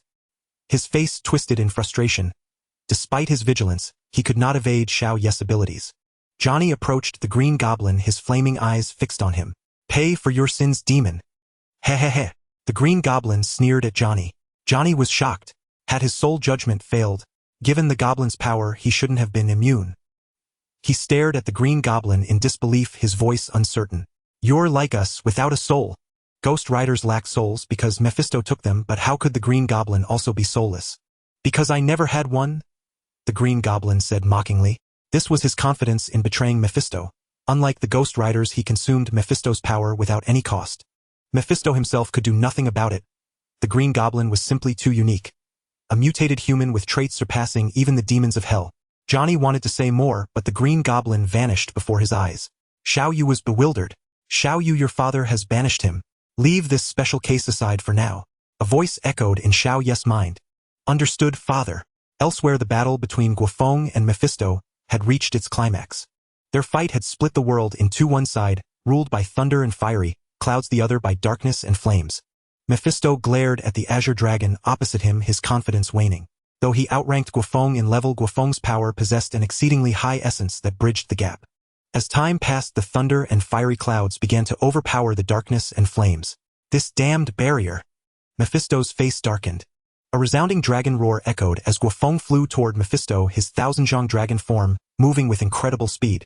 At that moment, Guo Feng unleashed all his accumulated power. A vast surge of thunder pierced through the darkness and flames, reaching Mephisto. Meanwhile, the Elder emerged from the void, holding a pufferfish talisman in both hands. Demons and monsters begone. Demons and monsters begone. The Elder chanted the incantation, his legs moving in a circular motion, as the pufferfish talisman flew from his hands to encircle Mephisto. Mephisto tried to flee but found himself imprisoned. He stared at the Elder in shock. Though he knew the hidden mage would act, he never expected such a decisive strike. This sealing technique, combined with the barrier suppression, reduced Mephisto's power to a mere third. Guo Feng hovered above Mephisto, his majestic dragon maw opening to gather dragon breath. Mephisto's expression shifted dramatically. Even as the dragon breath began to gather, he felt immense pressure. Once fully released, he knew he could not withstand it in his current state. Mephisto struggled, and the old master intensified his magical output, binding him tightly. Impossible! How could there be beings as powerful as you in the mortal world? Mephisto roared like a madman. He had finally seized the opportunity to descend to the mortal world and was unwilling to return to hell. If he were cast back to hell now, the other demon lords would surely seize his weakened state to strike him down. Forget revenge in the mortal world. Even maintaining his own dominion in hell would become a problem. At that moment, Guo Feng's accumulated dragon breath was unleashed. A blinding white light pierced the heavens and earth, silent yet utterly annihilating. At the epicenter, Mephisto writhed in agonized howls as his body visibly eroded. Under the onslaught of dragon breath, even the barrier conjured by the old master trembled and began to fracture. By the time the dragon breath subsided, the entire barrier was on the verge of collapse. Mephisto's body was now grotesquely mangled. I haven't lost yet, he rasped weakly. Guo Feng, having reverted to human form, was equally drained. The single blast of dragon breath had nearly exhausted all his strength. This apparent stalemate seemed to seal the outcome, but one must not forget that the old master still had power to spare. Lord Mephisto, we have a saying in Dragon Country, survive a great disaster, and there will be a finishing blow. Look behind you. Mephisto turned his head stiffly only to see the old master waving a squid tentacle. Demons and monsters be gone. Demons and monsters be gone. With a flash of green light, a crimson portal materialized behind Mephisto. This is the gate of hell. Mephisto's expression twisted in horror. This gate of hell led not to his own realm but to the prison where the 8 ancient demons were sealed. No, no. Mephisto immediately attempted to banish himself, hoping to return to the satanic hell first. But it was too late. The gate of hell instantly sealed all of Mephisto's power, dragging him inside. Amid his despairing wails, the gate closed. Coughing, the old master's face turned pale. Forcing open the gate of hell without a medium to banish a demon lord like Mephisto had exacted a heavy toll on him. My barrier. Guo Feng, you overdid it. The old master lamented. A grand magical barrier was lost just like that. Don't be like this, Elder Chung. I know you still have plenty of tricks up your sleeve. I'm broke. I can't afford to compensate you. The old master shot Guo Feng a glare. Even in my youth, I was never as thick-skinned as you. Ah, forget it. At least we've banished the demon lord. I need to rest now. The cleanup is your responsibility. With a wave of his hand, the old master sent Guo Feng back to the outside world. The familiar rooftop of Osborne Tower. Gazing at the familiar surroundings, Guo Feng felt a surge of emotions. Mephisto had been cast back to hell, and the series of events surrounding the Ghost Rider had finally come to a close. Of course, a peaceful life was out of the question.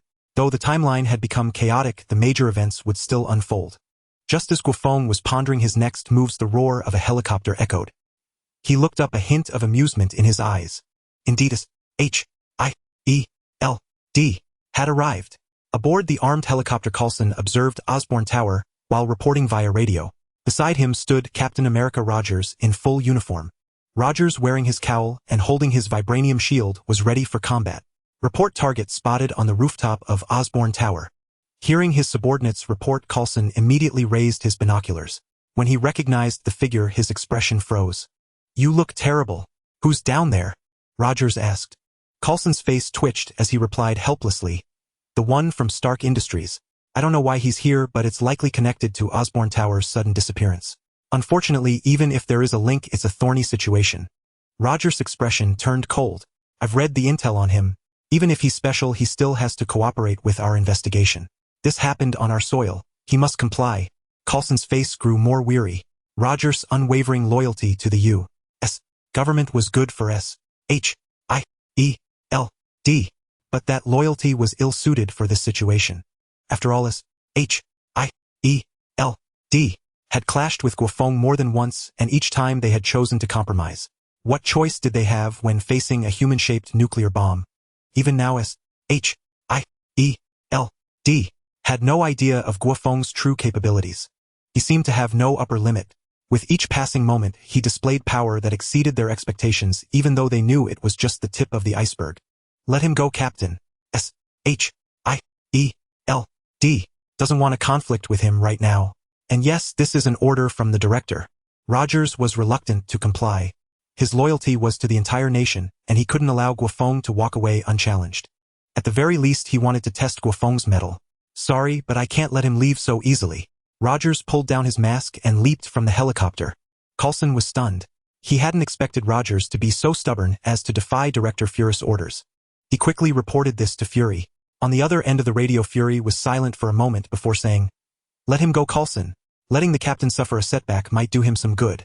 At least I'll keep him in line for a while. Guo Feng was about to leave when Rogers landed before him, leaping from the helicopter. He was puzzled. This was his first time face-to-face with the legendary Captain America, though he had leaked Rogers' intel to S-H-I-E-L-D.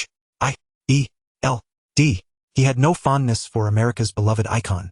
Rogers' persona and style were the epitome of American individualism.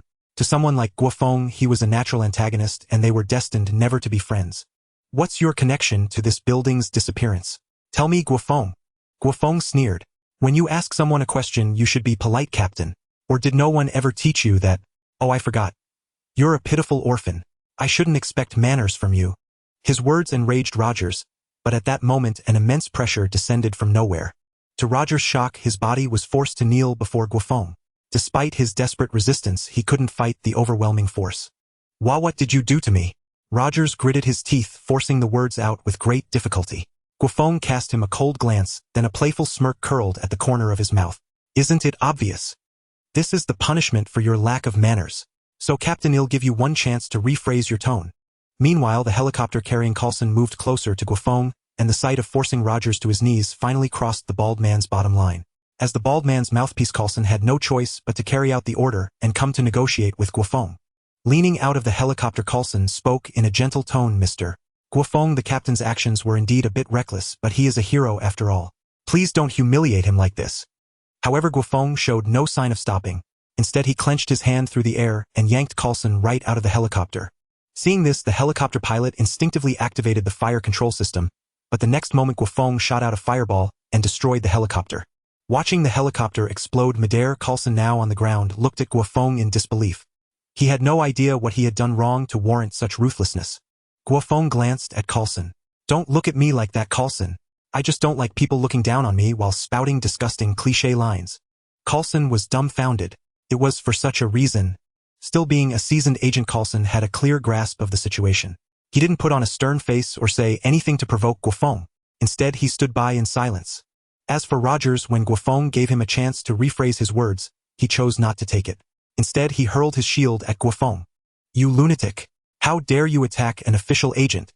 Guo Feng, you must face due punishment. In Rogers' eyes, Guo Feng was no different from the Hydra of old. A reckless thug who thought he was above everything. Bang! Guo Feng caught the vibranium shield with ease. He didn't even bother to look at it. Instead, he swung the shield and slapped Rogers across the face. Being struck so solidly on the head, even with Rogers' enhanced physique, caused severe trauma. Rogers fell to the ground, blood spilling from his mouth, his distorted face filled with daze. Guo Feng tossed the shield beside Rogers, looking down at him with eyes full of contempt and mockery. When I call you captain, it doesn't mean I actually respect you. To most people you're a hero, but to me you're just a self-righteous piece of trash. He lifted his foot and pressed it on Rogers' head, his voice icy. So my dear captain, have you now composed yourself enough to speak to me properly? Guo Feng felt an immense sense of satisfaction. This was something he had long wanted to do. No matter how many noble virtues Rogers possessed, as long as his core nature remained unchanged, he would always see someone like Guo Feng as a villain. Their conflict was inevitable. But in this inevitable clash, Guo Feng had no intention of indulging Rogers. Since he was seen as the antagonist, he would be the victorious one. I beg you, stop, Guo Feng. The captain did offend you, but you can't humiliate him like this. Coulson couldn't bear to watch any longer. Rogers was the face of S.H.I.E.L.D., and what Guo Feng was doing would only deepen the agency's resentment. Shut up, Coulson.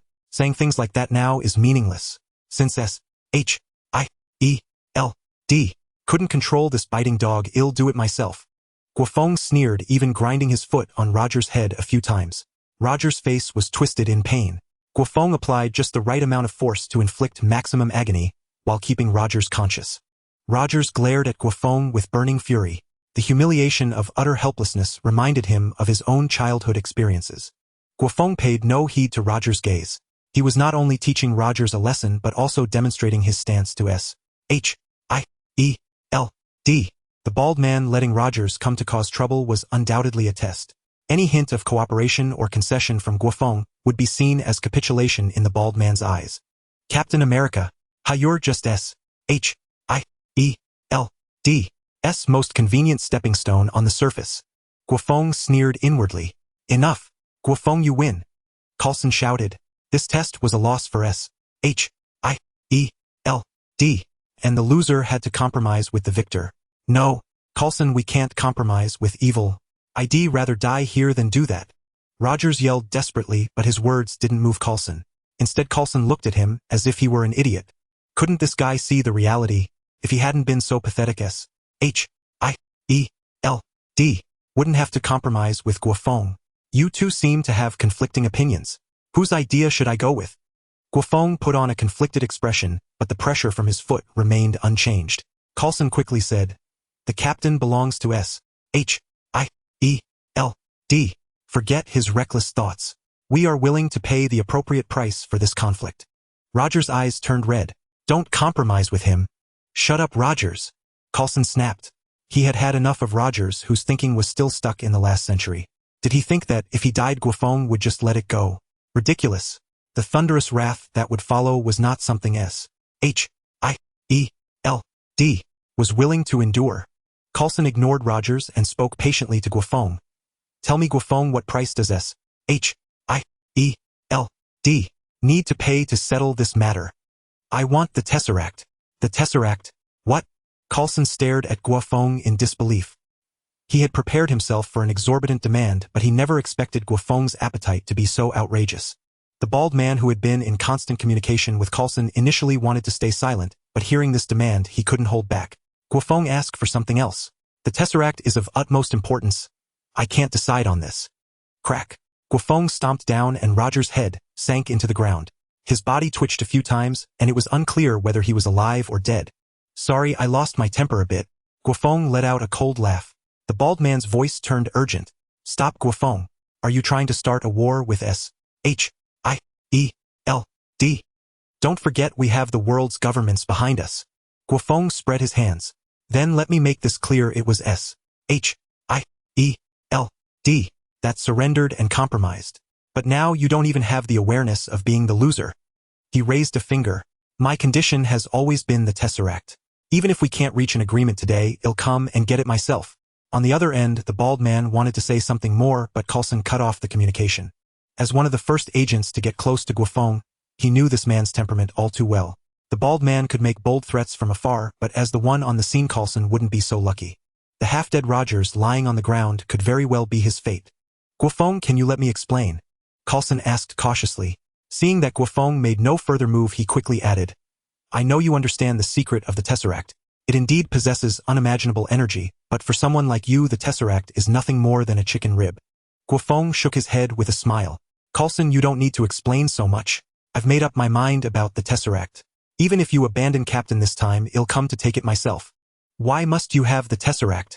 It's the hope for the rise of human civilization. Guo Feng, you can't be so selfish. Coulson grew anxious. As the former director of SHIELD, even Fury didn't know the Tesseract as well as he did. This was precisely Coulson's bottom line. A treasure like the Tesseract should only serve the entirety of human civilization. Boom! A formidable pressure descended, forcing a mortal like Coulson to prostrate on the ground. Guo Feng said coldly, I don't like being questioned. In any case, the matter of the Tesseract is settled. You and this dead dog can get lost. Now prepare to pay the price. With a kick, he sent the half-dead Rogers to Coulson's side, then stepped onto a cloud of flames and departed. Shortly after Guo Feng left SHIELD's reinforcements arrived at the scene.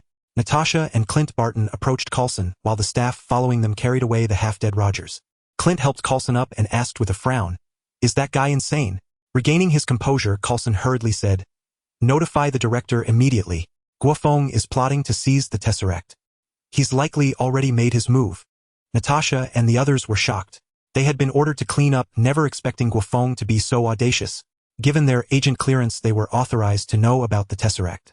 That special artifact once seized from Hydra had become SHIELD's highest-level strategic asset. If Guo Feng wanted the Tesseract, SHIELD would defend it at all costs. Meanwhile at SHIELD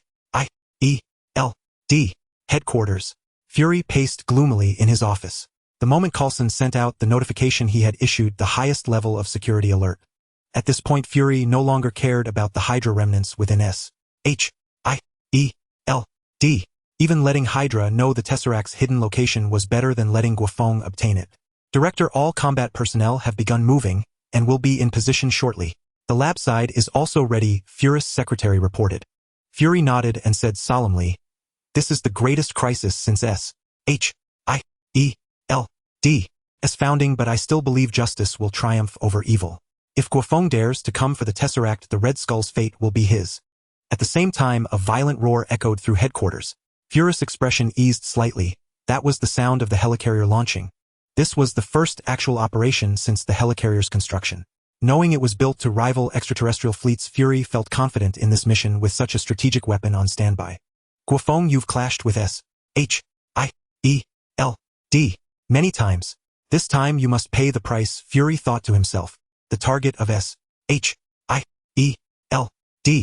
full alert. Guo Feng was currently at Stark Industries. In the chairman's office, Guo Feng held a cup of hot tea, gazing into the distance through the skylight. Just then the office door opened and Tony Stark walked in with a complex expression. Jack, I know you have issues with S-H-I-E-L-D, but this time you've gone too far. Do you know what you're up against? Tony Stark's tone was agitated. He thought he was arrogant enough disregarding even the U.S. government, but compared to Guo Feng's actions Tony Stark felt like a well-behaved boy. Guo Feng chuckled lightly and took a sip of tea. S-H-I-E-L-D. Told you didn't they? Given their style, improbably the apocalyptic demon king in their eyes now. That's not important. You can't start this meaningless war out of impulse, Tony Stark pleaded. He understood that with Guo Feng's power S-H-I-E-L-D, ordinary agents couldn't stop him, but as a global organization Tony Stark knew S-H-I-E-L-D must have hidden cards. The conflict between them would only result in mutual destruction. Guo Feng patted Tony Stark's shoulder. Do you really think I started this war because of Captain America? He continued. Remember what I said. The Tesseract is a Pandora's box. I know, Jack. I believe everything you say, but S-H-I-E-L-D won't. It's crossed their bottom line. Guo Feng's expression remained unchanged. Since you trust me, Mr. Stark, let me give you a choice. Do you want to be enemies with S-H-I-E-L-D or with an alien army? I think I've made myself clear. Tony Stark's expression shifted dramatically. He exclaimed, Are you saying the Tesseract will attract aliens? Seeing Guo Feng remain silent, Tony Stark's gaze turned serious. After a brief moment, he made up his mind. Jack, I won't stop you. Take me along this time. I want to witness the truth myself. Guo Feng chuckled softly and set down his teacup. That's up to you. And I'm not alone in this operation. You know mortals can barely withstand my power, so professionals will assist me. He's here. As Guo Feng finished speaking, a red spatial portal opened beside him. Wong, clad in black robes, stepped out, followed by Mordo in golden robes. Guo Feng was somewhat surprised. He hadn't expected Camartage to send two great sorcerers. Long time no see, Guo Feng. Wong and Mordo greeted him with a bow. Mordo spoke. The Ancient One is aware of what you've done. She asked us to thank you on behalf of Camartage for sparing this planet a major crisis. Tony Stark was utterly bewildered. What? Saving the planet from a major crisis? How long had it been since he last saw Guo Feng? And he had already missed a chance to save the world. Jack, what exactly have you been up to? Faced with his confusion, Guo Feng said calmly, nothing much. Just sent a demon lord from hell back to his home. A demon lord? Tony Stark looked shocked. Though he didn't know the specific combat prowess of that demon lord, hell was a forbidden realm in mythology. The fact that Guo Feng could fight such an entity showed his immense power. All right, I will explain this to you later, but now we must begin our operation. Tony Stark nodded, glanced at the two grand mages and asked, These are the helpers you mentioned, I presume. I'm curious. What are their abilities? They practice magic and possess a vast array of skills. However, they won't assist me in the fight this time. Their purpose in joining is to minimize casualties. Hearing Guo Feng's words, the two grand mages remained silent. To be honest, they were discontent with his plan. Clashing with mortal forces went against Camartage's principles, yet since the Ancient One herself had issued the order, they had no choice but to comply. Of course, refraining from harming others was their bottom line. Guo Feng chuckled lightly. All right, you two open the coordinates to where the Tesseract is located. I can't wait to surprise that bald gentleman. Upon hearing this, Mordo and Wong promptly opened a spatial portal, the other end of which revealed the base housing the Tesseract.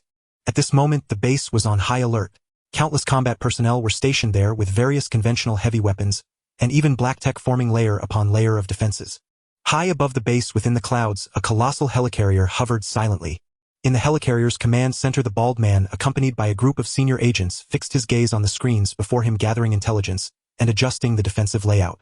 Coulson, what's the situation on your end? The bald man asked with a stern expression. One of the screens lit up, showing Coulson's location. It was a sturdy sealed chamber at the center of which sat a metal case. Coulson reported, Everything is proceeding smoothly, Director. Excellent. This time we've made thorough preparations. If Guo Feng dares to come, he will pay the price. The bald man's demeanor was brimming with confidence. This operation was the most formidable S-H-I-E-L-D had ever mounted. Beyond that, world governments had also provided support with numerous nuclear missile bases locking onto this location. Even if Guo Feng somehow breached the defenses, these nuclear warheads would immediately strike the area. Under humanity's most devastating weapon, the bald man believed that even if Guo Feng miraculously survived, he would be severely crippled. At that point, Guo Feng would have no choice but to compromise with S-H-I-E-L-D D, and talents like Tony Stark and Dr. Banner would be conscripted into SHIELD's grand cause. And by then, the secrets of the Tesseract would be unlocked, ushering human civilization into a historic moment. Envisioning this future, the bald man couldn't help but smile. Suddenly alarms blared. Interrupted, the bald man hastily asked, "What's happening? Is Guo Feng attacking?" His assistant pale-faced replied, "Director, the attack originated from within the base." What? The bald man was dumbfounded. He had deployed the bulk of his forces externally, so why was the first assault coming from inside the base? How was this possible? Could the enemy teleport? The target has been confirmed, it's Guo Feng. But how? He should have appeared from outside, the assistant said, flustered. The bald man, however, had no time to dwell on it. Notify all combat personnel, stop Guo Feng at all costs. Meanwhile, inside the base, Guo Feng stepped calmly out of the spatial portal. He had never intended to hide his presence from the start. The moment he was detected, countless attack systems activated instantly. Bullets, artillery shells, and even energy weapons all rained down upon him. Guo Feng stood his ground and endured it all. In the control room, personnel watched the screens anxiously. How is it? Is the strike effective? It shouldn't be a problem. Under such a barrage, the target can't possibly be unscathed. At the very least, it should inflict significant damage. The way he appeared was bizarre, but isn't it too arrogant to just barge in like this? Does he think SHIELD is a pushover? Laughter echoed through the control room, but the next scene left them utterly horrified. After enduring several rounds of concentrated fire, Guo Feng emerged completely unharmed. Not even his black suit bore a single scratch. The next moment, as Guo Feng took a step forward, an invisible shockwave instantly obliterated all the weaponry along this defensive line, though the cameras remained intact. Witnessing this, the SHIELD personnel were stunned. At that moment, they finally grasped the meaning of a top priority threat. My God, am I dreaming? He destroyed the entire defense line with a single step. Meanwhile, a squad of heavily armed combat personnel rushed to Guo Feng's location. Yet the moment they surrounded him, they all collapsed. Guo Feng strolled casually through the crowd. Under the influence of his conqueror's haki, ordinary humans and equipment were utterly powerless to resist. Soon Guo Feng entered the next line of defense. As before, the arriving combat personnel and equipment were incapacitated almost instantly by the wave of haki. Aboard the helicarrier, the bald man stared grimly at the screen. In just a few minutes, Guo Feng had breached several defensive lines. There was no fierce battle or casualties. He moved as if taking a leisurely stroll, while the deployed equipment and responding personnel were like ants swept aside by the mere residual waves of Guo Feng's aura. This must be some kind of mind-affecting superpower. Withdraw the regular troops and send in the specialized units. They must hold Guo Feng back. Shortly after, a special unit arrived at the newest defensive line. This unit was clad in black combat suits and wore technologically advanced black helmets. These helmets were equipped with various cutting-edge combat functions, chief among them being the ability to counter mind control abilities. The unit formed a battle formation, their eyes fixed on the alloy door ahead. With a crash, the door, impervious even to missiles, was torn open like a sheet of paper, and Guo Feng sauntered in. He released a trace of Conqueror's haki. To his surprise, the men before him did not collapse. In reality, though they remained standing, they were all weakened. The helmet's functions had indeed mitigated the effect, but Guo Feng's Conqueror's haki was simply too powerful. The first wave alone nearly rendered the helmet's capabilities useless. Open fire! The squad leader shouted with all his might. The operatives immediately activated their fire control systems. Energy rounds capable of easily piercing steel plates splashed against Guo Feng like mere water droplets. Your courage is commendable, but it's time to fall, Guo Feng said with a dismissive shake of his head, releasing another wave of Conqueror's haki that brought the unit down. Then, switching to observation haki, he scanned the area. The remaining defenses became almost transparent to him. So they've hidden the Tesseract in a place like this. Interesting. As the specialized anti-psychic combat unit fell with ease, Baldy's expression grew increasingly grim. How can he be this powerful? Damn it, is there nothing left to stop him? Baldy muttered. His meticulously laid plans hadn't even forced Guo Feng to make a symbolic move. Send Natasha and Creighton. Notify Coulson to relocate the Tesseract at maximum speed. After issuing these orders, Baldy commanded another channel. Meanwhile, several nuclear missile bases worldwide were activated, listing the Tesseract research facility as a target. Baldy kept this information undisclosed. Knowing that news of nuclear strikes would plunge most into chaos and panic, Baldy saw this as unacceptable.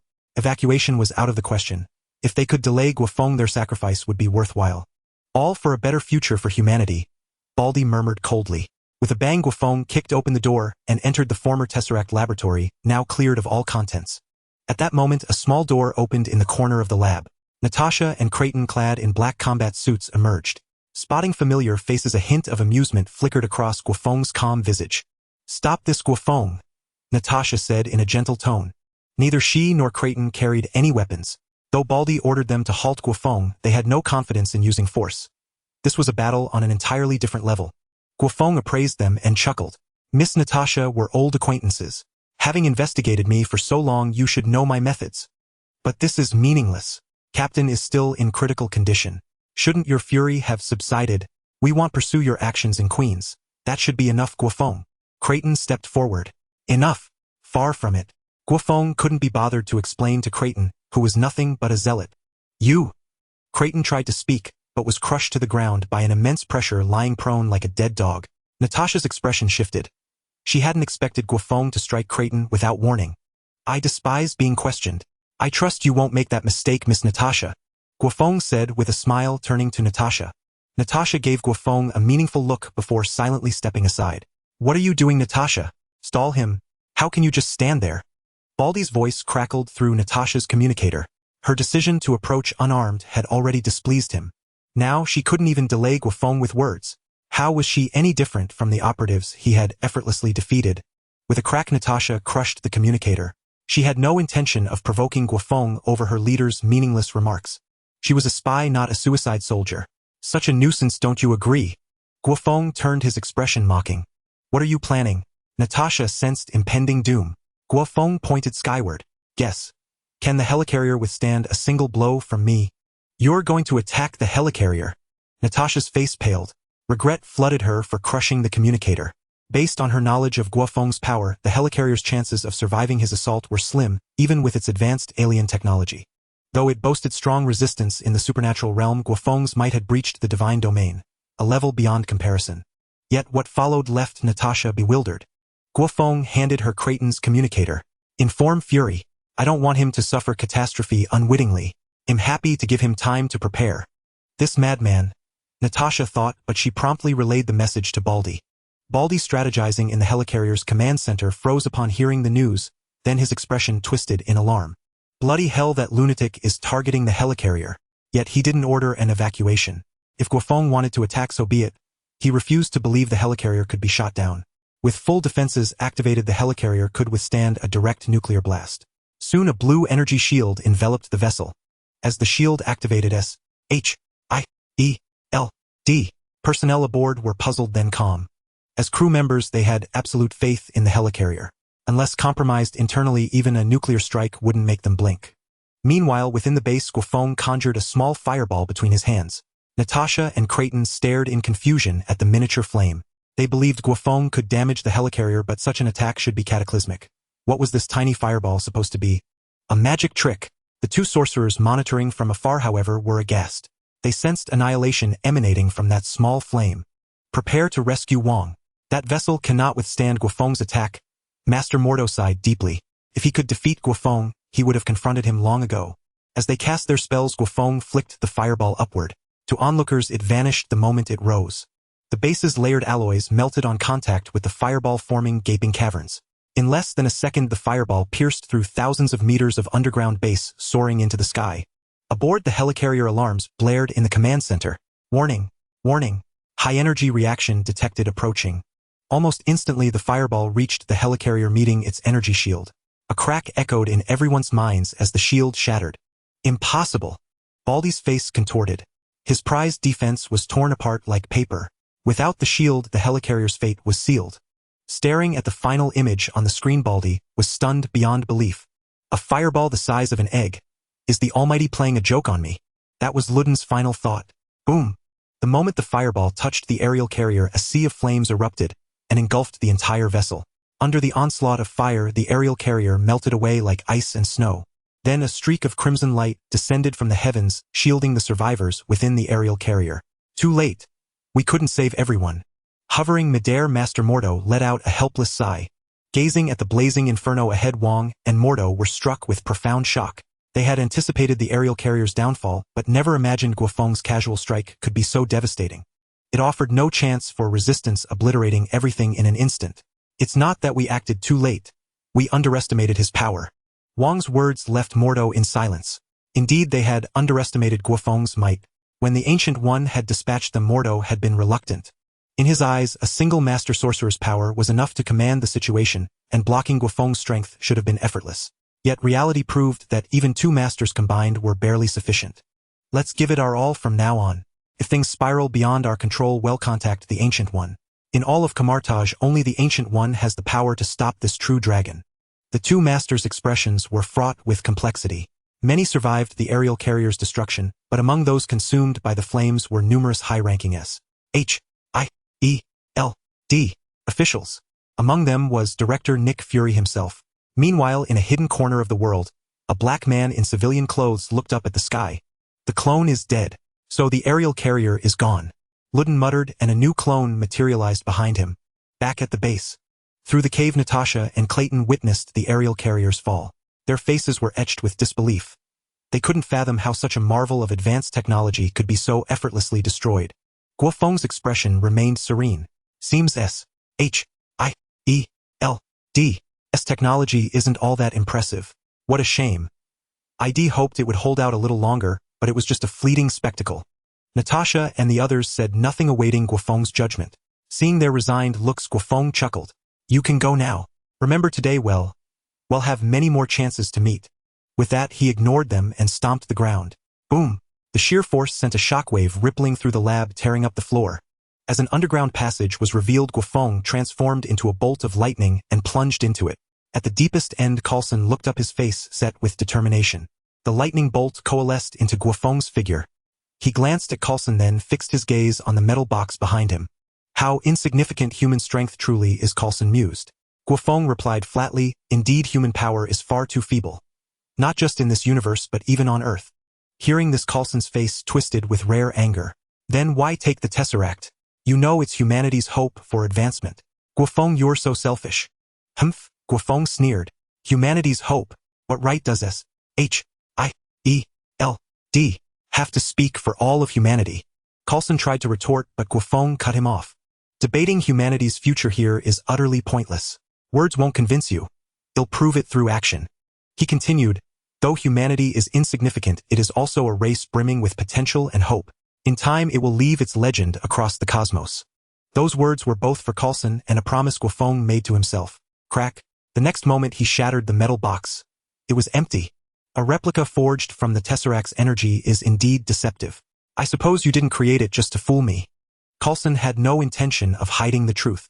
Accepting this mission, he had already embraced death. Multiple warheads from various bases are locked onto this location. Guo Feng, this time you'll pay for your arrogance. He smiled faintly. To be honest, I miss my days at Stark Industries. Despite always being bullied by that jerk Happy, it was the most carefree time of my life. Living like an ordinary person. At that moment, a frantic voice came through Guo Feng's communicator. Tony Stark. Jack, get out of there. This is a trap set for you. Multiple strategic-level warheads are heading your way. The Tesseract's base was located overseas, so the world's authorities had no qualms about acting. The warheads deployed were the most advanced in existence, capable of annihilating an entire small nation. Leave now. Have those two sorcerers teleport you out. The warheads will arrive in 10 seconds. Guo Feng smiled. Don't worry too much, Mr. Stark. I assure you everything will be fine. With that, he ended the call. Coulson let out a bitter laugh. 10 seconds passed quickly, Guo Feng. I know you're powerful, but even a god would be scorched under such an assault. Guo Feng's expression remained unchanged. Instead, he spoke to the air. I'll leave it to you too.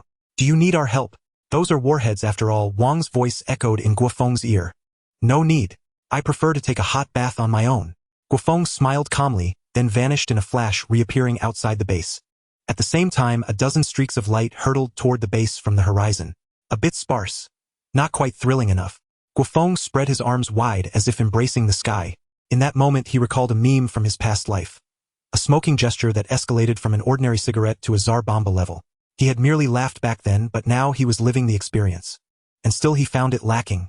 Meanwhile, in A.S.H.I.E.L.D. facility, Ludden stared intently at the satellite feed. When he saw Guo Feng facing the warheads, a sense of dread washed over him, but he quickly regained his confidence. These were the most powerful weapons of destruction on Earth. Even Captain Marvel, as he remembered, would have to yield before them. There was no way Guo Feng could emerge unscathed. Boom! As Luden pondered, all the warheads struck simultaneously. In an instant, the entire area was engulfed in a blinding white light, unleashing infinite heat and radiance. Then a colossal mushroom cloud rose into the sky while waves of heat and shock spread rapidly, relentlessly battering the region. Did it succeed? The egg's gaze was fixed intently on the screen. For this moment he had sacrificed far too much. He had even used Coulson as bait, yet the egg felt no regret. In the face of humanity's future, these sacrifices were all worthwhile. On the screen, the residual force of the mushroom cloud explosion still raged, but the general scene was becoming discernible. The former base had vanished, entirely replaced by a massive crater, as seawater surged in like tidal waves. As the residual force began to subside, several fifth-generation fighter jets arrived at the scene. This was not only under the watch of SHIELD, but also under the scrutiny of the world's official powers. The research on the Tesseract was primarily driven by the world's official powers. If Guo Feng wanted to seize it, they were even more eager than the egg to eliminate him. Just as everyone's attention was fixed on the scene, the calm sea surface at the center of the previous explosion turned violent. Surging waters formed a whirlpool, rapidly expanding. Moreover, a layer of thunderclouds descended from the sky above the sea. In an instant, a colossal storm connected with the sea's whirlpool. The reconnaissance jets attempted to flee, but their speed was no match for the storm's expansion. The observers in the distance were stunned by this spectacle. While the use of a nuclear bomb could indeed cause environmental changes, the scale of this storm far surpassed the destruction caused by the initial explosion, and it was still expanding violently. From a satellite perspective, the scale of this storm was unprecedented. For a time, they consulted multiple national meteorological agencies, only to receive the same answer: no factors for storm formation had been detected. This sudden massive storm seemed almost man-made. Of course, the most shocked person was the egg. Thunder and storms were the very symbols of Guo Feng's power. The arrival of this storm, like a divine punishment, left no doubt Guo Feng had not died from the bombardment and might not even be injured. Fuck, aside from that, no human could be this powerful. God, why do you play such a joke? The egg was utterly shaken this time. The Alan gamble had turned into a mockery. And from his understanding of Guo Feng, the storm was not merely a display. It was the embodiment of Guo Feng's wrath mercilessly descending upon his enemies. After much deliberation, the egg took out an old pager. This was his last resort. For humanity. With a grim expression, he finally pressed the button on the pager. At the same time, a corresponding signal appeared somewhere in the distant cosmos. On the other side, a ship bearing the Stark Industries logo descended over the sea. Witnessing the storm not far away, Tony Stark's heart trembled. When he was in Hollywood, the thunderclouds shrouding the sky had already left him in awe. In his mind, that was the work of gods. But this time Tony Stark finally understood what it meant to be a walking calamity. Are you sure this is Guo Feng's doing? That's impossible, Banner said incredulously beside Tony Stark. Surviving multiple nuclear strikes was already absurd enough, but to create something like this? Tony Stark shook his head with a wry smile. There's no need to doubt. This is definitely Jack's doing. He's a man full of miracles. This time I underestimated him. So what do we do now? The storm is too intense, or our ship can't get any closer. Tony Stark fell silent. At this level of event, with his and Banner's power, it was indeed difficult to intervene.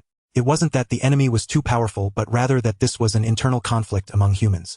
Although they were on Guo Feng's side, they couldn't bring themselves to strike. After all, it was the world's official powers. But if Guo Feng were to retaliate, they wouldn't stop him either. Under the pressure of loyalty and friendship, they could only choose inaction. Let's leave this place, Banner. Jack is fine, that's enough. Well, go back and wait for the outcome. Tony Stark gazed toward the storm's center, murmuring, I hope this storm, once it passes, won't throw the human world into chaos. At that moment, in the eye of the storm, Guo Feng sat cross-legged with Coulson and the others beside him. Their faces were frozen in shock and disbelief.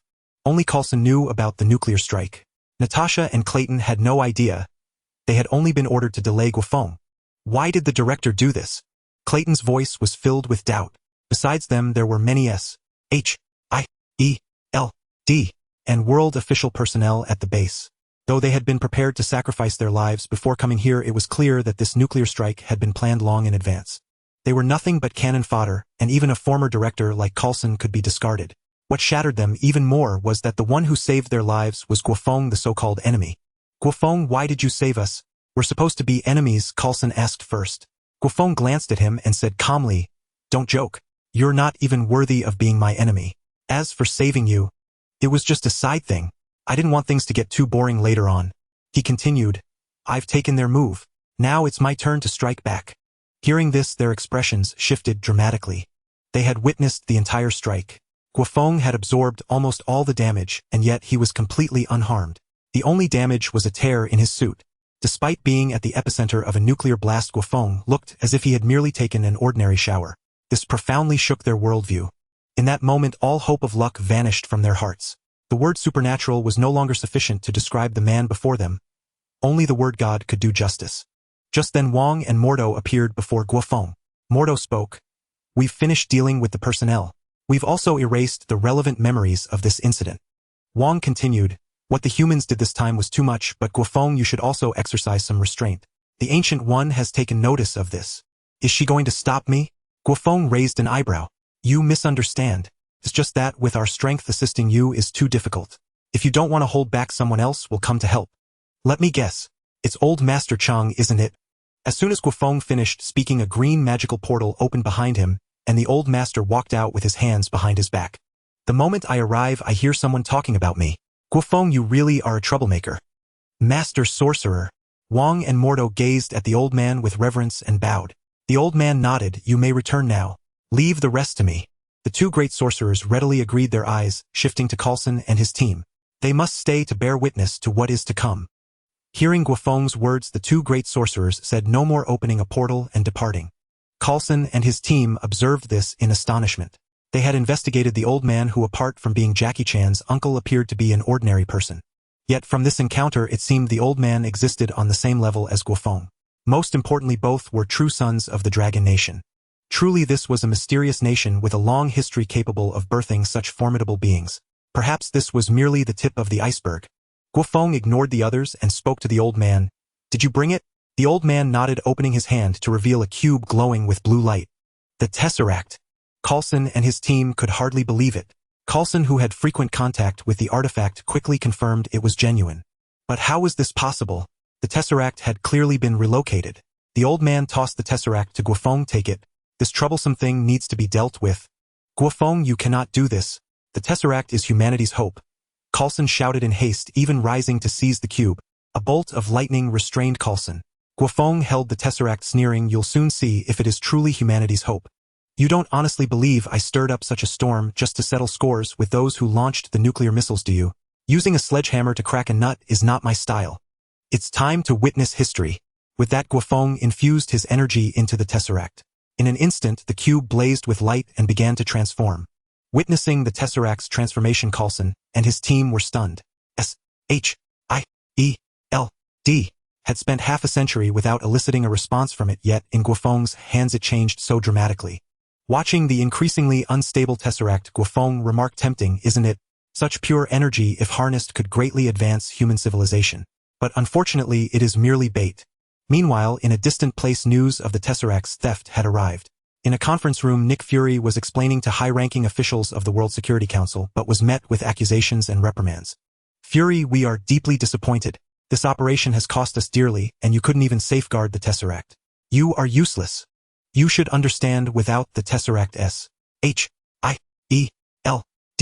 becomes far less important. If you cannot retrieve it, other organizations will take your place. Facing the council's skepticism, Fury could only offer repeated assurances until the meeting adjourned. He slammed his fist on the table. Fuck. A bunch of old bastards always making me take the fall. Just then, an assistant hurried into the room. Director, we've detected an energy signature from the Tesseract. It's the most significant reaction yet. We suspect it has been activated. The Tesseract is activated. Fury was dumbfounded, wondering if he had misheard. The cube that had lain dormant for half a century under S-H-I-E-L-D was now active after being gone for only a short while. Joy then replaced his shock. Regardless, the activation was good news. If they could retrieve it, they could immediately commence the relevant projects. The assistant's tone turned grim. But Director, the Tesseract's location is at the heart of the storm. We cannot get anywhere near it. Fury's smile instantly froze. He felt as if fate was mocking him. The storm center meant the Tesseract had undoubtedly fallen into Guo Feng's hands. This was no longer a question of retrieval. If Guo Feng were to use the Tesseract for some purpose, the consequences were unthinkable. But how had the Tesseract been stolen while Guo Feng was trapped in the storm? With a thunderous roar, the Tesseract fully activated. Its energy spiraled out of control, projecting a beam of power into the sky. In an instant, the heavens trembled. A blue spatial rift appeared, rapidly expanding into a massive vortex. Beyond this vortex lay a sea of stars. But upon that starry sea was a vast shadow, a legion of terrifying numbers. Meanwhile, on a distant planet aboard a colossal menacing spaceship, a figure seated upon a golden throne regarded the event with surprise. Strange. Why was the hidden coordinate triggered ahead of schedule? No matter. This is merely a probe. The timing makes little difference. Ebony Maw. An elegant figure stepped behind Thanos and spoke deferentially. Master, what are your orders? The contingency I left on Earth has been activated prematurely. Inform the pawn in Asgard. He will know what to do. As you command. On Earth, the spatial vortex in the sky quickly captured global attention. This sudden spectacle sparked endless speculation. Some called it a mirage like those in the mysterious Bermuda Triangle. Others claimed it was a government weather weapon. But the authorities were far more alarmed than the public. Yet they did not believe it was an alien invasion. They saw it as a precursor to some entity's machinations. After all, if someone could conjure a storm, a spatial vortex was equally plausible. The World Security Council convened an emergency meeting. This madman, does he want to destroy humanity? I said from the start we should have destroyed him when recruitment failed. Now he's grown too powerful and we're all doomed. A council member from Sakura Nation fumed. Representatives from other nations turned their gaze to the Dragon Nation's delegate, bombarding him with questions. Guo Feng is from your Dragon Nation. The emergence of such a superhuman being, and you failed to report it promptly. This is a dereliction of duty towards all of humanity. This is a failure of the Dragon Nation. Since he is one of your people, you must provide an answer to the World Security Council. I agree. As one of the 5 pillars, the Dragon Nation was the only nation that did not deploy nuclear weapons in this operation. Such protectionism is intolerable. The meeting's tone shifted instantly from discussing Guo Feng to a condemnation of the Dragon Nation. The Dragon Nation's delegate felt a surge of fury. These damned imperialist powers. Their words criticized the Dragon Nation's irresponsibility towards Guo Feng, but their true intent was to exploit the Dragon Nation for their own gain. Yet this anger had to be suppressed. Though the Dragon Nation was stronger than ever, faced with the opposition of most nations, its only recourse was silence.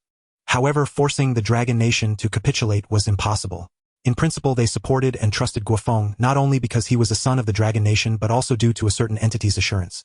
A bunch of buffoons. Making an enemy of Guo Feng is the gravest mistake you will ever make. After a heated discussion, the World Council still opted to deploy nuclear bombs for the strike. They remained confident in the destructive power of these weapons. Since the previous dozen had yielded no effect this time, they would use more. After all, during the Cold War, the major powers had amassed plenty of stockpiles, so they could afford the gamble. However, before launching the nuclear bombs, the World Council invited Nick Fury to attend, as he was the person in charge of this incident. Upon arriving, Nick Fury did not intend to immediately deploy a new round of nuclear strikes. His reasoning was that the spatial rift in the sky was closely related to the Tesseract. Since the Tesseract had activated, this rare opportunity might finally unveil its secrets. On Guo Feng's side, looking at the now thoroughly stabilized spatial rift, his emotions became complex. What exactly did you do to the Tesseract? Coulson's voice trembled slightly. He was unwilling to believe the terrible truth. I did nothing, isn't it obvious? This is the truth you wish to witness. Sensing the approaching presence from the other side of the spatial rift, Guo Feng knew that the Chitauri army had already begun to move. Gentlemen, watch closely. A race from the other side of the universe is about to arrive. After hearing Guo Feng's words, Coulson and the others' expressions grew despondent. The Tesseract, which they had hailed as the hope of human civilization, turned out to be a tool for alien invasion of Earth. They could not imagine the dire consequences that would have ensued had they activated the Tesseract without Guo Feng's intervention. Is there no possibility of negotiation? Not all aliens can be evil, right? Guo Feng let out a scornful laugh, watching the Chitauri streaming through the spatial rift. Perhaps, but not this time. Only one side, humanity or them, can survive. Guo Feng stood up, a smile curling at the corners of his mouth. It's time to stretch my limbs and show these far-traveling guests Earth's hospitality. The Chitauri emerging from the spatial rift assembled and reorganized in midair. Every Chitauri wore an expression of excitement and bloodlust. Although this was their first visit to Earth, they were already well acquainted with this planet. To the Chitauri, Earth was like a delicious fruit waiting to be plucked. The only drawback was that their landing site was a sea region ravaged by natural disasters, as the spatial rift was originally meant to open above a city. I didn't expect this planet to have such terrifying meteorological disasters. Yes, though it's a surface disaster, its energy reaction is even higher than ordinary cosmic calamities. The Chitauri paid great attention to the storm below. Their legion's equipment and various technologies were actually being disrupted by the storm's magnetic field. Meanwhile, the scene of Chitauri emerging from the spatial rift was captured by humanity's satellite surveillance. At the World Council, all the delegates were utterly shocked. What the hell? A mysterious fleet has appeared. As the high-ranking officials of humanity, they had mentally prepared for aliens, but the sudden descent from the surface caught them completely off guard. Damn it, I told you to use nuclear bombs for a direct strike. No wonder Guo Feng wanted to seize the Tesseract. It was for this moment. This also explains why he possesses such powerful supernatural abilities. He is not human at all. Agreed. Guo Feng used the Tesseract's vast energy to summon the fleet. He is an enemy of humanity. Then let's vote on deploying nuclear bombs against the target. After a round of denouncements, the World Council began voting. Except for a few countries like the Dragon Kingdom, most supported a nuclear strike on the location of the spatial rift. Stark Industries. Upon returning, Tony Stark immediately had Jarvis monitor the proceedings of the World Council. Damn it, those high-ups are about to launch nuclear bombs again. Tony Stark cursed, but what shocked him most was the arrival of the Chitauri. When Guo Feng had said the Tesseract was Pandora's box, he thought it was an exaggeration. Now it seemed an understatement. Pandora's box brought disease and disaster which humanity could still handle, but the Tesseract brought an alien army. The sight beyond the spatial rift made even Tony Stark's scalp tingle. After some consideration, Tony Stark decided to head to the spatial rift to support Guo Feng. He didn't want to miss such an event, and with powerful figures like Guo Feng around, safety was not a concern. As various forces mobilized, the Chitauri vanguard had already assembled. The ferocious-looking Dark Aster let out a piercing shriek, flanked by countless Chitauri soldiers on flying platforms advancing in all directions. Boom! The moment the Chitauri moved, the dormant storm on the sea began to rage. In the next instant, violent thunderbolts descended from the sky. The entire sky was illuminated by the light of thunder. Under the onslaught of the Thunder Sea, the Chitauri vanguard was annihilated in an instant. Silence fell over the world, broken only by the storm's furious roar. Those watching from all sides were equally stunned. Their hearts had been in their throats when the Chitauri vanguard moved. They couldn't imagine how disastrous it would be if these alien legions descended upon a city. Perhaps only nuclear bombs could offer hope. Yet such a massive Chitauri vanguard had been wiped out by thunder alone. If the storm weren't still raging, they would have thought it all a dream. How is this possible? That was an alien fleet gone in an instant. Nick Fury slammed the table and stood up, staring at the screen in disbelief. During the Chitauri invasion, Nick Fury had ulterior motives. He hoped the alien fleet would clash with Guo Feng, ideally resulting in mutual destruction. That was his most desired outcome. Indeed, even knowing the Chitauri were drawn by the Tesseract, Nick Fury had not given up on studying it. The pure energy of the Tesseract still held great value. He even saw the Chitauri as an opportunity. If they could acquire their alien technology, human civilization would advance dramatically in a short time. Director, the World Council is ready to launch nuclear bombs for a new round of strikes, an assistant reported. Nick Fury's eyes flickered and he said, "Tell them to prioritize striking the center of the storm when the next alien fleet arrives. They will surely agree." Indeed, Nick Fury's suggestion was directly adopted by the World Council. Repelling the alien invasion was important, but weakening Guo Feng was equally critical. Under these circumstances, both objectives could be pursued simultaneously. On the other side of the spatial rift, amid the starry sky, the Chitauri army continuously approached the rift. Unlike Earth, they could not see the situation on the other side and had to rely on technological devices to gather intelligence. What? The Vanguard signal is lost. How is this possible? The Chitauri commander was stunned. Given Earth's level of technology, although it couldn't be taken solely by the Vanguard, sweeping through the early stages of the invasion should have been no issue. He had only just issued the order to attack, and moments later they were wiped out. "Sir, I've heard that Earth has developed mushroom bombs. Could that be the reason?" "That's possible. Have the next wave of shuttling fleets activate their defenses in advance. I want Earth to understand the sorrow of a low-level civilization." Earth. The spatial rift flickered again, and a new wave of invasion began. Enormous, sinister black Chitauri warships surged out of the rift, their surfaces shimmering with flowing light shields. At the heart of the storm, Guo Feng's expression carried a hint of surprise. This new wave of Chitauri fleet looked different from what he had seen before. "A bit presumptuous of me. I almost forgot this universe isn't purely a cinematic one." Guo Feng mused to himself. He had underestimated the Chitauri. After all, they were an interstellar civilization. As the Chitauri fleet finished its transit, the World Council launched their mushroom bombs. The moment the mushroom bombs were launched, the Chitauri detected them. The Chitauri were filled with disdain. Just as the commander had said, Earthlings had become adept at using mushroom bombs, but to them these ultimate strategic weapons posed little threat. Did they really think they could annihilate them like in the first wave? They could already imagine the despair on Earth's faces when the mushroom bombs failed. The Chitauri fleet began to assemble. Despite the abnormal storm below, they paid it no mind. Mere surface weather phenomena. In less than a minute, mushroom bombs launched from various locations arrived on the scene. The scale was unprecedented. Nearly 100 bombs fell toward the storm. This baffled the Chitauri. Why was the main target the storm? Had Earth's precision guidance malfunctioned? Guo Feng was also surprised. He hadn't interfered with those mushroom bombs. This could only mean one thing: they were all aimed at him. Reality is truly surreal. Elder Chang, they actually see me as the primary threat. Guo Feng's expression turned cold. Once the Chitauri were dealt with, he would have a serious reckoning with the World Council. The old man sighed. I can only guarantee that Dragon Country isn't involved. The rest is up to you. With that, the old man raised a hand. In the next moment, a green spatial vortex appeared outside the storm, instantly absorbing the incoming mushroom bombs. Hiss! Carlson and the others gasped. Guo Feng had obliterated the Chitauri army, with a mere gesture, leaving them astounded. Now the old man's methods were equally terrifying. With just a wave of his hand, nearly 100 mushroom bombs vanished.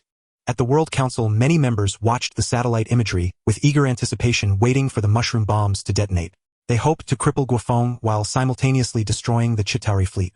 Even if the effect fell short, they had several more rounds of strikes prepared. But reality was too absurd. This round of attacks didn't even make a splash before vanishing. At that moment, they finally faced reality. Even holding mushroom bombs in this event, they were merely spectators, not players.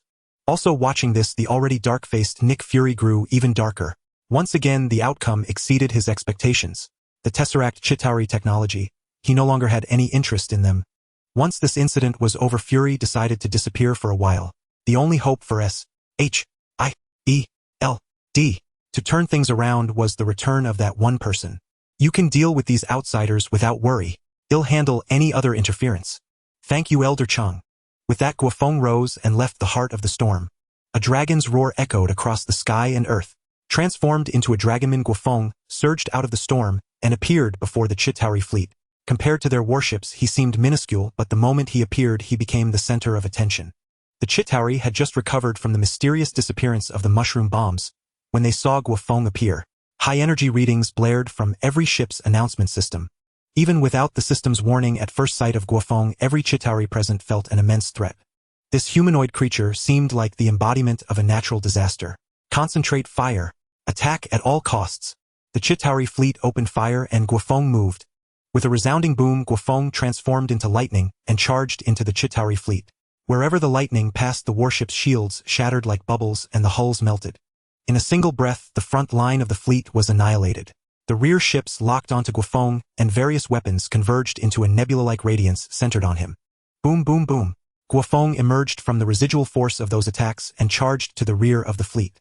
Watching ship after ship melt, the Chitauri grew desperate. They deployed super soldiers on flying platforms. Before the super soldiers could even approach Guo Feng, a bolt of lightning shot from his palm like a chain, incinerating any super soldier it touched. As the super soldiers were wiped out, the remaining Chitauri fell into despair. Who told them Earth was a backward, ordinary planet? If it were truly backward, how could such a terrifying life form exist?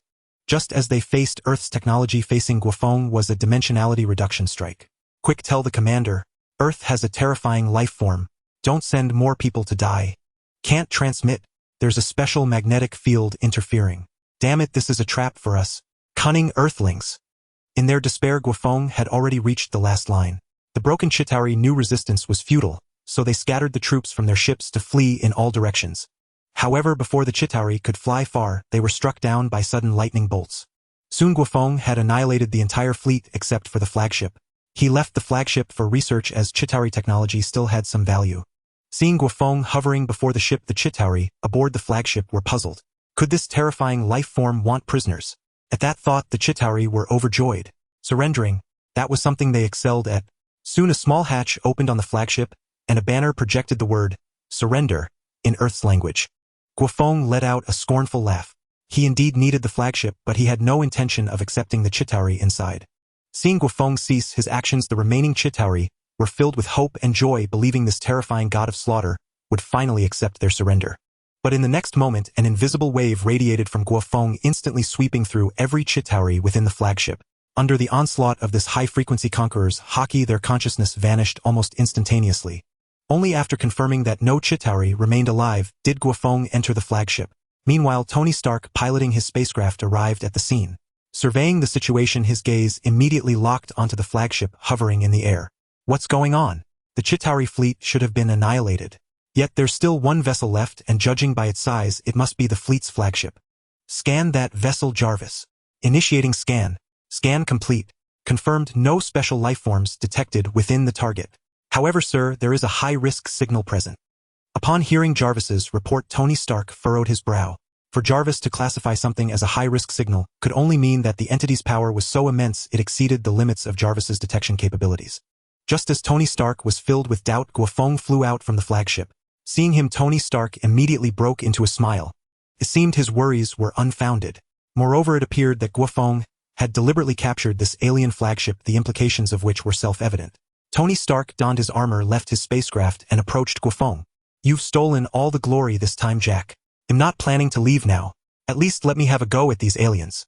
Guo Feng chuckled lightly. That's no problem. But first you need to arrange for this vessel. Tony Stark looked somewhat dejected, yet he understood the vessel's importance.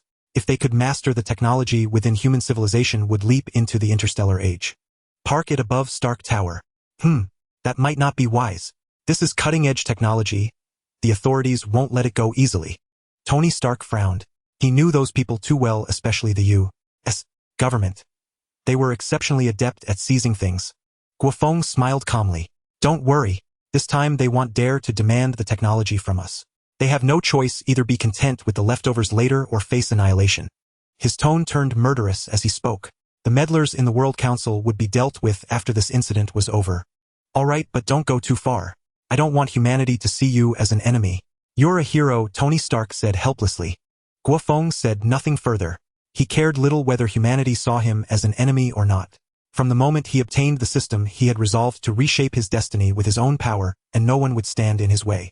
Tony Stark returned to his spacecraft and then maneuvered it to dock with the flagship. As a genius, he quickly mastered the controls of the Chitauri vessel and piloted the flagship back to New York. Watching the flagship disappear from sight, a complex expression crossed Guo Feng's face. He had not wanted Tony Stark to participate in the fight against the Chitauri. In the original timeline, even the assembled Avengers had struggled against the Chitauri invasion. And in reality, the Chitauri were far more powerful. Even this initial invasion force was enough to overthrow human civilization. After some thought, Guo Feng decided not to stop Tony Stark from getting involved. He needed to experience this. On the other side of the space rift, the second wave of the fleet sent through had also gone silent. The Chitauri commander was bewildered. He had ordered the fleet to activate their defenses before entering. The nuclear warheads from Earth couldn't possibly have breached them so quickly. Something was seriously wrong on Earth. Realizing this, the commander immediately ordered the legions to stand by. Until they understood the situation on the other side, no more Chitauri would be sent through the space rift. Then the commander activated his communicator. Moments later, a holographic projection appeared before him. Gazing at the figure seated on the throne, the commander felt an intense pressure even across countless light years. How goes the situation? Trembling at the inquiry, the commander stammered. My lord, my fleet failed to establish a foothold on Earth. A special force seems to be lying in wait on the other side. I have lost 2 fleets already. Upon hearing the commander's report, Thanos frowned. He knew Earth was no ordinary planet. Though it appeared to be a low-level civilization, it harbored countless special powers, some of which even he found formidable. As the commander waited nervously, Thanos finally spoke. Keep the fleet on standby. I will send someone to investigate the situation there, and assist you in successfully reaching Earth. As you command, my lord. As the projection faded, the commander breathed a sigh of relief. He feared this lord's punishment more than the failure of the invasion itself. Failure would mean the extinction of his race. On Earth, Guo Feng watched in confusion as the gathered Chitauri army began to retreat from the space rift. After waiting for a while, he realized the Chitauri were not feigning a retreat, but were genuinely pulling back, leaving only a small force to guard the rift. Just then the old master appeared behind Guo Feng and said earnestly, You displayed too much power. You frightened them. They likely won't launch another invasion anytime soon. And one more thing. Leave this place to me. Our enemies won't sit idly by. The mortal world may face great upheaval soon. These old bones are too weary to travel. I'll leave the matters of the mortal realm to you, young man. Guo Feng was silent for a moment before nodding. Then I'll leave it to you, Elder Chung. I'll handle the affairs on Earth. This arrangement suited Guo Feng perfectly. Staying here to guard the rift was too passive. As someone familiar with Marvel's history, he could already guess who might come to Earth to cause trouble. To be honest, he was eager to see how his own power measured up against the so-called gods. The next moment, the raging storm over the sea began to subside at a visible rate. As the storm calmed, the old master made his move. True to his low-key nature, the old master cast a magical barrier sealing the space rift off from the mortal world. This sudden development shocked everyone monitoring the situation. The course of events was slipping beyond their control. No sooner had Tony Stark piloted the flagship back than he received a message from Guo Feng. What? I don't need to go. The alien fleet has retreated. That's right, but the storm won't calm down so quickly. For now you can focus on studying the Chitauri technology. As for other concerns, don't worry. I'll handle them. Tony Stark's face fell with disappointment. He had already put all his existing armors into combat mode, ready to deliver a crushing blow to the Chitauri. Yet they had all retreated, making him feel as though he had gone through an elaborate, pointless preparation. Next time I'll make those alien bastards taste my power, Tony Stark declared, lifting his gaze to the flagship above his eyes brimming with anticipation. He did not pilot the flagship back to New York, but instead stored it in a vast underground base. Once an abandoned Hydra facility that he had discovered and completely reconstructed. Originally, Tony Stark had intended this place to be used by his team to build a true interstellar warship. But now, with a ready-made model to study, they could finally embark on their grand endeavor. Meanwhile, in Asgard, within the majestic and sacred hall, a figure lurked in an inconspicuous spot, silently watching the triumphant return of Thor, the god of thunder. When he heard Odin summon Thor, envy, rage, and resentment instantly twisted his features. Humph! The next moment, Loki's expression shifted to one of astonishment. That entity was actually calling him. Suddenly, Loki's consciousness grew hazy. When he regained clarity, his mind had arrived in a peculiar space where Ebony Maw appeared before him. Lord Emissary, Loki said with reverence. Ebony Maw nodded and directly conveyed Thanos' command to Loki. What? Loki was utterly astonished. According to the plan, his entry into Earth was still far off. The Tesseract was activated prematurely. Although my lord's army is ready to descend, a peculiar force has intercepted them. Your mission is to investigate this matter, and then guide my lord's army to invade Earth. Loki found it hard to believe. Activating the Tesseract was supposed to be his responsibility. The very reason the Lord had entrusted him with the Mind Stone was for this moment. This feeling of having his thunder stolen infuriated Loki. Now he had to go to Earth to investigate a process that would undoubtedly be fraught with difficulty. Yet he had no right to refuse. No problem, Lord Emissary. However, I have one request. It is of utmost importance to me. Ebony Maw glanced at him, seemingly aware of what he was about to say. Rest assured, Asgard is also a crucial piece in the game. Your foolish brother will be exiled to the mortal realm ahead of schedule. A smirk curled at the corner of Loki's lips. Thank you, Lord Emissary. This mission will surely be filled with amusement. The next moment, Loki's consciousness returned to its rightful place. Casting a glance at the smug Thor below, Loki let out a cold sneer. My dear brother, let us play slowly from now on. On Earth, though the alien invasion had temporarily subsided, humanity remained on edge. The aliens were no longer an immediate concern, yet an entity even more terrifying than them had left humanity restless and uneasy. The World Council. Though the council members were mere projections, most wore grim expressions. The atmosphere seemed to plummet to freezing point. Only a handful showed signs of relief, and even Schadenfreude. 2 full rounds of nuclear strikes had been authorized by the World Council's vote. Yet the mushroom clouds they had placed such hope in proved utterly ineffective, only succeeding in enraging Guo Feng. I suggest we collectively apologize to Guo Feng and offer him sufficient compensation. This matter should then be resolved. A counselor spoke up. His words broke the stifling silence of the chamber. Many found the proposal feasible. Indeed, as long as we show our sincerity, he should forgive us. After all, we are all human. Annihilation is out of the question. This was said by the very counselor who had previously labeled Guo Feng an alien. Then let us proceed to a vote. The agenda: apology and compensation. The vote concluded swiftly. Nearly everyone approved of offering Guo Feng an apology and reparations. This farcical turn of events seemed utterly ridiculous to outsiders, but in truth none present wished for Guo Feng's retaliation. They even believed that, by demonstrating goodwill, the incident would simply blow over. After all, they were high-ranking officials of various nations. Given that Guo Feng had proactively fought the aliens, he appeared to be a man of broader vision, unlikely to act rashly against them. As the intermediary for this apology, the World Council decided to appoint Fury. But when they sought Fury, he had vanished. S-H-I-E-L-D could not track his whereabouts, so the intermediary was changed to Coulson, who had just returned to the agency. Upon hearing this news, Coulson's emotions churned with complexity. He felt the universe was conspiring against him. An apology? This was the most absurd thing he had ever heard. Having dealt with Guo Feng multiple times, he knew the man's modus operandi all too well. Once Guo Feng set his mind on something, unless you could overpower him, there was no stopping him. Yet, as the former director of S.H.I.E.L.D., Coulson had no choice but to accept this mission. Under pressure from all sides, he decided to adopt a laissez-faire attitude. He would act as the intermediary, but whatever happened next was beyond his control. At the uncle's curio shop, Guo Feng set down his teacup and glanced at the young girl beside him, a hint of resignation in his voice. Shall you stop pestering me about the aliens? Just remember this: most outsiders are bad. Xiao Ye's expression turned dejected. All right, master. I was just curious. But soon her spirits soared. She tugged at Guo Feng's sleeve, her eyes gleaming with anticipation. Master, next time the aliens come, can you take me along?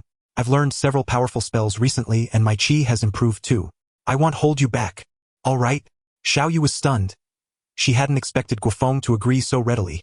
After confirming once more, she burst into cheers of excitement. Awesome. I get to fight aliens. My biography will have another chapter. All right, Xiao Yu, go find Jackie first. I have a guest coming. Guo Feng lifted his teacup with a light smile. He had come to the curio shop not only to complete the task Uncle had assigned, but also to settle some personal scores.